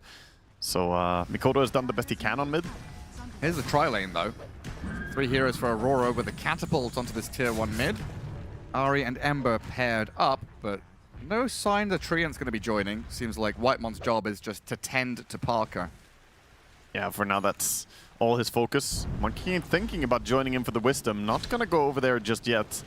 33, there's a wraparound behind him. 2 supports, in from behind, straight towards the glorious Batrider. Got the boots, the drums. Illuminate, there's a lot of damage towards Kaori, but he sidesteps it. Double Wisdom Shrine for Aurora. Smooth move and using their early game power spike. Get that advantage in experience. And Kato is only level 3, so he will be stuck pretty low level in this game. What the hell are you doing over here? Courier sniping cow. Let's go, Cardi. Oh, what goated Cardi. You'll get him next time, Gareth. Oh, if only he'd actually killed it. Right, next patch, catapults do double damage to couriers. What is this? Why is there a car parked here? What's going on over there? BZM's tipping Mira. I guess another aggressive move in towards that top jungle. Ember's going to be able to slip away, though, and get back safely. Yeah, they're trying to take the mid tower using 3 heroes, essentially, and then also being efficient and get some stacks. Tower damage is not the best without the Rasta wards, though, so Ember should be able to just clear this. He's about to hit level 6. So right now, Ember is the net worth difference. The gap between him and Monkey King is what's given us Aurora a mild net worth lead 8 minutes in. And do you think this is enough that they've been able to get out of this Monkey pick, or am I too linear in thinking it's just the lane matchup? The lane is one thing, but to me the big timing is going to be Diffusal, and when he starts moving around looking for Parker. One of the big strengths of Monkey is his mobility, his gank ability. So I want to see how he's going to do there before I can really say whether it was the correct pick or not. See what Makoto's able to do as he's in on top of Ari. Half health Monkey. A little worrisome that he's all alone there, because Aurora have sent all of their forces to that top area of the map. Given the Abaddon going through the Twin Gate, joining and then returning to bot. Cleared out. Heads back to his lane. Meanwhile, Batrider also farming a lot, going towards the Bongo Boots. Gonna be very useful, by the way. Boots of Bearing is extremely strong against Monkey King ulti. Just to reposition your team. It's not just for yourself, but for everyone else to be able to get out of that as fast as possible. Dive in from Kaori. No more reveal. Whitemon stands next to his own sentry. Tier 1 tower still alive, surprisingly enough. With that living armor, of course, helping out. They can actually amass their heroes around sliding in behind. He's on the tree. They saw each other. Medusa's coming in, but the Treant's the first point of contact. Wukong's command zones Parker to the right. Ari's here in an awkward spot as 33 wants to fight back. Makoto's shielded while Whitemon's burnt down. V-Tune level 8 pops the ulti. Borrow time going and back to half health while the Shackles connect on the Batrider now. Burnt by the Chakram and the Sun Ray from the Phoenix. Ari in trouble as Makoto gap closes on the Kotl, but the speedy Gandalf get onto Shadowfax and hide in the tree line. Ember's gonna be fine. Monkey King gets the Kotl though. Very nice connection by Mikoto. He led all that, he initiated, and the follow-up by the Abaddon, saving him with the Aphotic Shield, because otherwise he looked like he was stuck on an island, unable to lifesteal from anybody. But then he gets shielded in the nick of time. And no room, no quarter, nothing here for Tundra, even jumping back to get the haste rune to stop BZM from refilling. Yeah, a very big part of this game is going to be rune controlling as well as Ember. We saw how hard he can get shut down if he does not get to have successful fights. The same could happen in this game with this Ember. And in particular, when Medusa does not want to produce fights or go and do anything active anywhere, he will have to rely on the supports only to fight with. And of course, 33 from the offlane. Whitemon is on bodyguard duty, trying to keep sentries, observables, even his own body in front of the Parker Medusa to make sure that no one's going to come and kill him. Parker is not allowed to die more than once. Yeah, he's had his one death already. Exactly. He's rushing towards the Manta style, which is very, predictable. It's going to be the correct build as well. He's playing as the Phoenix, and he is Medusa. Basically enough to go Manta. This Batrider, though, man, is farming Ancients, clearing camps, 5,200 net worth. I mean, 9 stacked by Tundra there, and I think 33 took most of them.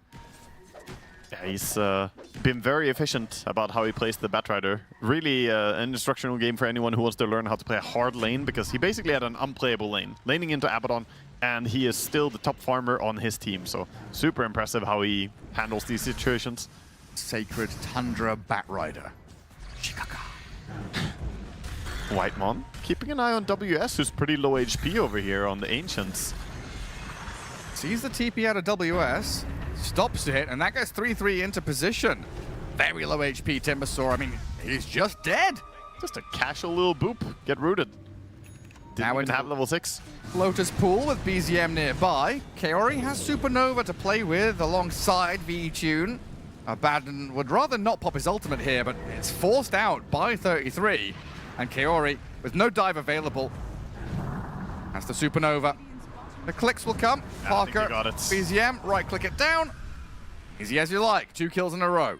Yeah, even with cooldown on the Boots of Bearing, they still just power through and auto-attack down the egg, so a lot of things backfiring there after Timber getting caught out, even bringing over the Abaddon and unable to fight. Oh, this stack. Oh. You do not want them to take this. This is juicy.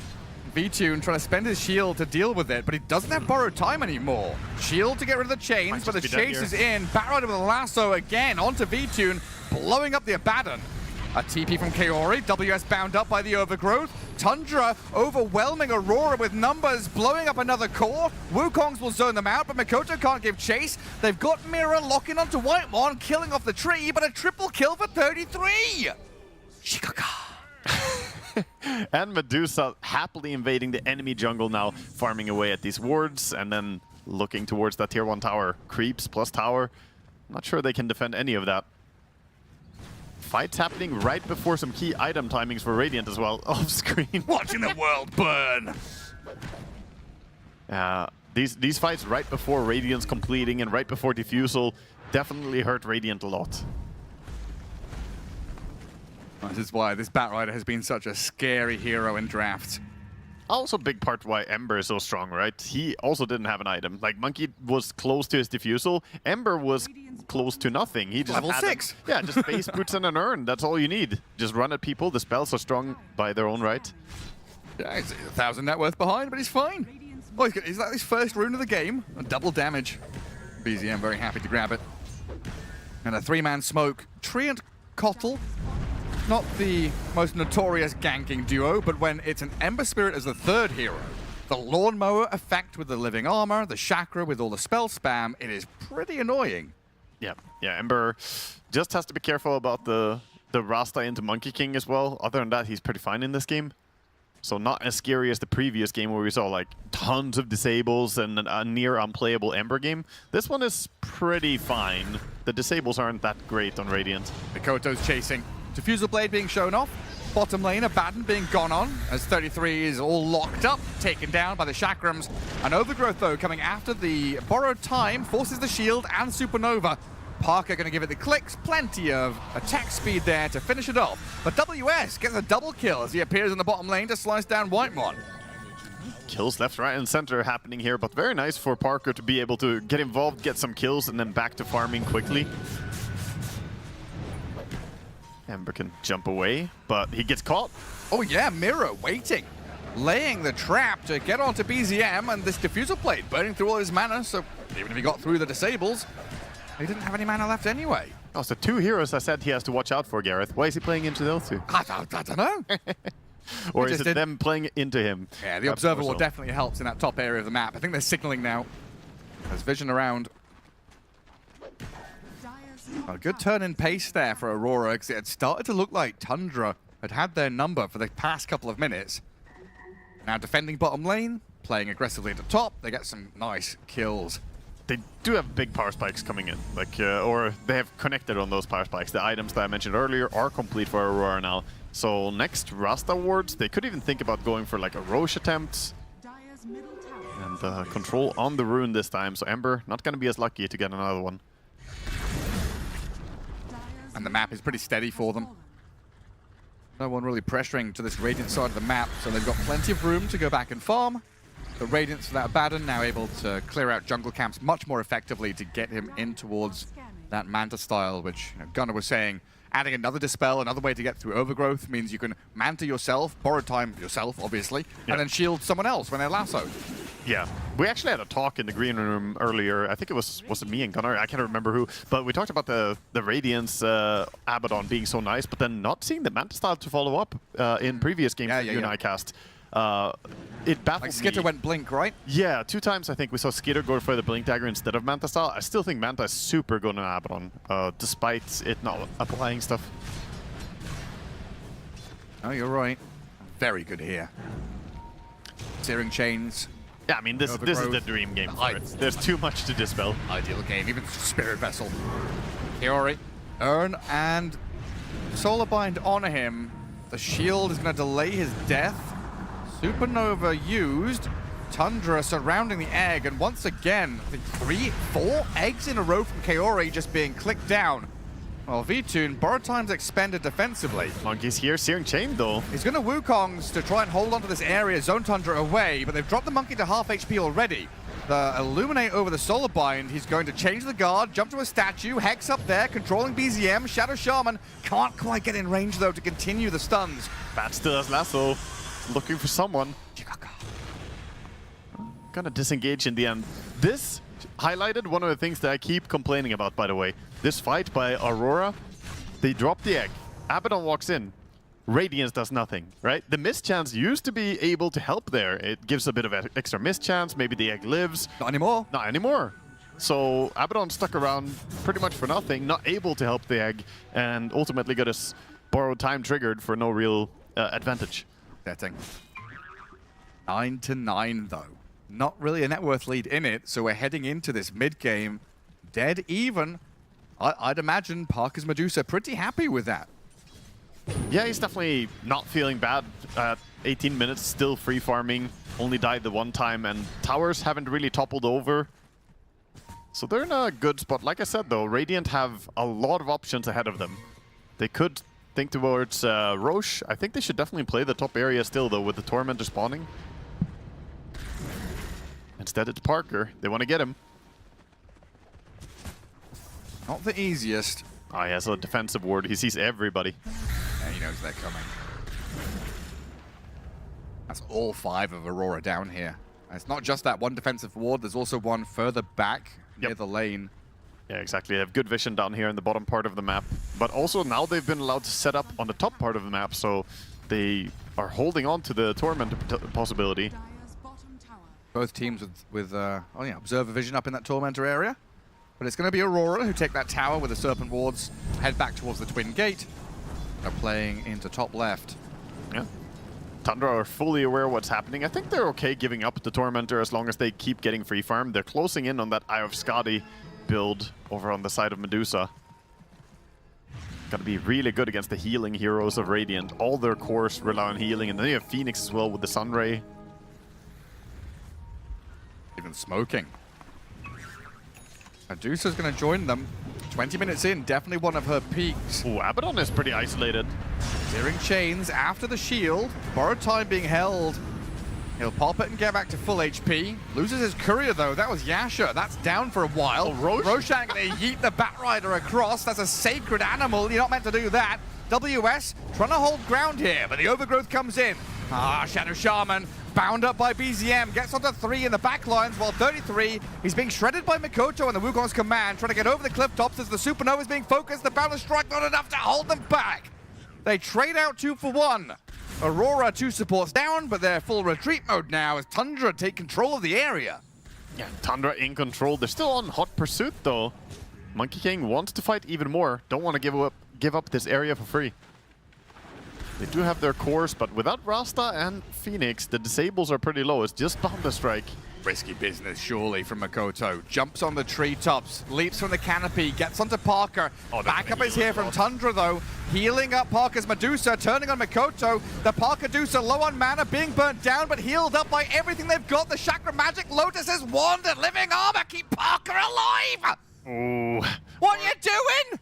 Hard committing on Medusa with no disables there, and all of them just allowed to do whatever they want to protect. Did you see Ari standing above?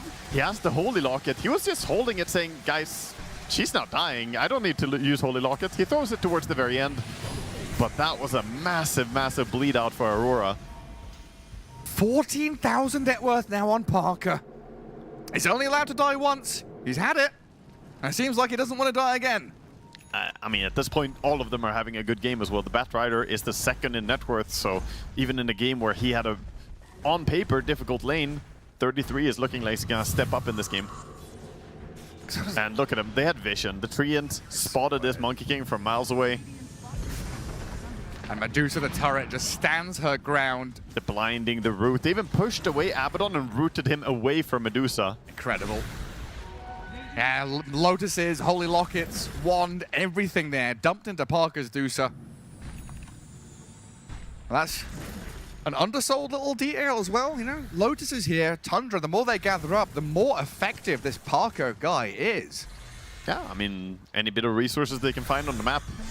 Healing Lotus is very nice to throw onto him.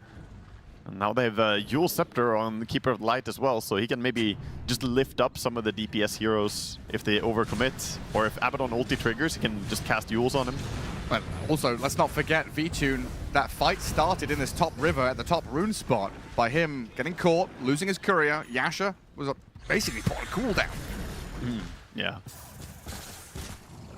Still trying to scramble towards his Manta style. The Aurora, 7k deficit against Tundra at this point. Starting to feel a little worse for wear.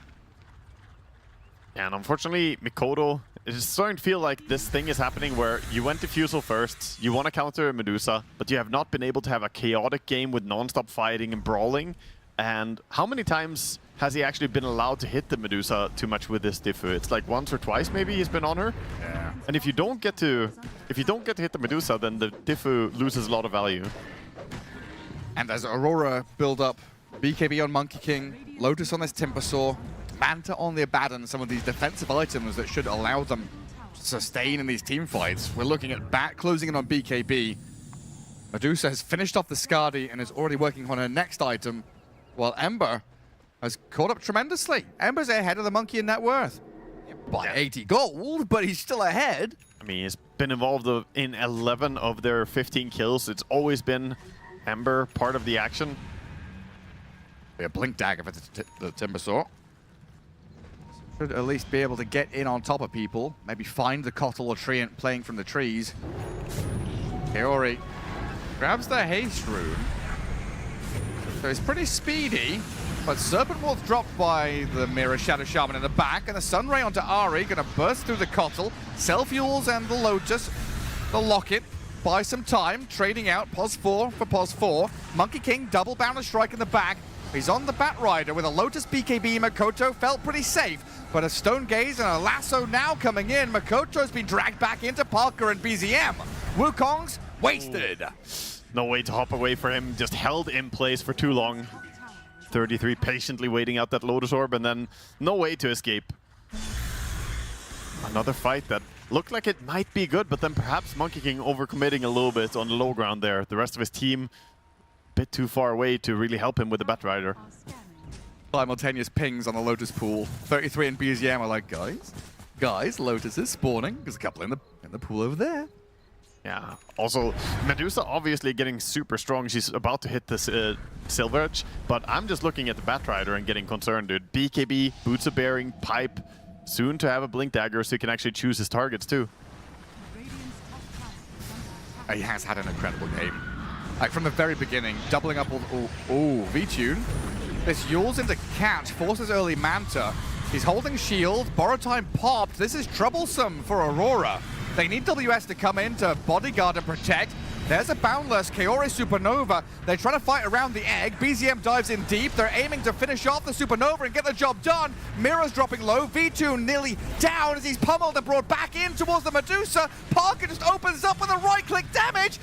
Tundra, they steamroll them. WS, thankfully for him, Solar Crest and Blink away while Makoto finishes off Whitemon in the back. They bought back Kaori, but this Monkey King, BKB'd, slowed, stuck in the back lines and lassoed. Down he goes. No, wait a second. He's got the Wukongs. Can he turn? No, he can't. And Kaori dies back. Oh my god, that's the second time he casts the Wukong and doesn't get the changing of the guard cast. He dies too fast.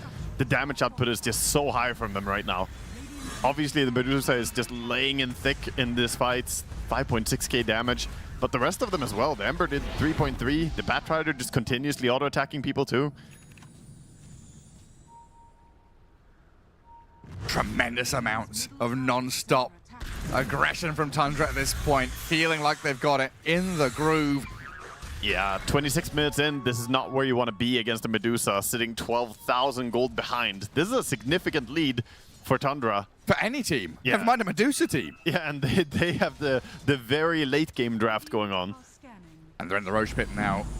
Aurora knows it's happening with the scan. But the sticky napalm stack up. Oh my god, the number. It's getting bigger. Number becomes large. He's got the shard. There's no limit. Oh, how hard can it get? Well, every attack is doing 480 bonus damage. No, nay, 500 bonus damage. Right. Parker, how do you deal with Aegis Medusa? Is this an ignore and deal with everybody else kind of situation? I mean, you could try, but as long as everyone else sees Medusa as a walking ballista, basically, and just play towards her, she will take care of the action, you know? She will just sit there and protect everybody. A ballista, mangonel, a scorpion. She is a piece of siege machinery at this point. She's eyeing up some buildings, too. Takes down the tier 2, and then back to farming. Don't need to rush anything here. Tundra know they are nice and comfy. BZM's even back farming through the jungle, taking that spot which usually the team that's behind likes to go and inhabit. Yeah, he's doing what he can to, you know, find anyone who's trying to split push or get sneaky on the map. Aurora looking a bit lost on the map now. They don't really have the same drive.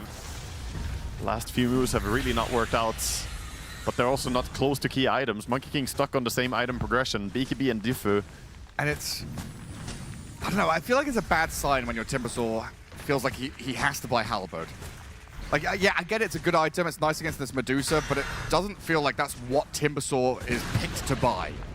No, I mean, it really isn't, but you gotta do what you gotta do. The best he can do.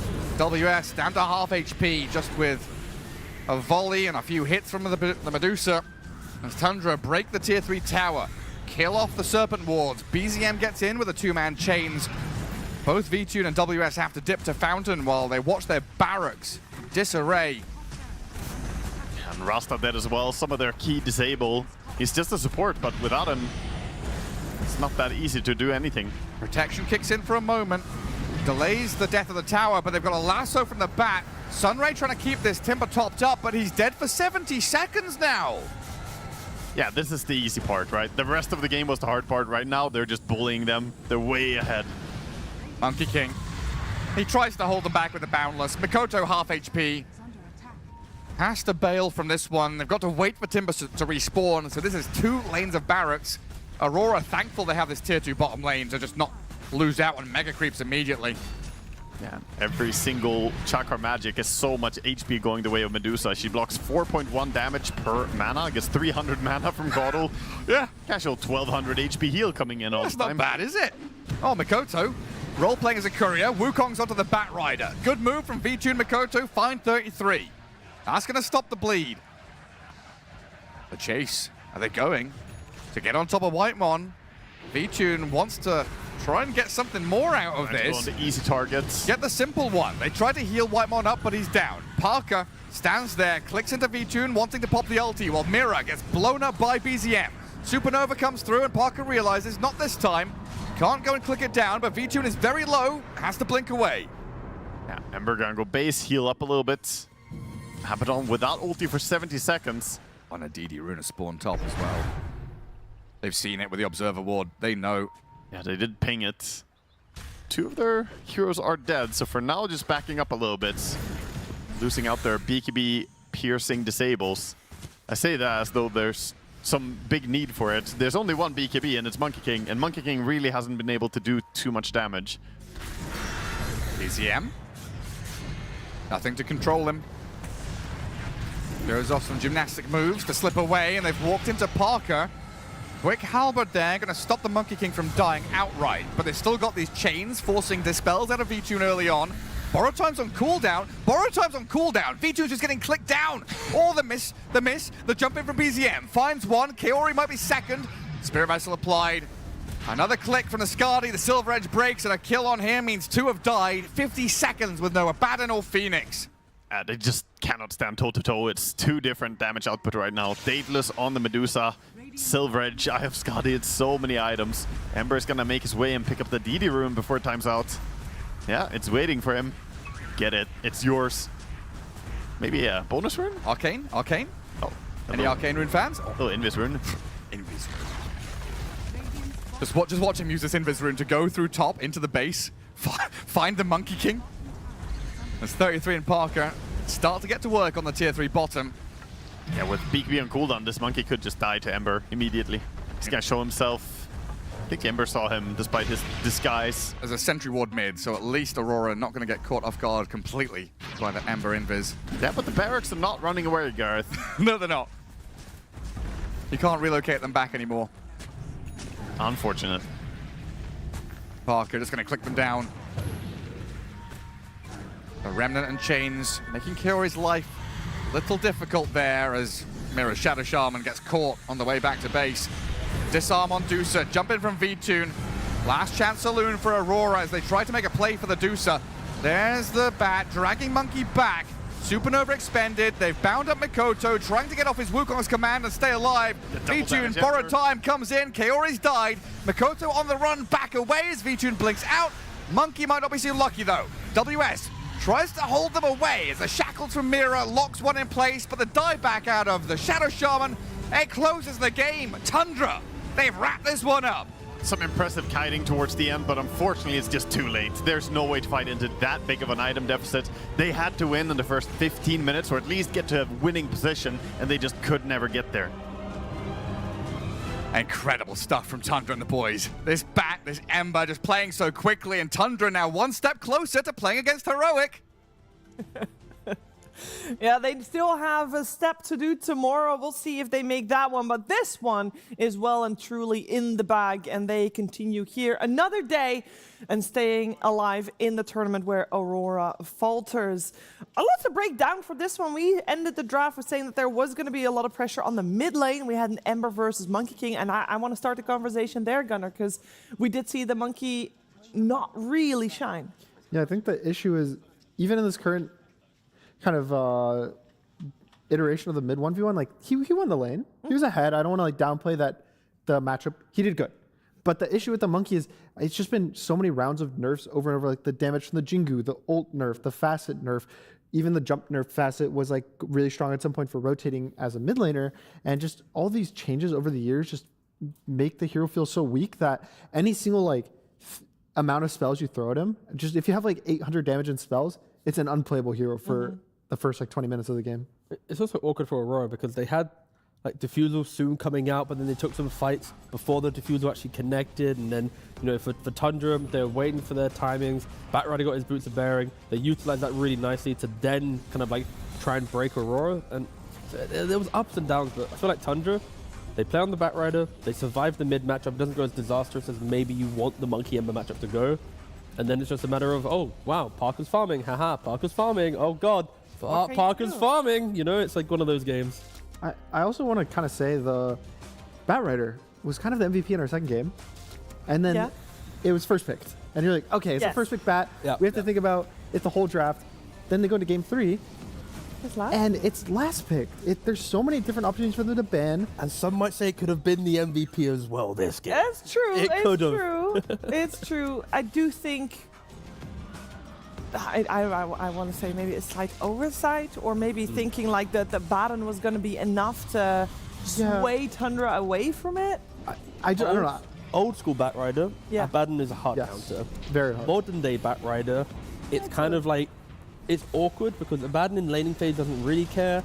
Batrider will still farm in the game. If Abaddon can shield whoever bat goes on, it's a problem. But with the auras and like the poking style of bat play, I don't think Abaddon's like, it's not like the 80-20 it used to be. It's now like a 60-40 or like a 55-45 type situation. I also want to say, I think Abba in general as a hero, we've seen it have some success on Aurora specifically between Abba and the Lifestealer, but those two heroes kind of give me similar vibes that they want to buy Radiance.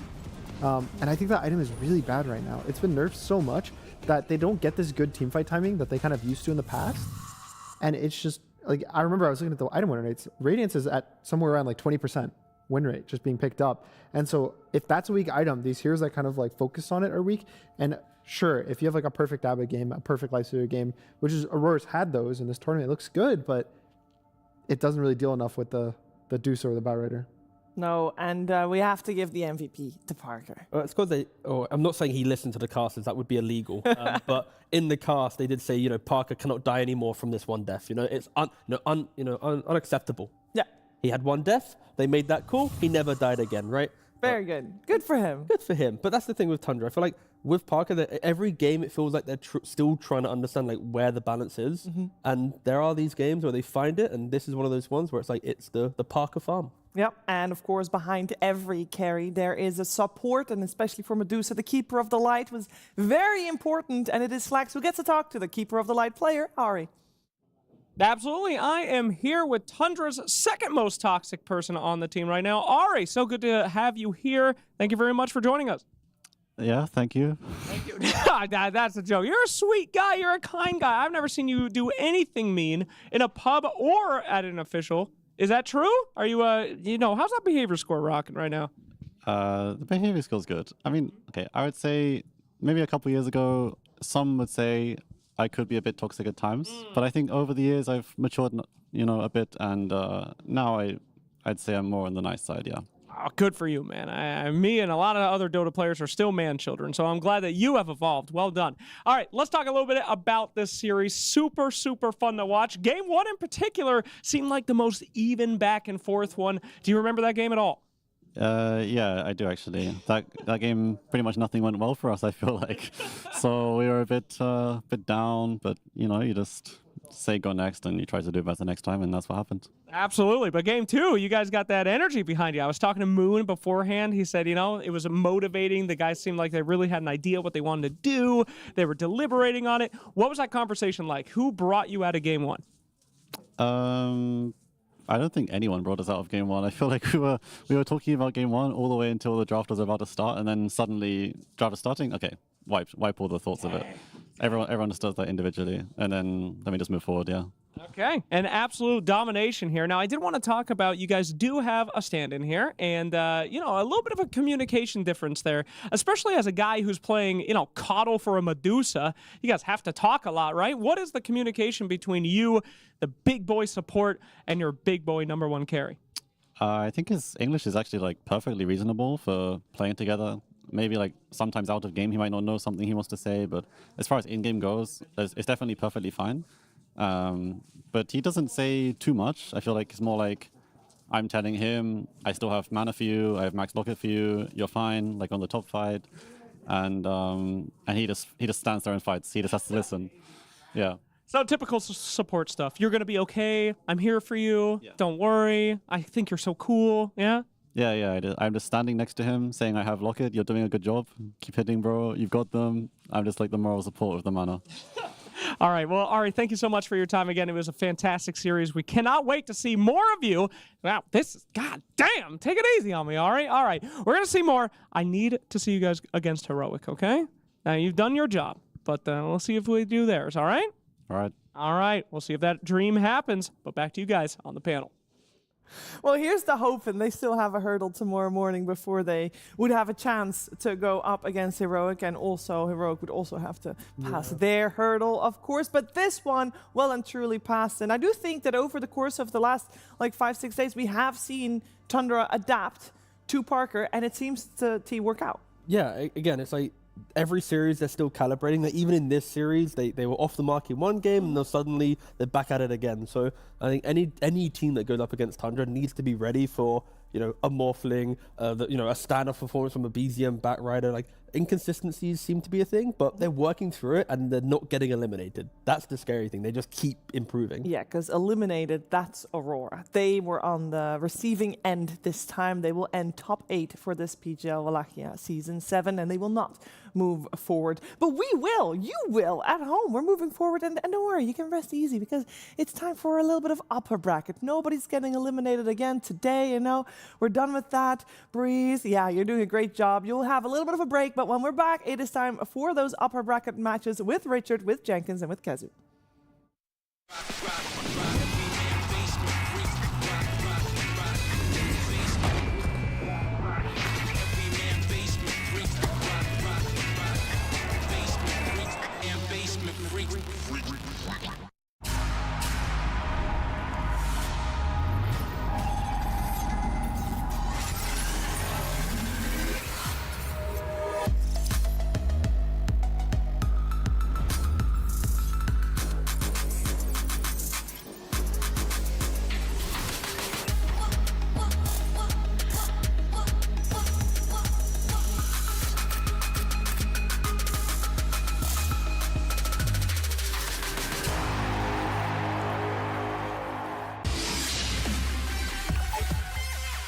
The human body was built to move, not trapped at a desk in one singular posture for 12 hours a day. It's time your chair evolved. This is Secret Lab Titan Evo. Ergonomically engineered for you, gamers, hybrid workers, artists, backing your every move.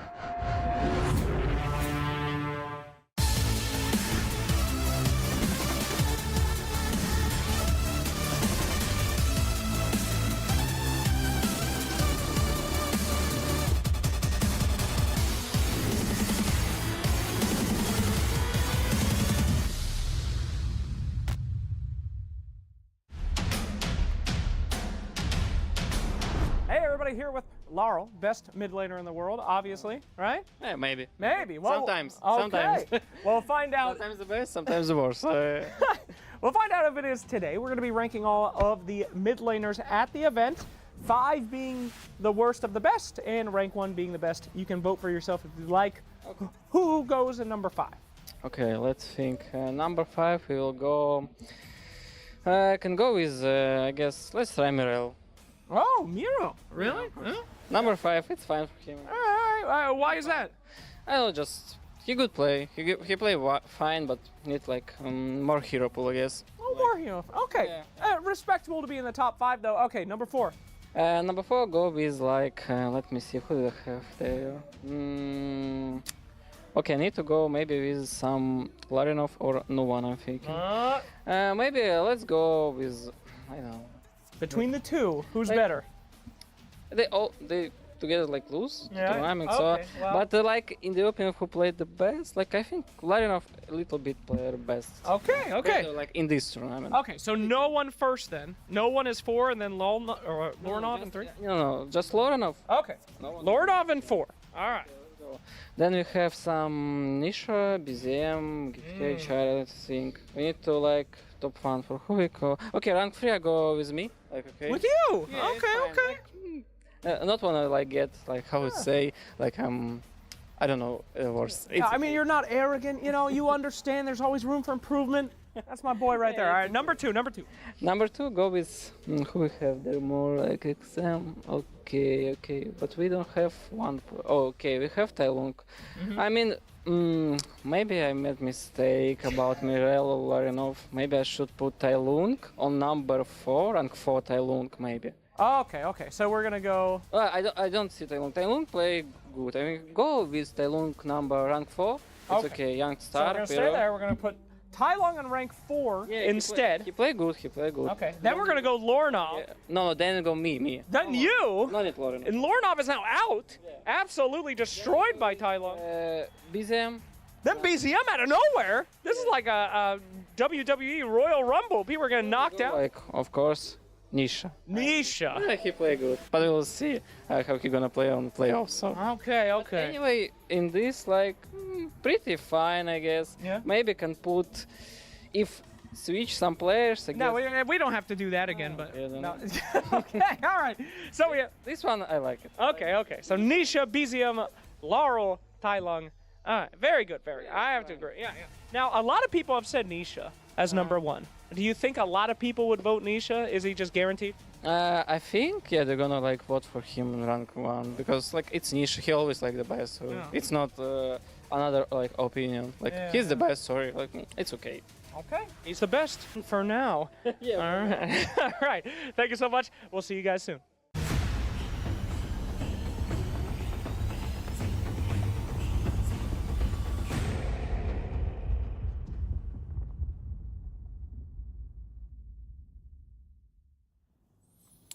Welcome back to PGL Wallachia Season 7.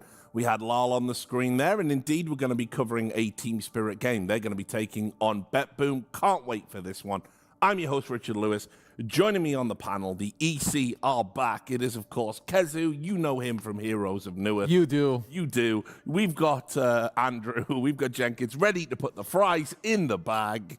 There was a guy called We're rocking it. There was a Jenkins in Heroes of Newark, actually. Was there? You don't remember him? Because No. Fogged always says, you used to be better. You were different. And you've changed. And it's just a Oh, different I guy. leveled up from Jenkins to Kezu. No, not you. Me. You were there? There was a guy called Jenkins in Heroes of Newark. Mm-hmm. You don't know this guy? You don't seem very memorable now. I didn't play. I know, I get it. I didn't but play. even that guy, I don't know who that is. Okay, well, he remembers. Fog might be lying to you. That's very possible. Guys, listen. Sorry. We'll save it. We'll save it for later. We'll do it in the break. Why don't we talk about the game? It's Team Spirit. Are you excited, Kezu? Obviously, they're like one of my favorite teams ever. You know, when you look at their players, when you look at what they have done in the history of Dota, you always know there's like very high skill and like also like strategic, you know, what they like do when it comes to like the games and their drafting. So I think overall, when this team plays, I think most people are absolutely excited. I was also looking at like one of their things, you know, that they do, because when people look at like the gameplay, it's not always like so easy to understand why is it good, why is it not good. So I think looking like deeper into someone's player perspective is obviously something where you can learn a lot from. So that's also something where like I looked at it yesterday, and like, so when you look here, so he's not level 6 yet, but when you look at the lane also, there are no lane creeps left, and it's close to minute 7. So what he does, he doesn't, you know, want to hit down the siege creep or like hit the offlaner. He kills the neutral camp, and you could see he's looking to the bottom lane all this time.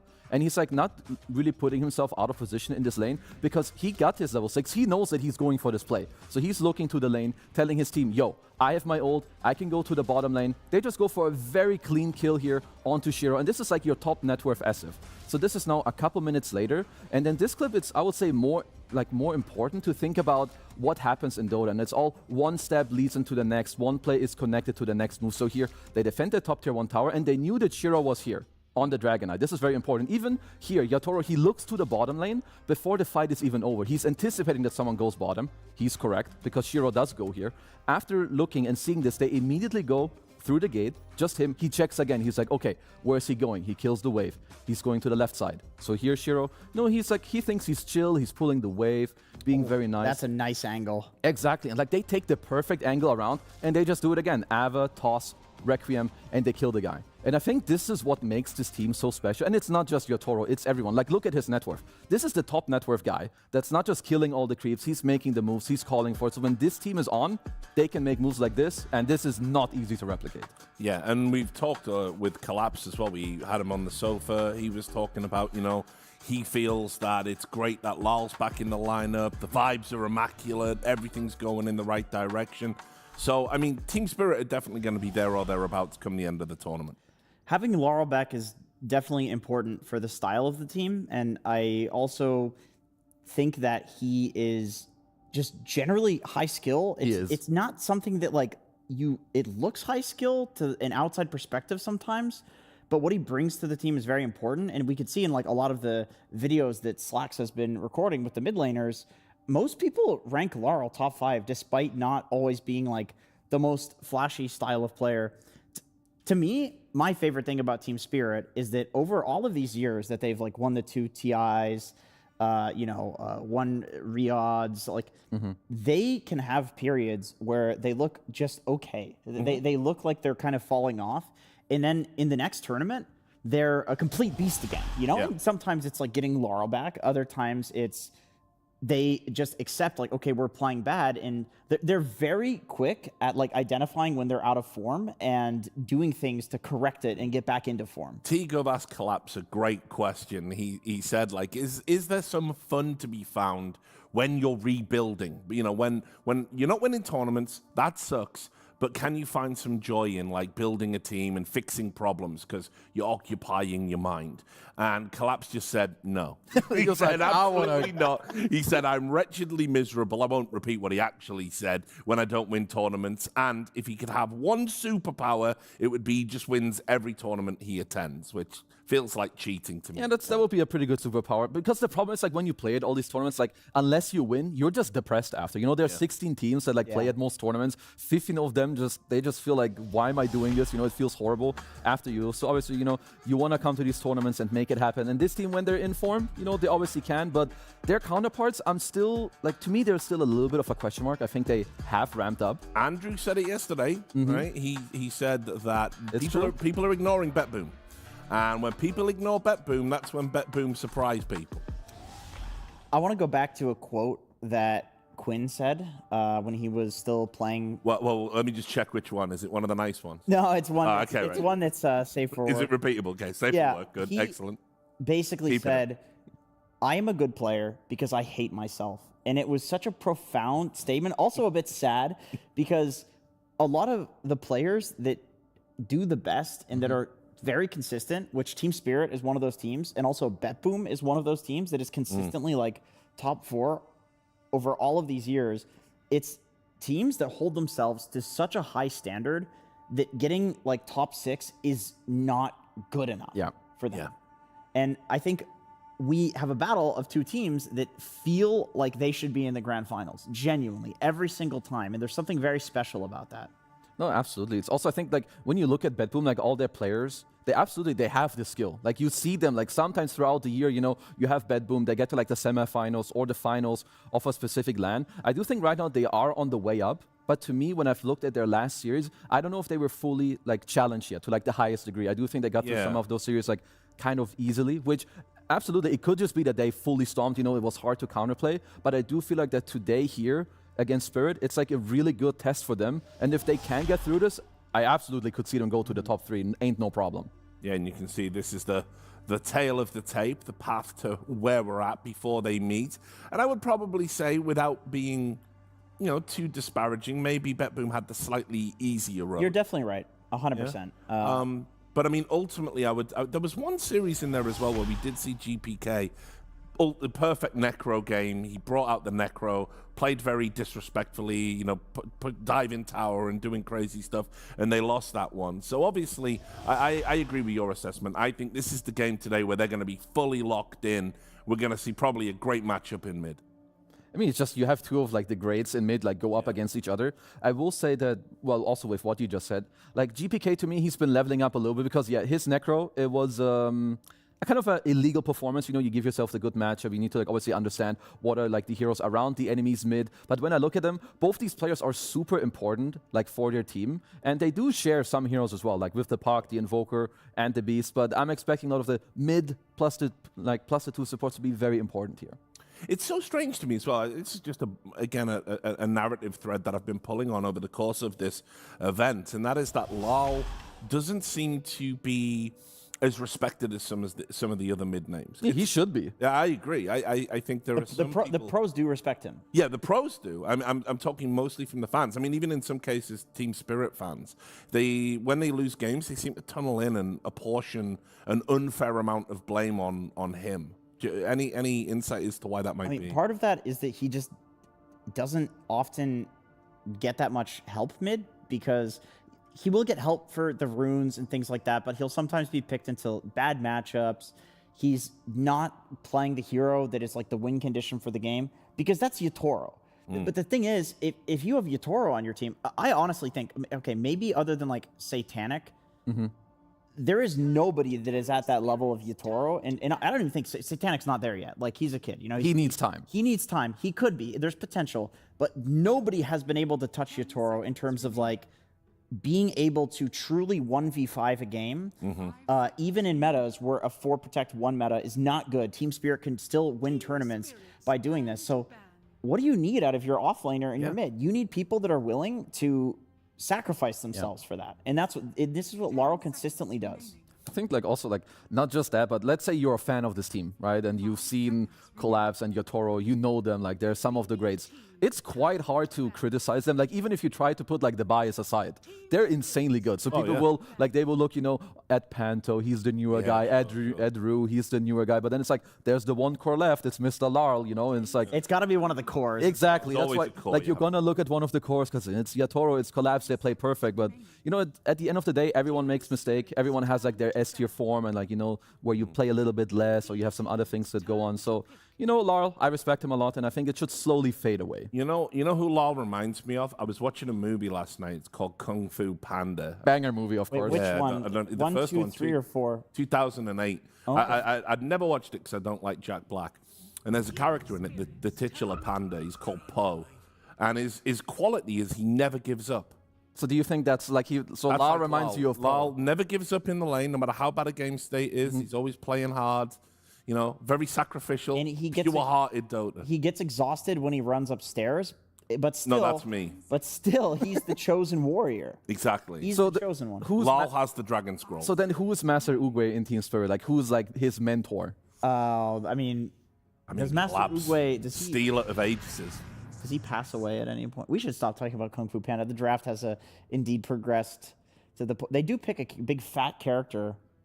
Indeed, the Largo, the big fat frog. Letting that through is very interesting. Not something that you see too often, unless there's some sort of trade of one of the other, you know, very overpowered heroes. But Nyx Assassin, it's not one of those heroes. But this is what Spirit does. One of my favorite things about Spirit, and I thought a lot of this was silent, and maybe it still is because of the influence that he had on the team, where they let the really overpowered stuff through. And they basically say, okay, we know what counters it, and it's from a previous meta where we were a really good team and we played this a lot. It's not current meta, but we're going to force you to basically go back in time and play against something that's old. Here's a question for you, Kezu. Over on BetBoom, can the Largo be a flex? Because obviously we see Liquid sometimes flex it to Tofu. So from I know is that it's mainly been on Miro in the offlane. I assume that Kateomi can play it, but when I look at like the overall safe lanes that they do play, I think he's the range guy or like Tusk. So I'm just going to assume that it is an offlane, most likely, unless you really feel like you cannot put him there. But we've not really seen those games. I would say. Yeah, I think it's BetBoom's first time playing it. It is. That's the crazy thing, is that BetBoom has not been allowed to have Largo at all. So Spirit is clearly like dangling this, like, okay, pick something that's out of your comfort zone for this tournament at least, and we think we can break it. Well, I mean, I like the Nyx into it.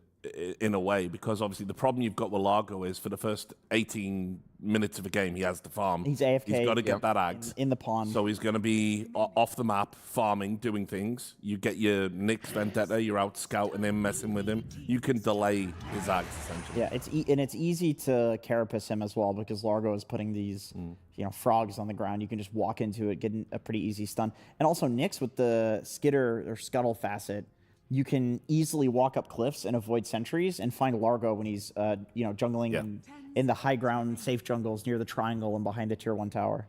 It is kind of, I would say it's a polarizing matchup in a way where Largo later he wants to be together, whereas Nyx like abuses when teams like split up. Exactly. So you have a lot of like, I would say the upper hand early on, because like you're saying, Largo is very slow, but later then can Spirit force BB to to split up? Maybe you can have heroes that are very good at playing the map, like whether it's some illusion carry, or you have like Nyx and Storm, that constantly when you're off the map, you have a lot of threat to like pick people off. So I wonder how BB will go about this as well, because you will want to find this type of timing where you can go together. And also when I see Nyx, I will always have to think about TA. Maybe that's like on the 18 pick. It's super annoying when you play Nyx and there's like something casual that like it slows you and then people can kill you, because you can always carapace if they throw stuns at you and probably walk it off. But against TA, you cannot. And that just generally has been a very strong hero in the last few days. Crazy high win rate. I mean, you're probably looking at just saves here, I would say. Like, you can just pick your 4 and your 5. I mean, Save could play the Bane, but, Shaman is quite good against... Oh, yeah, just go Shaman. Right? Like, the Hex not being... Like, any stun where you don't have to... Where you can't be Carapaced is really nice. I mean, that's also probably partly why they picked the Bane.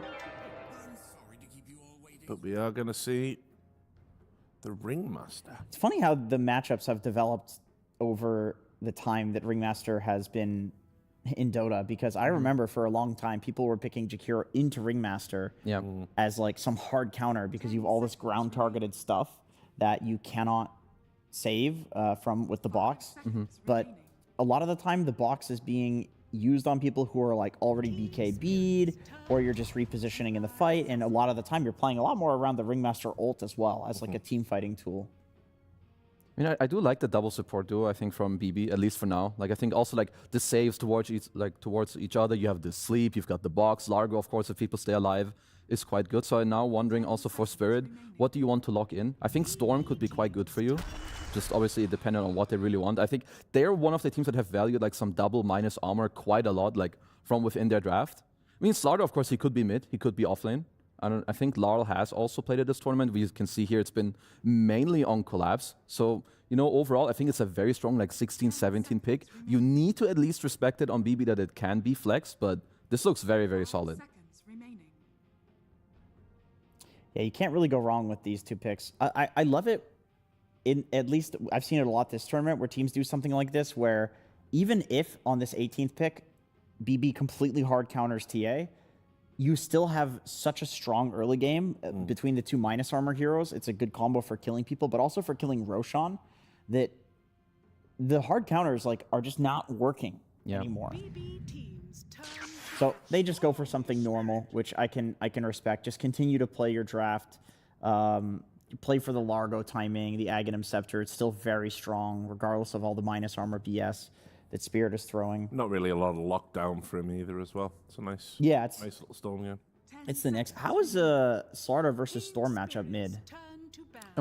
Both are pretty happy. I would assume that Storm will win just slightly because he's the range guy that just like... And you have to stand on wave as Slardar, and Storm will throw remnants. I mean, I'm sure it's like fine for both, but I would also assume the Spirit will just look for... Another mid. Exactly, like just for their own mid. I mean, heroes I would consider banning is like maybe TBs +1.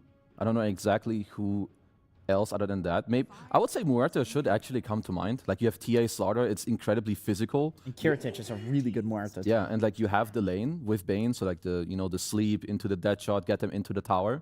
Well, at least one of the heroes I already mentioned will be through, because Spirit have valued at DK like quite up there, which also makes sense. Like you have one guy jumping in and it's Storm, which it's not that easy in this game. Like again, when you have elusive heroes, I would say, like people always talk about like the very clear stuns, but I think also random stuff that can catch you off guard. Here comes a Medusa. Wait, no. You can't Medusa against Nyx. come on, you can't do that. I mean, you can against Slardar TA. But I mean, so you were talking about Nyx because then you go the other facet. Dude, it is unplayable. If they pick Medusa, I don't care what Spirit's last pick is. BetBoom's gonna lose. It is. I like it that. is genuinely that bad. 5 seconds. But the thing is, it's like a bad Nyx facet. Other than in this situation, Could they just be baiting them though to like try and? I mean, the thing is something out. The thing is, like, BetBoom already has Largo Storm, so it's a good anti-mage game. But for God's sake, Spirit has TA. Like, they're not going to pick AM unless BB is picking Medusa. I really think it's a mistake for them to do that, but I'm more than happy to be proven wrong. I said this before, though, and it was the most trash Medusa game I've ever seen. Yeah, no, you were spot on that time. I mean, let's see. So the mana burn, does it still work? There was a time where it also worked on your items. Like if you bought like some blade mail and you actually ran into this Medusa, she just like nearly insta-killed herself. Just insta mana burn. I don't think it works on. I remember it worked on like Vessel as well, but I don't think it does. I mean, at least they do ban out the TB. I think if we're going normal, I think Muerta should be the one you look at, but they make use of their AM ban for the Medusa. Yeah. Wow. Yeah, that's interesting. That's a very interesting pick. They really value this against the minus armor. And Spirit has absolute last pick. I mean, Laro could pick Huskar against Storm. I guess the Dusa problem is not answered by the Huskar, but it is answered by the Nyx already, so... I mean, you've got a couple of options. You could, if you're fine with the Slardar mid, you can Pango. I think you have double physical reduction. You would get triple from Pango. If you want to just pick a mid... is there anything else that's like really cool? You mentioned the Huskar. I think it would completely shut down the Storm. I mean, yeah, I think like obviously we've seen Collapse win on the Pangolier, and it's a defusal buyer. There's also the world like you could pick offlane Underlord. I think auras are quite good. The Axe is pretty insane also against like the Radiant heroes. Like I would say Storm. It's not a free Storm game. Like there's Silence from the Trap side. There's Ice Path. There's a Nyx with a Carapace. So the cool thing for him is that like he has the backup.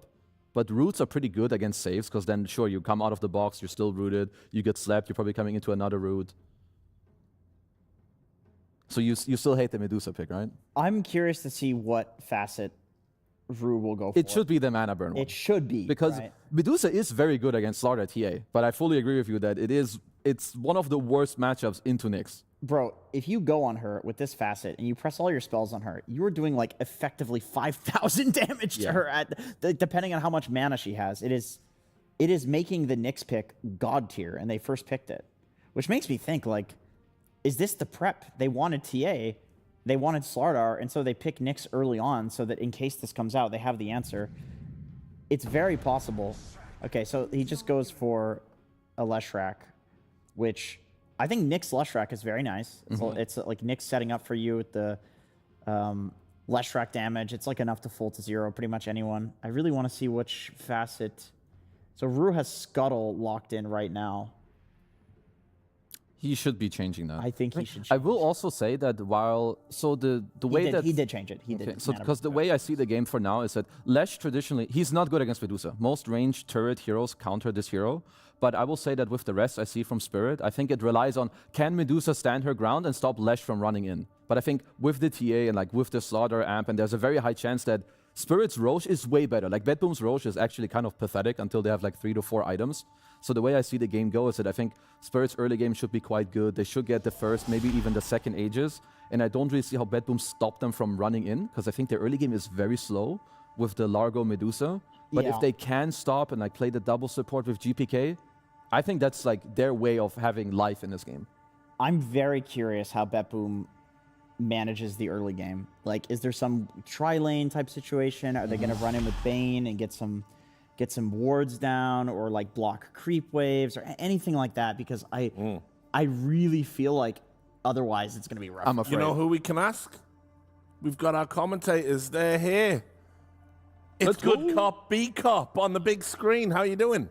Doing good. Very excited to see Medusa in action one more time, especially Medusa against TA. But this time around, the boy Nixie is going to be taking care of Medusa. I think teams realize Medusa is insanely still kind of broken, but Nyx Assassin, I believe in this hero, especially with the mana burn facet. You agree with that, B Cup? Yeah, and me and my best friend over here, we're Largo haters. So cool. We see that hero come out we hate Largo. We think it does not enough, but I just feel like it's going to get beaten lane pretty early. This hero doesn't really do well from behind, and they're going to have some problems to deal with.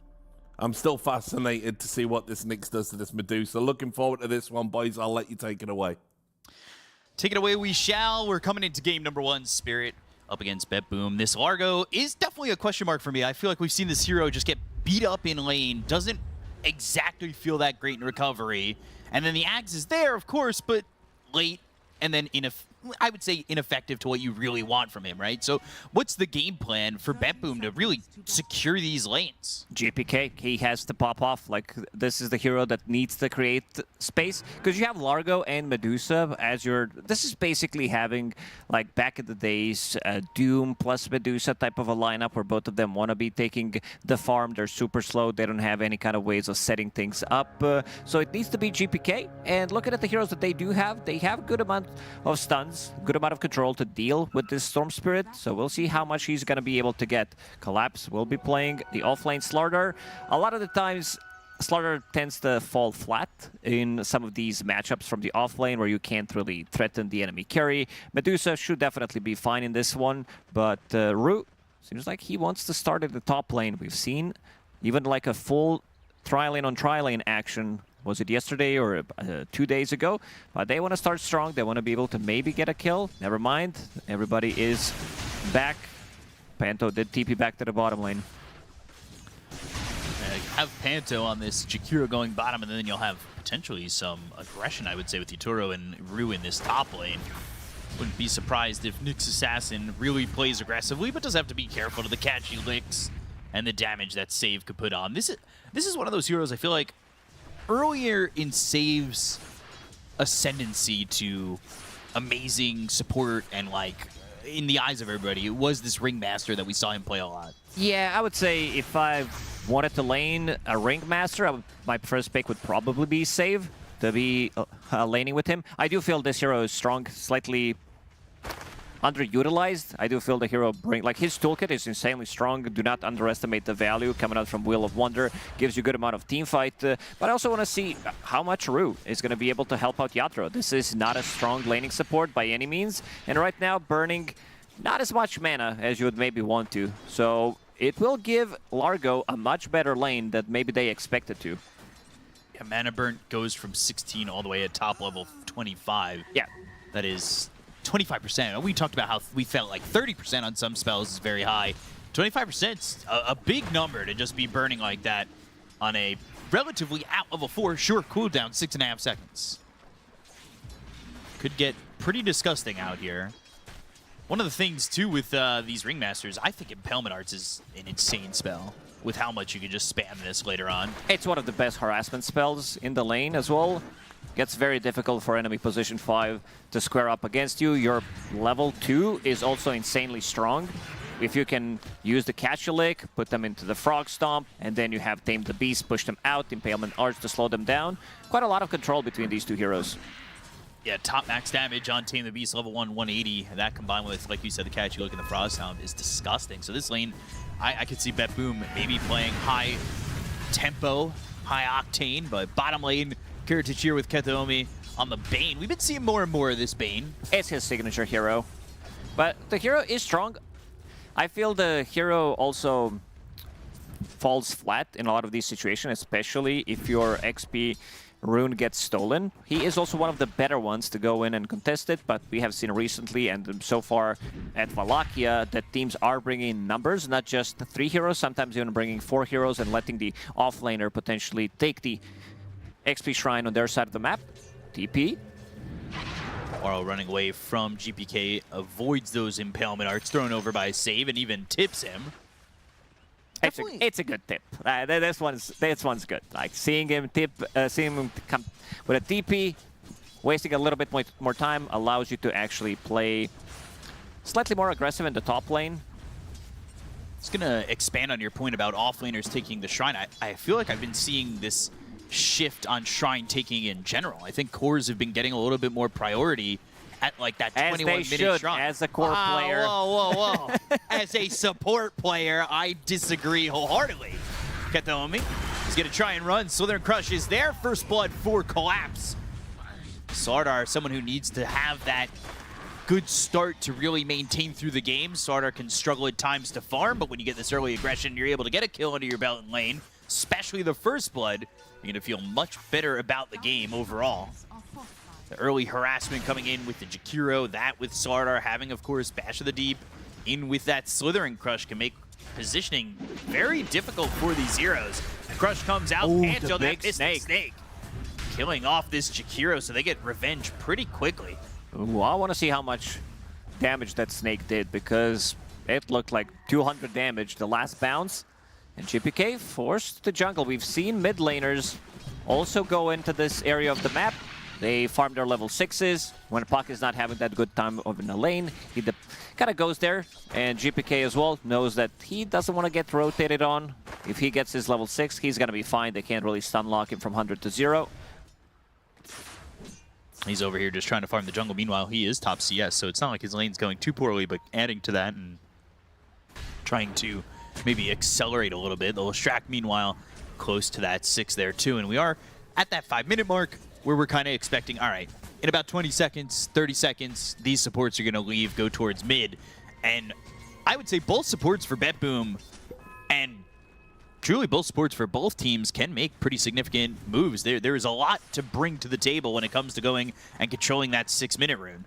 3 out of 4 are extremely strong. You can take a guess which fourth one isn't really as strong as rotating to the mid lane. Gorgon's Grasp and Mystic Snake, that's killing a Panto. Save getting that one and making that rotation to kill off one of those heroes that's very good at rotating to mid. And now they're making a move to the mid lane. If they can maybe get a potentially asleep, if they can get Impalement Arts. GPK, he's steeping in. Level 5.5. Needs some extra bit of XP to get that level 6. Meanwhile, Laurel did hit 6 first. They've brought both supports over here. They were looking for a stun, but the Vortex stops him. Tame the Beast with the Fear. And Laurel already low. A 2-man Impale is not going to matter. Miero even making the rotation. Frog stomping. Spike Carapace and a kill for Panto and a Kethomi, but they'll lose Rue. So 2 heroes die on Spirit. A rotation from the offlane of BetBoom to make sure that they can secure a bigger advantage in this. And they also now bottle that Invis Rune. What a bait from GPK. They definitely planned this type of a move, knowing that it was probably his call, saying that Leshrac has more XP because he went to the jungle. He wasn't getting as much XP from the lane, which means that Leshrac is getting more, and GPK hits them with the U Blue at 2 supports immediately rotating. And there was no vision whatsoever from Team Spirit to see this move coming. And also bringing Miero. I think we've seen also not just offlaners rotating 6-8 minutes potentially to secure the rune for their mid laner. We've seen TP rotations, but we've also seen Carry rotating for 8-minute rune if necessary. I don't think Kiritich as Medusa is going to rotate, but if you have slightly more active heroes, something like a Weaver potentially, you can definitely make a move. We've seen VTune with do it quite often. Yeah. Yeah, he was very willing. He was going to be my example. And no aggressive Shrine attempts coming out from either side. Especially here for Spirit, where Nyx Assassin's one of those heroes that you really need 6. You need to get that 6. Your effectiveness goes up tenfold when you finally have access to that Vendetta. And truthfully, you can kind of lead the charge with a hero like Sardar, who, at least queued currently for Collapse, is going into that early blink. So you could be that mobile ward. You're going to get that information. And I think Spirit's going to be happy with what they can get if that Vendetta starts to, become available for them and Collapse gets that blink at a decent timing. Vision Games should be on their side. Having Temporal Assassin with traps, later with the Silence, once you upgrade that, you have Nyx Assassin, you have Corrosive Haze, and you also, the downside, I'll hold that thought. Oh, GPK styling on him, gets it mid-zip. That's a regen rune. Not something you want to mess with. There are 3 heroes by Spirit, but Panto, he might be left. Rue's actually turning around just to throw some mana burn into the face of GPK, but GPK's got that regen rune and doesn't really care. Good start for GPK. We said it needs to be him making the moves. He's playing with the supports, leaving Largo and leaving Medusa to get some extra farm. Right now on top of the network, GPK by quite a huge margin. And something to point out as well is also that there are 2 bounty runes to be picked up, but also when you play Nyx Assassin without Scuttle Facet, it also means that your Vendetta is not going to be as effective. You don't have those 15 seconds of hasted and unobstructed pathing, so it's not going to happen, it's going to be much difficult for Rue to set things up. Yeah, a little bit more difficult to kind of get in that position. We'll see if that affects him as they start to get towards that level 6. He is still just level 4, and he's not exactly progressing too quickly with the kills coming out and the aggression from BetBoom team so far. But I will say it is Storm Spirit leading the charge, and then the next 3 until Largo had jumped up for a second, being, and there it is back, those Team Spirit heroes. So all 3 lanes still going well for Spirit. It's the supports that are struggling for them overall. And now Rue, this is pretty standard. Give him the mid lane, or give your struggling support the mid lane, right? Yeah. Gotta give him something. I also want to see if he's gonna be maybe putting slightly more points into mana burn. Not necessarily max it out, but 2 points in Impale sounds pretty good. But you also want to be getting that Mind Flare. You are playing against Medusa after all. Collapse, gonna be fine in the bottom lane. Pretty tanky, does have Raindrop. Pretty much 6 slotted, as we say, for the early game. There's Snake, oof. It hurts. Can't just stand there and hope to not get hit by that Snake. Ice Path lands on 2 of these heroes. Team to be short, but lands on both through as well. So Aro, they get the kill into GPK. And Miero coming and rotating again. So he shows up. They'll make the trade onto Laurel. Getting that Frog Stomp down and helping out to at least salvage the situation. Because Spirit started that one by hitting off on that Storm Spirit. Oh, this has to be one of the Largos that I've seen rotate the most. Usually Hero is just AFK farming until he gets his Aghanim Scepter. But while all this is happening, Yatoro, we haven't talked too much about him. He was the one managing to secure a good amount of damage onto that tier 1 tower. Kataomi looking for the angle. GPK, big zip. Yeah, big zip in, but not really amounting to much. Impale landed on 2. He uses a lot of mana for that Vortex. Stun lands from Laurel. They're going to go after Kataomi, but they've got 4 heroes here. Laurel can't commit to this one with how many heroes have come over for BetBoom team, and I'm a little worried that when you do, when it's successful, yeah, it looks good, but when you bring a lot of heroes and you don't get anything from it, with the rest of the team of Spirit farming, you're going to start to fall behind. Oh, you will. Yeah, they are bringing in numbers. So far, it has been working out for BetBoom team. Bringing in pretty much 4 heroes to every engagement, and also bringing in neutral items to this previous fight. They did have Ash Legion Shield on Largo and double Ash Legion Shield coming out from the Ringmaster as well, and they also had Cobalt Cup. So quite a lot of these small items early on that they picked up, they managed to go back. They have a lot more, because at these early engagements, you have really limited amount of damage that you can deal. Gotta be able to stick on these heroes, move around, and hope that you can get towards that damage.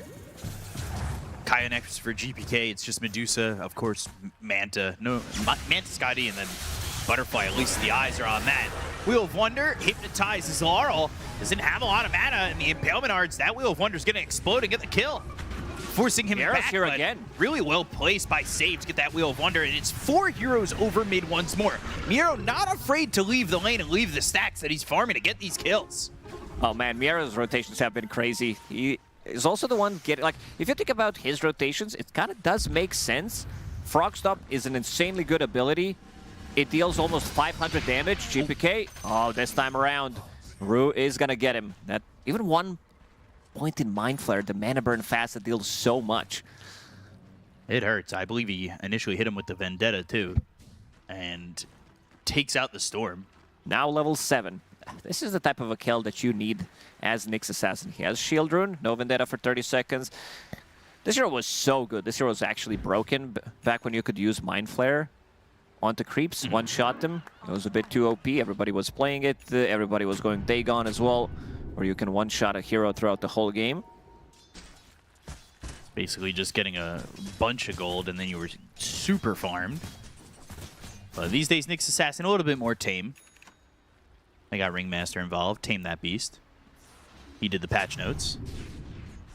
Sardar close to getting that Blink Dagger, and that's going to be that moment where Spirit are going to be able to use that Vendetta when it's off cooldown and reaching and trying to get these kills if they so choose to play aggressive immediately. Collapse is at 500 gold, and probably, might want the Shard before they go for that. He's not too far away from it. He's farming at a decent chunk. Obviously, it's still not available in stock for the next minute 20, but once he gets there and has that, then I could see them smoking going and. Yeah, I'm looking at Yatoro. Imagine being 15 seconds slower than the average on that Deso. Damn. He's level 12. We're seeing Templar Assassin pop off pretty much in every single game. They're not as active. Maybe you can get some like return kills in the lane, but most of the time you are sitting at 0-0-0. Next Assassin, good Frog save. Stomped on that. They have the escape back, but Miero taking a lot of damage, able to survive. Save was able to get the Wheel of Wonder out and keep him alive.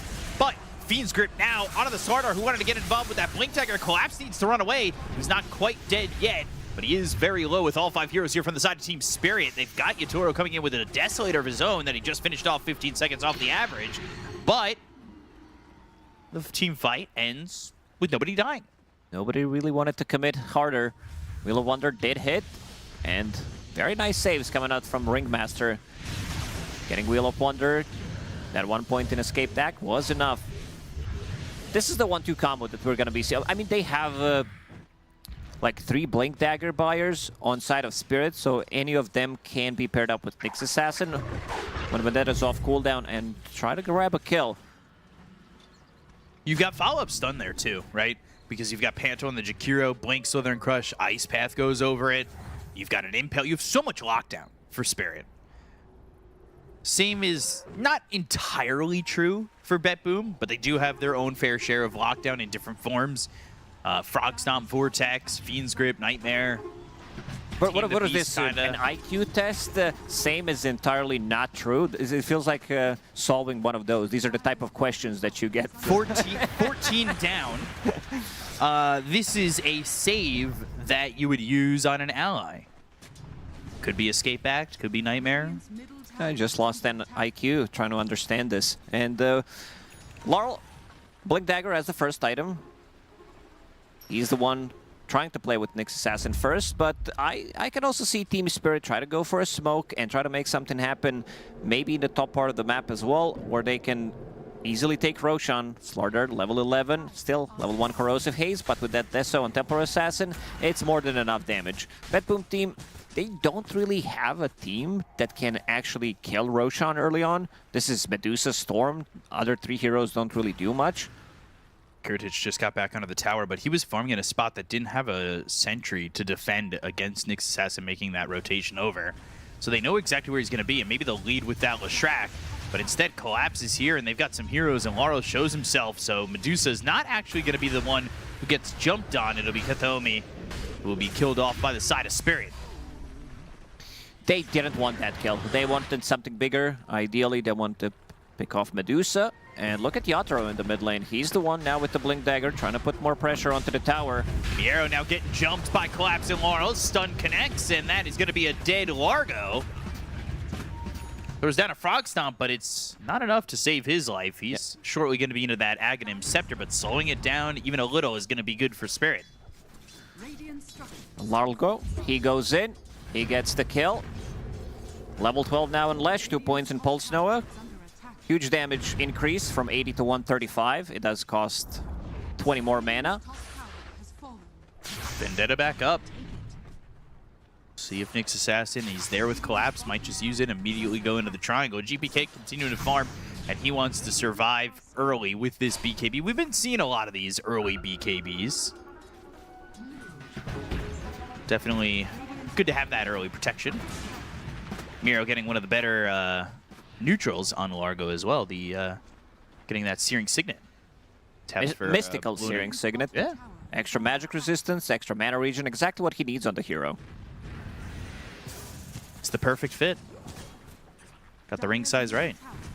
Well, yeah, Signet's on a ring, I believe. I believe so. Anto just down bottom, pushing in.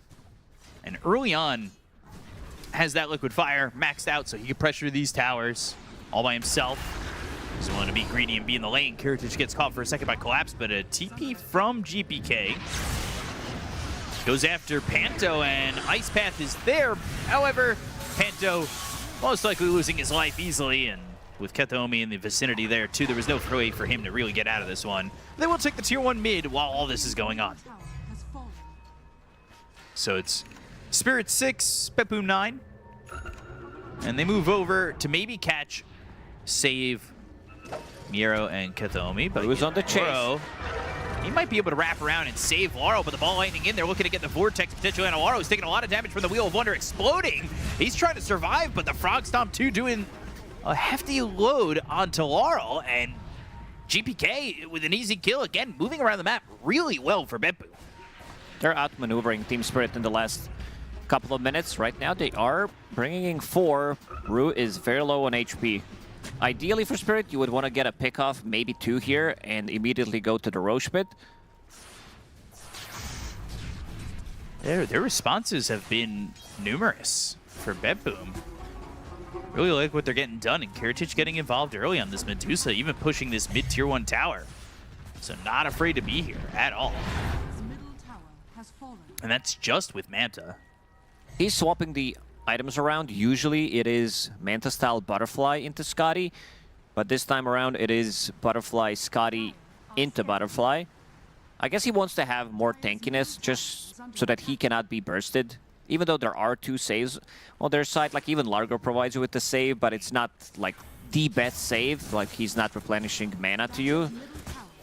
So you need to drop low, you need to lose all of your mana, and then maybe he can try to get a save. But you do have Nightmare, you do have Ringmaster with the Wheel of Wonder and the Escaped Act. Tormentor, easily killed for Team Spirit, immediately to the bottom lane. That's going to be another objective, but does seem like Bedboom team still wants to take the fight. GPK, freshly bought BKB, 9-second BKB, he's ready to go. They have the Ob Sentry, and Kiritich kind of giving that away. Nyx Assassin having to back off that area, but they're coming around with the smoke, ball lighting in. They'll look for this Templar Assassin, the Fiend's Grip even committed with the Wheel of Wonder. That's going to be a dead Yatoro TA. And now both these heroes trying to get through the twin gate. One does, the other doesn't. Panto ends up dead. GPK gets that one. Rue fortunate enough that he was going to be the one inside that catchy lick. Rue has himself a hand of Midas. Ideally, you would want to have Midas that gives XP on this hero so that you get more levels, but this was a really nice play from Bedboom team, and if they can take away Roche from Team Spirit, Templar Assassin is not going to feel as comfortable playing into this matchup. Pretty much the only good thing they have against Medusa is going to be mana burn, and I think they will realize that, and GPK will jump Nyx Assassin with the BKB and try to kill him, and then Kiritich can take care of the rest. So while a scary proposition to pick a Medusa into the Nyx Assassin, it seems as though they've got the tools necessary to make sure that they're able to stick on to the Nyx and get him out of the fight early enough where Medusa feels unharmed. Especially with this Aegis on GPK. He did pop that BKB, so they're not going to have that if they want to fight within the next minute or so. Yep, tested it out. It does work. Turns on. Had a call with, customer support. Check if it works. It does. And by waiting to have that BKB back up, that means Medusa's going to have the Scotty ready to go in the next fight. And you're hitting this point where these pretty big significant items are coming through for Bedboom. The net worth is even, however, it does feel like the tempo is being controlled by Radiant. Yeah, I want to see what the win probability is, because the game is even, but I would give huge advantage to Bedboom team in this one. Oh, it is massive. I was maybe thinking like that it's going to be like 65-35. In my book, I would say might be even lower for Team Spirit, considering the matchup that Medusa does have in this one. Templar Assassin, like, she needs quite a lot of items to be able to punch back against this hero, and GPK off to such a great start. BKB holding the Aegis as well. Next fight is pretty much going to determine in which direction the game's going to go. We're kind of seeing one of the problems with Slarda, right? Like, his farm isn't amazing. He's towards the bottom of the cores, and he hasn't exactly accelerated the team into getting a lot of kills with that early Blink Dagger Shard combo. Yeah, they couldn't really find openings, but it also comes down to Nyx Assassin. Like, you can see the downside of Mana Burn Facet when he's trying to go for the initiation. He doesn't have that extra 120 move speed or so. It is still level 1 Vendetta. Pretty long cooldown, 80 seconds. And this is not the target that they want to jump. Not the target they want to go for, not the follow-up. they would like, because nobody else is there with Rue, but maybe they find somebody in the back line, get a support or something like that. Still wouldn't be what they want. There's that Ice Scotty getting delivered for the Medusa. Expect him to come, what it looks like, coming through the Twin Gate to join them. It's a lot of slow. You're playing against range heroes. 25% if they're melee, 50 if you're ranged. So half of your move speed is gone.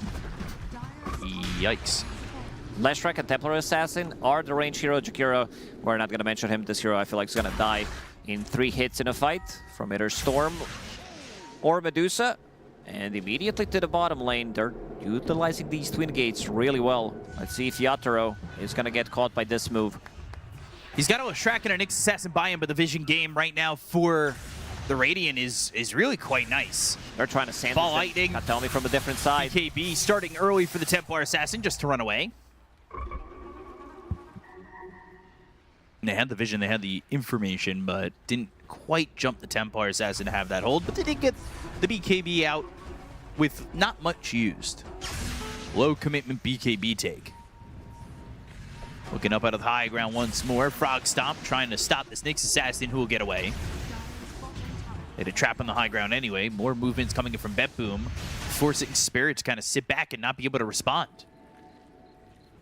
25 minutes in, Collapse is trying to farm, and you do see the Jakiro trying to get something under his belt, and that's going to be the Glimmer Cape, trying to have himself a little bit of more survivability or save for an ally.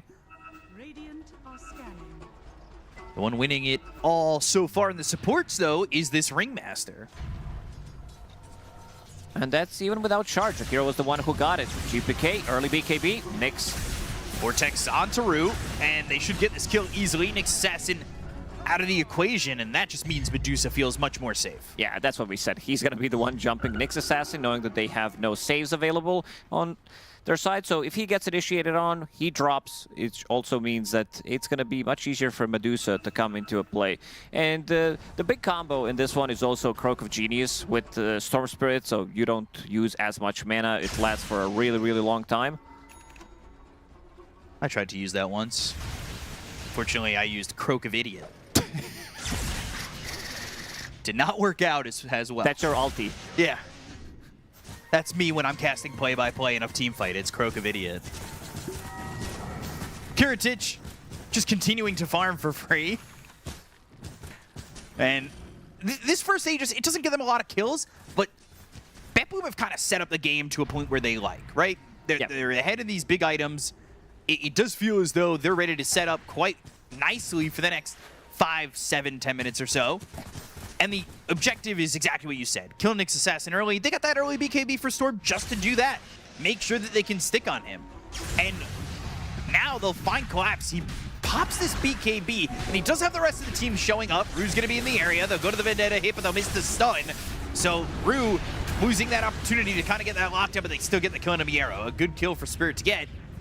They'd like to get a little bit more, but anything they can get right now is going to feel quite good.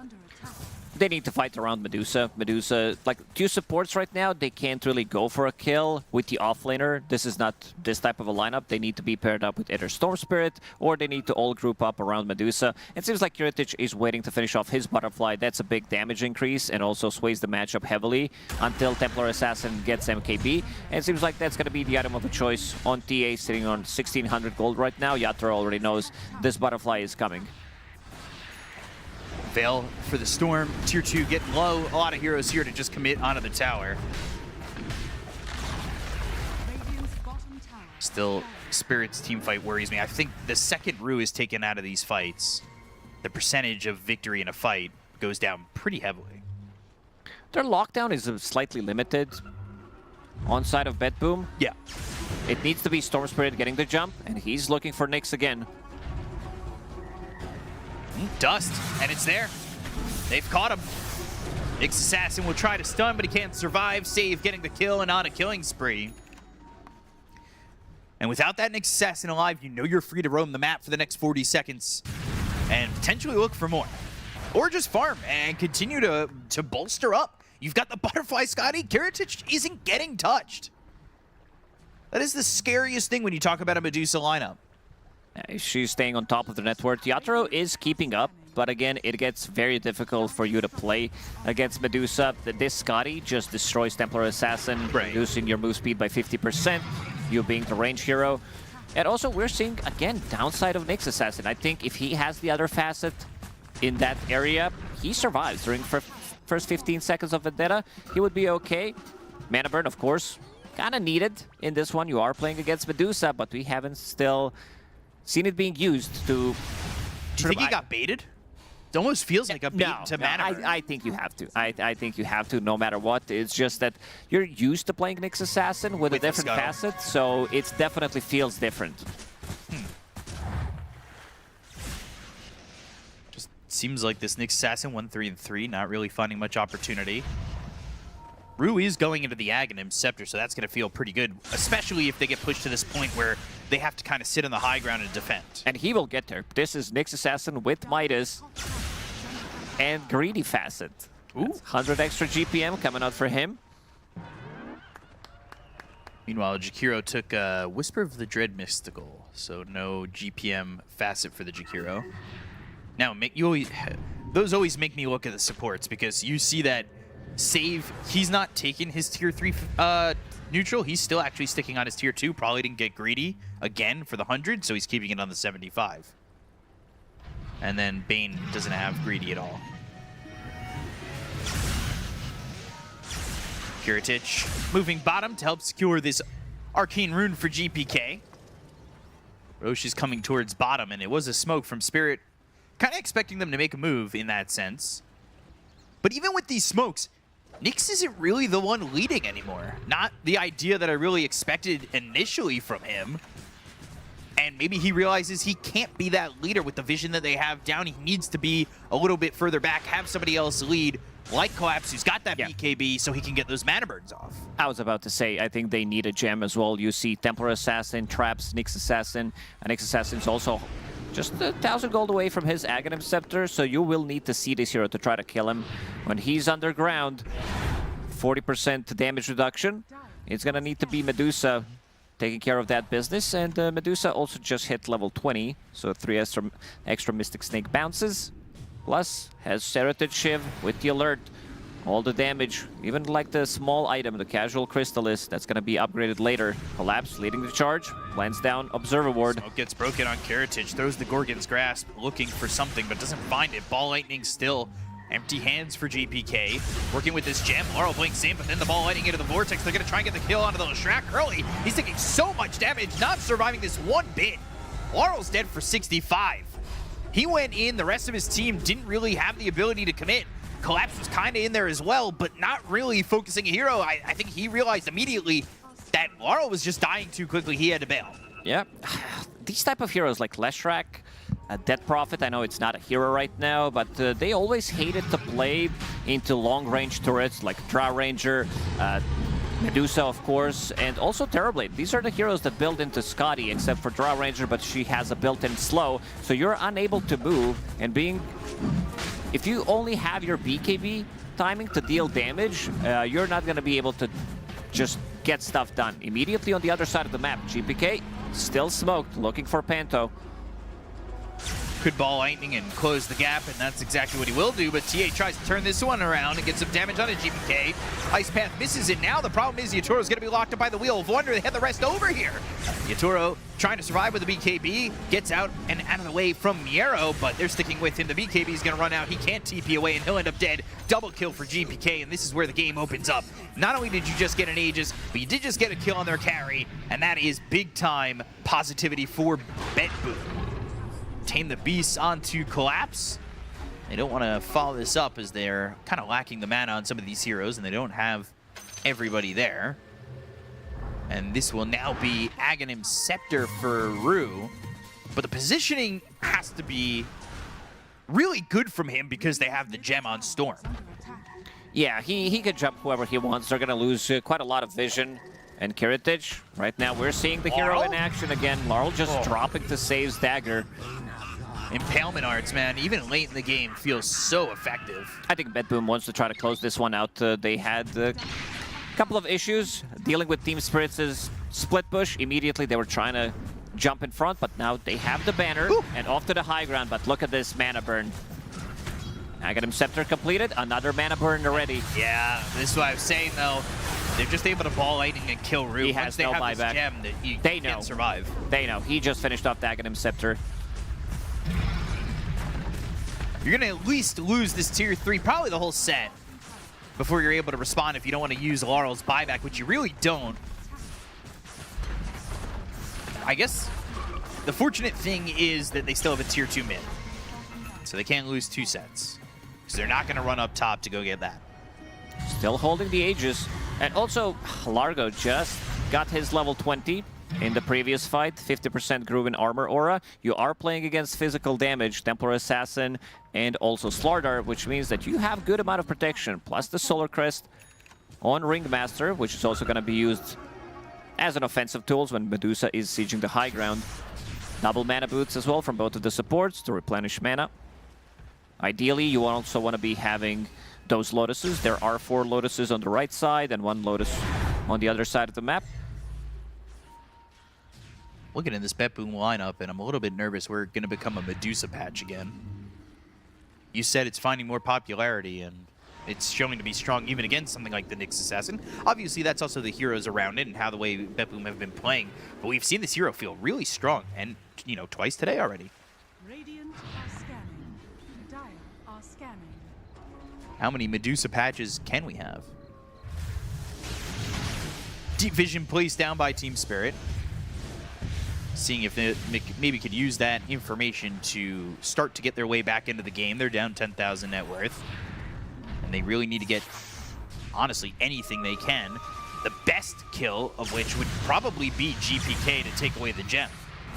Medusa is on a completely different side of the map. They do have outposts, so he can TP to an outpost after he gets that Shrine of Wisdom and immediately to the top lane. It seems like this is the area where they want to be holding. They have double Observer Ward in the enemy triangle, still holding the Aegis.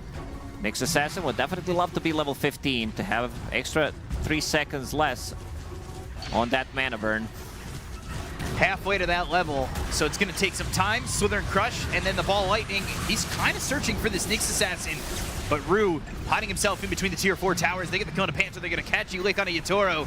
Damage followed up. Aeon Disc pops, so now Miero's going to be able to pop that BKB and stay in the face of the heroes on the side of Team Spirit. They get underground, but things are heavy when you're underground. Look at the snake. And the Mystic Snake doing so much to Laurel to get that kill out of the Leshrac. And with the gem, they see the Nyx Assassin, meaning Rue's got no options but to die. Collapse, BKB, a last-ditch effort to survive. Buyback's going to be committed by the Nyx Assassin. But again, nothing is really stopping GPK from just going in and digging him up again. Trusty Shovel might be out of the game, but when he's got a gem, he can dig Rue right out of the ground. Another BKB ready in 25 seconds. Croak of Genius again. Mana cost reduced by 15% on GPK. Oh. It's a lot. Like, it gets pretty insane how much you can do. And this is the reason why they kind of respected this Nyx Assassin, taking him out every single time before the fight starts. It's the first time I think we saw Kiritich with less than 10% mana. But still had an Aegis for 4 more seconds anyway. Gonna get all this mana back. They might even just be able to re-go. And a Hex for GPK makes things so much harder. Another layer of control added to the Bet Boom lineup. That on top of the fact that they've got these BKBs, they have this gem, they know where you're kind of sitting on the Nyx Assassin. And it's just so tough to survive. And Yatoro might be the next one in trouble if he gets spotted on this bottom lane. But Ball Lightning goes in, Leshrac caught, not able to survive at all in this game. There's 1 mana burn. He does have Cold-Blooded. Stun. Landing, Ball Lightning, but Spike Carapace thinking about GPK, now puts him out of mana. Impalement Art's thrown over on Rue as well as Panta. They get the Ice Path down, but the Fiend's Grip is onto the Slardar. Wheel of Wonder means they've got the continued lockdown. They get the kill there, and they'll look over now at Miero. He's quite tanky. That strength gain and everything that he's got going for him is going to give him a lot of HP. Up at 4,000 HP for this Frog. It's disgusting. GPK, he would love to have some extra bit of mana. He's jumping in. Is out just too far, gets caught. And Rue's going to be dead without buyback div for 70 seconds, and they're going to try and get themselves back into the base because they've used these BKBs. However, the fight split. Panto has to go north, so does Collapse. He's got no BKB. There's nowhere for him to go. GG is called. I mean, Miero on this Frog's treating Spirit like a bunch of stamps, just licking them down and flattening them out. And GPK immediately with the fist bumps on the side for a good reason. He was the one controlling the tempo of this game, playing with Frog. I really love these early rotations coming out from Miero. This is something that Spirit didn't do. They brought every single time one extra player to the team fight, and it did look amazing for BetBoom team. Yeah, the movements were peak from BetBoom. They do a great job to get themselves a lead in this series. We're going to send it over to the panel and hear their thoughts on the whole situation. Yes, a very surprised panel, because obviously as we went into the game, we looked at the draft, we were a little bit confused about the Medusa. I think everyone was, you know, Medusa into Nyx, definitely not something you want to do. And there was a little bit of back and forth, but ultimately the writing was on the wall, you know, from the end of the mid-game onwards. I mean, also, like, not just even this matchup. Like, I was saying before the game starts, like, there's a pathetic, like, Roche, you know, lineup from BetBoom. They take the first Aegis minute 22, then they get the second one, like, quite shortly after. So there was a lot of, like, things that I saw, like, I thought it would play out very different. But I will also say, like, in some of these clips, you see Lara wasn't really having that good of a time. I really like what BetBoom were doing from kind of, like, start to finish, even here, safe. They had a lot of, like, individually, like, very high clutch plays, and they played very well together. Yeah, I totally agree. I really like what Lacto said at the end there, where, like, Miro with the early rotations towards mid, it's really cool to see that. Ironically, the first person that I saw making rotations like that to mid as an offlaner was a few years ago, and it was Collapse. Like, Team Spirit was a team that, like, broke the mold for how rotations should play out. There was obviously the, you should go mid at 6 minutes for the rune. Like, everyone knows that, right? But people are not expecting an offlaner to show up at, like, a 4-minute water rune fight. But when you're playing this Largo and you know the first 15 minutes of the game, you're just kind of, like, chilling and farming, and this is when people are trying to punish you. He subverts this by getting active, and it's really, really cool. It just changes the timings. I will say, on another note, I learned a lot from this game. I really liked how GPK was jumping Rue on Nyx Assassin. They had clearly identified that Nyx would be a problem for Medusa, but they answered it through their other heroes in the game, and that's just really solid team play. I think for me, I was looking too much at the one-to-one matchup of these two heroes, but if a team is playing at this level, then there's answers to that through the gameplay. It's like also the same, like if you look at his itemization, right? He's 11 to 11, 84% kill participation. They got this early gem, like not just against the TA traps, but also the Nyx, who we said, you know, was going to be a bigger counter in the game, which it showed a little bit, but I think he didn't really get to like the full point he needed to be, because then he gets hexed, he gets jumped. Every BKB is like the death of the Nyx, and then Medusa is still countering the other two heroes. So I think that Spirit ran into like a lot of problems. I will say that I think some of their gameplay was a little bit lacking, but at the same time, I think BB, they just made use of that. I think they all played incredibly well, and they just, I would say they made it look kind of easy, actually. Yeah, they did, which is quite surprising considering they're up against Team Spirit. I will say that we thought something like this yesterday in the Liquid series, where the first game was quite a stomp against Liquid, and then a team of that caliber can absolutely, you know, shit the bed, so to speak. And then talk about it and be like, okay, guys, come on, that was bad. That was just bad. And then game two, completely change, and then win out the series. So it's a really good start for BetBoom.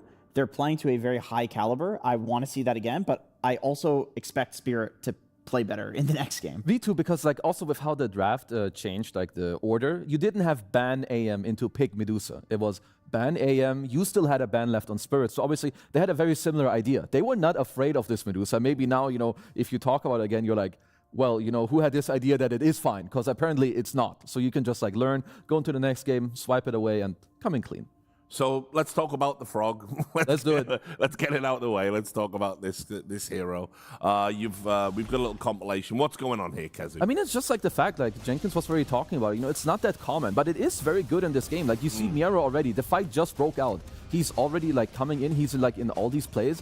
And again, you can see that Larl is kind of jumping the gun, I think a little bit here, you know, even before Miero is here, like he's kind of dying already.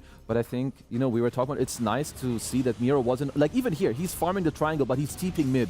Just to be here like the 1 or 2 seconds earlier, and you know, without him being here, Larl would live. He had a haste rune, but he purged it off. They get the kill, you can even see they're tipping him. And even if he stays top lane, what does he do to a TA? Nothing. There's no interaction. You're both just, you know, trading and farming creeps. And I think this goes to show like the greatest players, when there isn't much more to do, they need to be like clear, and they are very clear on what is there that I can do that is more. They go to the mid lane.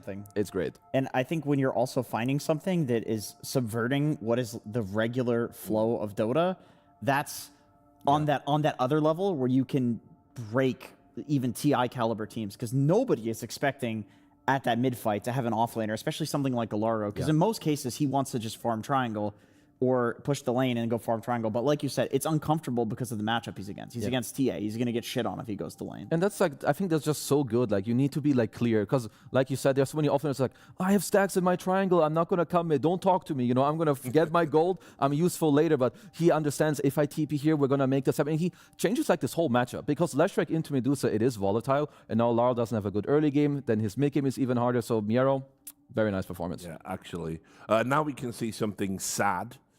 We can have a look at the Nyx Assassin at 34 minutes. So it was an interesting idea from him. He, you know, clearly identified that getting an eventual Aghanim Scepter was very important, but Nyx does not have a really good way of farming. So he built a Hand of Midas, which he did get at an okay timing, you know, and the Ags also came out at an okay timing. It's just that by the time he got these items, Spirit had lost too much, because of the excellent play from BetBoom, the early game advantages that they were getting, and GPK identified that Rue was going to be a problem. Even now, I think there was a chance that if they made a couple of mistakes on BetBoom, that it would look really bad. Like, they're still respecting how much Rue is doing, jumping him in the Ags form and killing him, popping BKB. This is the only way that they lose the game, is that if Rue gets even 2 or 3 extra spells off, it's taking like 20% of Medusa's mana. So that kills her. That's killing her a couple of spells. So very, very good play from GPK as well. Because also, while it does look like a meme, I think if Spirit can like delay this game and Rue gets like a Gold Scepter, a Force, maybe his teammates can do the same. And like the greedy enchantment as well. Exactly, which he did have, you know, Midas with the greedy, you get so much gold. But there was like this one kill they got on Yatoro top with like a great play by Save. Then they go into a triangle, then somehow Larl is dying. And then they just go straight up high ground. So like Jenkins is saying, they had these opportunities and they immediately took it to like the best like extent they could have done. They understood that they were on a timer. Yeah. Yeah. All right, guys. Some explosive play from BetBoom puts them ahead in the series. We'll see if Spirit can bounce back after the break.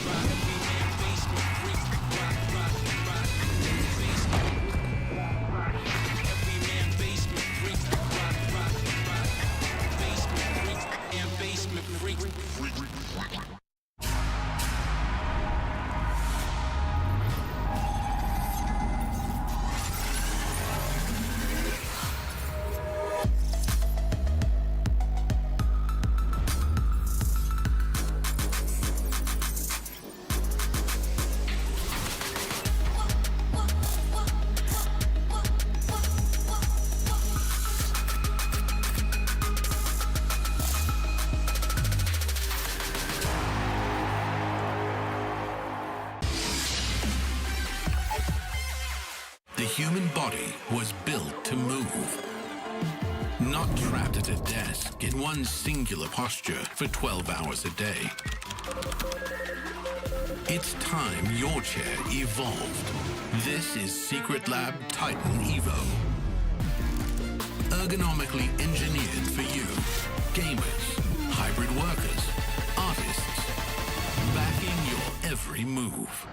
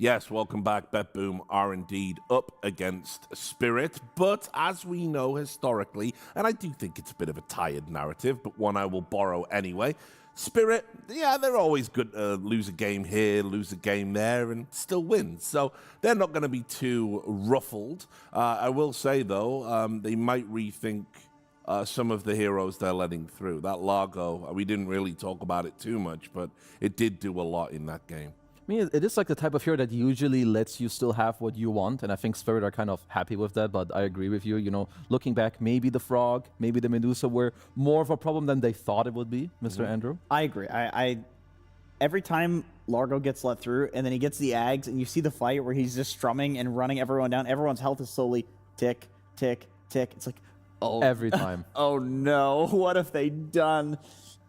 It feels like maybe it's the worst of the big four, like Treant, SF, Bat, and Largo to let through. It's like Bat and Largo recently have seemed to be popping off in their games. SF, maybe there's some answers like the Marcy, Ursa. I'll say this. I mean, Bat, obviously a bit of a speciality pick. Like, we've seen some pretty dodgy Bat Rider plays and players and builds over the course of this Wallachia. I think Largo is kind of just plug in and play. You know exactly what you have to do. I think one of the disappointing things, I think you made this point, Andrew, one of the disappointing things with the hero is it sort of has become very pigeonholed. You know, it's like you've got a set build path.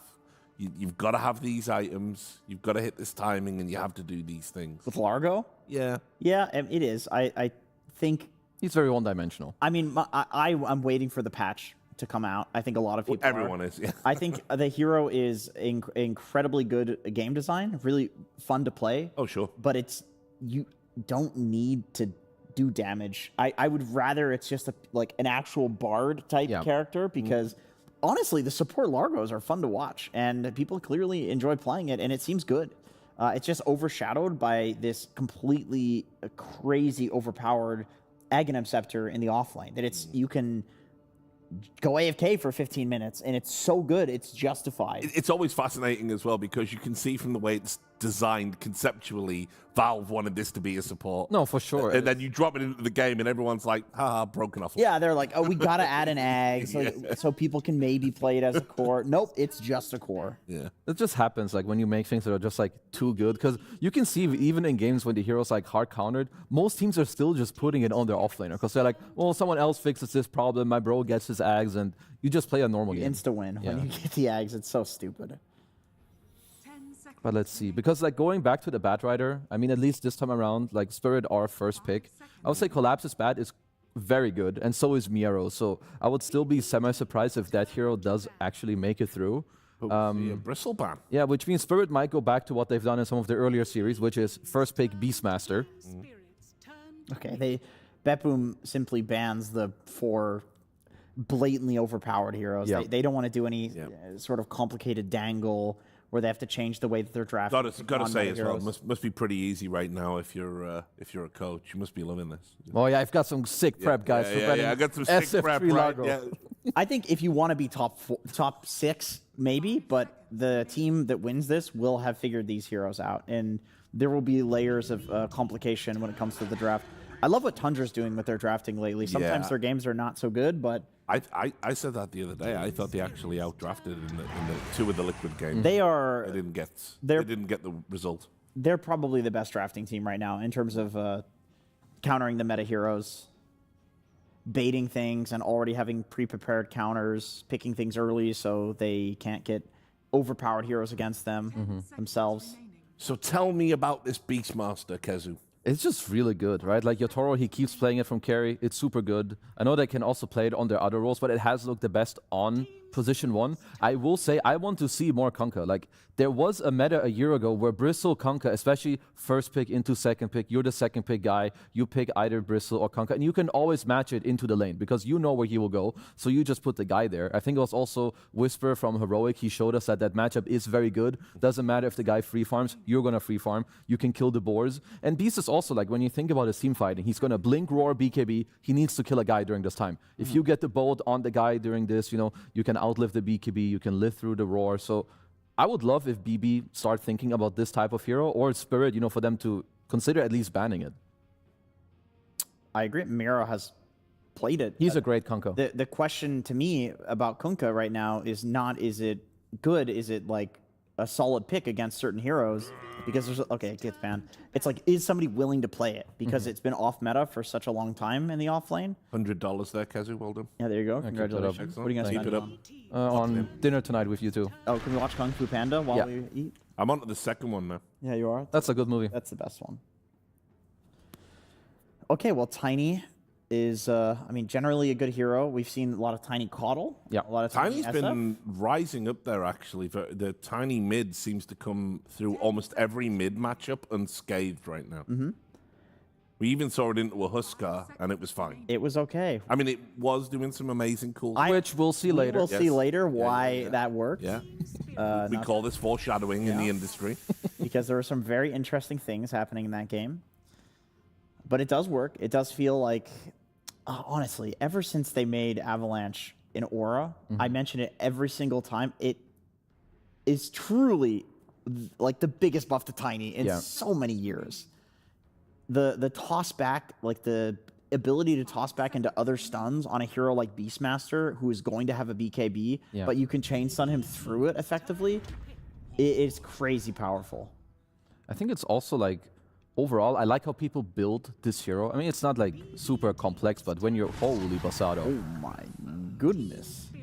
All right, so we get... Goodness gracious. So we get Necro Muerta. This is a very cool double pick. So obviously Muerta could be flex. You know, it can be your 1, it can be your 4. Necro is probably your mid, but can be offlane, especially what we can see here. So it could be, you know, your Tiny Necro that are just going offlane together, or the Tiny that goes mid, and Necro that goes mid. So you've got a lot of options. And so if you're Spirit, you can already tell. This is crazy. Yeah. I mean, having backline jump would be quite nice. Like both Muerta and Necro don't really enjoy that so much. I would also say Vessel and heroes that build Shivas are very good. It is not that normal you see a Necro 16-17 pick like this, because you still have like 2 picks for Spirit to kind of deal with that. Yeah, so. to me, this screams there is some hero that will hard punish both of these heroes, because they're both ghost heroes. Like, they both turn immune to physical damage in some way.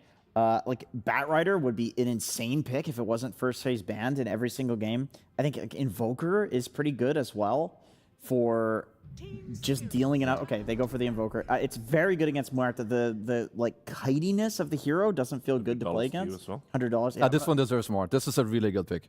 Like, I'm gonna watch Kung Fu Panda 3 while I eat. All right, $200. Well, that's good. Yeah. But it's also, you can tornado off the Ghost Shroud from Necrophos, all of the like pokey, you know, magical damage. Necro and Muerta both don't like playing into. Yeah. So this feels like a good pick. And they have a Beastmaster Roar plus a Cataclysm. They have Shadow Shaman stuns plus a Cataclysm. It's a very well-rounded draft from Team Spirit. I also have been enjoying seeing the Warlock paired with the Shadow Shaman, because obviously it gives you...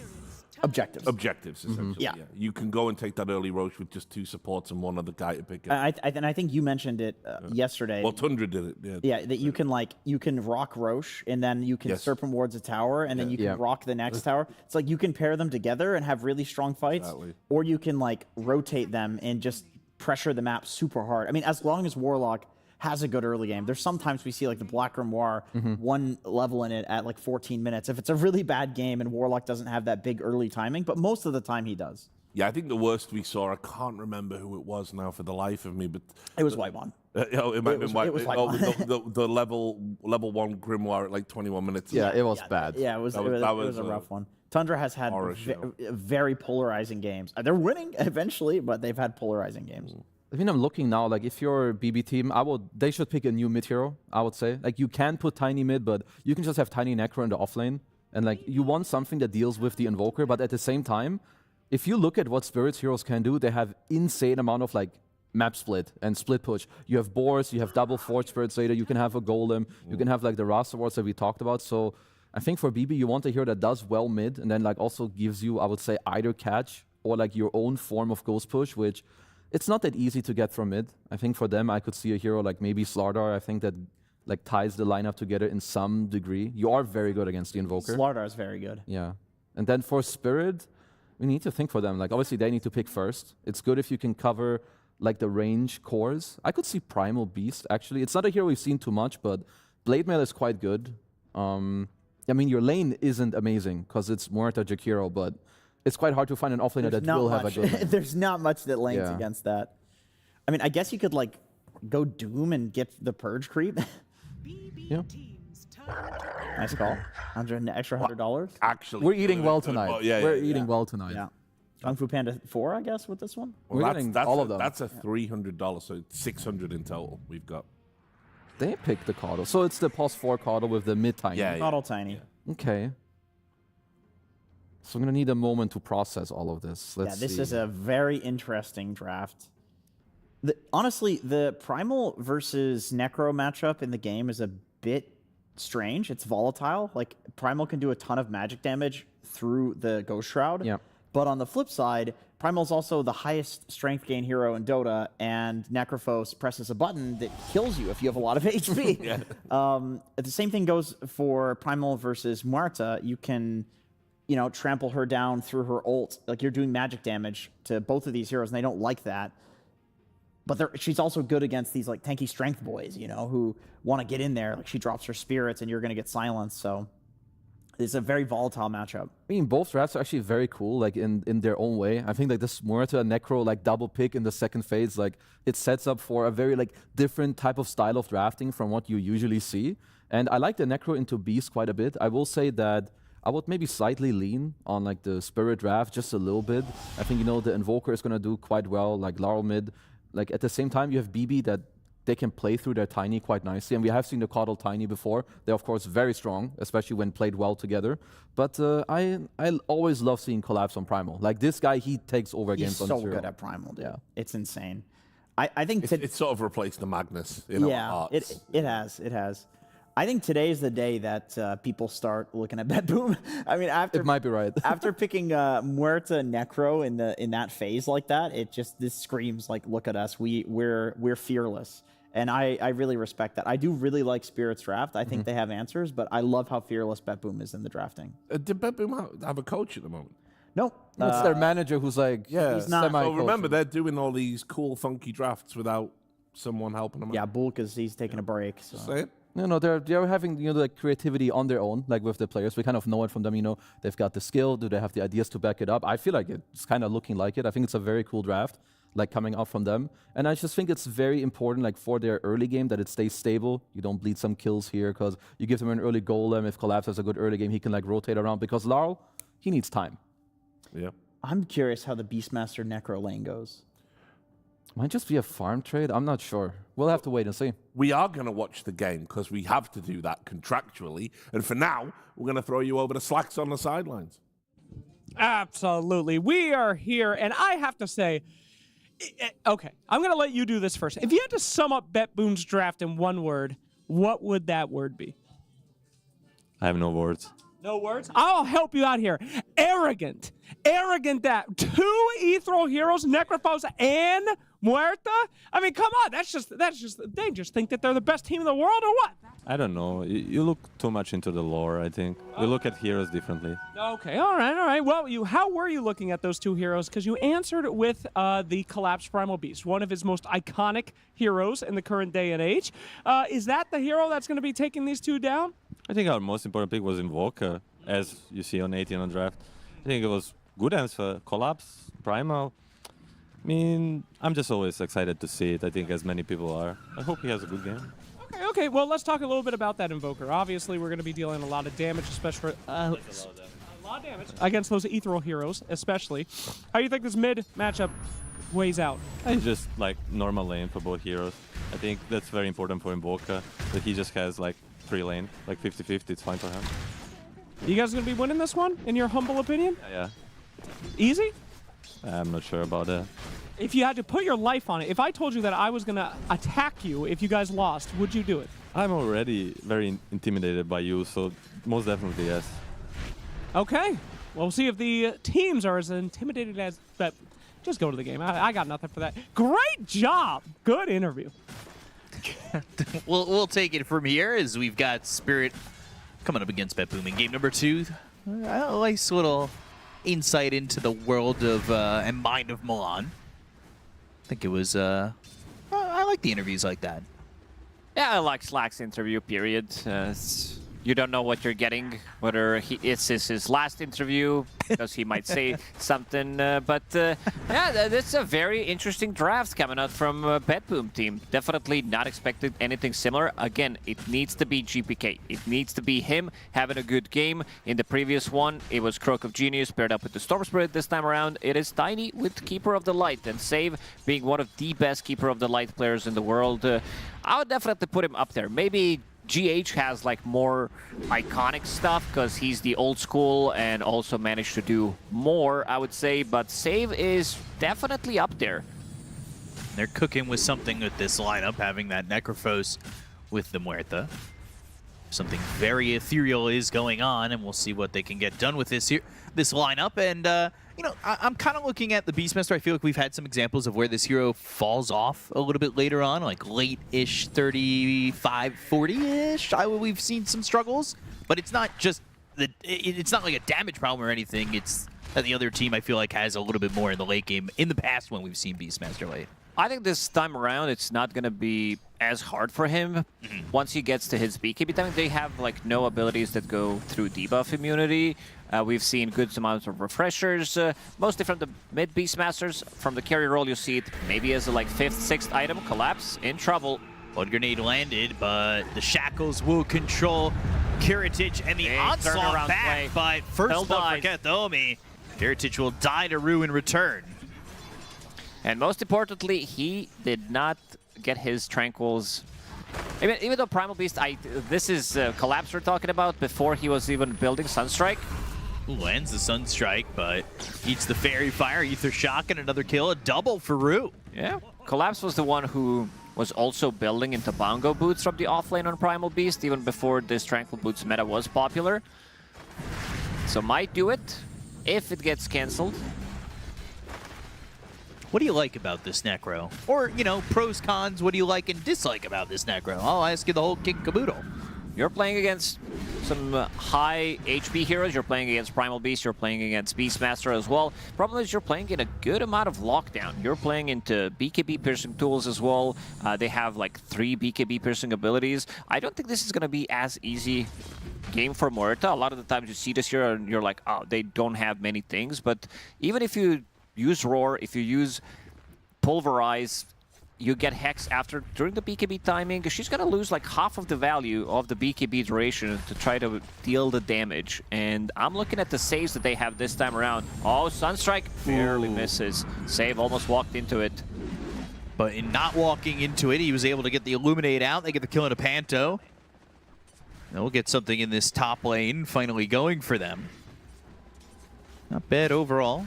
Miero, so far in his career, has 6 games on Necrophos. When was the last time, what's it looked like in the last 5 months? How many games? I don't think he played it a single time, but he has won 3 out of 6 games. And let me just double check that real quick. Write that down, as it's 50-50. Well, he actually played it against Yellow Submarine 3 days ago. Okay. What was it before that, though? What was the game before that? Played it at Dream League as well, so they still do believe in this hero. Okay. So we're seeing it sporadically, is what you're saying. But they're the ones who kind of believe in the hero, and we'll see if they can make the Necro work. They did kind of go to this 3 green core lineup. Very important. Yeah, it's one of the most important things, I think, in the entire thing. Onslaught comes through. Kethomi, he gets stopped on that chase going for Rue. Lap's not able to really get that kill onto the Jakiro. It's usually what I fall back to when I've got nothing really analytical to say. I go back to the heroes. Colors. Yeah, the heroes look similar. But Miero's going to be going for Vessel first.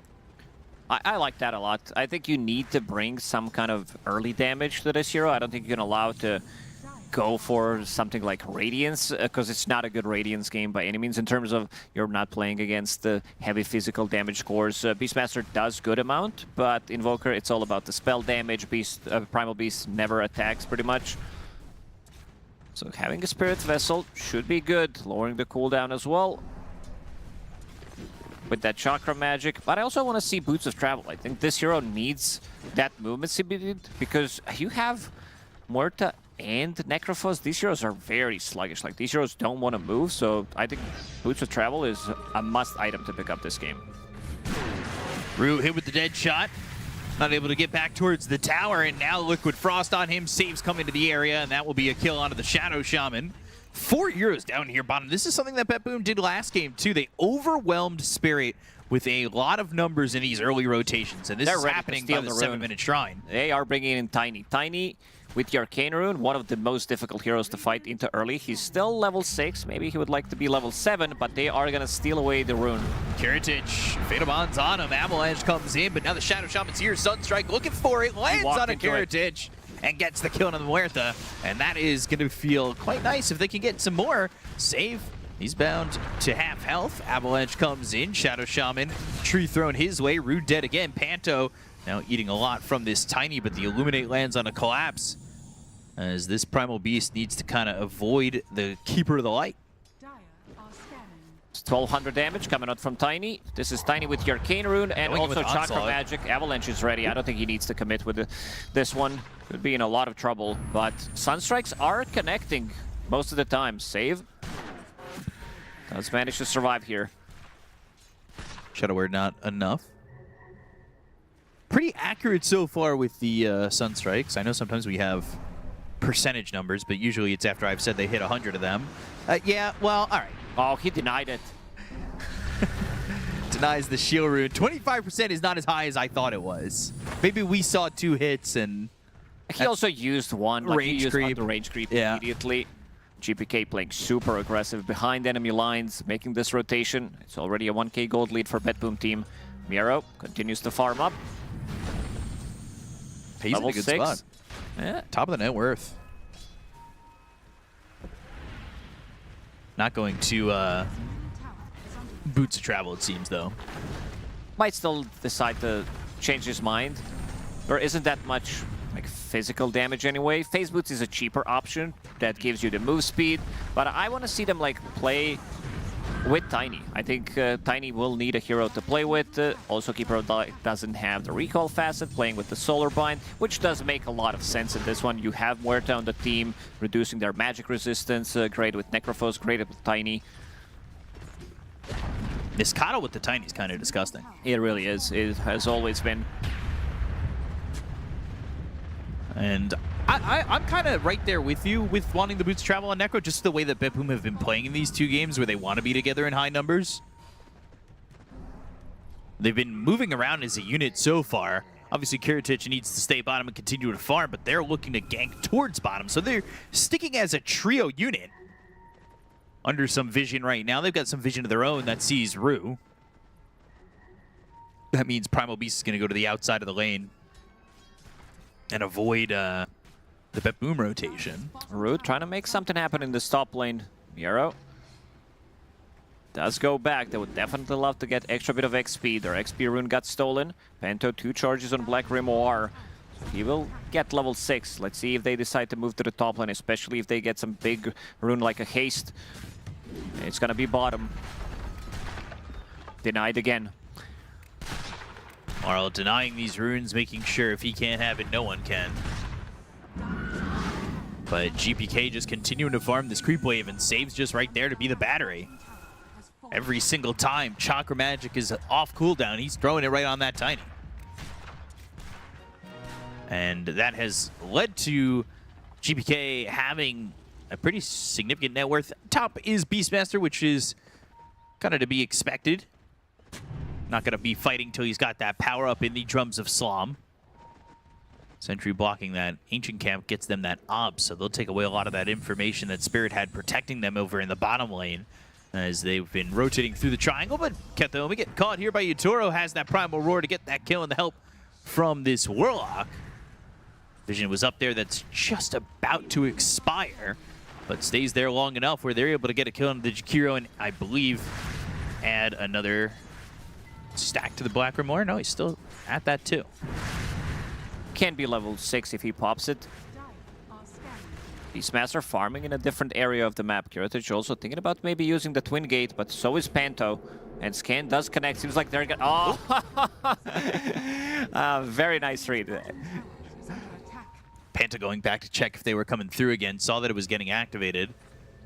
They didn't quite go through. They're actually going to TP into the trees. Smoke's going to be broken. Kentho's going to be the one chasing. GPK's got the toss. And now the Macro Pyro looking for a Sunstrike to land under these heroes. A lot of damage done under the GPK. Tiny. And Heritage comes back over with the dead shot going off the Golem. Doesn't land onto anything else. Rue slowed down to the Solar Bind. Has the Illuminate to land. The Silence is there with Calling that just touches Rue. And they'll use that Reaper Scythe to kill off the Shadow Shaman.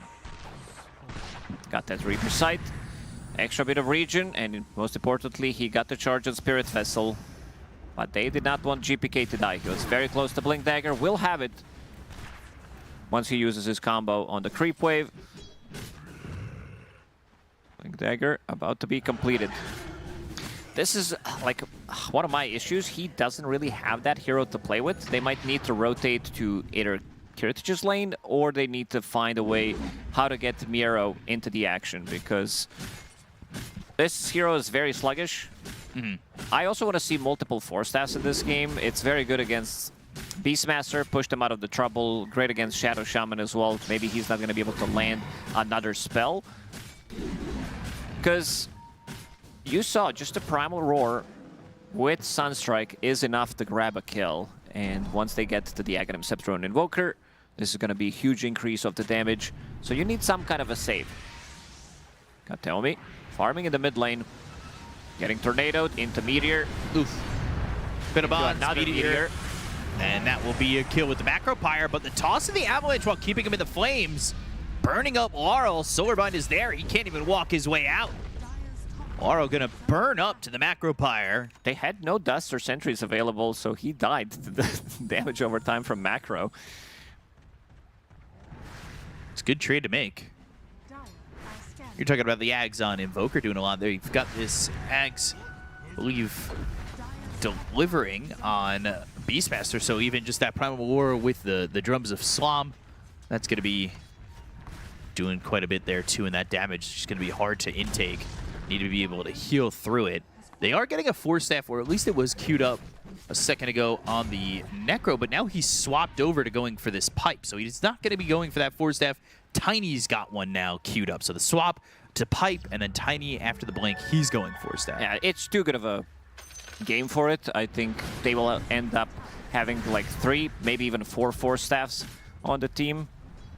Because Morta naturally builds into it. Tiny from the mid lane needs another way to reset. A lot of the times it is either a Force Staff, even like from position 4, but I think he also wants to be more maneuverable.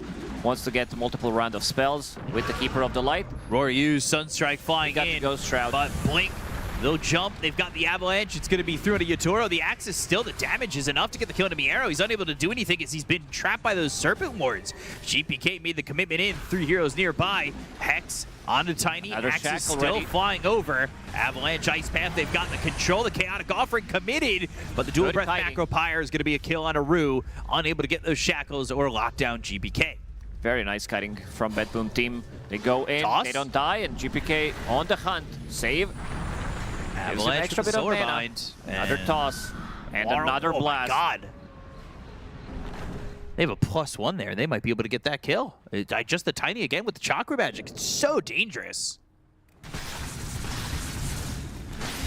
Necro feeling pretty ineffective in that skirmish top. Just give this hero 10-15 move speed and make him viable. Necro? Yeah, it's so funny to watch him just move across the map.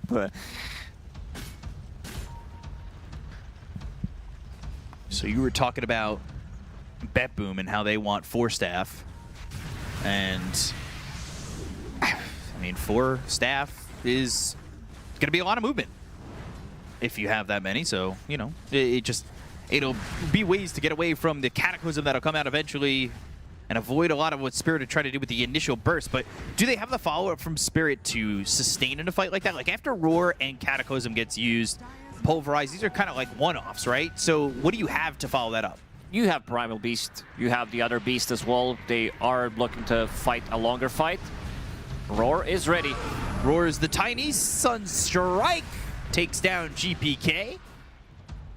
They have limited amount of lockdown. If Tiny is gone, they don't have a reliable way of starting the fight. That's going to be a massive issue. And also GPK, like, even if he itemizes for a BKB, there's still 3 BKB piercing tools that are going to stop him from getting out of the fight. So kind of natural that he's building into something cheaper that can get him out. Root drops down the wards, playing with the catapult. Hexes him, trying to stop the deny from Karatic, and does so. But now shackles into a Sunstrike. That's down to half health for Karatic. Dead shot, the damage onto the Shadow Shaman, but the Pulverize stops Rue from dying. It's a neutral who swipes the kill, and Collapse will take the life of Karatic. Once they get to BKBs on Spirit, I see a lot of problemo in terms of being able to deal the damage. And they are getting early BKBs. Even Yatoro realizing that Blink Dagger is kind of the item that you want to get straight away, so you can have better positioning for Primal Roar. But in this one, no BKB piercing tools. Invoker's also going to be getting one after Aghanim Scepter, and they grab another kill. These Sunstrikes just chunk you so heavily to the point where they now get another kill onto the Jakiro. Oop. Thinking about Chaotic Offering or just wanting to drop the base. For a second. Collapse in the area, and he's got that Blink Dagger, but the Avalanche and the toss, they go to the Blink Pulverize. Panto, Chaotic Offering with the Fatal Bonds, but Reaper Scythe committed. That's going to land on the Panto and get the kill. There's Solar Bounce Collapse. Yaturo's coming in with the Aghanim Scepter. He's going to be trying to slam. Yaturo not able to really get anything off, as he's trying to skate his way towards Betboom and use this Aghanims to go Slom style. Tiny jump. Cataclysm blows up GPK. They go to the Primal Roar, it's onto the Necro, and where can you go? Nowhere. Onslaught in, Miero's dead, 2 heroes die on the side of Betboom, and they can potentially look for more. Golem taking this tower, and then they've got the Pulverize again. Katomi's going to be dead to the Golem of Panto. Let's see what and now Save. What is there to really do? Hex, the calling, it's down, it's silencing, but where's your damage? You'll pierce the veil, but can you pierce the lives of these heroes on Spirit? It's a full team wipe for Team Spirit. It's not the quickest wipe, but it's one that works enough. And this game just completely flips. Having BKBs for the next fight, Yatoro even bringing BKB to this fight. We said it's not going to be an easy Muerta game by any means. She still deals quite a lot of damage, but the problem is once you get hexed, once you get controlled, you're just going to die to random spells on the ground. You're playing into multiple BKB piercing tools as well, and the fight is slightly longer. GPK blinks in, dies immediately to Cataclysm, and then Roar onto Miero. He doesn't, like, they have no saves whatsoever. If somebody gets jumped, that hero is going to die, which means that the fight is going to be 4v5. No Lotus, no Lincolns, no survivability. There's no way to get away from these piercing roars and pulverizes, and you just don't have anything. Even in Pierce the Veil, you look at the damage that he takes so quickly on Karatic.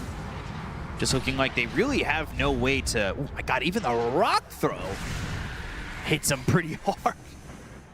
They have a lot of heal. They, like, problem is they don't get to choose which targets they go for in the fight, unless they get some big toss back.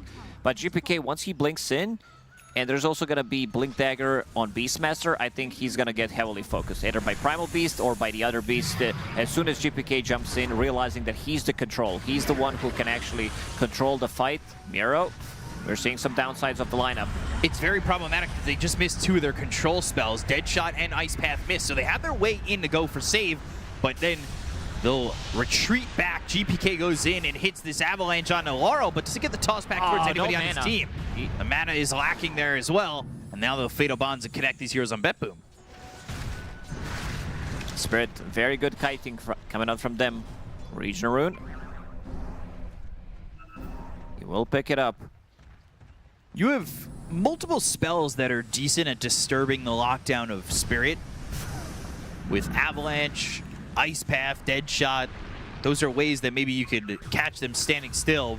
However, you use those and it's just free hunting for Spirit, as we'll see here.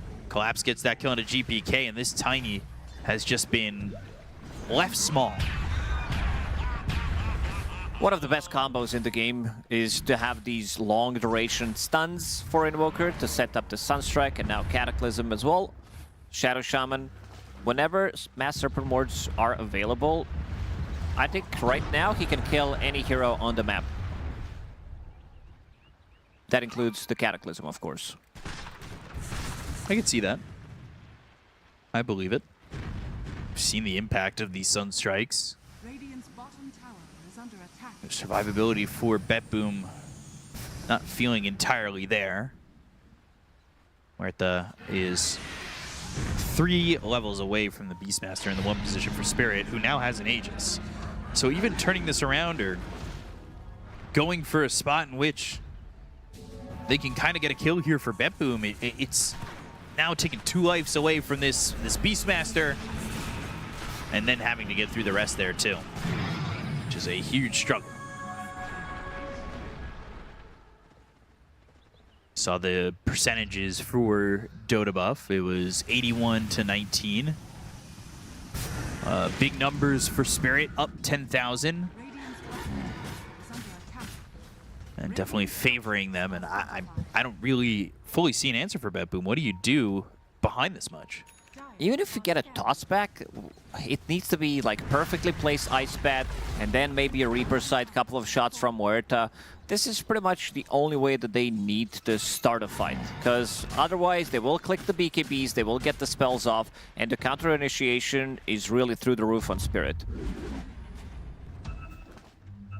Smoke from Spirit, but BetBoom the same. Going through the Twin Gate and not finding them is BetBoom. As these heroes will all go towards top.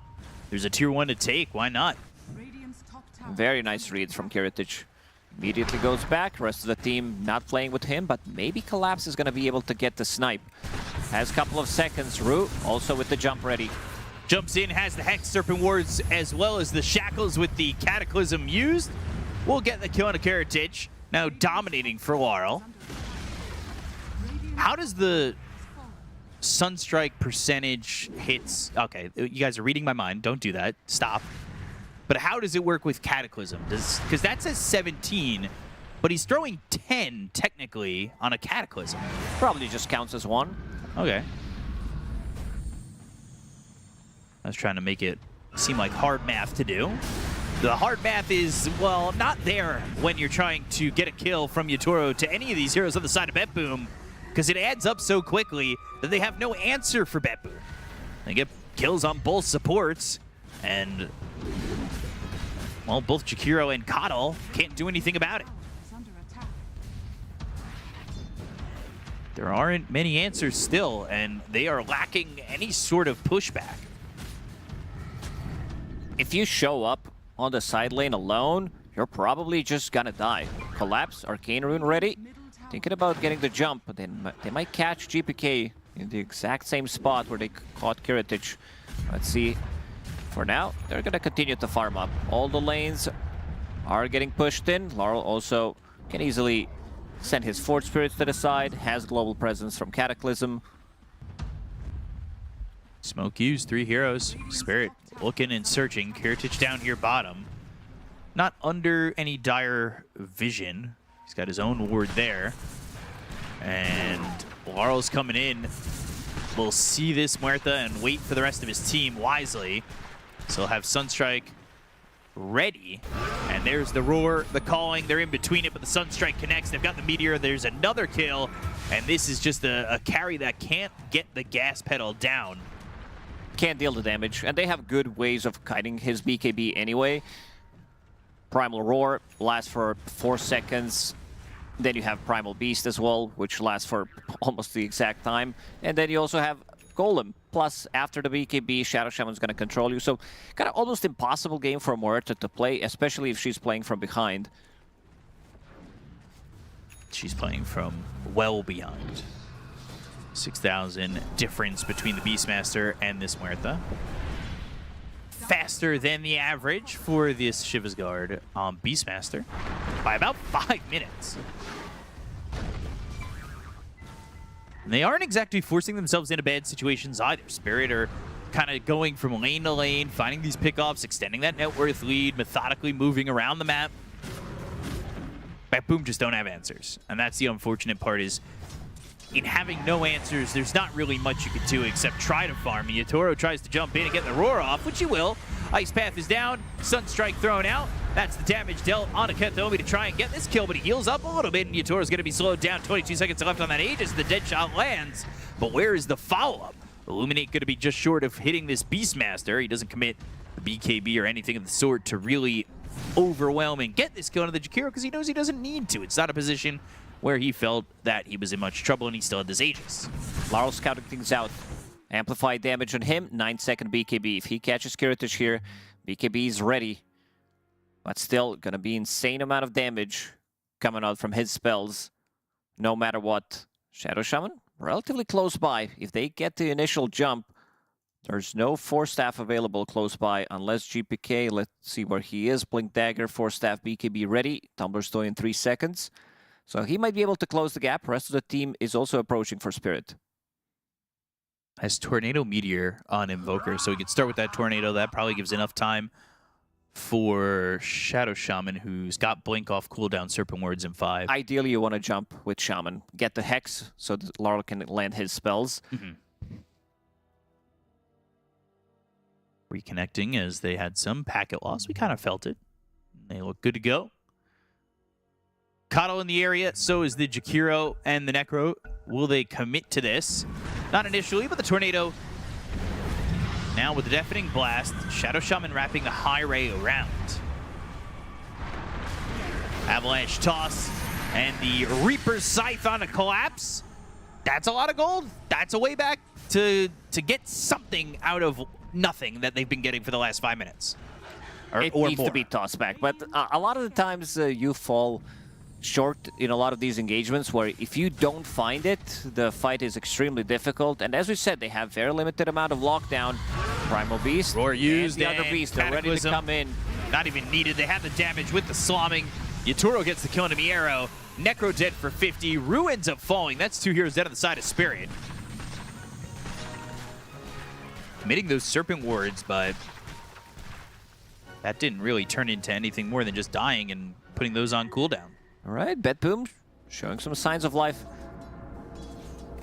Having limited lockdown, but it's all about GPK. He dominated that first game with Storm Spirit, had an extremely good start in the second game, but also playing into a couple of difficult matchups and not having that one hero that Tiny likes to play. Sure, he plays with Coddle, but it's not a damage that he needs in post 15, 20-minute fights where you can't really solo kill people anymore.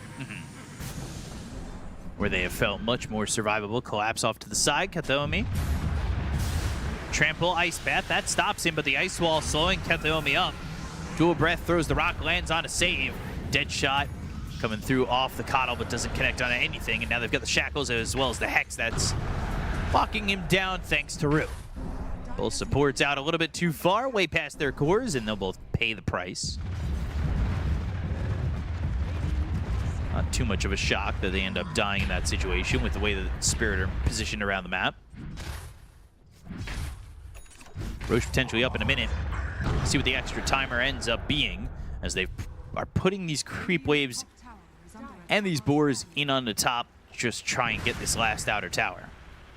Interesting build coming out from Muerta. Crystallis that is going to be turned into Revenant's Brooch, which gives you a good amount of spell lifesteal.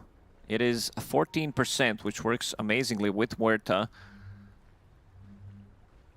But the question is, can you deal enough damage? Can you kill people during Reaper Sight? And speaking of Reaper Sight, doesn't even go off. Nero gets caught on the side. The pickup game is so strong.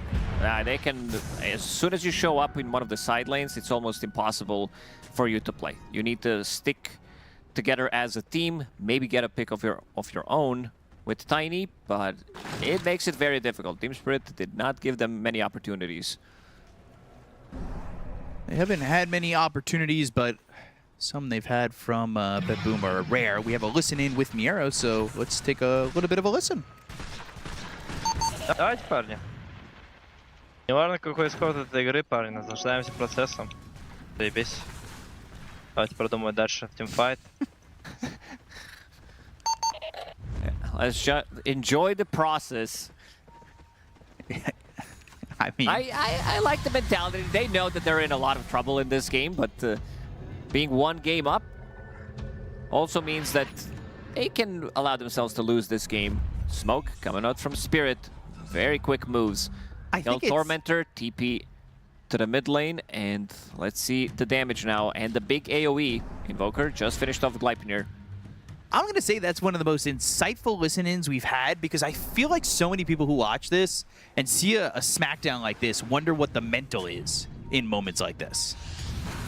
Blink in, go to the Hex, Kato caught, and pulverizes there. It's going to be on the Muerta. They'll throw down the Cataclysm. That'll rip up Kiritich, but he's not dead just yet. Gets the BKB off, goes into the Pierce to fail. Miero's going to be alive, but the Deafening Blast, it lands. Reaper Scythe thrown out, doesn't do anything. It's going to be 4 heroes dead with the buyback being committed from the Kato. Godlike here for Laurel. Tornado off the mark. GPK trying to TP out, but the Shackles connect. They'll get the Tiny, and they will get this kill. It's a full team wipe, an ultra kill from Laurel. This Invoker going crazy. Yeah, not sure the process was really enjoyable in this one. No. It was... but he did say fuck it earlier, and he was like, whatever, you know. We're going to try. They know that they're in a lot of problemo. Laurel, Tornado, Rock, Glippity Gloppity, and that's going to be a full team wipe. Yeah, he bought back. He's going to die again. GG's called. We're going to another game 3 in this tournament, because there's nothing better than 3 games. Exactly, and especially if you see some of these like weird picks coming out. This time around it didn't work for BetBoom, but very clean execution from Team Spirit. Beastmaster, complete free farm, and also dream game for Laurel. You have insane amount of setup on the side lanes for your Sunstrike to land. Yeah, amazing job by Spirit. They even the series up at 1. I'm going to trust the process and throw it to the panel. You should trust the process, B-Cop, because that is just how it goes when you're watching a Spirit series. They have the one game, you're like, oh my God, Spirit, they're done, they're lost, they're hopeless. And then next game, they're so back.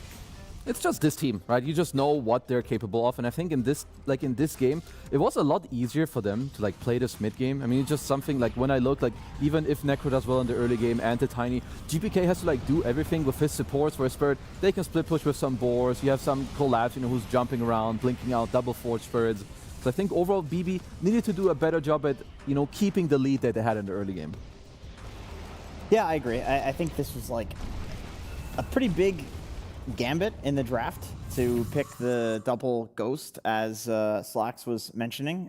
It was very interesting. I think it's cool that BetBoom tried it. It seemed like it was... Was that in that amazing interview that he did? Yeah, the great interview. I think it was supposed to counter Beastmaster, but Toro ended the game 6-0-9, which is a very nice score line, dealing massive amounts of damage in every fight. It didn't work. And I feel like Team Spirit got pretty much everything that they wanted in the draft, and they executed fairly flawlessly across all of the heroes. Collapse, for example, was massive on the lane, right? Yeah. He had a super good early game. Laurel, we saw. I mean, look at the hero damage. This is a crazy number for a 30-minute game. But he had a lot of really good setup for Cataclysm. I was going to say the Shadow Shaman as well with the Sun Strikes. Nice little combo. You even saw sometimes where he would throw a tornado out at Muerta and just poke her. Literally just throw some Meteor, Deafening Blast on her, force her to use spells, and it sets up for a good fight for Spirit. Even that is very impactful from this hero. Aside from the fact that Cataclysm was also great in this game. Yeah, even early in the laning stage, there were a lot of plays that were turned around. Ru got a double kill minute 3 because one cheeky Sunstrike was thrown in there. So I think overall they played very well. You also talk about Yotoro on his beast. He didn't have a single death to his name. His hero was first picked in this entire game, and then he is top net worth, doesn't die. It also goes to show you that BB, either the gameplay didn't work out or the draft. I would even say probably both, at least to some extent. Yeah. Because Spirit, it was very easy for them this time. Well, I'll stay with you. I know there's something that you wanted to highlight for everyone at home. Yeah, it's just Spirit in the mid game. It's it's a very common sentence that I seem to be using, but it's for the right reason. Look here, they're baiting you up into this high ground. You have one guy that's getting gone on, above. Yatoro, this is 18 minutes. He has Ags, Blink, BKB. He joins this fight because before these 2 kills, the game is even. It's a 1k lead, I think, at most for Spirit, but it's such a clean fight, even without Warlock. They just have good positioning. They're not overlapping their spells. They keep chasing nicely where no one else can really die. Look at Collapse. He's on the sideline just low HP, they keep kiting, and it's like it goes from 1 kill into the second, where when you make a small mistake against this team, this is what's going to happen, and I think their draft naturally, once they're ahead, it's super hard for BetBoom to play afterwards. That was such a pretty team fight from Collapse. Yeah. Like, if you want to watch how to play a fight when... I think there was a lot of stuff that he could jump into the fight and kind of get owned by, like the Muerta Silence or Jakiro spells, even an Avalanche, and especially because he was low HP. But you could see that he was playing the sides of the fight, throwing rocks, and then blinking in for his ult, or even just using his Q, and then going back to like playing the side of the fight, just like basically trying to get off as many spells as possible.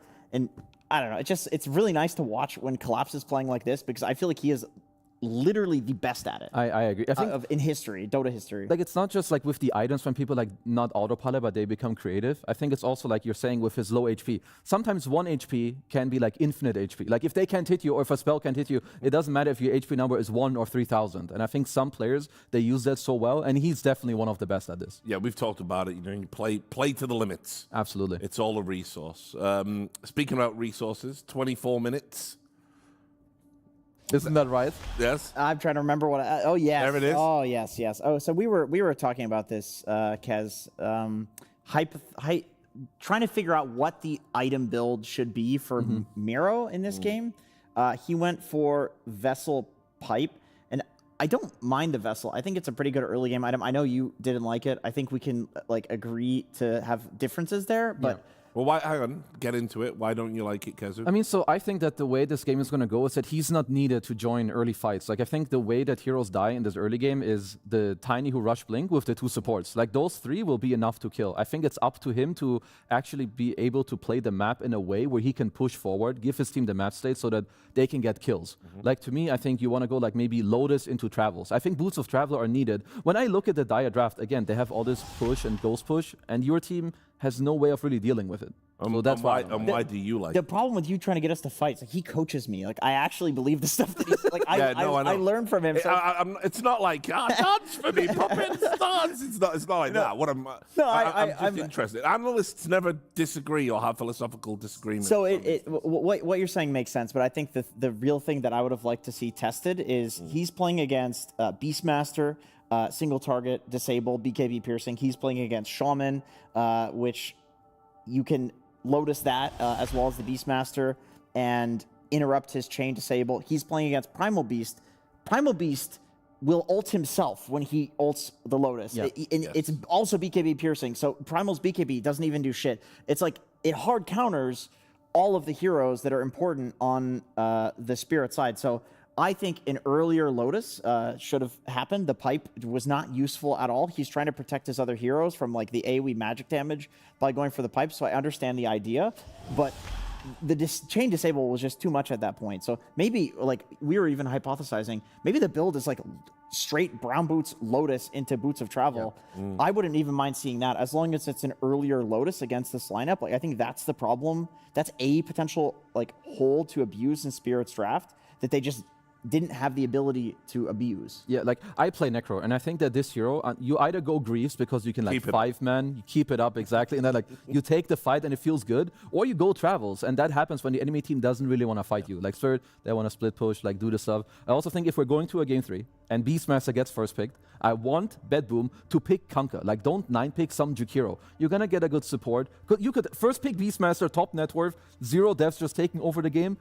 Do something different, and Jakiro was not it. Well, it's like we said when we were coming to the death segment as well. Like Yutoro still had a game, even though they were picking to counter him.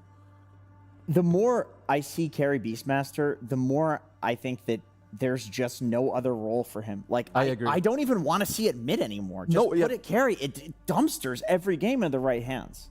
Yeah, he was like 800 net worth ahead of Miro, who's off-lane Necro. Like Beast doesn't touch this hero, but he still has like top CS, he gets his stacks, he's top net worth. Like there's got to be a better answer. And if there's not, then just ban it. It's okay. All right, well, we're going to see what happens soon. We're going to a break, a spirited comeback there, and we go to a decided game 3. We'll see you in a moment. The new breakthrough and innovative phone with 1xBet app. With 1xBet app, you can register and start betting in just one click. Intuitive interface and thousands of sports events every day. User-friendly app. Big wins, fast payouts.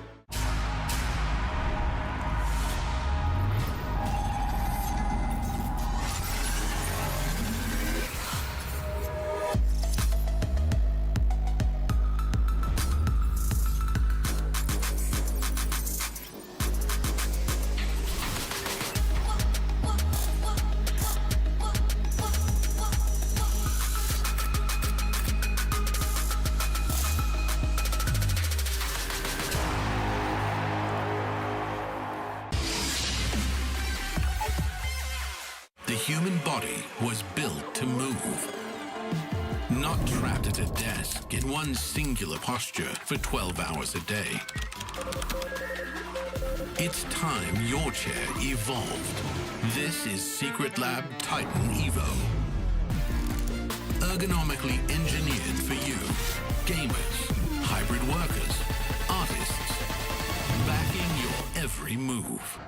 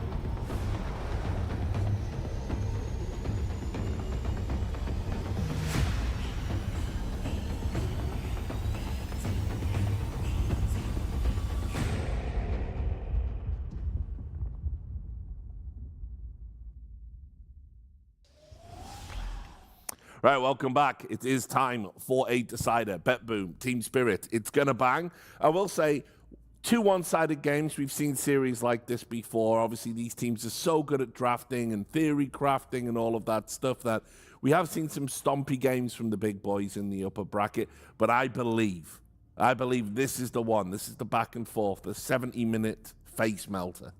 It's coming, you know. It's game 3 between these two teams, and in game 3 is where game 1 and game 2 maybe you test, maybe you hold back a little bit. I mean, I guess BB didn't with the Word and Necro double pick. That was not holding back. Which is not really normal. But game 3, now you level up. If there is an answer that you need to show right now, you're gonna make it happen right now. So game 3, Jenki, this is the one. I think so. I'm an optimist. Me too. We're optimists here on the EC.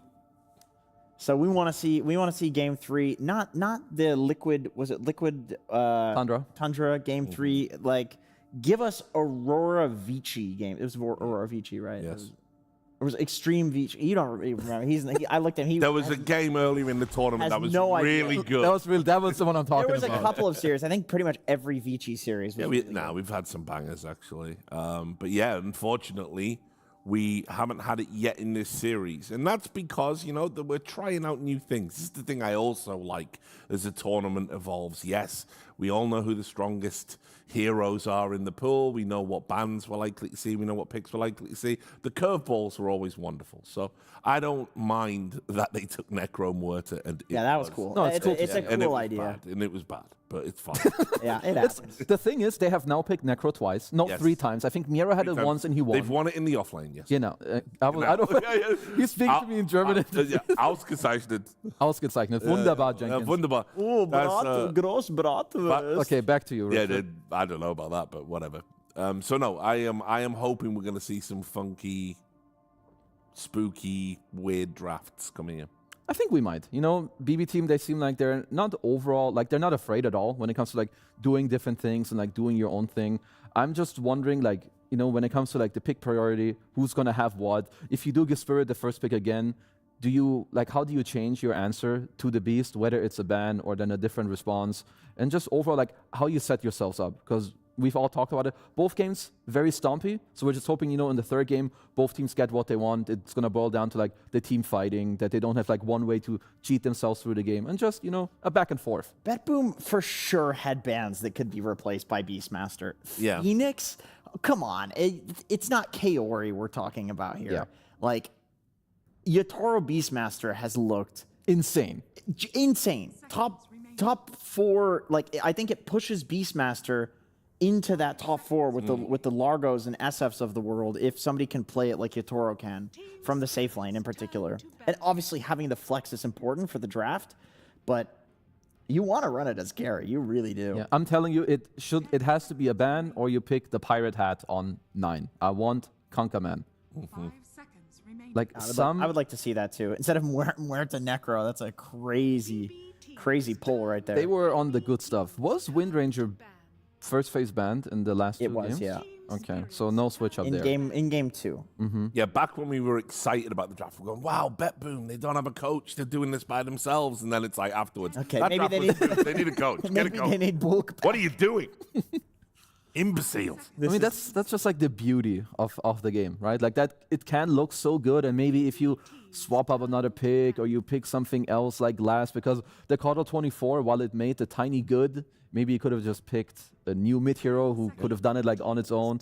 But there we go, no Beastmaster business this time. There is a Bat Rider, which is That means the Bat Rider's through, and I imagine we're going to see it. Which is a pretty decent setup. Like there's no SD and no Wind Ranger, so I would like Batman here. Is it really worth leaving Bat to? I mean, I understand Largo SF, but is Tree really that big of a threat? This is the question. I think the problem with Tree is the vision game is so strong. It's pretty annoying. If you have to play anything against. with setup, sure. And there he is. And I think a team like Spirit, who is really good at picking and choosing their opportunities of when to fight you and like playing on their power spikes, if you have the vision advantage from a hero like Tree, you can really take advantage. But Collapse Batman, that's just so scary. Yeah.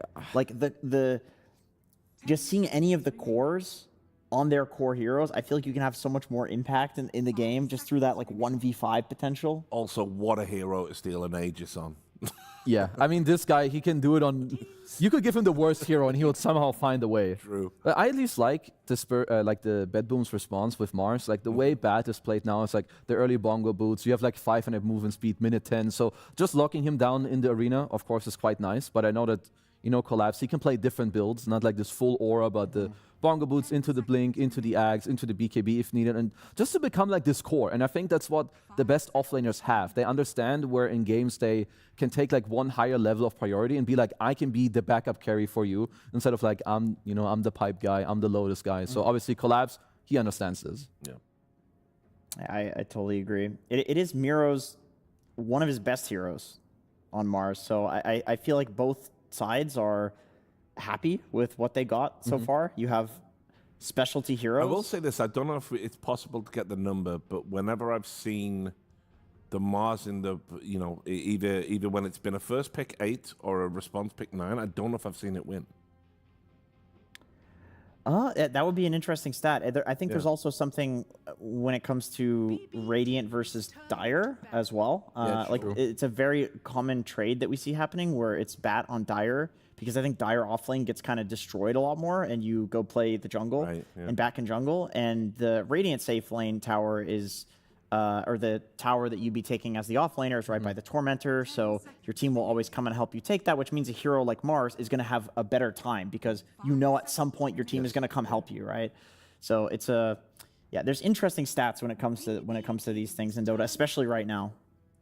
Okay, I want to see like where do the supports go like in the next phase, because we talk about some of them. There's a few that are still left open. You know, there's Phoenix for one. I think if you're BetBoom, that's something you can think about. This as well is great against Bat. Like you get like the pseudo save, you have high magic res. Sure, you can still get like pulled in, but it's quite nice. You have a lot of teamfight already now on the BB side.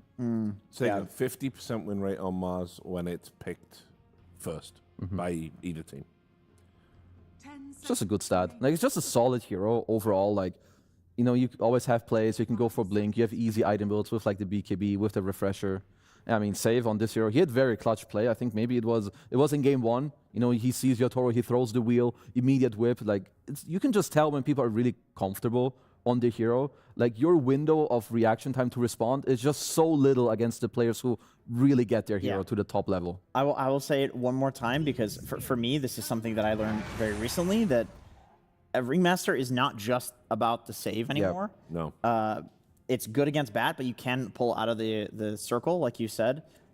It really is about the other abilities, and I feel like people just weren't good at using them, especially when they nerfed the ult, because the ult used to be bigger, which is crazy to think. Yeah. Like, the ult was more overpowered than it is now, because now you look at it on the screen, and it feels like it's a big ult. And then also, I think people have gotten better at comboing with it, too. Yeah. Like, ring ult into the Mars ult, it's a pretty easy setup. Even a double spear. It's true. Look at this nice. as well. More Mars stats coming in. Just I was interested. The facet. I mean, the Victory Feast is quite good. I mean, obviously, it looks like the worst one of the two, because Bloodsport, like, we know that Vision in Dota is like so important, especially when you have like some safe heroes against the MOUZ. But I do think there's like cool combos with Victory Feast, like when you know you can always like get the hero killed, or even if you have like a Medusa or a Storm, you replenish like their mana. There's very cool stuff that you can do there. We saw this yesterday. Wow. Oh my goodness. Okay. Oh, this is cool. Yeah, this is very cool. So they are really answering Batrider. I mean, even Mars to some degree counters, like you're mentioning, the way Batrider is played now, but then they have the save on save, they have the save on Oracle, and then a hero that can lane fairly comfortably against Batrider with time dilation. Is Oracle the answer to Batrider? Is the It's question. one of them at least. Okay, I was wondering, like, because I believe so far it's been mainly Parker who like pulled out the Morphling in this tournament. Obviously, Yatoro Morph is it's very legendary. I think there's a like even if you're a BB here, you don't have the most damage. And I always love when you have Morph into Void. You always like you should in general get the Aegis. I think also the Shard is something you should buy on Morph because if you get Chronoed, you can still Morph up and likely not die. But when it gets to the ultra late game, Void will always have your number. Having to ban out the respect Huskar. You still don't want to get GPK'd, you know, in the last pick, even though the drafts are a bit weird and a lot of focus is going to be on the Morphling. You still don't want to let that through. Like, easy to forget about. I think Invoker is also a hero you have to ban out if Faceless Void is on the enemy side. You don't want to get Cataclysm. It's just, it's too easy. It's way too easy of an insta-win combo late game. It's true. Oh, they ban it themselves. That's the problem. Like, Spirit pick out of phase. So I kind of get it. I feel like Spirit's draft would be like quite greedy with it. But like if I'm looking on Spirit's heroes, like what else would they want? I think backline jump or annoyance for the supports is like definitely very high up there. Yes, whether it's Puck, Storm, Void Spirit, I think they're all just great. Puck is still available. This is I feel like you have to ban Puck. I think so too. That would be crazy to let Laurel get Puck last pick. Like, that hero is often banned, especially against these two supports. Like, that's just it's kind of illegal. It's disrespectful. Yeah, you are disrespecting Laurel by doing that. But like, to go back to the first pick Batrider, like the hero is so good that, I mean, look at how many carries are banned. I would say it's one. It's one Wind Ranger, and then the best answer is the answer where it's like you don't stop him from doing what he does. You're just hoping that, okay, I will answer him later in the game, because Oracle Void, they will not stop Batrider in the game. They're both answers like in the game and not really in their early game. So, you know, Collapse, he will absolutely have a very good laning stage. I don't see any way around it, not with these heroes. So what do Spirit want to take out here? They're thinking like, what do we ban where it's not obvious what we want to pick? Yeah. You know, sometimes in this situation, just leaving it blank would sometimes be better, just so you have options. And they ban a Queen of Pain, which makes you think they want a Storm Spirit. Now, there's a world where, I know, Kezi, you literally said that teams don't do this, but I'm going to say it anyway. There is a world they ban Puck, so that way the Storm ban comes out and they get the Puck, so they ban Queen of Pain, so the Storm ban comes out and then they get the Puck. You know, it's like the bait ban. That is also possible. I think it is incredibly rare because, like, when you look now... Okay, so what's the hypothesis that you just pulled out? That the Storm ban comes out here, the Queen of Pain was simply a bait ban, so that way the Puck gets through and they get what they actually wanted. I mean, let's see. What the fuck? Wait. Well, this might literally be like, we're just going to leave it all open because if they Storm, we Puck, then maybe if they Puck, you have like something else and you just don't want to take it out. Because, I mean, okay, Laurel has played mid-Ricky before, so never mind. Now to like cycle back that it's not a meme. You can buy the shard and then there's no save from the Oracle and no save from the Ringmaster. Then suddenly Collapse could like rush Blink Dagger and they can't save him. But you're just offering this. You don't want to get cheesed. I totally get it. You're against Laurel. It's last pick. It's game 3. Like, you don't want to get cheesed. So it makes sense. Which means, obviously, they talked about the Puck and they think Void Spirit is an acceptable answer for them. I don't know. I don't know. I don't know. I'm just thinking about what's going to happen later on in the game. It's like you say, the supports. Like, Puck is their nightmare. I mean, it is at least like this third game where I can see that this is not going to be a stomp one way or the other because both teams have a lot of things to play for. They also need time, I would say, to like, you know, scale up. You've got the Morph against the Void. It's like very easy to like feel good in the game. Like we heard it in the listen-in where I think it was Mira who's like, guys, it's fine, you know, let's chill. There's another game. Enjoy the process. Yeah, enjoy the process. Think about the team fighting. I think similar story here. Both teams have like a lot of win conditions that they can play through. You have the GPK like voice bird against the puck. I will say I'm slightly leaning Spirit. I think the Morph and most of their cores don't seem like Giga answered, and I think they're gonna have a good start. Usually when I see a carry Void this game in this patch, I'm looking for what do they have to throw into the Chronosphere? Like what can they combo with it? Or is Void simply like the better carry matchup in the late game, which he often is. But I don't think there's a lot of great stuff to throw into the Chrono. Yep. In terms of damage. There's no like Snapfire or Invoker. And then in the late game, I'm pretty sure Morph is totally fine versus Void, right? Because you can stat Morph with the Shard in Chronosphere. Yeah, you're gonna like you should have Aegis. I think also like the support duo for Bedboom is like not that amazing. You mentioned it yesterday, at least you have the innate from Oracle, you know where the runes are. Maybe this can help you. But I don't know. I'm feeling like this is some zero def Yatoro Morphling game and he just like takes it clean. Like 10-0. You know, Larl has a good game, same with Collapse. So I need Bedboom to show us some damn good gameplay here. And maybe your point about the mid lane in Oracle might come to fruition because it is Void Spirit versus Puck, and I feel like if Void can get a few early runes, it's giga impactful in this matchup. Yeah. Because it is pretty bad for Puck unless they go even. Maybe Puck gets some kills, and then the item disparity isn't there. But like that item disparity can be created through the runes. But they also don't have great heroes for fighting the runes. Yeah. So that's another flip side. I'm just like, I'm a little afraid of the safe thing, like the Void Oracle. It's so slow. And I think also because it is like that and they don't really pressure, maybe Collapse can like creep skip, go to mid on like the first coil. And like, there's so many things that can happen in this game, but I'm just leaning Spirit. So I hope that Bedboom can really, you know, pull it out. It's an interesting game. I love that in game threes, we always get this, where it's just totally even. Yeah. Well, anyway, guys, despite what happened last time, we have given Slacks another attempt at an interview. Thank you so much. Yeah, I'm here in Milan. All right, let's get this out of the way. You can't do that. You can't pick Batrider first like that and then just expect them to deal with that. That's messed up. How do you live with yourself? Question one.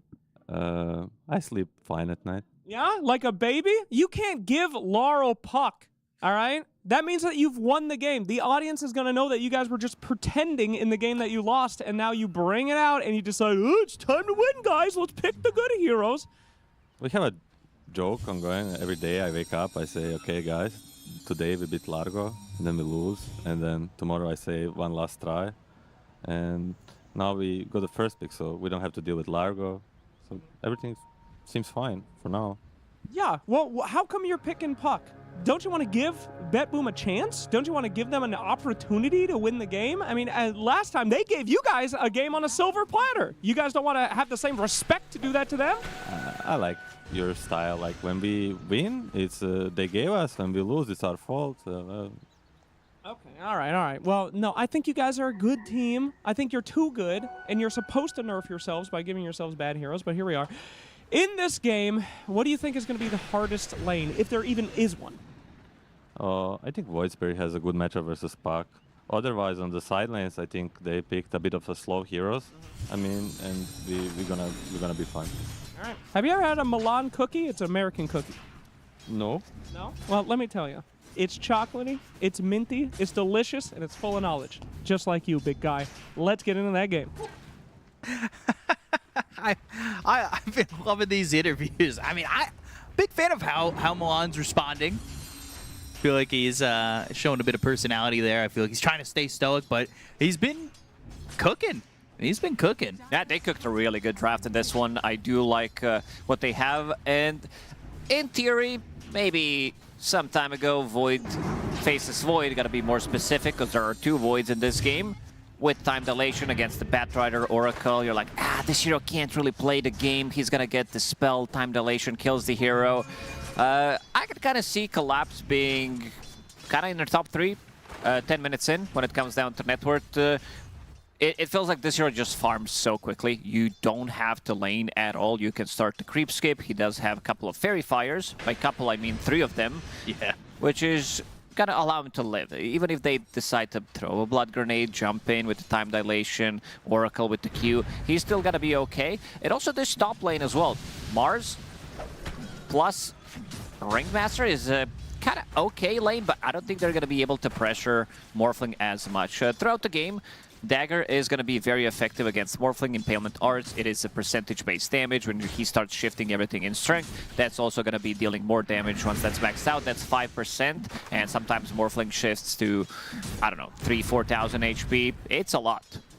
Definitely is a lot in this top lane. I feel like they could get maybe Panto if they catch him at a position with those Impalement Arts Spear combo. But we'll see where Panto's kind of playing the lane and giving it to Yatoro. 2 Voids here, and we'll see if this Void combo, if they can make it the Void winner or loser. You know, it could be a difference between them going and continuing on in the upper bracket.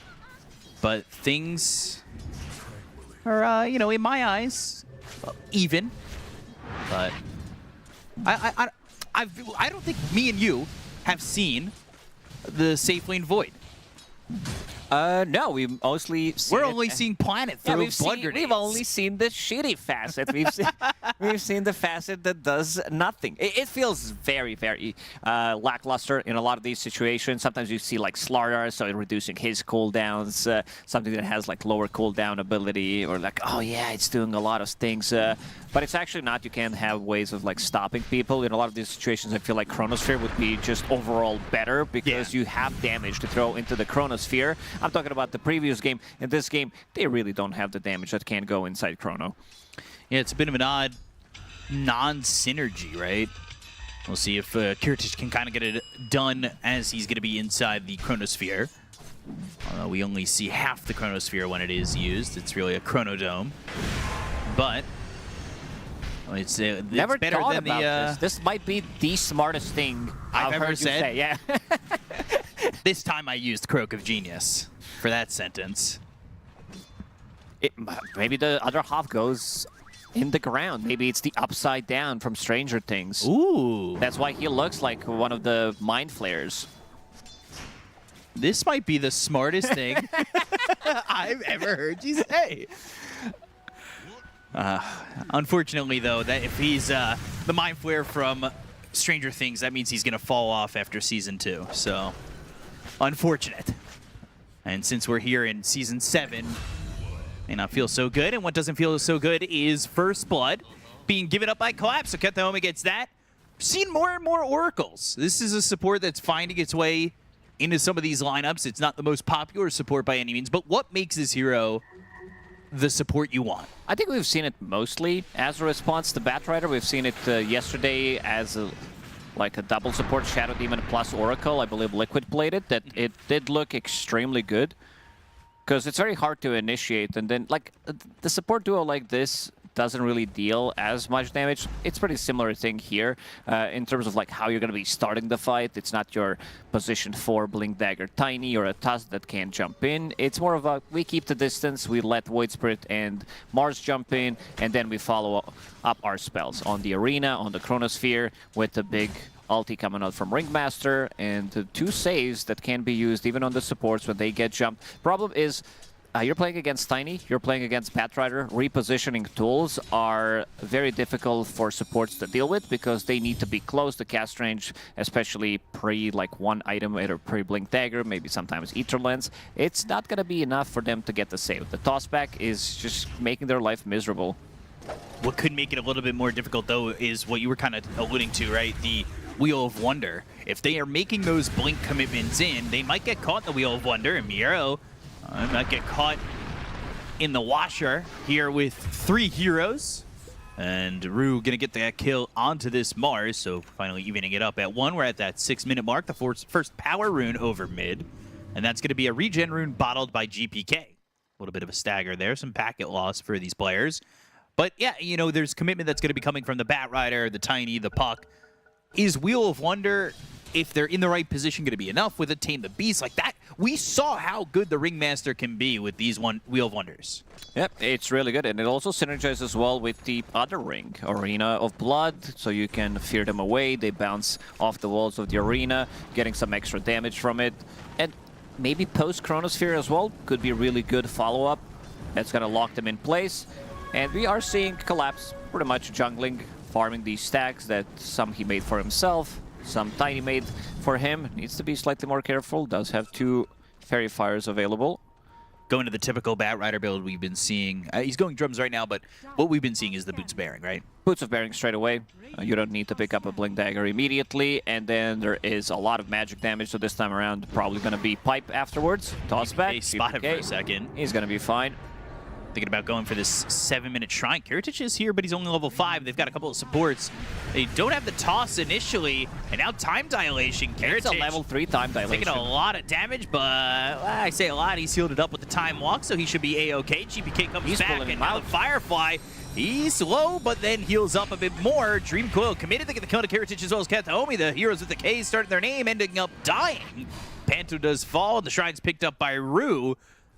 This was a lot over here for Spirit that ends up working out. Kiritich, only being level 5, made this very tough for him to just kind of survive. Use that time walk pretty early on, and had to use that time walk. And yeah, and it's a very long cooldown because he only has 1 point in a 21-second cooldown. Doesn't allow him to get the second one out. Time dilation, sure, it ruins Jakiro. He has 4 abilities, so time dilation is going to be through the roof in terms of the damage and slow. Laurel. Coil was used in the previous fight, but Collapse, as we said, I do expect him to be in the top 3, 10 minutes, and this hero is just insane, and those 2 kills that he got, definitely gonna help out. Miro getting the other shrine, so he's closing in on getting that level 6. He's trying to get that as much as he can. Impalement Arts, Panto, he's caught. Save gets the kill with the Tame the Beasts. Seems like the plan for BetBoom team was we tried to, in every single game so far, overwhelm. Yeah, exactly. Just bring 1 extra hero so Team Spirit can't punch back. And so far it's been working out, at least in the first 10 minutes. Now, is that playing off what they know is the game style of Spirit, where they know that Yatoro maybe is not going to rotate over, yeah, and they're not so willing to make those rotations? Because we've seen it 4 or 5 heroes at times from BetBoom, and now Miaro, he is level 6. He's holding a skill point, but he's going to commit to the TP out. We'll make it back all the way to base. Panto here with Yatoro, but unable to get a kill. Meanwhile, bottom again, there's 3 heroes here waiting to go with Kiritich, who uses this Chronosphere onto the tower. Puck's going to come in. Tame the Beast does the damage. Purifying Flames to get the kill to Collapse, though Dream Coil, but won't snap it. So now you've got the escape back to survive a little bit longer, and Rue just does not have more to give.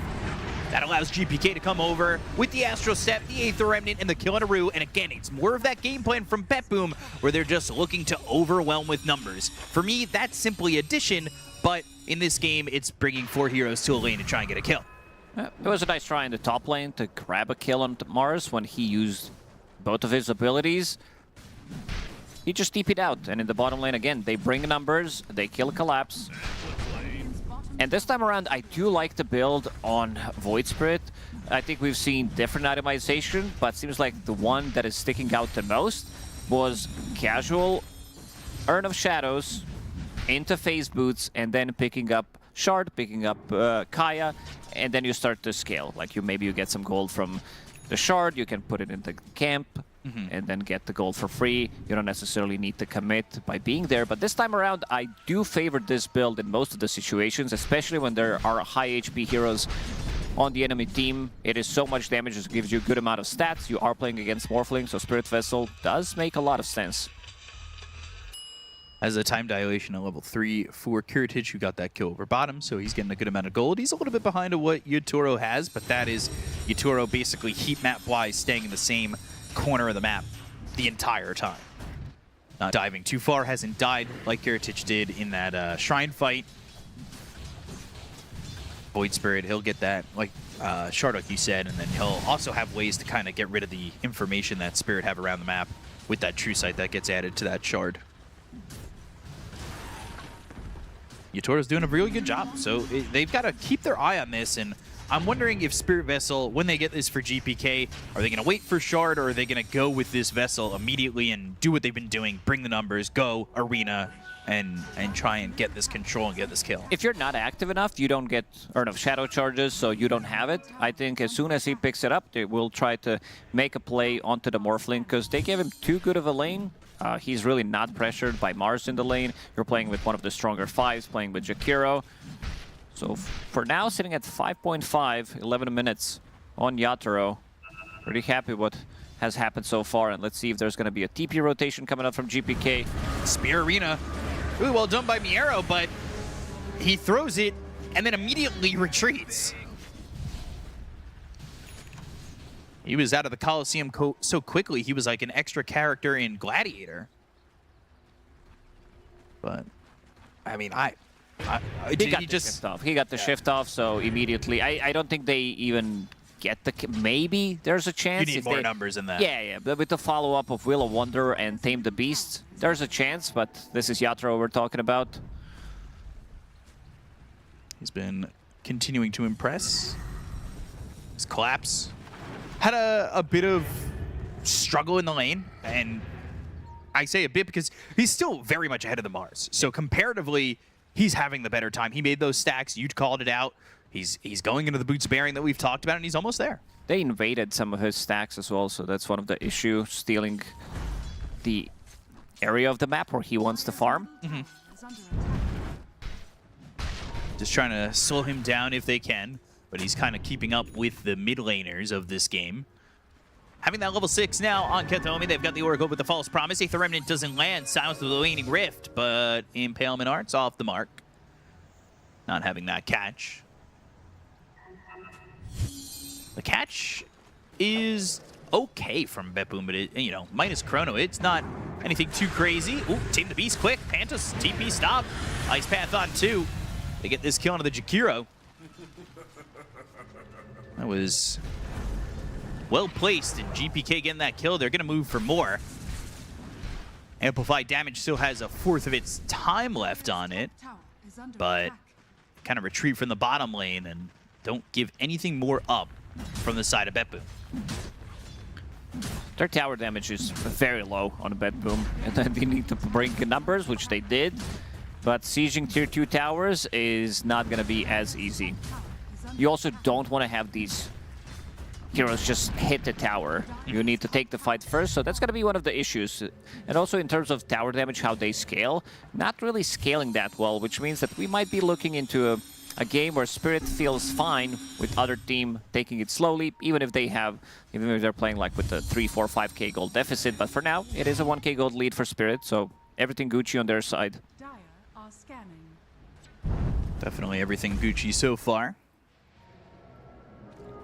Betboom looking for their Golden Goose attack on to Team Spirit.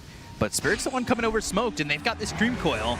Macropire laid down, Ice Path off the marks. It's going to be Ringmaster just kind of surviving and not really being too bothered by multiple ults being thrown his way. This should have been probably a kill on save, but it's just not easy with the Escape Act, and when you're missing the follow-up, and you only got 2 heroes there, you don't want to go in too far with the tier 1 tower right next to him.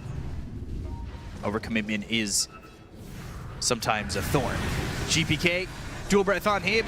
Aether Remnant lands Yatoro. He's on the run, Astral Step. They'll continue to chase as they've got this Spirit Vessel. They'll land the Tame the Beast, but the Spear does not hit. And now the Wheel of Wonder, they'll hit the Hypnotize, the Avalanche, and now the Dissimulate as he turns into the Void Spirit, trying to get away. It's a long chase. The arena zones out Spirit, so they can't react and return fire. Again, bringing in the whole squad. It took them a long time. 2 Spirit Vessel charges used in the previous fight, a couple of ultis as well. But Chronosphere is still available. Kiritich, we didn't talk too much about him, and also the matchup against Faceless Void. He loves to play into this matchup. If you're able, because there are no saves on Spirit, once you land that Chronosphere, whoever you start hitting most likely is gonna die. They're back at the same spot.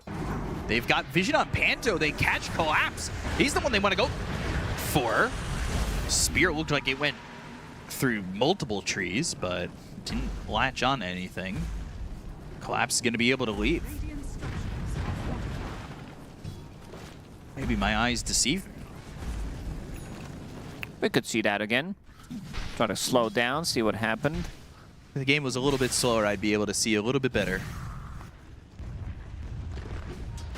Farming the triangle for Morphling, and again, still just kind of avoiding Betboom, who are over towards top, trying to avoid them as much as he can, as he knew he was caught top and probably doesn't want to be in that area if they do have that vision, especially with them making a second attempt in the same spot. So you get a little bit paranoid about being in an area like that. A lot of camps stacked he on the blinked side in of Spirit. aggressively. They like to see this one. Oh man, Rue got blocked off by a creep. They saw him. Ooh, Laurel's dead. They wanted to attack immediately in the bottom lane, but this little area near the tier 1 tower bottom, only one guy can be in there, and even though his name is Tiny, he is not tiny enough to squeeze in. Excuse me, pardon me, coming through. Blink Dagger now. We'll see what they can get with this. If they can maybe go for Kataomi, who places a deep ward. It was immediately pinged. And Rue picks up a set of wards right after. They do get this Blink Dagger, so now they're going to have that follow-up to the Blink of the Tiny, and they'll get the Blink on this Bat Rider. And having, again, multiple points of just kind of jumping into the fight, I'm curious to see how Save kind of tries to counter this. Is the Wheel of Wonder going to be the most? How does the rest of the team just kind of deal with these jumps in? They're going bottom. They're looking for this Void who just time walked, but he needs the backup. Here. They also have 2 supports sitting behind him, so I do expect Kiritich to play and like just be slightly more aggressive in the fights. Big damage upgrade coming out from him. He did finish off the Mjolnir, and there's the jump. Collapse blinks in. They've got the last cell onto the Mars. They'll look over at GPK, but it's going to be a Chrono onto 3. 2 of his allies. Magpire's down, but it's not doing a lot of damage. They'll hope for the Wheel of Wonder to follow it up. They'll look for Rue. God's Rebuke pushing him out of the circle of the Wheel of Wonder. Yule's on himself, so goes up into the air. Miro looking for control maybe on Yatoro as he's speared up and now latched over onto the cliff that's over by the steps. Wave form up out of the high ground. Nobody dead on the side of Betboom. They lost 2. Time Dilation lands on a Panto, and Paleman Arts hits onto the Jakiro. 8th Remnant control, and that's going to be a double for Kiritich. 3 killed on Spirit after they tried to counter with a Blink Lasso, but the commitment with the Chronosphere is enough to get the damage out and get a victory in this fight. I like the way Kiritich played that fight. He knows that he can go in aggressively, start with the time walk in case he's in danger. There's going to be Escape Act, there's going to be Oracle ulti potentially that comes out as well, even though it wasn't even used. And now they're ready for round 2. Big save. Let's see if he gets another time walk off. And Tame the Beast. Escape Act snaps the coil, and then we'll use that False Promise. They'll get the kill and a save. They want to chase for more. They're going to chase for Kataomi. Try to kill both supports. They've got the Blink. They'll toss him back. That's going to be a second one dead. But they do save the Void, and truth be told, for Betboom, that's all that matters.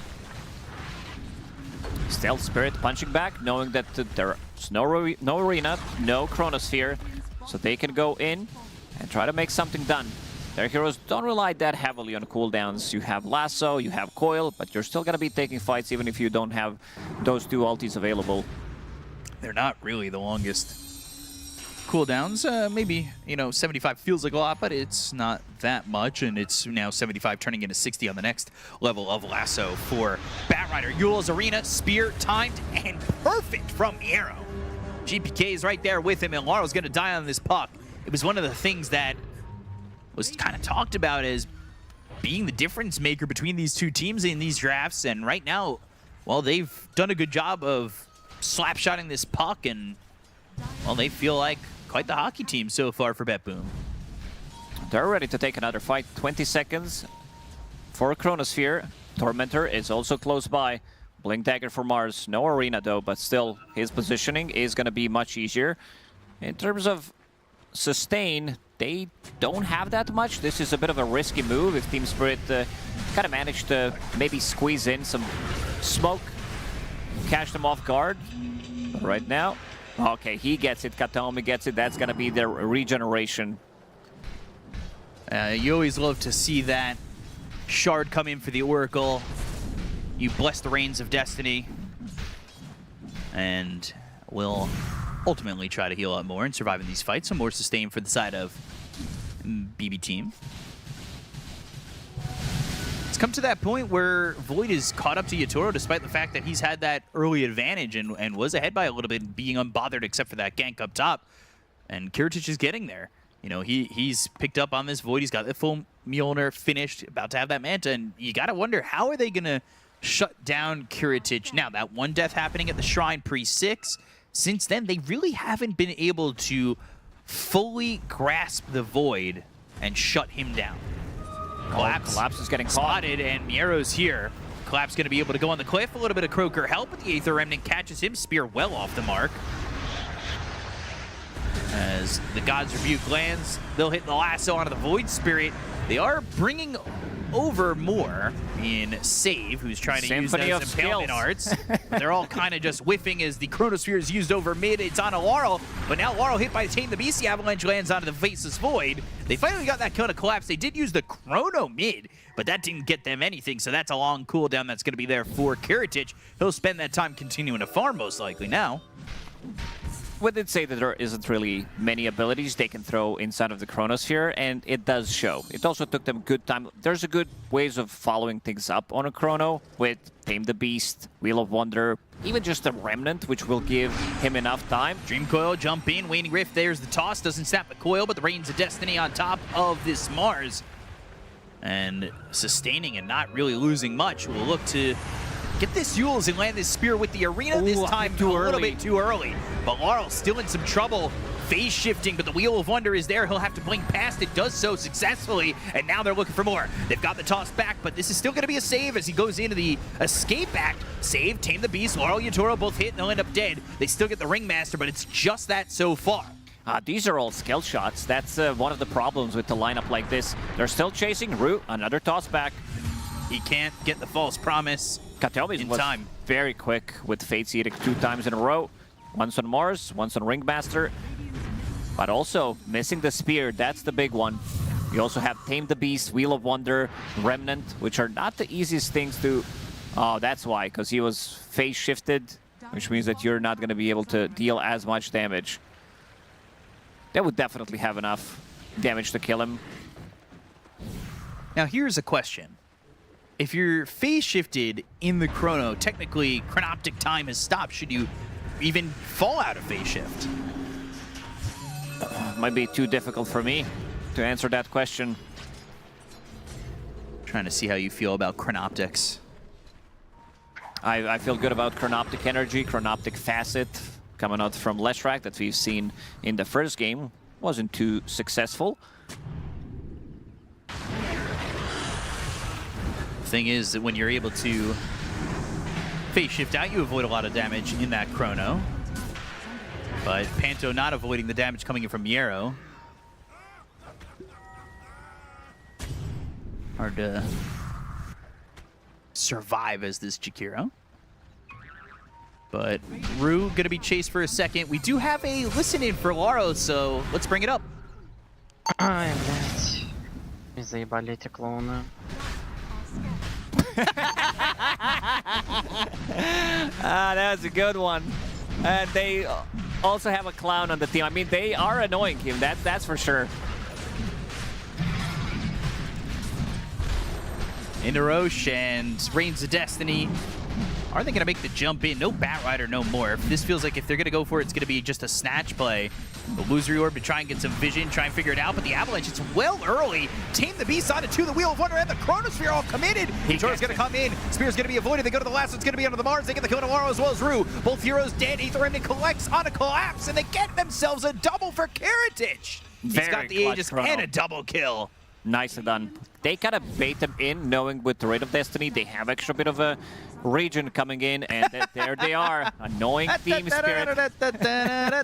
They all fit into one card, too. It's really impressive. And we're seeing... We thought we were going to be seeing 2 Voids, but we're actually seeing 3, because every single time Yatoro, he turns into Faceless Void. This was the thing, always having this insane amount of attack speed, turning into heroes that do have Bash. Spirit Breaker, for example, turning into Void, and also Time Walk, plus also playing off of Time Dilation. This spell is insanely good, one of the reasons why he also did go for level 10 talent, didn't go for the 15, opted to go for more damage-oriented build instead. Can't really blame him, but Kiritich taking a couple of sips of water, needs to stay hydrated, but so far it's been looking really good for him. These Chronos that he managed to land. And we're going to see how they're going to be approaching the next fight, because once you get to this Scotty timing, you are playing against 3 range cores. Scotty plus time dilation, the heroes are not going to move. No, not really. We've seen the power of this item previously. It's going to feel quite strong, and they've got themselves a 6,000 net worth lead for BetBoom team. I was looking over at the Ringmaster. He's got the Carney Classics. It's all about... You ever been to see the carnival? You ever see a clown act? Hold that thought. Avalanche, toss, and GPK, no worse for wear. He's got to actually turn this around, looking for the tiny, but Ice Path stunning up GPK. Impalement not going to land. So looking for the Impalement arts, but the paintbrush just a little bit too slow. And they will also have the Tricore pretty much of items that are the best against any healing. So Morphling Shift is not going to be as effective. You have a Spirit Vessel, relatively early Spirit Vessel from GPK. Then you also have Scotty that's going to be coming out in the next minute or two. And also Shiva's Guard that GPK is starting to build. It'll be a while till he gets there, but the idea is right. Yatoro still holding on to a Dormant Curio, by the way. He's looking for what? Gunpowder Gauntlet? What's he looking for in Tier 4, though, that he's going to like, considering that's a Tier 3 Dormant Curio? Probably Giant Small. If he wants to tank, I think Rattle Cage is also an okay option. I think it goes to goes from 110 to 140 on the Dormant Curio, on the physical damage. Yeah, because the other Tier 4 items are not as good. I assume that he didn't get... the chances are very low that you don't get Serrated Shiv or Gunpowder Gauntlet as your item. So the next tier of items is... I mean, Flare's boat up is that's probably the better option. I kind of forgot about that item. You forgot about the leather water bottle that we were talking about? Oh, yeah. Duels into the air, and there's the spear to follow it up. Time dilation comes in, but time walking into the Ice Path. Rue's still going to be dead to rights. But Yatoro turns into the Faceless Void and will time walk away. Keen-eyed, unrelenting eye. It's a bit of a tongue twister for the Bat Rider. Grabbing that extra cast range, just trying to grab these lassos, be undeterred from It's such a good item. away. You are playing against 3 melee cores on the enemy side, so you will get that. It's an insanely good item. And you're playing against Scotty, you're playing against Time Dilation. You have one way of dispelling things. Good thing is he also has Boots of Bearing, so for 1.5 seconds you are also immune to any of the slows. One easy way to try to reset. Panto's going to be caught in this situation. Meanwhile, there's a Chrono. That's going to be onto the Bat Rider. They're going to get a kill into both situations. Drop down a Dream Coil. They've got the silence onto the Ringmaster. They've brought 3 heroes here, but they've already lost 2. The Arena, the Spirit all connects. Rue's going to be dead. They'll go to the Wheel of Wonder, and now they've got the Hypnotize. He was on the edge of it. They're doing the damage onto the Morphling. They get the kill to Yatoro. It's saved with the Wheel of Wonder. That does it. There's no wondering about how he died. It was Save who did the damage. The explosive damage that they do have, and also the team fight, is pretty nuts. Like they also don't have, like, it's so good for Faceless Void. I know that we haven't seen like this combination yet, but it's also very easy for him to play a game where he doesn't have to care about jumping in, providing some vision, maybe getting a lucky bash, slow them down now with the freshly bought Scotty, and then rest of the team is ready to jump in. Void Spirit as well. MOUZ, it's very good for MOUZ that he doesn't need to be the first initiator of the team. A lot of the times you see him jump in, especially if you don't have like anything to follow it up. This time, it makes Miro's game so much easier. And that burst of a heal, I don't think I've been impressed by this one facet. I might be slightly biased because MOUZ is one of my favorite heroes, but Victory Feast facet, such a strong facet that gives you like such a great scaling into the mid and late game, because it's percentage-based heal based on your max HP. So the more HP you have, the more you're going to get healed. It has 50% effectiveness on your allies, but it's still quite a lot. 15% on faces Void, who's sitting at 3000 HP. That's going to be extra 450 heal burst. And Yatoro also needs to be careful here. Trying to bait the Manta. But the spear. God damn, Miero. Exactly what he said. Like, he doesn't want to go in first. Somebody goes in, they get the initial vision, and then he can follow it up with the Spear Arena. Completely just got him. That was a big burst of killing off this Morphling, and you can see BetBoom have just bursted into a net worth lead that feels, or is starting to feel, insurmountable. Lasso, the TP attempt, the damage is there, Collapse is dead, so BKB and TP, well, they're worthless, because they had the heroes, they had the numbers, and they get that kill, they take out a second. Spirit crumbling under the pressure that BetBoom is bringing their way, and just destroying any ounce of hope that they have at the moment. They'll go for another one. They'll find... They're just all over the place. Oh, man, don't stop. Miero is on a whole nother level. He is. They are getting spirited away by Miero. He's just on every single part of the map. He is involved in, what, 17 out of 25 kills. And also going to get the D ward, while Kiritich is finishing off the Parax, and this Butterfly is not going to be as effective. Kiritich almost immediately, like 4 or 5 minutes afterwards, does have MKB, does have Seratich Shiv, does have Mjolnir. These are all true strike items. Mjolnir on the proc, but Butterfly just doesn't feel like an item anymore, and all of these items are also magic items. Like, you deal damage through the magic, so you don't care too much that Morphling has 40, 50 armor. Been impossible for Spirit.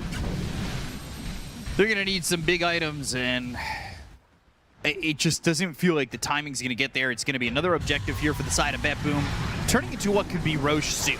We're gonna see the initial timer go down in 40 seconds. Now you've got a shard for save, and figuring out when the next Roche is gonna be up, and Aegis potentially into the hands of BetBoom that could finish this game up. You're gonna need so much in that short time for Spirit. It just doesn't feel possible. They're maybe even gonna feel the need to have to contest this Roche like they did the last. Yeah, but the clowns are too annoying. They're not letting them breathe. Very fast moves across the map, utilizing the twin gates multiple times to be at every single part of the map. All the abilities are coming off cooldown. BetBoom team ready to strike again. And the team fight is so much easier for them. It kind of needs to be like the toss back, the drag back into tier 4 towers with the Batrider's Lasso. They have good ways of snapping the coil. Ideally, you would want to have Laurel to have maybe like be closer to level 5. I know that we are... It's a lot of copium, but... because you have ways of snapping the coil. When Morph turns into Mars, you have toss back, of course, and the flame break. Root blinks, but the double step, finding him, but the Aether Remnant just not in time. Long respawn timer for Roche, so a little bit of extra time given to Spirit. Try and find the right item to fight back against BetBoom. And it's going to be tough. Within this timing, could definitely see Kiritich finish off this BKB before they go into Roche. And then how do you really kill this guy? I mean, how do you kill him before he gets the BKB? They've been unable to do that anyway. How do you kill any of them? Like, you have Aeon Disc on Oracle, you have Ringmaster, both of them have Blink Daggers, Ether Lens. They can really keep the distance and then just go in, because 3 cores are the ones that are gonna be starting the fight. Kiritich, he's in again. Taking out Panto once more, as that's gonna be Jakiro's 8th death. 8 and 5. Laurel here to cut a creep wave. Potentially. We'll see if he commits to it. Every time it feels like they're showing on the map for a second in the lane, all of BetBoom show up. They've been sticking together quite well, and since the beginning of this game have just overwhelmed with numbers, and it has worked out. They've taken elementary school addition and subtraction pretty seriously. 5 is greater than 4, 4 is greater than 2. All those simple ones that just have seemed to work out throughout the entirety of the game. Yeah, really proud of you, Matt. I didn't know you could do this advanced math. I'm never bragged about it, but I'm back in class these days. I have a lot of time on my hands. And it's an online course. Been kind of busy. GPK, he's also looking for the BKB. Roche is going to be up in 7 seconds. BB team finishing off getting these tier 4s. And I was curious to see what Morphling gets. He's still 4 Madstones away, and now 2. I want to see what he has in terms of options. And there he goes. Gets those 10. It has to be Flare's Boda. Yeah, he gets it. Got the Flare's Boda, gains that 19.5% base damage. They'll go into Roche. They've got the Reigns of Destiny. Roche will roar, but Spirit, they don't really have the tools to defend against this. And Flare's Boda is actually an insane item on Morphling because it is base damage. So a lot of that extra green damage that he is getting, currently sitting at almost 400. The question is, can he get the right clicks in? It's been tough. He's getting bursted. Not effective. He's not the hero that you kind of used to seeing him. There is Shiva's Guard, Scotty, and Spirit's Vessel. We also did not see him shift in the previous fight where he got speared into the arena straight away. Seems like GPK is 1, sometimes 2 seconds too late for the move that he's trying to make. Rue up here, he might get caught. Spotlight, looking, but not finding him. It's actually GPK who finds the Tiny, who's going to TP away. No, just dies from saves damage right at the end. He was in base, according to his death spot. Another pause, and what Spirit's, like, is it high ground defense that they have to rely on? It is. Strictly? Try to buy time, maybe Morphling get to 1 more item. I see Daedalus. This is like the most damage output you can get once you pick up the Butterfly. BKB Manta, he needs to have multiple way of dispelling all of these annoying things, playing into multiple silences. If he can get the hands on that, maybe try to creep skip, and then the toss back, the drag back from Batrider.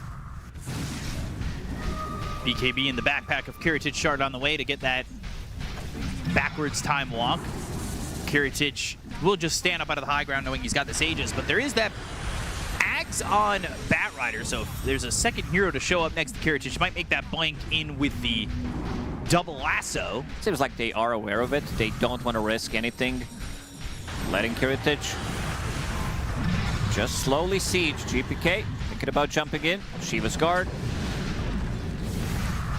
They're going to have to try and go, but it's on the backlines that they're going to make a move with the BKB. They've got the Dream Coil on it too, but there's the Spotlight onto Laurel, and now they'll have the double lasso, but where's the damage to follow it up? The Ice Path as well as the Macro Pirate's going to be there, but now Kiritich is going to go after the Morphling. Yatoro taking too much damage. He's going to be silenced up. Time walk away. There's the Chrono. It's going to be thrown onto the Morphling. They'll get the kill. He's dead for a night. He has buyback, uses it immediately. Phase shift illusory or back out by the high ground, but Kiritich, he's coming in. It's all of Bet Boom. They're the killer clowns from outer space invading the base of Spirit. They get the kill on a Panto. He's going to buy back too. Down goes Yatoro. He's gone for so long. The Bet Boom symbol is all over their base, and the buyback symbols aren't even fading from these heroes before they die again. Yatoro, Laurel collapse, all dead. Ultra kill comes in for Kiritich. They cannot stop this Faceless Void. He is dominating this fight, dominating this game, and they have no answers. Hex, as well as the God's Rebuke. Laurel going to be able to phase shift. They'll buy back on the Oracle. They'll have the sustain. The Spear lands. Rue caught, chipped away, chiseled down, and gone. He has to buy back, but man, there is not much holding on here for Spirit, as it's just 2v5. They managed to only kill Kataomi in that previous fight. No Morphling for 70, no Jakiro. Batrider's dead for 30. They found a relatively good angle with the Batrider and Puck ulti, but there's really not that much follow-up damage. And Kiritich pops that Chronosphere immediately, kills him instantly. They also have Hex available on Mars. So much control, so many things that Morphling hates to play against. They're kind of banking on the fact that it's taking quite a long time to get through these tier 4s, but it's not going to take 45 seconds to get through this throw. Can they throw them into the fountain? Dream Coil, Laurel on the back line looking for the Oracle. Gets to go to Katomi, who did buyback. But now where do you focus your attention? As they'll use the Hex, they've got the Spear. It's going to be the control to collapse. He's still alive. Now the lasso. Can he drag them all the way back into the fountain? Oh, Karatage on the steps, able to time walk back towards the throne. Flame Break lands to get the Aegis out of the hands of this Faceless Void. Rue is here with a sliver of health, and the Spirit Vessel's on him, and the Astral Step from GPK is there. Time walk in, time walk out. Throne going to be focused. That's going to be the game, and BetBoom take the series 2-1 over Spirit. Beautifully executed draft, man. Kiritic, GPK, they popped off. Miro as well. He was all over the place. 2 supports, keeping the distance, insanely good positioning, making sure that they are not going to be able to get any kind of kills once they initiate with either Puck, Tiny, or Batrider. They look so good. They are cooking on BetBoom, and they're probably cooking on the panel too. So let's send it their way to see what they're cooking up. We're cooked on the panel is what's going on here because, yeah, we sort of had a feeling that maybe Spirit was looking a bit scary, but I've got to hand it to Jenkins. You did say yesterday BetBoom are powering up just at the right time. No one's paying attention to them. And look what they've just done to Spirit. Look how they massacred my boy. Yeah, I mean, Dota is simply a cyclical game, you know?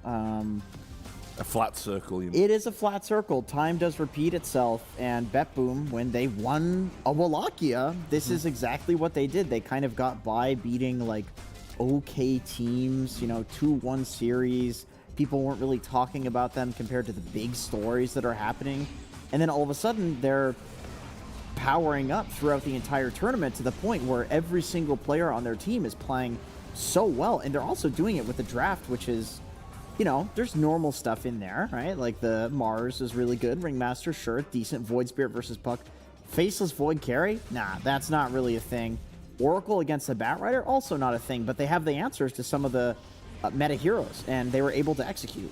Yeah, I just think, like, also, it's not like the type of game where you're like, oh, you know, BetBoom won because Spirit played bad. I don't think Spirit played bad by any means. Like, maybe they didn't look great, but when I looked at this game, it had a lot more to do that BetBoom were always doing the correct thing. Like, I really like a lot of their itemizations. I think a lot of the team fights they had, they were very clutch. Like, look at the cores. They have 1, 0, and 1 death to their name.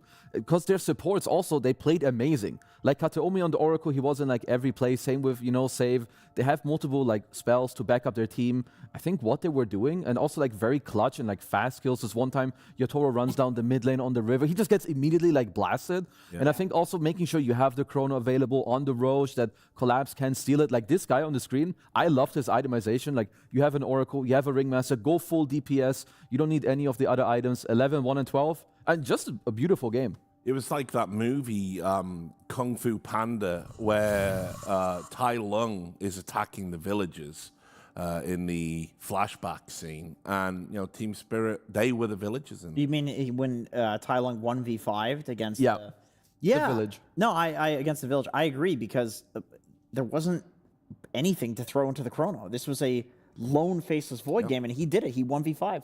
Yeah. Well, Slacks, it's always a 1v5 when he's interviewing. What the fuck are you guys talking about? Anyway, ladies and gentlemen, I'm here in Miedo. So good to see you. An incredible game. I don't really care about game 1 and game 2 after watching that MOUZ performance. I mean, that was just, you are everywhere. What's it like to be in a game like that where it's just momentum and you're a part of almost every single kill? It's because we're talking about how do we want to play map. So yeah, we're just communicating all the time, and it's gonna good. It's like good for us. All right. Can we talk about that draft? You know the one. You guys don't have a coach right now, so who came up with the incredible Necrophos Muerta draft? It's just. Our drafter says it's just a draft for 1 series, so yeah, it can be good, but I think it should be good. But we didn't play really well. I think we could win this game, but after the early game was rough, so yeah, that's why. Okay, well, it's nice to know that you guys thought you could win that game. I mean, confidence is good. All right, now you guys took out Team Spirit in some of their best heroes. You know, we got Laurel, Puck, we got. It was extremely impressive. Were you prepared for this specifically against these guys? I know that you faced off against Team Spirit a lot, but this tournament, were you really looking to take them out? I think they got Laurel Puck, we got GPK Void Spirit, we got Faces Void Kiritic. Of course. Yeah, I think it's not about the heroes, it's about how we want to play. And, yeah.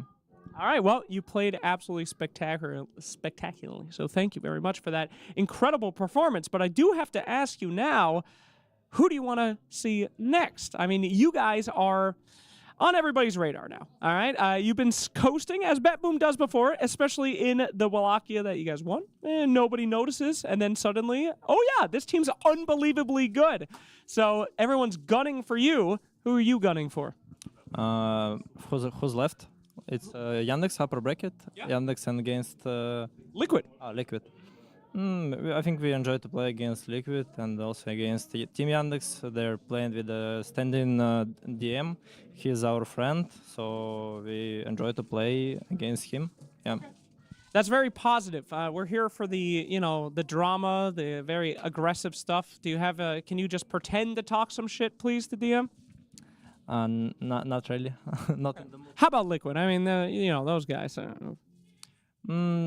They're playing good, so we're gonna prepare for them and try to show us how we play. I can help you out. Do you want me to talk some shit for you?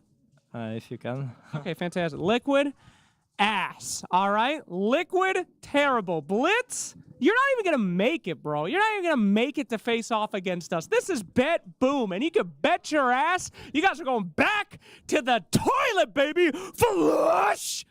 And DM's going to be the one shitting on you. All right, how's that? Yeah. All right, great. All right, we'll see you there for the next series. Bye.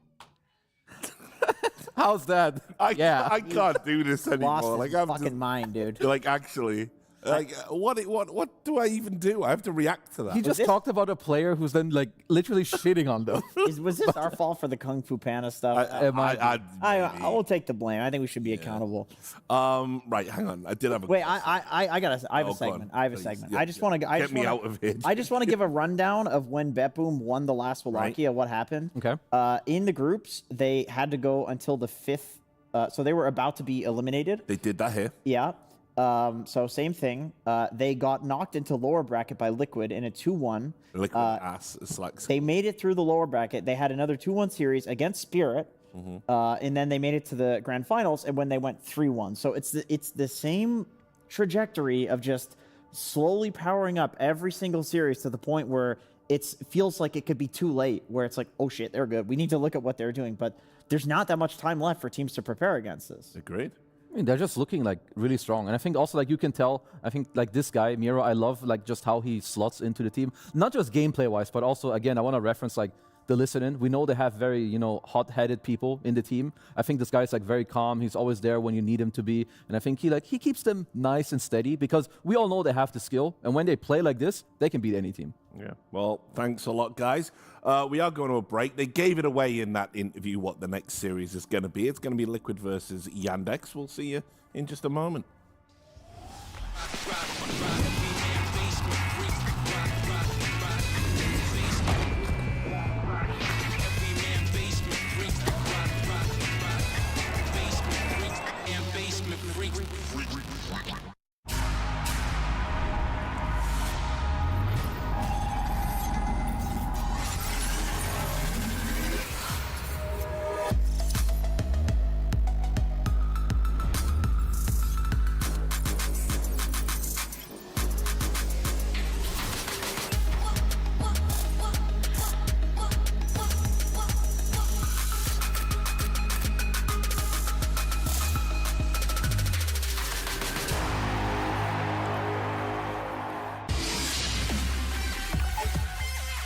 The human body was built to move. Not trapped at a desk in one singular posture for 12 hours a day. It's time your chair evolved. This is Secret Lab Titan Evo. Ergonomically engineered for you, gamers, hybrid workers, artists, backing your every move.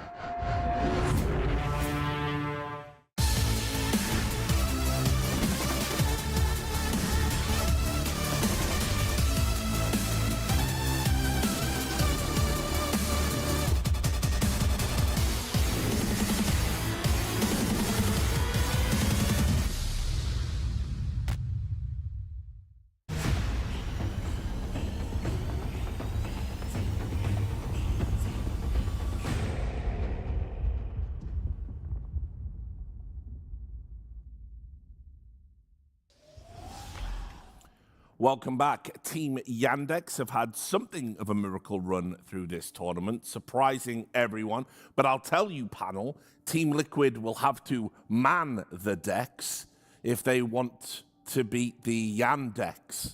Okay, we've got some word plays going on. We can workshop that. I was looking for your reaction. React harder.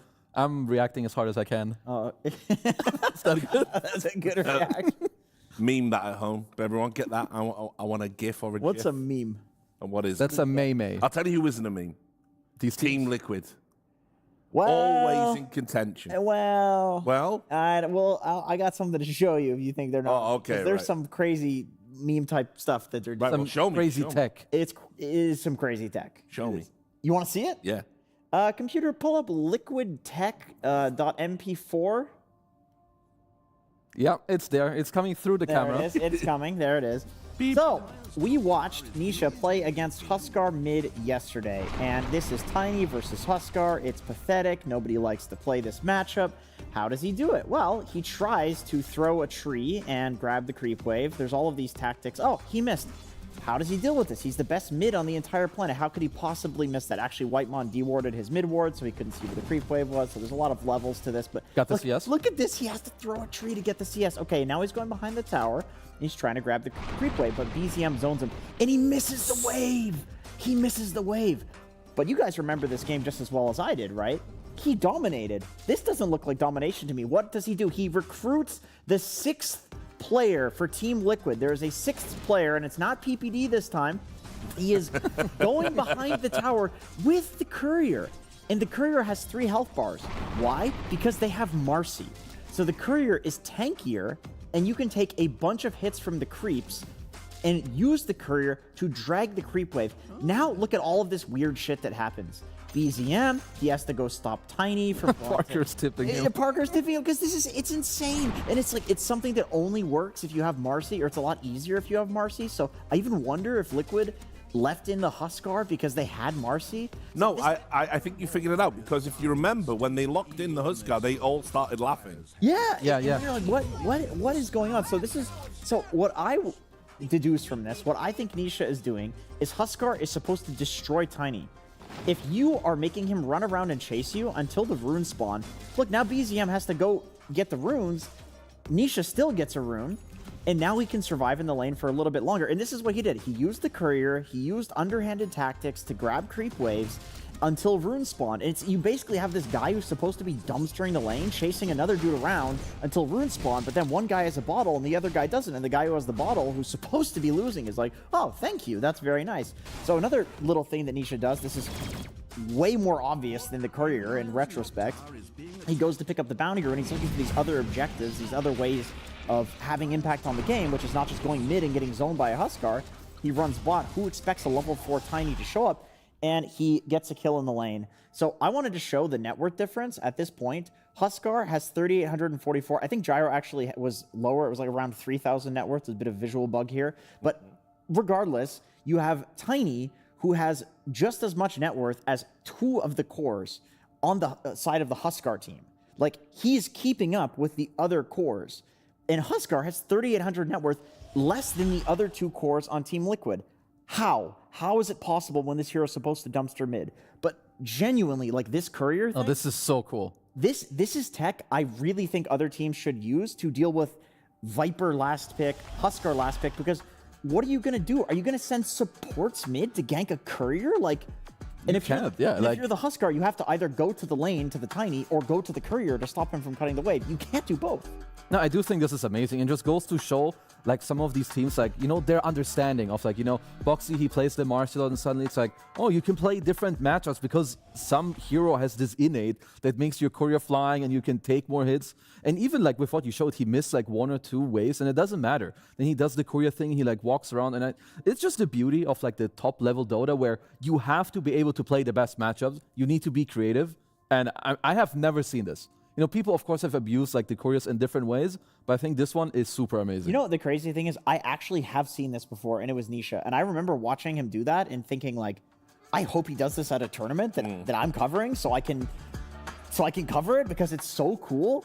And he did it, and it makes me think, like, how many times has he done this that we just haven't seen it? Because you're looking at the heroes on the map. Yeah. Right? You're not looking like, where's the courier at? There's only 5 heroes in the game of Dota 2. So I really do believe that this is a little bit of a secret tech that Liquid has been using that other teams don't realize, and they should. Like, perhaps even something that should be, I could see at some point being nerfed. Well, hopefully Team Yandex have watched that segment because they've got to take on Team Liquid right now. Kezu, I think this is bit for me. We always get one team out of Wallachia that kind of surprises everybody, and for me, it's definitely been these guys. I mean, these guys are like incredibly cool. Like when you look at their players, I think first of all, you know, you have like Watson and Malady who played in, you know, the last season with GG, like with the likes of Quinn, where I'm sure they learned a lot. And I think Watson, to me, he was always like on this like limit in terms of like he's good, but he's not quite doing it yet. I think right now he's playing very well. Like everyone around them as well. I think DM is slotting in very well. Yes. Like remember, he's just a stand-in, but he's doing so well. Like in this team, I think. Both him and Saxa, they're like enabling each other in a super nice way. You can leave DM alone. Now Saxa, who's very similar, I would say, to Boxy, he gets to like run around and like do his things on his Shadow Shamans, on his Tinies. Like these two guys are the ones where I really think they need to be respected. They do so much. This is minute 10. Look at how many kills they're in. This is like a Marcy at minute 10. Boxy has been in 8 kills. Saxa is level 4. He's been in 5 kills. It's just like these two players are the guys for these two teams where they set the tempo of the early game. If you let them run free, your early game is getting cooked. Yeah, they are two like S tier top 3 in the world supports. I know for a long time people, and maybe this is definitely like some crazy opinion looking back, but I think a lot of people looked at Yandex and said, this is only a team because of Saxa. Like he is legitimately that good.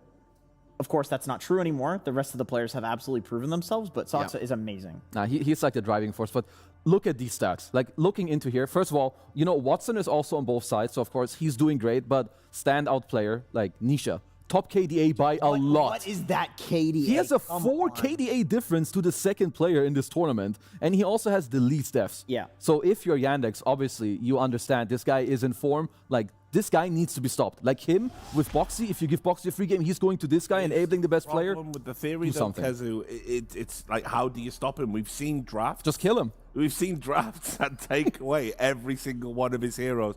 He'll just pull something else out. Yeah, cutting couriers. Yeah, it's like, I don't know if Nisha can be stopped right now. I mean, that's a big problem if that's the case. Because the thing is, if people want to beat them, they've got to find a way to stop him. I remember talking to Quinn about Nisha, and this was at the time that Quinn was rank 1 in the world for like 2 years or something, like at his like peak skill where he was untouchable mid, except for against Nisha. And he said something about Nisha that like he legitimately thinks the guy is just a savant, and he has some gene in his brain that makes him like insanely good at Dota. He probably like sucks ass at everything. Maybe like he's a he's a terrible cook, you know? Like he'll literally never learn to cook because all of his stat points were taken out of everything else and put into being a jacked Polish guy and being really, really good at Dota. Yeah. I mean, hell of a character build. Absolutely. Yeah, and honestly, you know, recently since he started pubbing because of the mandated pubs from Jabs, Nisha went from, it was like, oh my God, he's rank 3, crazy. I remember seeing the rank 3, I'm like, he's not stopping. And if there was a rank higher than 1, he'd probably go there, but he's rank 1 now on the leaderboards. Of course. Like the guy is genuinely amazing at mid. Yeah, he's so good. I feel like ever since he like started pubbing, like especially like because this guy and other players too, like Sumail, you always hear these stories of these guys don't play and then they still go to tournaments and like they shit on other people. But now that this guy is also playing like 10 pubs a day, he's rank 1 and like playing all these different matchups, you can tell what kind of a beast he is. Yeah. And, you know, obviously, you can see a couple of heroes, maybe. One in particular, the Puck's gone. This guy's back, huh? Mr. Batman. That is going to open up for the Bat Rider. So the Windrunner was Liquid's previous answer to the hero. Obviously, that's not coming out. We also saw them go Wind plus Shadow Demon to beat it. Yeah. But Yandex did their preparation, knowing that Liquid is going to ban like most of the big 4 heroes. Cool respect ban as well for Watson, taking his TA away. Very sensible. He's looked too good on the hero. Yeah. Maybe it's a weird situation to be in, but Beastmaster is like a hero that is high in priority in terms of cores that you could pick here if you think it's going to get banned. I mean, you can also just take a casual support, like some Jakiro Phoenix, that sort of thing. go next, see if you can get like some better core matchup. Or Mars, that's another good one. I mean, so far this is just, you know, we're rewatching the Bedboom series versus Spirit. You have first pick Bad, you get the Mars, which is also funny because I think there's a high chance Bedboom wouldn't even have picked Oracle had they not seen Liquid pick Oracle yesterday, like in their series against the Bad Rider. So, you know, going into the second phase, obviously there's a lot of options, you know, in the air. But I think just having a sort of like stronger answer to this Blink Lasso is always great. And we talked about it a little bit yesterday as well when we were covering Liquid. Obviously, Ace, you know, has worked very hard at his Mars and made significant improvements to the point where it might have been a priority to try and get them on something comfortable anyway. But actually, he does jam on this hero now. Yeah, whatever happened with him joining Liquid, it seems like he has broken the curse a little bit of being the guy who's just like underlord every single game. You know, like he has to do his flowchart, otherwise it's not going to work out. Like maybe he is still that type of player when it comes to executing in the game, but in terms of like being stuck on a very small hero pool, he's not really that type of player anymore. He's shown that he's more than capable of learning stuff, which is, it's nice to see. I mean, it's just like you also understand like players of this caliber, of course, they can pick up like other things. While maybe, you know, the Aura guys are like still his like S tier type stuff, I think especially the Mars, it's really like getting quite close. And, you know, different heroes call for different answers. So I'm very happy to see his Mars here. So the question now for Liquid is, do they go for a 0 dopamine hero in the Warlock with the Mars, or do they go for big dopamine hero in the Phoenix? I really like that they took the Oracle out now. Like, haven't seen Oracle versus Bat in 2 games, and the Oracle kind of come out. It's too good. Yeah, it's even just like disarming somebody and preventing all of Bat's damage is often enough to make the hero worth picking. And that's aside from the fact that you can purge the stacks of sticky napalm with the Q, you can purge the ulti and save from the ulti with the Oracle ult. Like it counters Bat in like 3 different ways. I mean, so yeah, you mentioned the Phoenix and the Warlock. Like to me, I've watched Liquid a little bit and I've called for Phoenix a few times. I've just started to learn that they don't I feel like they just don't really play it. So you get 0 dopamine gameplay instead. Poor Tofu. He's I know, yeah. Warlock every game. It's his turn to ascend to the Nirvana. God, it's just so easy though to pick Warlock because you know that basically you can just pick a carry that's good for the game and you will get through the lane. You press heal on the guy, you fatal bonds the creep wave to the offlaner says, ow, I have to go back and heal with my tranquil boots, and the carry free farms.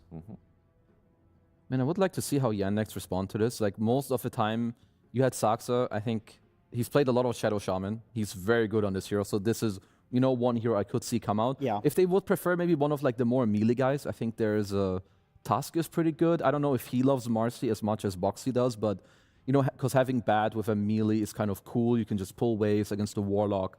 You're chilling. I like the Shaman because it's like that pseudo melee category, and then you're also blocking Liquid from taking it as well. I agree. Like, how many times have we seen Warlock plus Shaman now, and it looks so damn good every time? Oh, they're going to value the Kez. I mean, I guess they're thinking that it's like Liquid is going to put a lot of value on it too and take it in this next phase. So they block it by doing this. Okay, I mean, it is also very good against Mars. I mean, we have seen this more. I think the first times we saw this matchup, the Mars really got obliterated because it was more like new, or like still new on the scene. I think now Mars, you know, the players have gotten a little more accustomed to the matchup. It's still horrible, but I haven't seen people die as much as, you know, the first times you saw this. I think against Kez, I mean, Shaman would have been amazing. Some sort of hard lockdown and ability to burst him. Like Lion feels really good to do that. You also have the just overwhelming amounts of disables, which if you can simply escape Kez in the lane and not let him stack up his, you know, damage over time bullshit on you, that's a way to deal with him pretty nicely. I mean, I like Lion that you said. Willow also. I think it's another one that I can see. Okay, Muerta is interesting, at least for now. Could be carry. Exactly. Like, we don't really know where it goes. I would say, while it has a very good matchup into Kez, I think Bat Rider feeds on most range carries in the game. Like, when you play carry against Bat, you usually want to be either the Manta guy or the Linken's guy, or maybe both, just to, like, make his life a little bit harder. So I do want to see where Liquid take this on the next pick. Because if you want to keep the flex open, you need to pick your mid here. Yeah, exactly. Which is it can be a bit rough. Yeah. It is a very good lane with Mars though. Like the crit and Amar like to play this. You fear back into spear, into tower. Wow, they do just lock it in, which is quite interesting. So it is just the carry Muerta for now, because you know Task is going to be the 4 with the Mars. You're going to be okay in that lane. Like I don't think you're going to do great in this lane because you already have Kez against the Mars. Now you're up with another melee. Do you run Tusk with Muerta instead and try to feed off of Bat and then like Warlock plus Mars or something like that? Yes, actually, absolutely. Push the lane with Fatal Bonds and Mars nukes. I think you should do that. Passively win the lane. Can also like just heal the Mars and like try to get through it. So if you're Yandex, I want to see, like I do think there's a lot of value on the 5 later. Like if you can pick something that has like a lot of lockdown, because while Warlock can push the lane and like he heals the guy, there's no like cancel to anything. Like what if you put Rasa in the safe lane and you just start shackling the Mars and Warlock just sits there and like, well, I'm healing you. You know, you're not stopping the shackle, they're just going to beat you down. Radiant team back.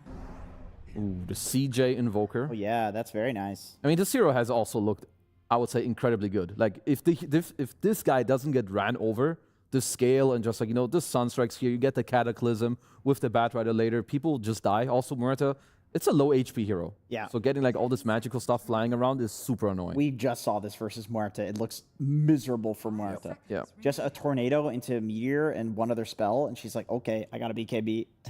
GG. And then you also have a Sunstrike setup in the Shadow Shaman and the Batrider.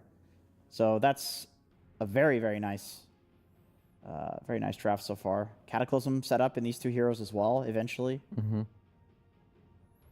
Okay, so let's see. What do we have here? Because it should be a support that's left for Yandex. I mean, it can be a 4 or a 5, I would say. 5 seconds. Radiant team back. And then for Liquid, you do have the last pick on Nisha against the Invoker. Like how they ban out the Malady last pick Dazzle. It's like... I mean, Dazzle plus Kez sounds... It's just really strong. That does not sound fun to play against. 10 seconds remaining. Is there anything else that's like... I'm trying to look for like a 5 that's interesting. Chen? I think Chen is good. Just run down the towers. I mean, I guess like Mars Tusk could maybe... Oh no, we are assuming it's going to be Mars Warlock, right? I mean, I guess if you Chen, then maybe they just put the Tusk there and then they feel better. Yeah. I still think Chen overall is good because the Liquid draft isn't like really high damage. It's only like once Muerta has items. Until then, Chen is like super good. How about Disruptor? I know usually people pick it against Batrider, but I really feel that a Kez running you down and a Disruptor pulling you back seems quite devastating. But then maybe you put Tusk there and he can like snowball save out of the glimpse back, something like that. Disruptor is okay, but something seems a bit off. Maybe like you're lacking damage or like... I mean, because he wants to like, obviously... I mean, you can play nicely off of Kez and Bad, so maybe it can work. But I feel like there might be better options. Are we worried at all that there's no hero on Yandex that's like a tanky boy to run in there and start fights? Like there's no, I mean, I suppose Batrider is kind of that these days with the Aura build. Yeah, I mean, getting that from your 5 is kind of difficult anyway. Like Ogres and Undyings just don't look really that great on this patch. Those are like the types. I mean, Clockwork, I guess, is another one that can just get in there. I mean, there's nothing that's like full selling me, at least for now. They're all good. Tusk would have been really good actually for Yandex. Because like, yeah, I think if you go for the zombie, like while he gives you a lot of team fight, I think they just like split the waves and don't really care. Like you don't get like all this pressure you're looking for. Maybe some Bane? Oh, Bane is pretty good. That's Maybe like that's a pseudo get in there type hero. Yeah, and like you have like a semi-save, you can set up Sunstrike. I don't know, any of these are kind of okay. Oh, that's not what I was expecting. No, me neither. I mean, I always like the Batrider Phoenix like together. I think what Batrider wants is you jump a guy, they drag in, and then you know that everyone kind of needs to like run in from the opposing team to like help the guy that's getting lassoed. So you have a lot of follow-up damage with the Invoker. You can drop the egg. You're pretty happy with that. And also in a way, I would have expected Liquid to look for maybe like a Slardar. I think Phoenix is kind of nice against us as well, because I'm looking for Liquid to, again, have this high tempo, play into the Invoker, have a good lane, and have like the supports that can play with you. It's quite a good Storm game. You know, there's a silence on the Kez, and you have Saksa, you know, on the Shadow Shaman, who has, of course, a couple of counter plays, but, you know, you get the snowball safe, you're pretty happy. Keep that up, Jenkins. Yeah, I like the Storm. I mean, I always question it into something like a Shadow Shaman or Lion, but I feel like these heroes are so popular these days that you have to pick the Storm anyway. And he's also oftentimes tanky enough to survive a Shadow Shaman like Hex combo, or you just BKB and jump the Shaman. You know, there's options. I don't feel like this was some crazy gotcha last pick by any means from Liquid, but they have a very comfortable draft that looks very Liquid style. They have a lot of options for snowballing and winning the game, but I think the same for Yandex. I feel like Yandex has a easier to execute draft. I think you've said the key word, snowballing. Boxy on Tusk. Yeah. That's the key. It's always the key for Liquid. It's just going to be so oppressive. He loves these heroes that just get up in your face and get all around the map. I mean, I would say it's a pretty good Storm game. I agree that it's not like free, but it's quite good. Also, like, you've got the Tusk to, I think, help him out. To me, it's a lot also about DM. He has looked very good. I think it's overall a good Bad Rider game. The Storm matchup is a little bit annoying, but he can be the X factor against the Muerta in this game, because I think he has to help out his cores. But CJ on the Invoker, I got my eyes on him, because I'm overall slightly leaning towards Liquid here. You've highlighted him before as being a player you think's improved like quite a lot recently. Where do you think his level is at right now? Because it's going to be a tough laning phase from at the very least. I mean, I think he's doing great. The problem is he's up against Nisha, so while he's improved, you know, there's more improvement, you know, to be had to match up well against him, but his laning stage should be good. Invoker is his S-tier hero, though. It's his best hero. So if there's any hero that he can do that on in a good game, it's Invoker. All right, we're about to find out, but first, we check in with Slacks on the sidelines. Thank you so much, Richard Lewis. Yes, I am here with the coach of Yandex. Let's get this out of the way here. Kez, what are we doing? I mean, I'm a big Yandex fan. This hero is questionable unless it's mid. But you have enough faith. I think the mid's the only way to do it. You think carry is good? I think it's only carry. Only carry. Okay. Explain that. Talk to me like I'm an idiot and I have no idea what's going on. Also, this guy, DM, ran to go potty, and now he's going back. He went to the bathroom. Explain that. Don't you have to go before you go on your magical adventure? I think you're asking the wrong guy. You should ask him. Okay, I will. Yeah. All right. Anyway, let's get back to the Kez, my friend. So carry only on Kez. Is this true? I mean, I guess it can be played on mid, but you're going to be carrying away from mid. So what's the point to going mid if you want to be farming creeps? That's true. And if I had to trade, you know, Chira Jr. Invoker for mid over anything else, I'd go with Chira Jr. Invoker as well. So, okay, no worries. All right, what do you think about your opponent's draft here? They got some scary stuff. Yeah, Nisha Storm. Yeah. Scary. Everything else is whatever. Yeah, it's not Nisha Puck, though, so that's good news. Yeah, we're on the first phase. As you should. And this is a strategy that we're seeing a lot of people do against Liquid. A lot of pressure on Nisha, a lot of rotations to kind of shut him down. Is this something that you're planning on doing in this game? Hopefully. Yeah. All right. Fantastic. Now, if you had to tell me the one secret to defeating Team Liquid as you are about to 2-0 in the series, what would that be? Control mid runes. Don't let Nisha snowball the game. Okay. That's simple as that. Okay. And if you had one secret to defeating your team, what would it be? Ban Jakira. Ban Jakira. All right, you heard it here first. We'll see if that happens. Thank you so much. Best of luck in game one, as we will head right into there with our beautiful casters. And we're into the first one. We're here, Yandex against Liquid. They don't have the Jakiro, but the plan is to stop Nisha from getting it done. And we saw the numbers on the panel. Highest KDA, lowest amount of deaths per game. I mean, this guy feels unstoppable, even when he has no lane. He's on top of his game. Like, he's back. Like, he was always there, you know.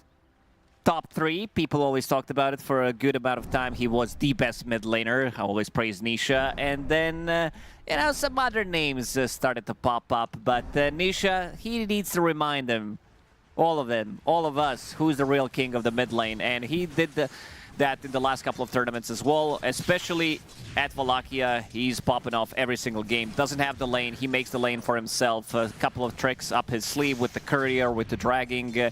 Plays the lane like you'll see him gank the enemy side lane 4 minutes in when he's playing Tiny because he doesn't have the lane. So you're kind of actually buffing him up by focusing him so hard.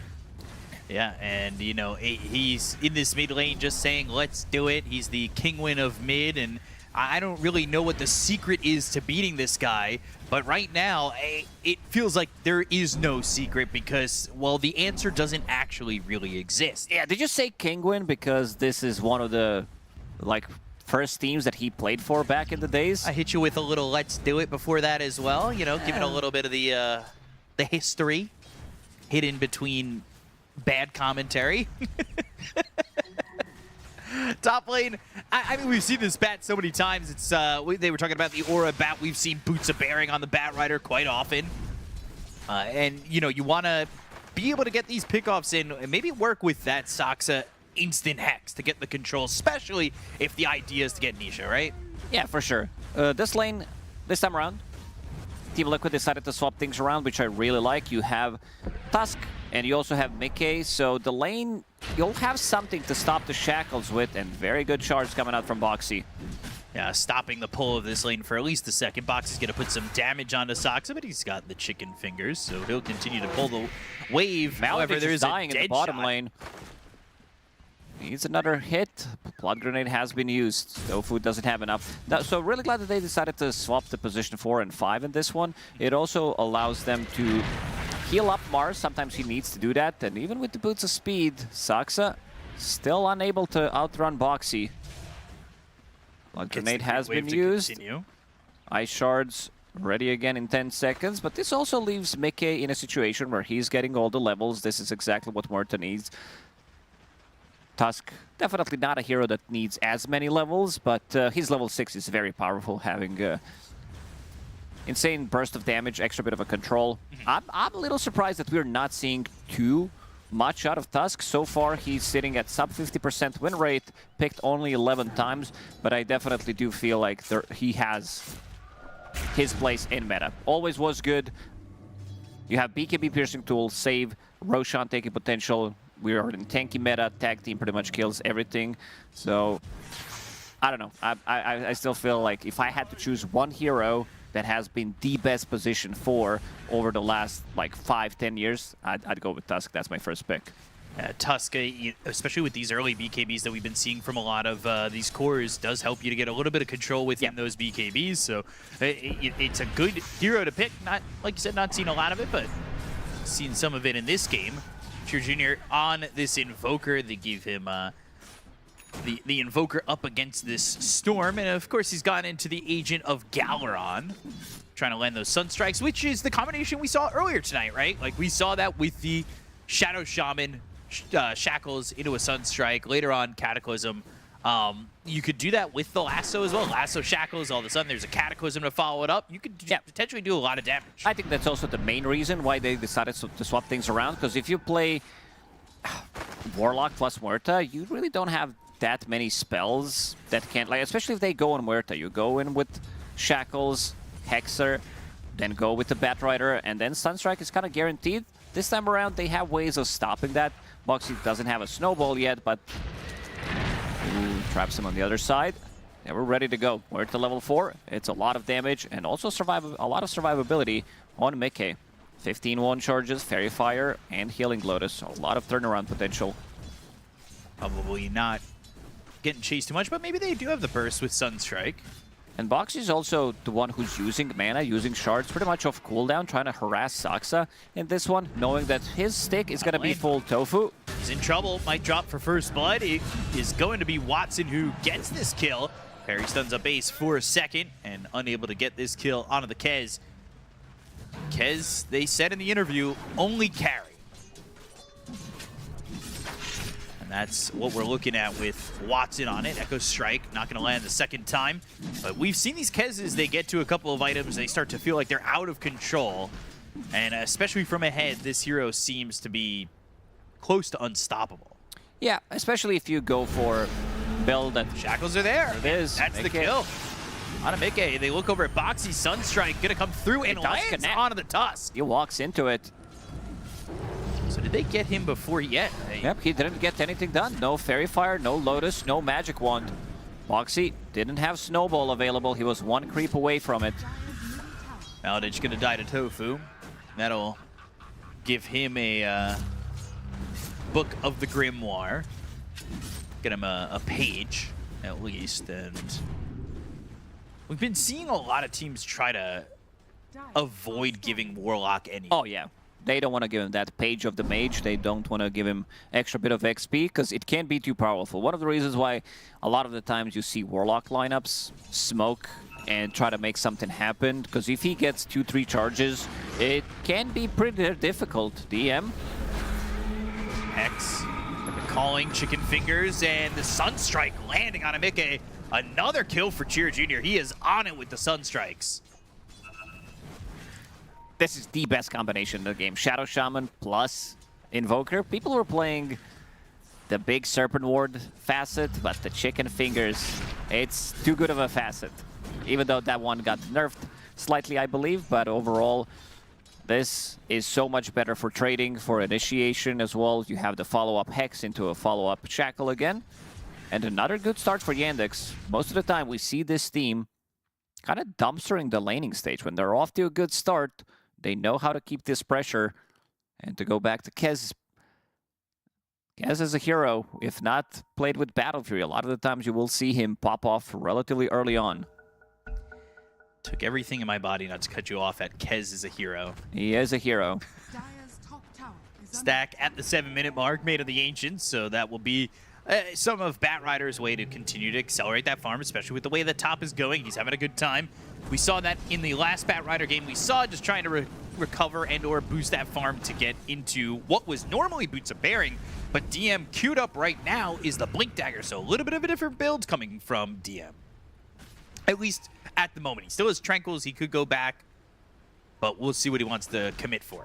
That's what I always liked about DM, is that he wasn't really like too meta dependent. He was playing his stuff, like he was playing his Tidehunters, but this hero was not meta. His Necrophos from the offlane, his Brewmaster when the heroes were not most popular.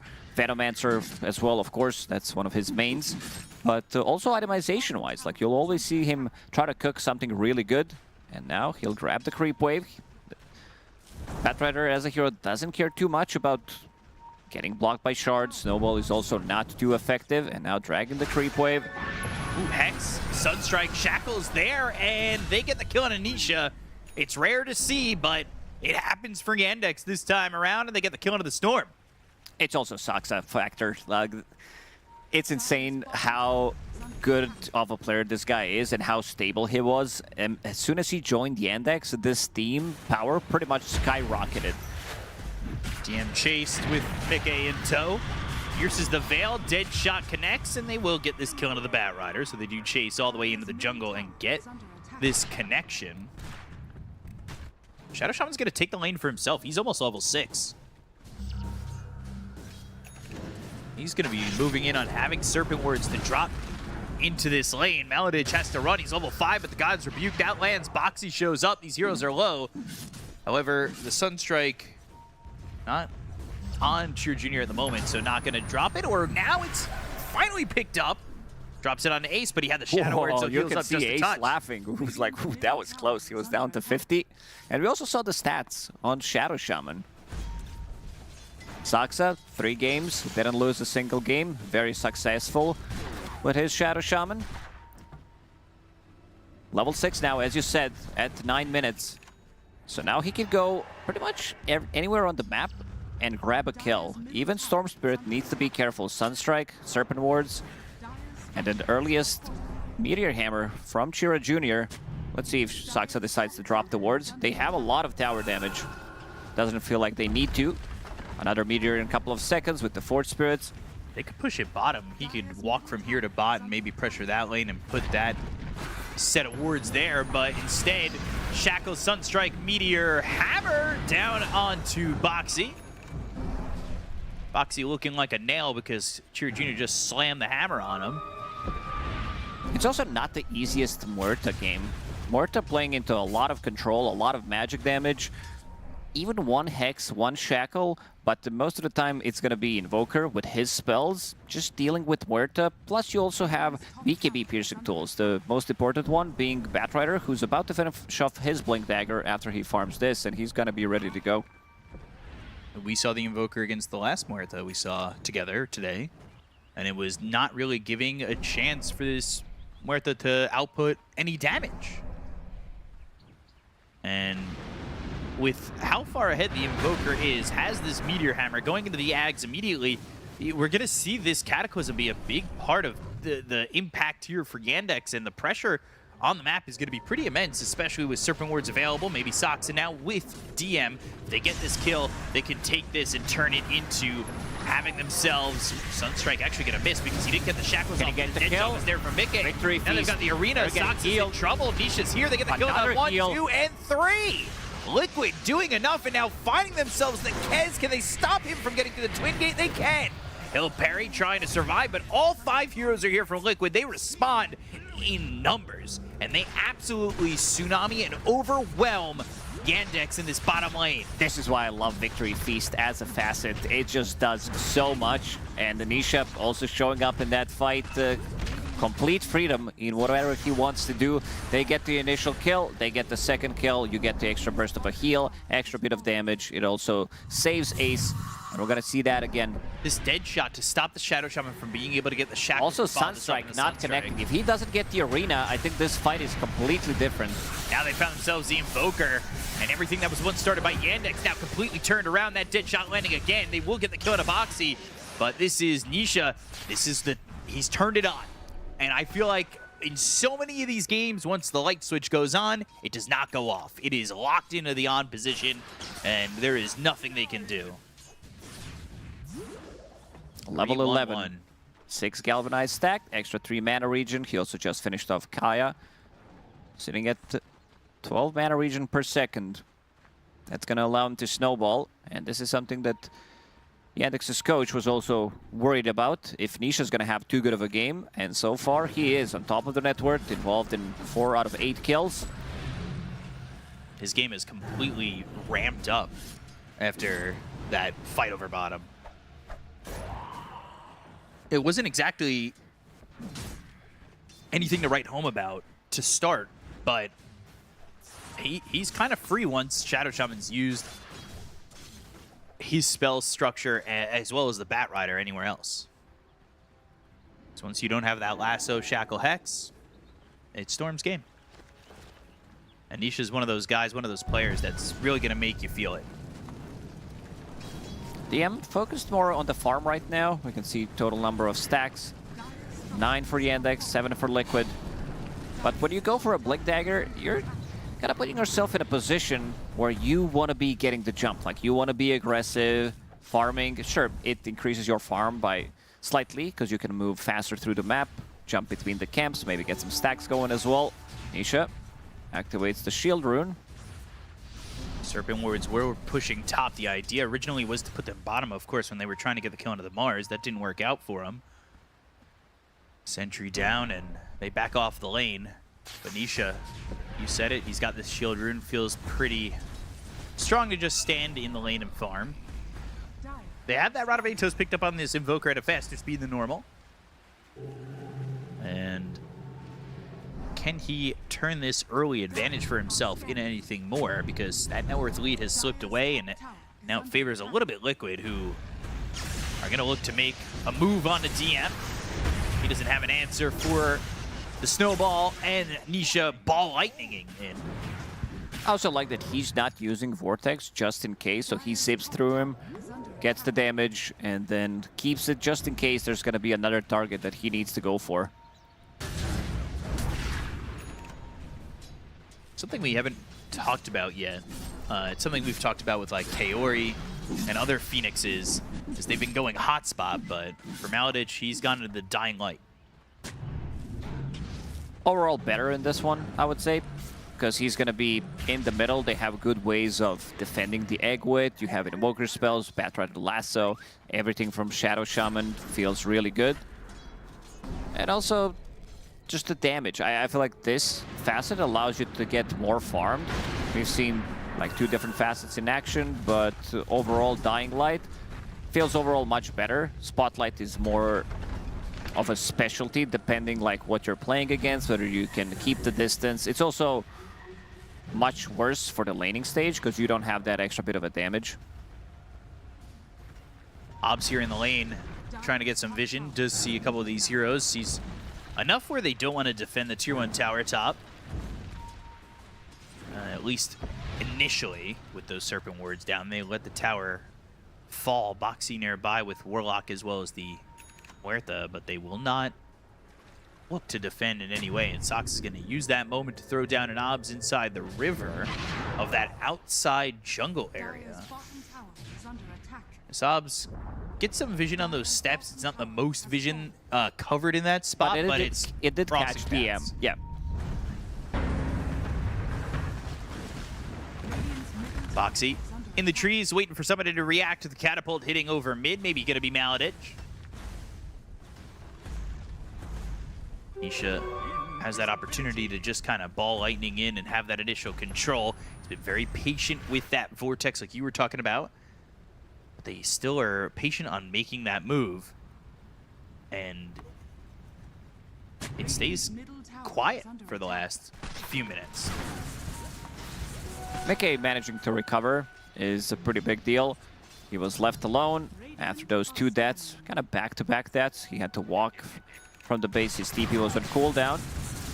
And I like that he's not going for Mjolnir, instead opting to go for more like keep the distance type of a build, and I also have a save for myself. Snowball, shards, but the Icarus dive. Maladich shadow worded he does have a TP to try and attempt to get out of this one with. Sunray out of the game. And Chaotic Offering stops. He pulls it back the in. Sunray and stops the TPs. He gets killed thanks to the help of Tofu. Can't leave the map when we drop the Chaotic Offering down.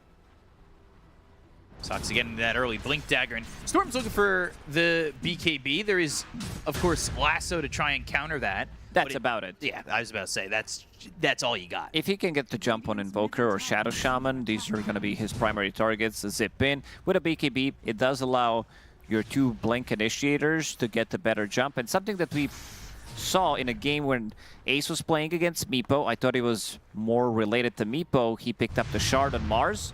This time he also picked it up as his first item, which is a farming tool. So you don't have to spend both of your abilities to kill the creep wave. One's going to be enough. A couple of right clicks. And still getting a good timing on that Blink Dagger. Behind the illusion rune that Nisha was trying to fill his bottle with. But still 10-7. DM continuing to focus on the farm. And he'll also be going into his own BKB as he finishes off the second item boot sparing. So has been the first in the past. Makes a little bit of a swap, trying to play aggressive earlier on, but has slowed down into a little bit more of a farm approach. Both teams have. That being said, there is a smoke being broken by Soxa, who will throw the Hex onto the Tusk first. Spear actually doesn't connect onto a tree. He'll hold the shackles, and this is seemingly stopping his inevitable death, as he won't be able to blink with the Fatal Bonds on him, at least initially. And then Nisha comes in and gets the kill.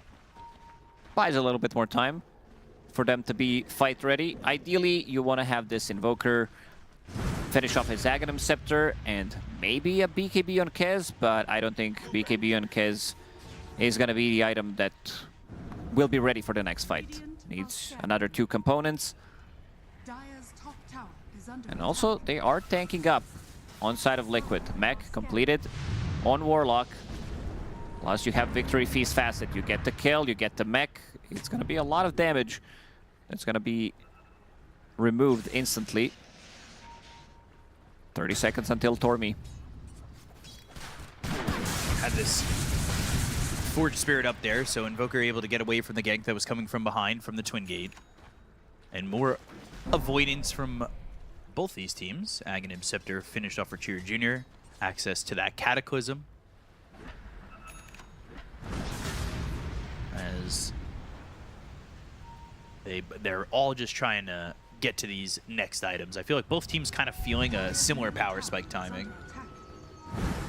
It's probably Watson's call to say whether he feels comfortable or not to get into this fight. And very nice dodge. A lot of the times you will see Cataclysm maybe kill a hero and also steal Tormentor, especially if everybody is grouping around, which means that they are in position where these are going to be overlapping. But with the range heroes, it's not as effective. And then you see Team Liquid's approach afterwards. They group around. Ace with the jump. Spear. Jump on to the Phoenix. Easy killing him out. Ace is going to grab that one, grab himself about 280 gold. While this is all kind of going on, Warlock, I know he just got the shard, but he's also almost finishing these Guardian Greaves, so he's pretty farmed overall. He's minus the shard at 4,700 net worth. So he's been doing a good job of getting around the map and finding the opening spots to really get some farm.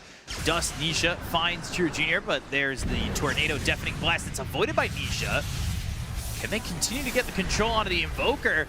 Snowball, Walrus Punch, Essence Ring, trying to get some health as he'll TP attempt out, but too much from Nisha and Boxy as they do get the Invoker again.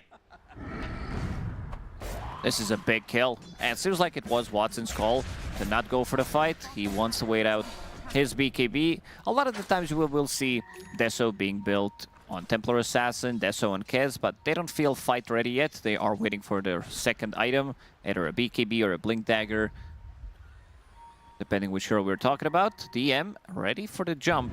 Clashing Smokes, Maladich off to the side. Sunray on these zeros, Chaotic Offering, but then immediately countered with the Supernova. Ball lightning in. Nisha doesn't have a lot of mana to work with. The Supernova's about to explode. That's going to stun up Nisha. They get the kill on Tofu as well as Ace. It's a double kill for DM. They've got the Chaotic Offering Golem down. Watson maybe looking to follow it up on Nisha, who's losing his BKB, but the blink forward from Boxy silenced, and Watson pops his own BKB. They get the Hex with the blink forward from Sox, so that's going to make it a third. Boxy kind of blinking into no man's land. Nisha with not a lot of mana needs to get back carefully and be able to ball lightning back up into the high ground away from this Yandex team, who get themselves a victorious fight.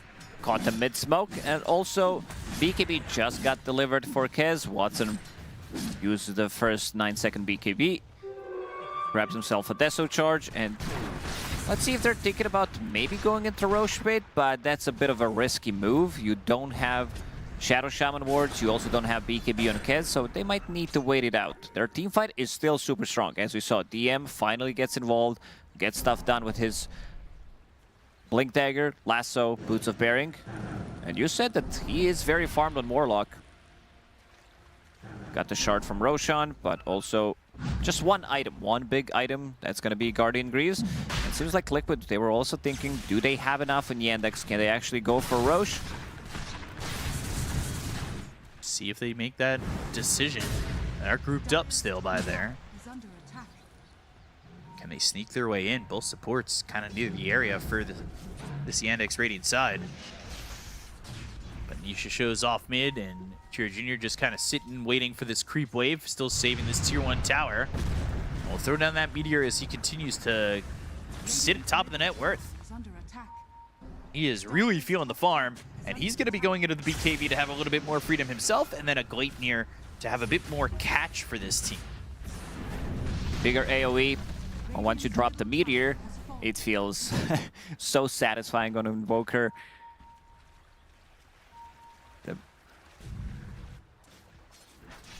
Top lane DM just working on this wave to finish the BKB, but that's all the while Liquid are in the Roche pit.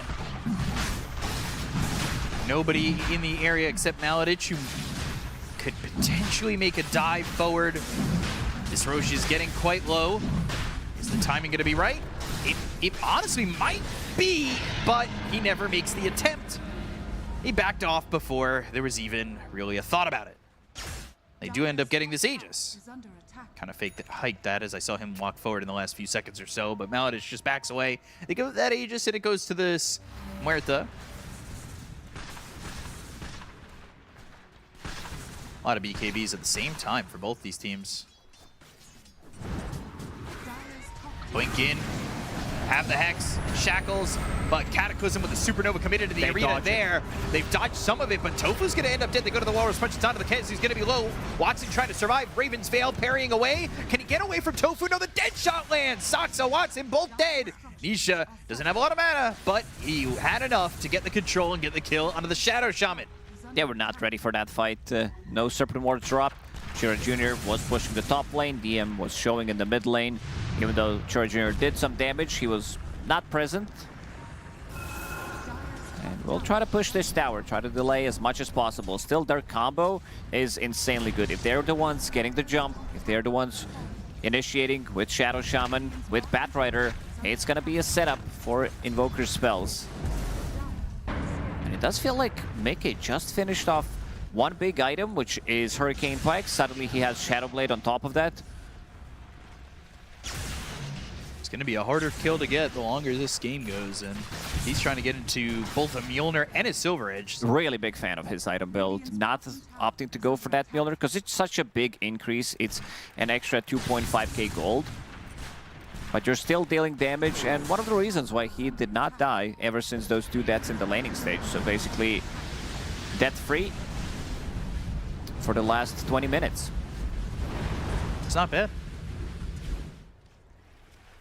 Keeping it pretty stable overall. And still beating out the Kez, who we did just see die on that where Shard for Boxy being purchased. Rare that you see the Tusk Shard purchase full outright like that. Bit of a Kale action. Bit of packet loss. Yeah. Shard on Tusk is the only shard that amplifies shards. Very important to know. But yeah, good shard to push out the waves, and also much more difficult for Invoker, who's stuck in Shadow Shaman. It cancels the Blink Daggers as well, dealing the damage. Good for pushing. We'll see if the idea ends up bearing fruit. 39 to 61% on the Dota Plus win probability.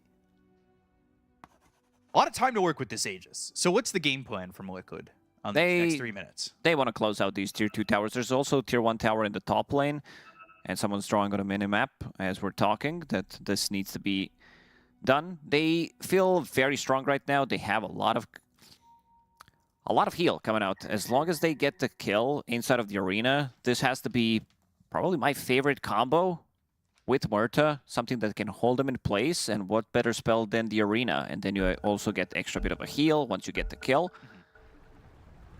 Radiant are scanning. If you're using this moment to try and get rid of all these outer towers, are Yandex trying to fight the Aegis? Do you think they have the power to do so? Because it's not an Aegis on the Storm, it's an Aegis on Muerta. So you do have that ability to maybe, if you catch him while he's in the Pierce the Veil, which we've seen be done to Muerta from Invoker. Are they as afraid as if this Aegis was on Storm? I think they wanted to siege tier 2 towers, which would allow Muerta to be the front line, and then the rest of the team is sitting behind her. Mickey, hidden in the Shadow Blade. Lasso, Sunstrike, easy kill on a Tofu. No reaction initially from Mickey, but now the blink into the Hex. They've got the turnaround with the Walrus Punch and the Snowball. Supernova, but the Serpent Wards are there. Hurricane Pike pushes him up out of the high ground. Pierce the Veil, gets the kill on the Sansa. That stuns up this Muerta.